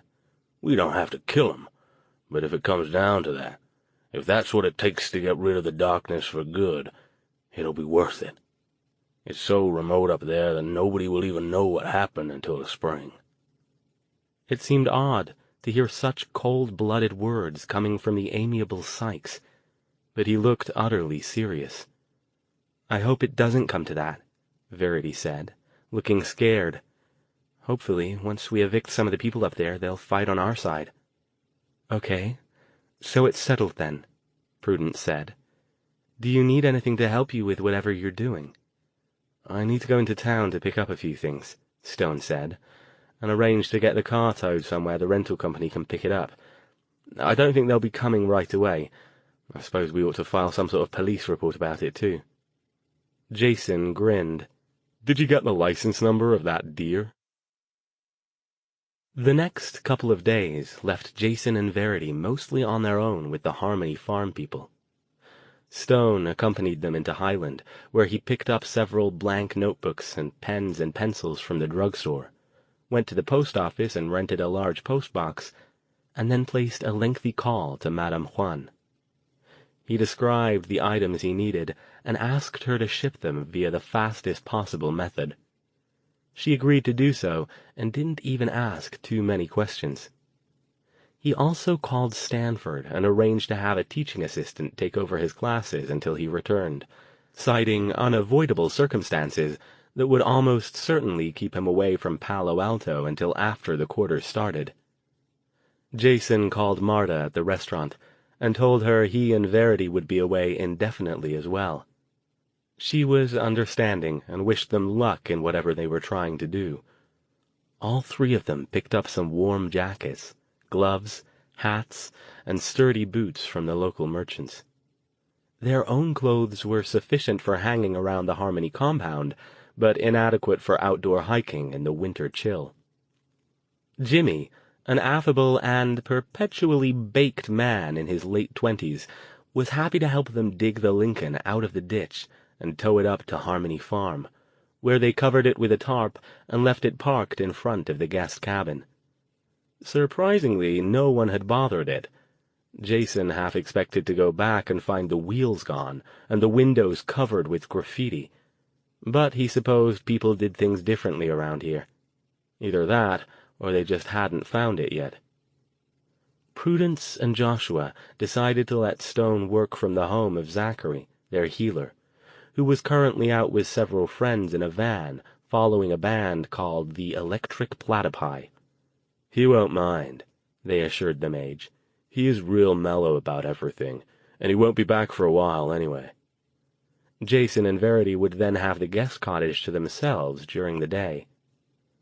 Stone immediately set to work on the research he could do without the books he was waiting for from Madame Juan. "Take care with that knee," he told Jason. "It sounds like we're going to have quite a hike, and we'll need you at 100%. Jason listened a little. He discovered that Prudence was the resident mundane mender of cuts and scrapes, so he asked her to wrap up the knee and borrowed an old pair of crutches from her so he didn't have to put weight on it. "I know I gotta let it heal," he told Verity, "but I'll be damned if I'm just gonna sit around on my ass until whenever Al figures out what he's trying to do." On the afternoon of Christmas Eve, Jason knocked on the door to Zachary's house. "Al, you in there?" He hadn't seen much of Stone over the past 2 or 3 days. The mage had spent all his time sequestered away, and only turned up for occasional meals and late at night to fall into bed. He was usually up and out of the sleeping cabin before Jason or Verity were awake. "Come in," came Stone's distracted voice. Jason pushed open the door and peered inside. Stone sat at a large table under a window, providing the cabin's only light. The entire area around him, including parts of the floor, were covered with open books, notebooks, sheets of paper with strange notations and diagrams scribbled on them, and maps with multicolored lines radiating out in various directions. Some of these were tacked up on the wooden walls near the table. A cardboard box half full of wadded-up papers lay on the floor near Stone's chair. A small radio off to the far side of the table softly played something that sounded like AC/DC. "I guess you got your stuff from Madame Juan, huh?" he asked, pointing at the box. "Yesterday," Stone said, without looking up. With his disheveled hair and 2 days' worth of stubble, he was starting to look like he'd fit right in among the Harmony farm crew. "Are you getting anywhere with that?" Jason asked. "Who knows?" He sighed, looking up at last and running a hand through his spiking hair. He pointed at a notebook in front of him, one of the 5 from Daphne's storage locker, and waved his pen around vaguely. "I can't even tell how much of this I'm making proper sense of. I think I'm learning more about the nature of how these portals work, or we're supposed to, anyway. But who knows if I'm right? And there isn't even anyone I know of I can call and consult with. Even if we revealed the evil's existence, nearly no one knows anything about portals these days, beyond how to use them, so I'm on my own." Jason pulled up a chair, carefully nudged a couple of stacks of paper away to clear a space on the floor, and sat down across from Stone. "What have you figured out so far?" Stone's bright blue gaze came up. He looked simultaneously manic and very tired. "You want the short, glib answer, or the long, informative, stupefyingly boring answer?" How about the short one? I don't think I'll be able to follow the boring one anyway." "All right, then. Short answer." He leaned back in his chair and took a deep breath. "Near as I can determine from my highly imperfect understanding of Daphne's notes, the reason they tried to set up 2 portals instead of 1 was because they thought that if they constructed them properly, they'd support each other. Rather like how when you're building a house of cards, you lean one against the other and they hold each other up." "So that's how they thought they could make them stick around longer?" "Right. Well, that and their whole purpose with the project was to come up with a way to create gateways to places where there wasn't already a portal. Think about it. How useful would it be to be able to use the overworld to travel to anywhere, not just the locations of the previously existing portals?" So, you're saying these two portals are connected? Jason glanced around at the various papers and diagrams, but he couldn't make a bit of sense out of any of them. This one and the one that's near Vegas? So if we could go through the one here, we'd come out there? Stone shook his head. I don't think they are, and I think that's the problem. Again, this is based on a very sketchy understanding of some pretty complicated formulae, but probably the easiest way I can see for this whole experiment to go pear-shaped was if they failed to properly connect their conduits. If I might be allowed to exceed my quota of tortured metaphors for the day, it's rather like trying to hook up the dishwasher so it vents the dirty water into the sink, but instead you end up connecting things wrong so it ends up spewing it out through your shower head. But, Jason said slowly, struggling to wrap his mind around the concept, wouldn't they have noticed that? I mean, if your portal ended up pointing at Outer Mongolia instead of Los Angeles, wouldn't you see that and be able to fix it? Not necessarily. Remember, in order to construct the gateway, they'd have needed to have people at both ends, because they'd need to bring both ends into existence at roughly the same time in order to connect them. Otherwise, they'd risk having one of the portals fizzle out before the other one was ready. I see nothing to indicate that more than the 4 of them were involved, so that limited them. I'm guessing they probably had 2 of their team in Vegas and the other 2 here. And if the portal here is in a cave out in the middle of the great bugger-all, chances are the other end is equally remote and well hidden, since they didn't want anyone stumbling onto what they were doing until they had it right. Unless there have been advances in technology I'm not aware of, that means their communications were primitive at best, or more likely non-existent. Even if they had access to those new cellular phones I've been hearing about, those things aren't completely reliable, especially inside a cave. So, to an extent, I think they were working somewhat blind. Why do you figure they set them up so far apart? Wouldn't it be safer to, I don't know, try porting from the kitchen to the bedroom instead of halfway across the country? Who's to say they didn't do that first? Stone asked. Although one would think that if they'd shown any success, he added, indicating the notebooks, they'd have documented it somewhere. Either there's another notebook I don't know about, or they did actually try their maiden voyage as a cross-country jaunt. Unless we find any other documentation, though, I doubt that's something we'll ever know, since all the principals are almost certainly dead. This is the short version? Jason said with a wry grin. I'd hate to hear the long one. Well, you did ask. Stone leaned forward again, dropping the 2 front legs of his chair to the floor with a thump. Regarding Jason with a raised eyebrow, he asked, So, did you come to see me for a reason? Or were you simply gagging for a lecture on magical theory with a side of portal science? Oh, right. I almost forgot. Prudence told me to come get you. They're having a big Christmas Eve celebration starting in an hour or so at the main hall, and everyone's invited. It's going to be dinner and then a concert. They have a sort of a house band and some other people who perform too. Sounds like it'll be cool. Jason, Stone gestured at the drifts of paper. I've really got to keep working on this. No excuses, Al. Everybody's going to be there, and Prudence said you'll offend them if you don't show up. Stone raised an eyebrow. Did she really? Well, okay, no, but come on. We're their guests. It'd be pretty rude to stay here in your cave and ignore their big party, wouldn't it? Fine, he said with a sigh, standing up. I suppose I could do with a break. Maybe something will bubble up in my subconscious while I'm stuffing myself with turkey. Give me a bit to make myself presentable, and I'll meet you there. By the time Stone arrived at the main hall, clean-shaven and having changed clothes and wrestled his hair into some semblance of submission, Jason and Verity were already there, along with most of the Harmony residents. The place had a newly festive air, with a large, brightly lit Christmas tree in one corner of the room, handmade decorations, and mismatched tables covered with cheerful red tablecloths and merrily flickering candles. A stage had been constructed at the opposite end of the hall from the kitchen, and several of the residents were setting up instruments as the kitchen workers began carrying large trays and dishes of food out to place on the long head table. The whole place smelled of roasting turkey and spices. Sykes waved when he saw them. "Good to see you made it," he said, smiling. "It's just not right to be working on Christmas Eve, no matter how important it might be." Jason waved Stone over to a small, candle-bedecked table occupied by himself, Verity, and a young woman with spiky hair. There were 2 empty seats. Sykes hustled him over and indicated for him to sit down. "This is Zoe," Verity said, nodding toward the young woman.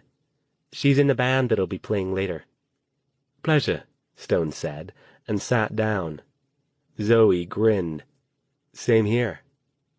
People drifted around the room for half an hour or so, forming and reforming into little groups while they waited for the latecomers to arrive. When everyone had finally migrated to their tables and taken their places, Joshua stood up at the front of the gathering and raised his hands for quiet. After the hubbub died down, he smiled beatifically at them all. "I know you all want to get started on our wonderful feast, but I just wanted to say a few quick things first. To start, of course, let us all join hands around our tables and give thanks to the universe for the bounty we've been provided." Stone, Verity, and Jason exchanged glances, but shrugged and did as directed, forming a circle around the table with Sykes and Zoe. Joshua went on for a brief few minutes, offering his prayer to the universe, which the other Forgotten echoed solemnly. He then moved on to thank those who had prepared the meal, the animals and plants who had given their lives to provide it, and all of the Harmony Farms members for creating a community he felt proud to be a part of. Again, the Forgotten echoed his sentiments, nodding and smiling. "And finally," the old man said, "I want to thank the benevolent universe for our guests, whom it has seen fit to direct into our path.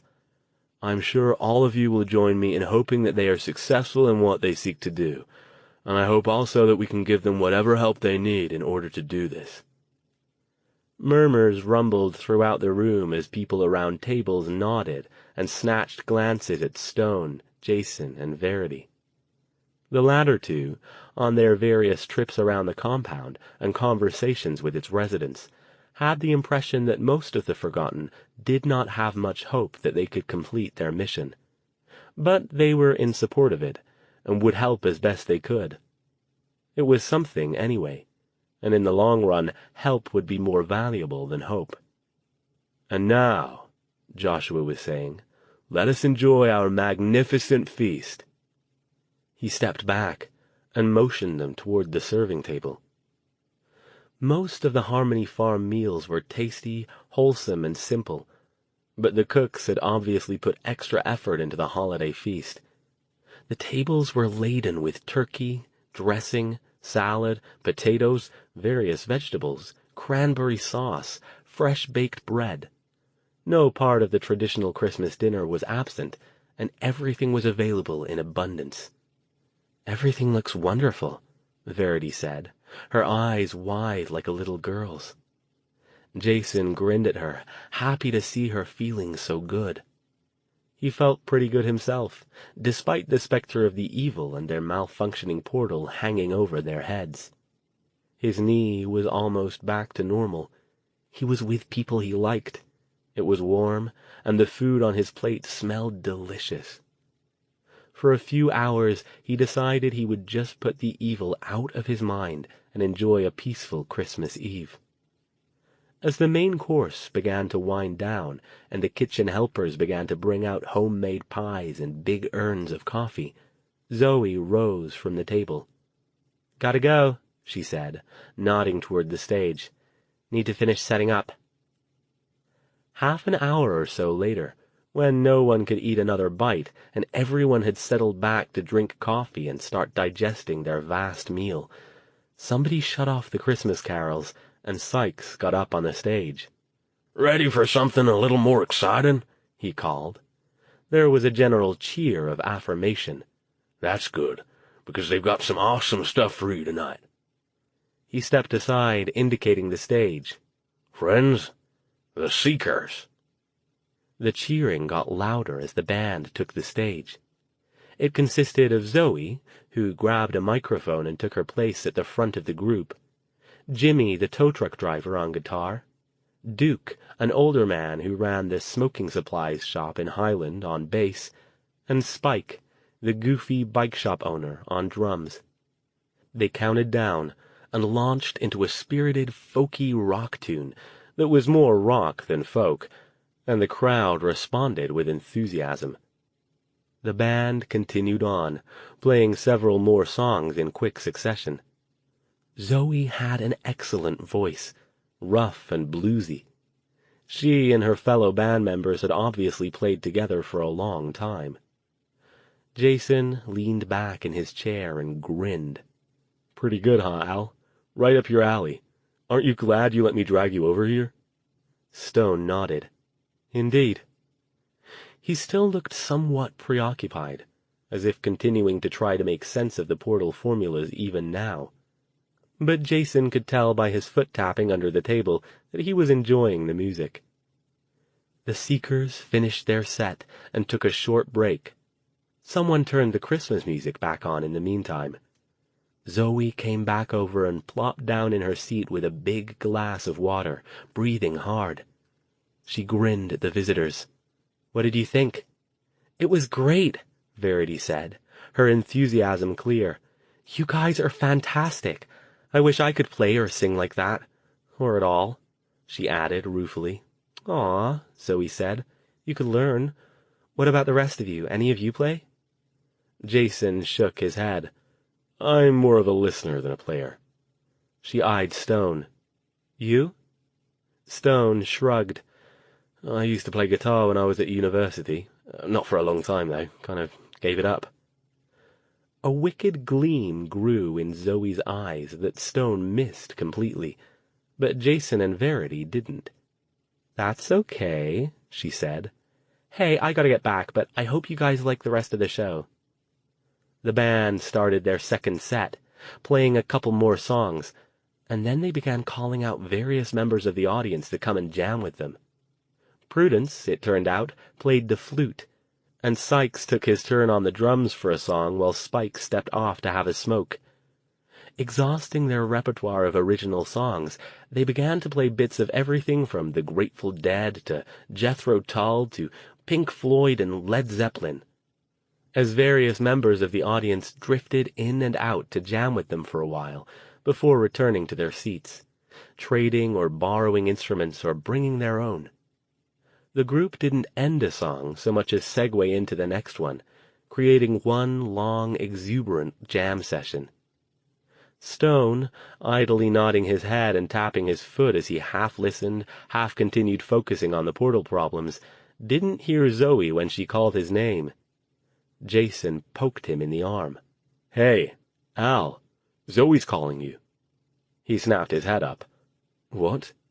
"Come on up," she called, beckoning with a wide grin. The band was still jamming behind her, the dancer still swaying in front of them. He shook his head as he realized what she wanted. "Oh, no, I'm not—" Verity pushed on his arm. "Go ahead, Doc. It'll be fun." "They're not going to take no for an answer," Jason said, grinning too. "Go on." Stone sighed, allowing himself to be shoved forward. "All right, but just for—" he started. But the rest of his words were lost in the encouraging cheers from the crowd. Jason watched while Jimmy handed Stone his guitar and leaned in to consult with him for a few seconds, then quickly relayed something to the other band members. Smoothly, they shifted from the Grateful Dead to Pink Floyd.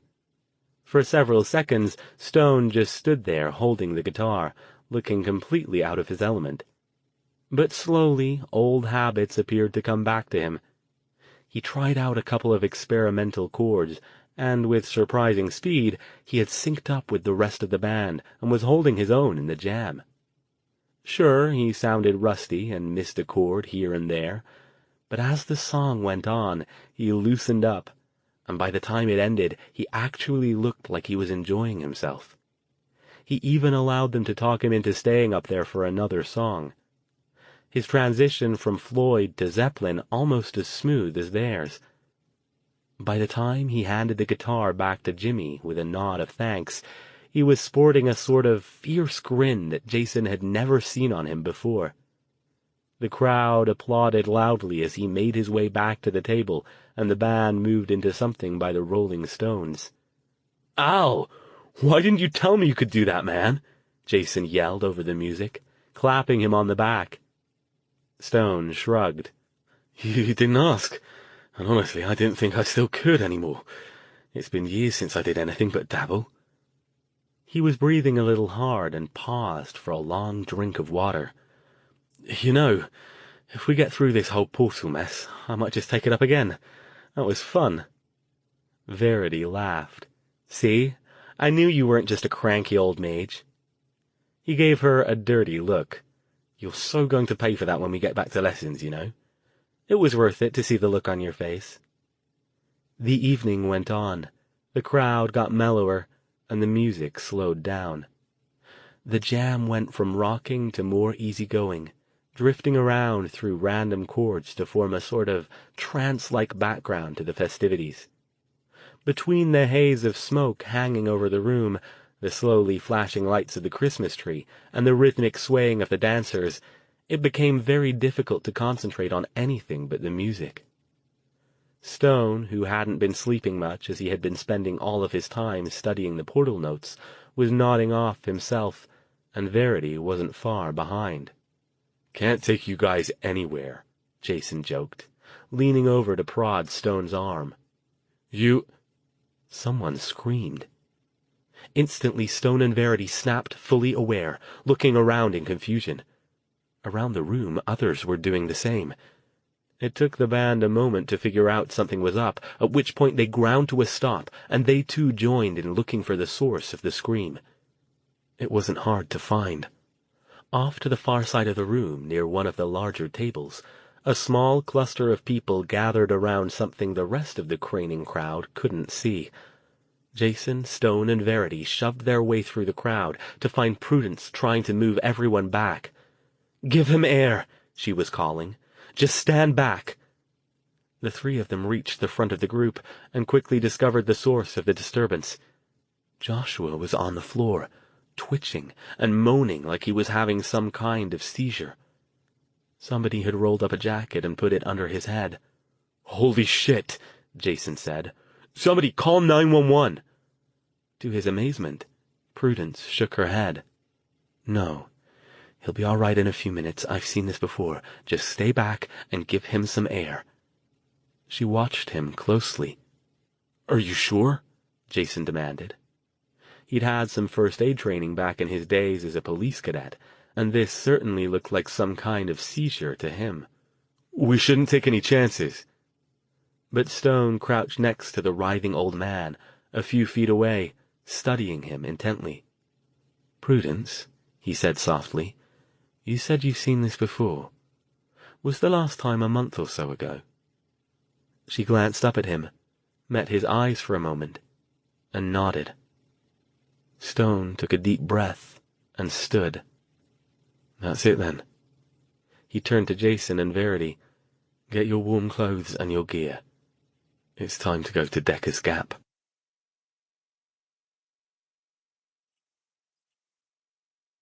Chapter 21. "Al, do you even have a plan yet?"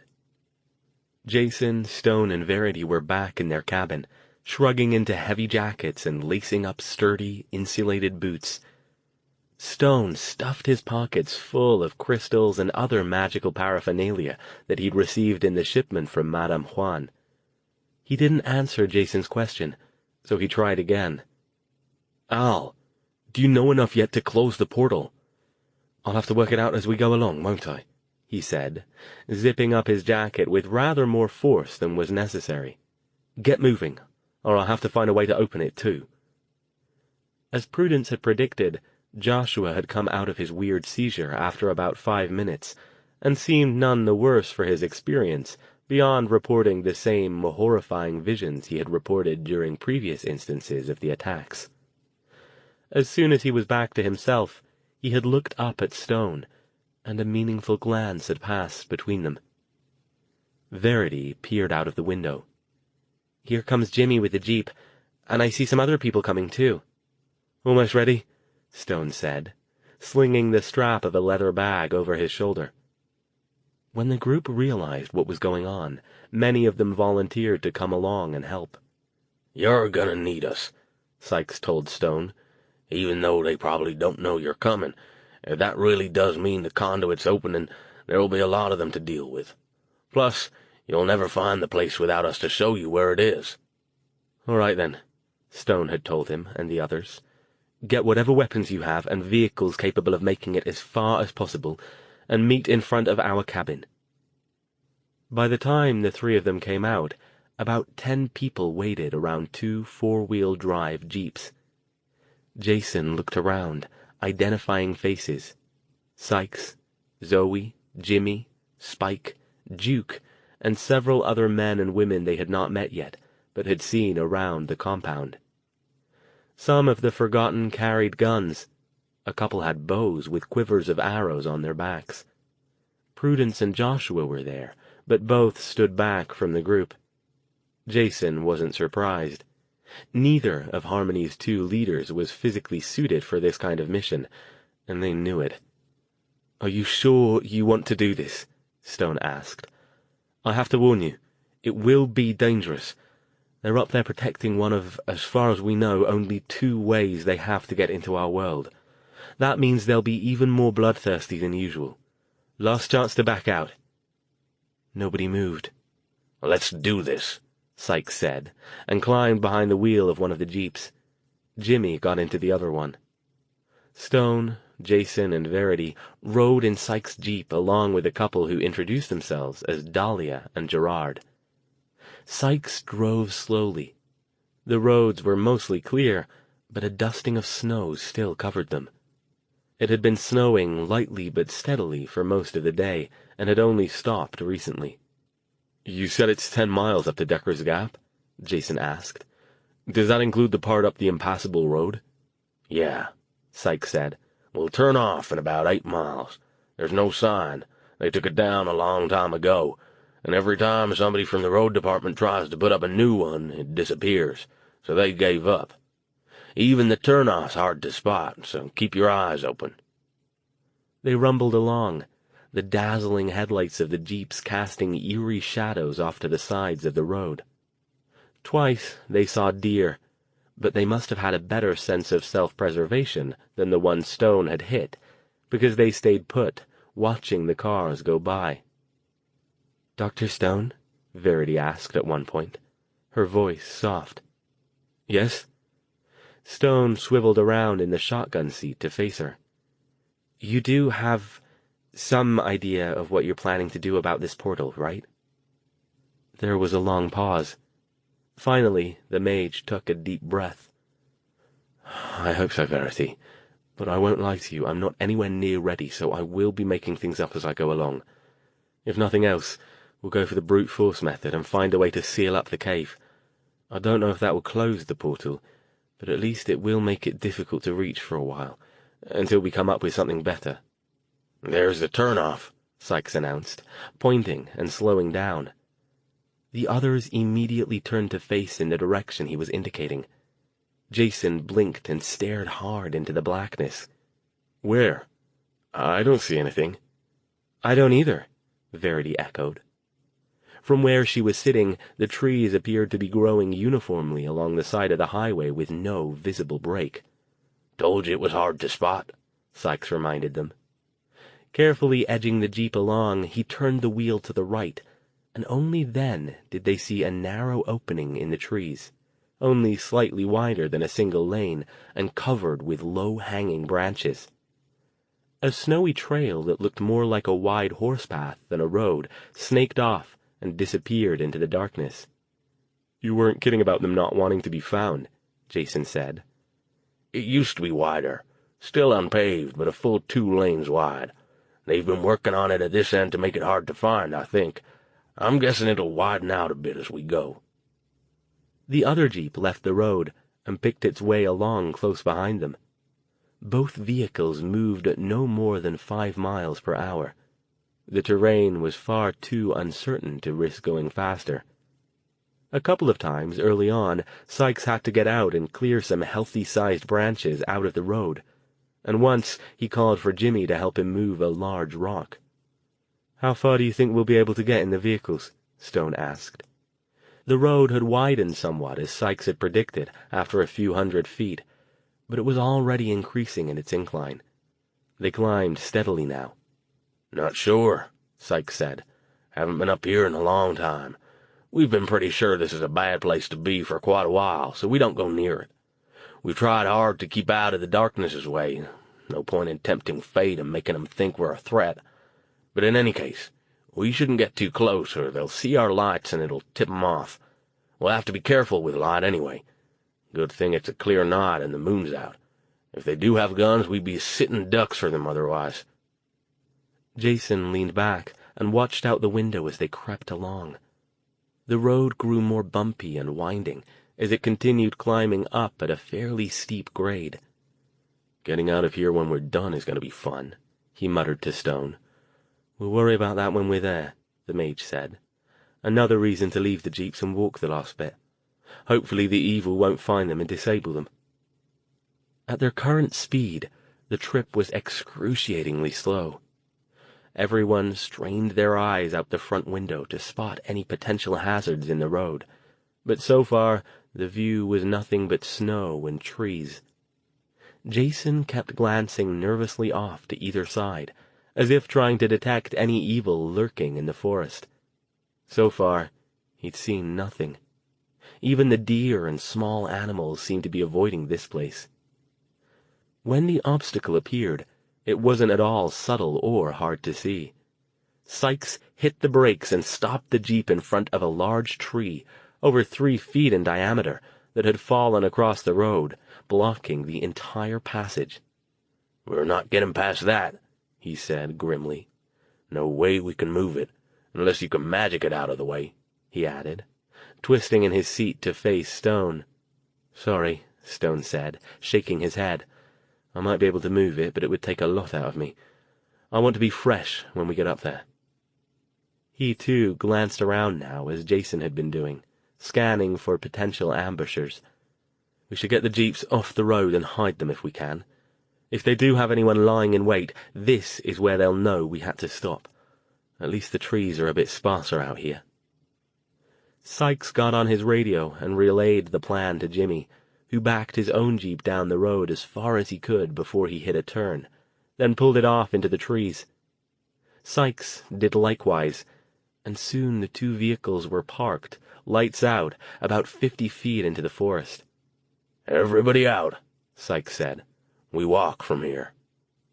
They gathered at the back end of Sykes' jeep, and he handed out flashlights. "Don't use these unless you have to," he told them all. "For one thing, we don't know how long we're going to be out here, so we don't want to run down the batteries. And more important, once they see our lights, they'll know we're coming. They might already know, so we don't want to give them any targets. Dr. Stone, any other things we should know?" "Stay together in small groups once we get to the town," Stone said. "Don't ever go off alone. But going in as a big group will only tip them off, I think. Mr. Sykes, have you got any rope or large zip ties?" Jimmy answered. "Plenty of rope," he said, heading to the other jeep. He returned with 2 large coils. "Why?" "Cut it up into sections about 3 feet long and give 2 or 3 to everyone." They all looked at him, confused, even Jason and Verity. "Why?" "Remember, everyone we'll encounter up here is a normal human being like you and me. They're just possessed by the evil, so I'd really like to avoid killing them if we can. Don't put your own safety at risk. If it's you or them, obviously you'll do what you must. But if you can get the drop on anyone, knock them out, tie them up, and stash them somewhere. I'm hoping that Verity here will be able to deal with a few of them, and possibly get us some other allies who will fight on our side, or at least run away." Jimmy was already cutting up the rope, and Jason helped him hand out the sections as he prepared them. Stone continued. "This is a very small town, right, Mr. Sykes?" "Tiny. Even when it was normal, it only had maybe 100 people. I'd be surprised if there were 30 up here now. They don't come down often enough for supplies to support many more, especially in the winter, unless they're going a lot further than the surrounding towns to get 'em. They can hunt up here and get water, but they need other supplies. Perfect. So that means we won't have that many of them to subdue. I'm hoping that at least some of them are at the cave since the portal is open. We don't know how long it stays open, of course, but I'd imagine at least some of them would be interested. What about the evil coming through? Verity asked. What about them? If I'm correct, they've got to have some sort of protective coating that allows them to exist in our world until they commit to their first host. If that's true, though, I don't know how long it lasts. Either they'll be hanging about, or they'll get out of their farce so they can go find somebody to possess. Either way, they're no threat, since we've all but proven that Forgotten can't be possessed, and they haven't had any luck with Jason or myself, either. So their pickings up there will be slim. We'll have to watch anyone you evict, though, Verity, to make sure they don't get reoccupied. Let's get going, Jason said. It makes me nervous just standing around here talking. They set off as a group, moving around the fallen tree. Sykes eyed it, frowning. Yeah, this didn't just fall. Look, it was cut, then pushed over the rest of the way. How did they get to the town, then? Verity asked. They can't just move it out of the way, can they? They probably have another way around it, Jimmy said. If we looked around a while, we could probably find it and get the jeeps in closer, but that would take time. Let's just hike, Stone said. The closer we get before they figure out we're coming, the better. How far do you think it is, Mr. Sykes? Sykes considered. Not too far. Maybe half a mile or so. Because the trees grew farther apart up here, they decided it would be safer to move off the road. It proved to be an unpleasant slog. The snow wasn't deep, but rocks, fallen branches, and other obstacles covered the uneven ground, hard to see beneath the white blanket, especially in the moon's scant light. The Harmony group mostly dealt well with it, but the three from California didn't have it so easy. "Careful, Jason," Verity warned when he tripped over a root and nearly pitched headfirst into a tree. "You don't want to mess up that knee again." Jason muttered something under his breath, but otherwise didn't answer. The night was cold and, aside from the group crunching its way through the snow, quiet.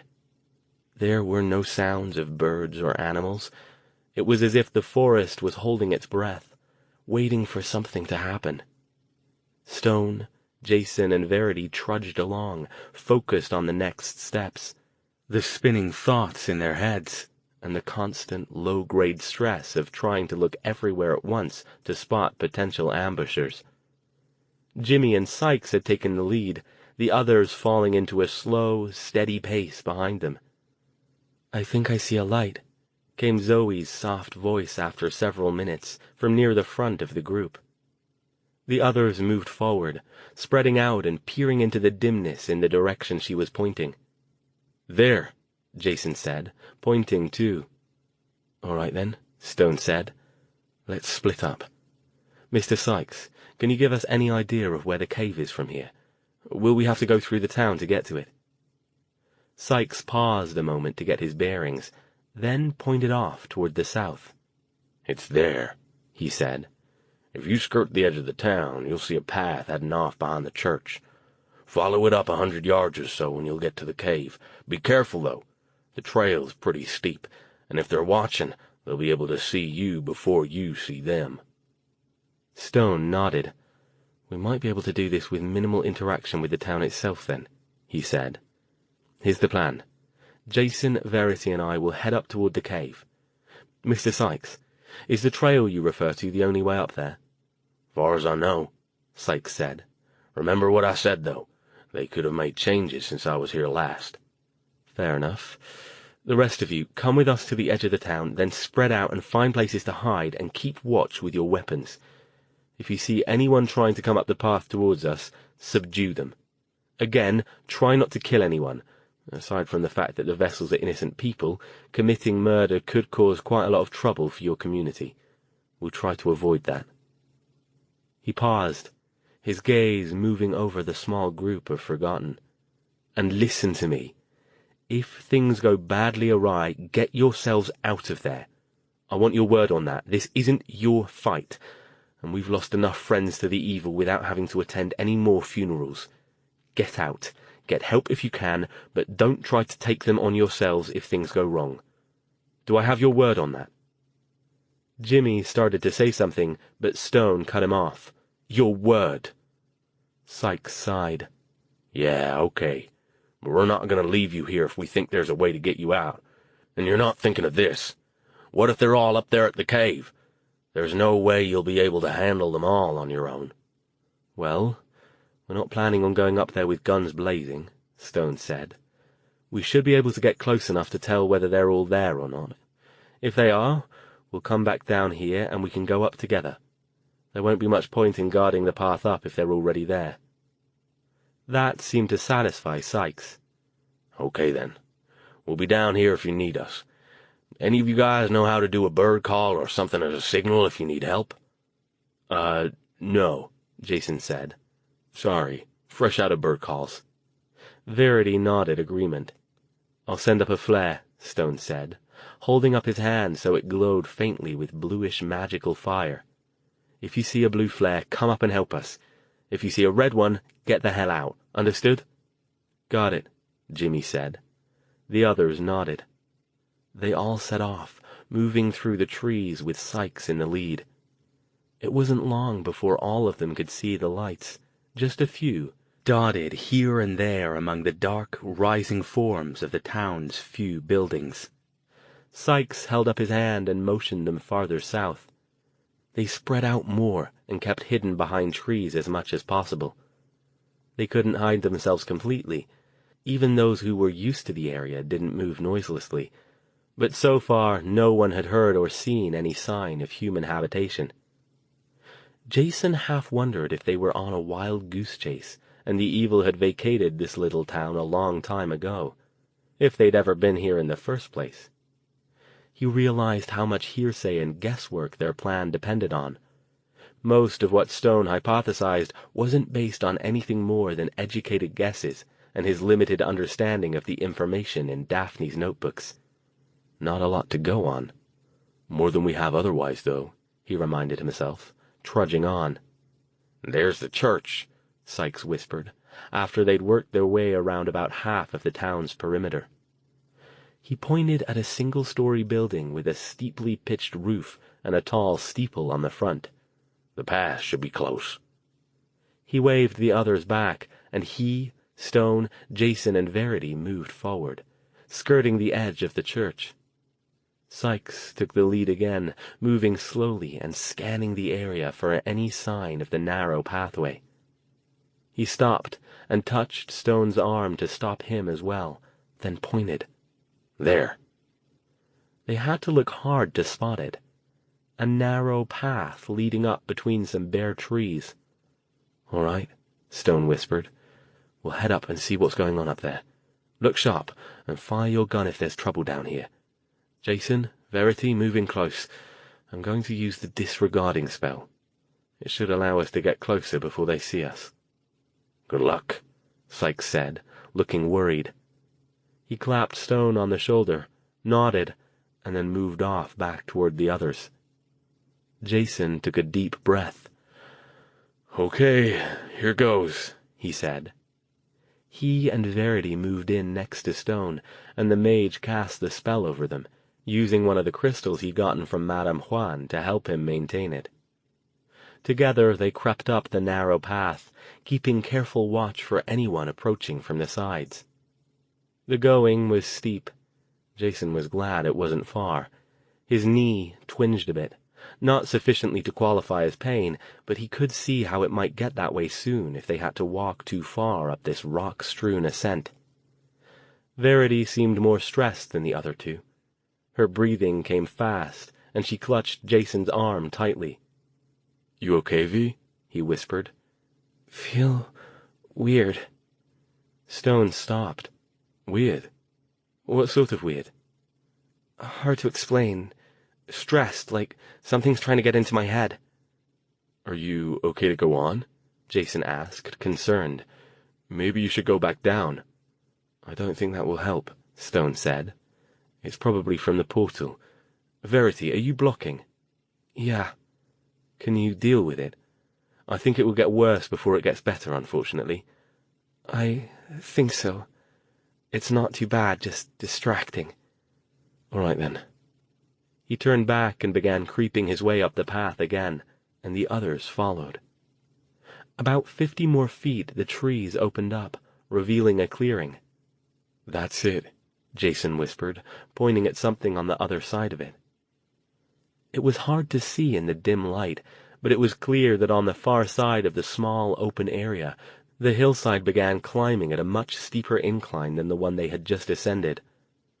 A black opening loomed ahead of them, about half the height of a tall man, and partially hidden by brush, skeletal tree limbs, and the remains of the boards that had been used to close it off from visitors.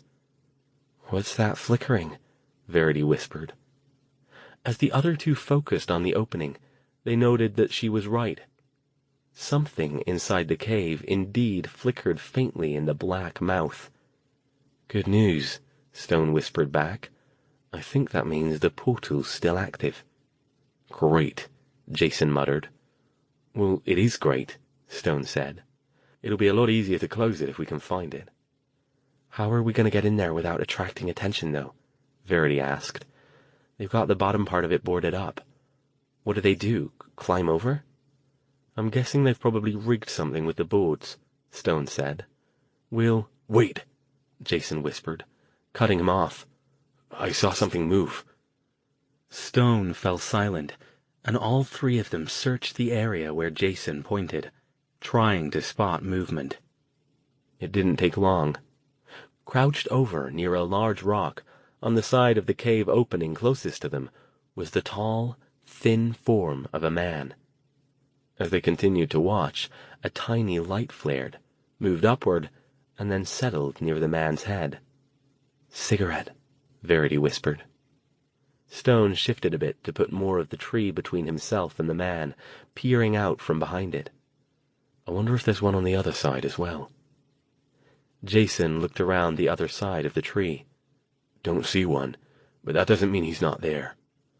"I don't see any other auras," Stone said. "Can you knock him out magically?" Verity asked. "Yes. We'll need to be ready, though. If there's another one, we'll have to get to him before he raises an alarm." "Go ahead and do it," Jason said. "I'll keep a watch on the other side." Stone leaned out a little further so he could get a good view, then pointed his hand at the guard. In near silence, the man clutched his head and crumpled. As he dropped, Verity caught him and levitated him out of the way. "Nicely done," Stone whispered. "You're getting better at that. I thought you told the others you couldn't do anything that heavy yet." She shrugged. "Didn't feel like showing off. And besides, I cared if I screwed up and dropped the coffee urn." Jason was still squinting into the darkness, trying to spot the guard's counterpart. "I don't see anything," he said. "Do you think they just left one guy out here?" "Possibly," Stone said. "Come on, I'm still masking us. Let's move in closer." They left the safety of the tree, moving toward the cave opening from the side where the guard had been. There was still no sign of any other movement. "Check the boards," Stone told Jason. "I'll keep an eye out and take out anyone who comes close." Jason did as directed. Several planks had been pounded into the rock on both sides of the cave mouth to a height of about 5 feet, clearly designed to keep intruders out while still allowing enough space for bats to fly in and out. A sign nailed to the middle of the boards read, "Unsafe. Keep out. Unauthorized entry prohibited," in letters big enough to make out even by moonlight. There was more text at the bottom, too small to read, which probably listed the relevant laws that anyone choosing to enter the cave would be violating. He glanced back at where Stone and Verity waited, checked the other side of the cave for movement, and then set about trying to find some method of entry. It didn't take long to find it. An entire section of the board structure was not attached, and instead swung up when lifted off the nails holding it in place. Jason lifted it enough to determine that he could, then set it back down again, took one last look for incoming hostiles, and then beckoned Stone and Verity over. "Find it?" Verity asked. She, too, tried to look everywhere at once, clearly convinced someone was sneaking up on them. In answer, Jason grabbed the boards again and swung them up, revealing an opening about 3 feet wide in the wall. He motioned them through. Once all 3 of them were on the other side, he lowered it carefully back down so it appeared not to have been disturbed. It was dark inside the cave entrance. The moonlight didn't reach in here, but the flickering was brighter, making an eerie, intermittent strobe-like effect that pulsed off the uneven rock walls of the chamber. No one else occupied this section, but they could see an exit about 10 feet away on the other side, an opening a little taller and wider than a standard interior doorway. More flickers, brighter still, strobed across a rock wall that looked like one side of a passageway. "Keep going?" Jason whispered. Convinced now that there really was a portal somewhere in the back of this cave, he still wasn't sure whether they'd find anyone here. The guy out front was a good indicator, but they might have just left him there to guard the cave against possible intruders. After all, the disembodied evil coming through the portal wouldn't need a welcoming committee. Stone watched the doorway to the back of the cave for a few seconds, then motioned them toward it with a head gesture. Together, the 3 of them crept across the chamber and examined it. As it had appeared, the chamber opened onto a passageway about 6 feet high and 6 feet wide that extended forward about 10 feet or so, and then veered off to the right. The passage looked like it had been artificially enlarged, but it was impossible to tell whether it had been done recently. The light flickered brighter and more constantly here. Stone crept forward again, with Verity next and Jason bringing up the rear. Jason paused to take another look over his shoulder to make sure no one was sneaking up behind them yet. The chamber was silent and empty as before, the board walls still in place. He hurried forward to catch up with the others. The narrow passageway didn't extend very far. When they cautiously reached the part where it veered to the right and peered around, they saw it only went on for another 6 feet, and then opened out into a much larger chamber. They pressed themselves against the wall of the passage and stared inside. Of the 3 of them, Stone had seen by far the widest variety of magical travel portals. This one resembled none of them. The closest it came was the abortive attempt at a temporary portal that the evil had tried to build in their headquarters in San Francisco.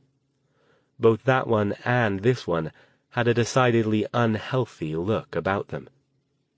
Where the permanent portal in the basement of a passage to India was a uniform size and shape, its colors soft and pleasant like pastel watercolors mixing together and then moving back apart, this one was ragged, fluctuating on both its vertical and horizontal dimensions. Instead of soft pastel colors, the portal they stood in front of looked ill, a nauseating mix of reds and purples and greens that clashed wildly with each other.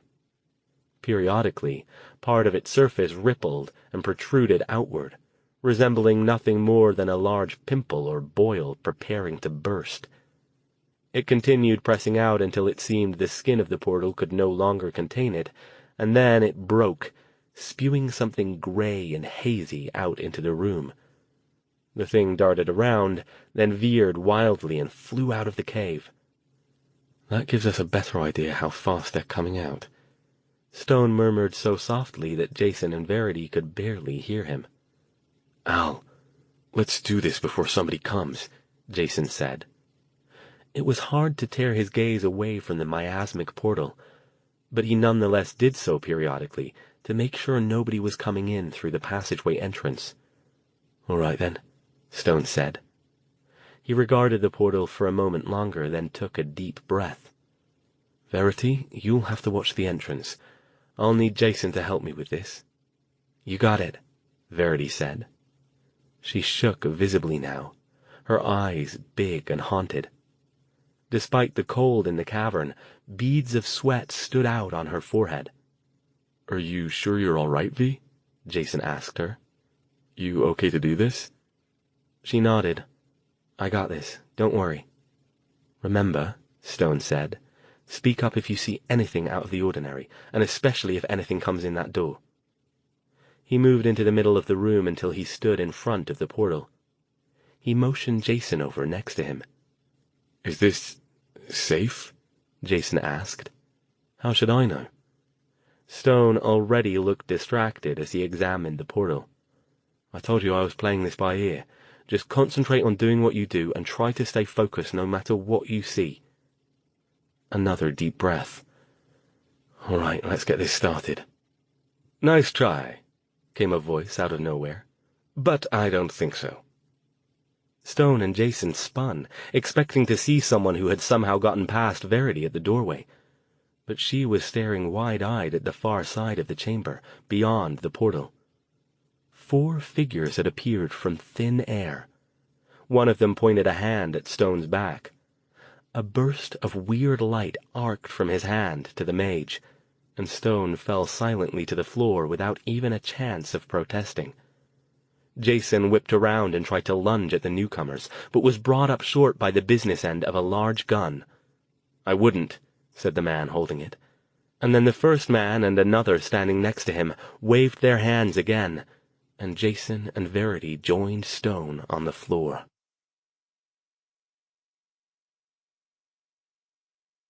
Chapter 22. Cold. Wood. Mustiness. Vague stench of decay. Lightheadedness. These were Stone's first sensations as he struggled back to awareness. His situation came back to him quickly, and he didn't open his eyes. He couldn't stop himself from shivering, though. He lay on some kind of cold floor, though it didn't feel like the rocky one from the cavern. His coat was gone, and he suspected all of his magical items were as well. His arms had been pulled behind him, his wrists secured with what felt like handcuffs. He didn't move, but he felt something around his ankles as well. Whoever had captured him wasn't taking any chances. But why? Why not just kill him? And where were Jason and Verity? They'd been ambushed, completely surprised. Stone was disgusted with himself for not considering the possibility that they might have mages on their side too, especially given all the murders that had occurred recently. The evil had obviously been recruiting mages to their cause, and killing any who refused to join. But again, why? What did they want with mages? None of that mattered now, though. What mattered was that he needed to figure out a way to get out of his bonds, discover what had become of his friends, and get them out of here. "You're not fooling anyone, Dr. Stone," a voice said. "We know you're awake. Why don't you open your eyes so we can have a talk?" Stone sighed. Playing possum clearly wasn't working. He opened his eyes. He lay on the wooden floor of a room about the size of a bedroom or small office. The walls were also wood and unpainted. Across the room was a desk with a lamp, and behind the desk sat a man. Another man stood near the window, leaning against the wall with the air of someone who'd been hired more for security than brainpower. Stone didn't recognize either of them. He waited. "Nothing to say?" the man behind the desk asked. He looked to be around 50, in good shape, with short, gray hair, a professorial beard, and the loose face of a man whose job involved more thinking than physical activity. He wore a plaid flannel shirt and wire-rimmed glasses. His face was neutral, but something was wrong about the look in his eyes. Stone shrugged. "What good would it do me to say anything?" The man considered that. "Maybe none," he finally agreed. "But I'd at least think you'd want to know where your friends are." "You've killed them," Stone said in a monotone. He struggled to shift position. The cold and the angle at which his shoulders had been drawn back caused a distracting amount of discomfort. Far from it. They are no good to us dead. No, they're being held in a safe place. What do you mean they're no good to you dead? You want us all dead. You've made no secret of that. Eventually we do, but we have other requirements that are currently more important to us than killing you. What's that supposed to mean? Stone demanded. Any chance you might start making sense at some point? Ah, a man of few words. All right, then. The man got up from the desk and came over to stand over Stone. He wore faded jeans and heavy leather work boots. It's very simple. I have a deal for you. Stone sighed. Yes, wonderful, a deal. As if I had any expectation of you keeping any promises you make me. And besides, what could I possibly have that you might want? There's no way in hell I'll let you possess me, so don't even bother asking. He wondered what had become of the Harmony Farms group. He hoped they'd gotten away. When the evil referred to his friends, was he talking about Verity and Jason alone, or had they captured the others as well? He couldn't think of a way to ask without revealing the others' existence if the evil didn't already know about them, so he kept quiet for now. Mouth shut, ears open was usually a good policy when you weren't sure what was going on. No, Dr. Stone, I know better than to ask you that. The man smiled tightly. I'm well aware of your strong resistance to the idea of joining us. I honestly doubt that a possession would even work properly on you, given your level of abhorrence to the idea. Well, what then? Stone shifted again on the floor, still trying to get comfortable. The evil didn't seem affected by the cold. Simple. You have something we want, and we have something you want. If we can come to a mutual agreement, then we can make a trade. Stone sighed. Are you going to get to the point sometime in this century? Because I'm bloody freezing and I can feel my brain seizing up as we speak. So if you want something from me, you better tell me soon. The man moved back over and perched on the edge of the desk. Fair enough. I'm sure you're aware of what we have in the cave outside of town, since you managed to quite stealthily make your way in to have a look at it. Stone waited in silence. I'm sure you're equally aware that the portal is, shall we say, quite unstable. It only appears periodically, and it is only during those times that we can bring more of our kind through it to take their places in this world. Yes, and? Surely you don't expect me to do anything about that? Actually, the man said, smiling, that's exactly what we expect you to do. When Stone didn't answer except to stare at him in disbelief, he continued, You see, Dr. Stone, we've, recruited some mages to join us. You met them tonight. Yes, that was a rather large mistake on my part, not expecting them to be here, but that still doesn't explain what that's got to do with me. Stone was fairly sure at this point that he knew where the evil was heading, but that didn't mean he had to let on quite yet. Let the man talk. Maybe he'd reveal something useful. We've been doing some research on you, the man said. Oh, yes, we can use libraries and other sources of information as well as you can. That's the beauty of the merge. We get all the resources of the vessel, along with our own knowledge. Stone suspected he might be dealing with a higher-order evil than he'd initially thought. Possibly even one of the top-tier variety. He'd need to be careful with this one. And, the man continued, because the mage community is rather small and insular, even most of those mages in this country who don't know you personally have heard of you, just as you yourself have heard of many mages in the United States and Britain, even though you haven't met them. Do keep going, Stone urged. I've got nowhere I need to be while I wait for you to muck around in that worm pit you call a brain and locate your point. Something, rage, flickered across the man's face, but it was almost too fast to see. His mask of blandness dropped back into place before Stone was even sure it had slipped. Very amusing, Dr. Stone. If you're trying to provoke me, you could probably do it if you keep up with that sort of thing. But it won't go well for you if you do. You see, I've got both of your friends in my custody. Really, I only need one of them to keep you in line. I could arrange to have the other one ripped limb from limb, screaming right in front of you if you'd like, and then I'd still have the other one to hold over your head." Somewhere, in the deepest reaches of Stone's brain, a little voice cheered. He had done exactly what he'd been trying to do, and even gotten an extra bonus for his trouble.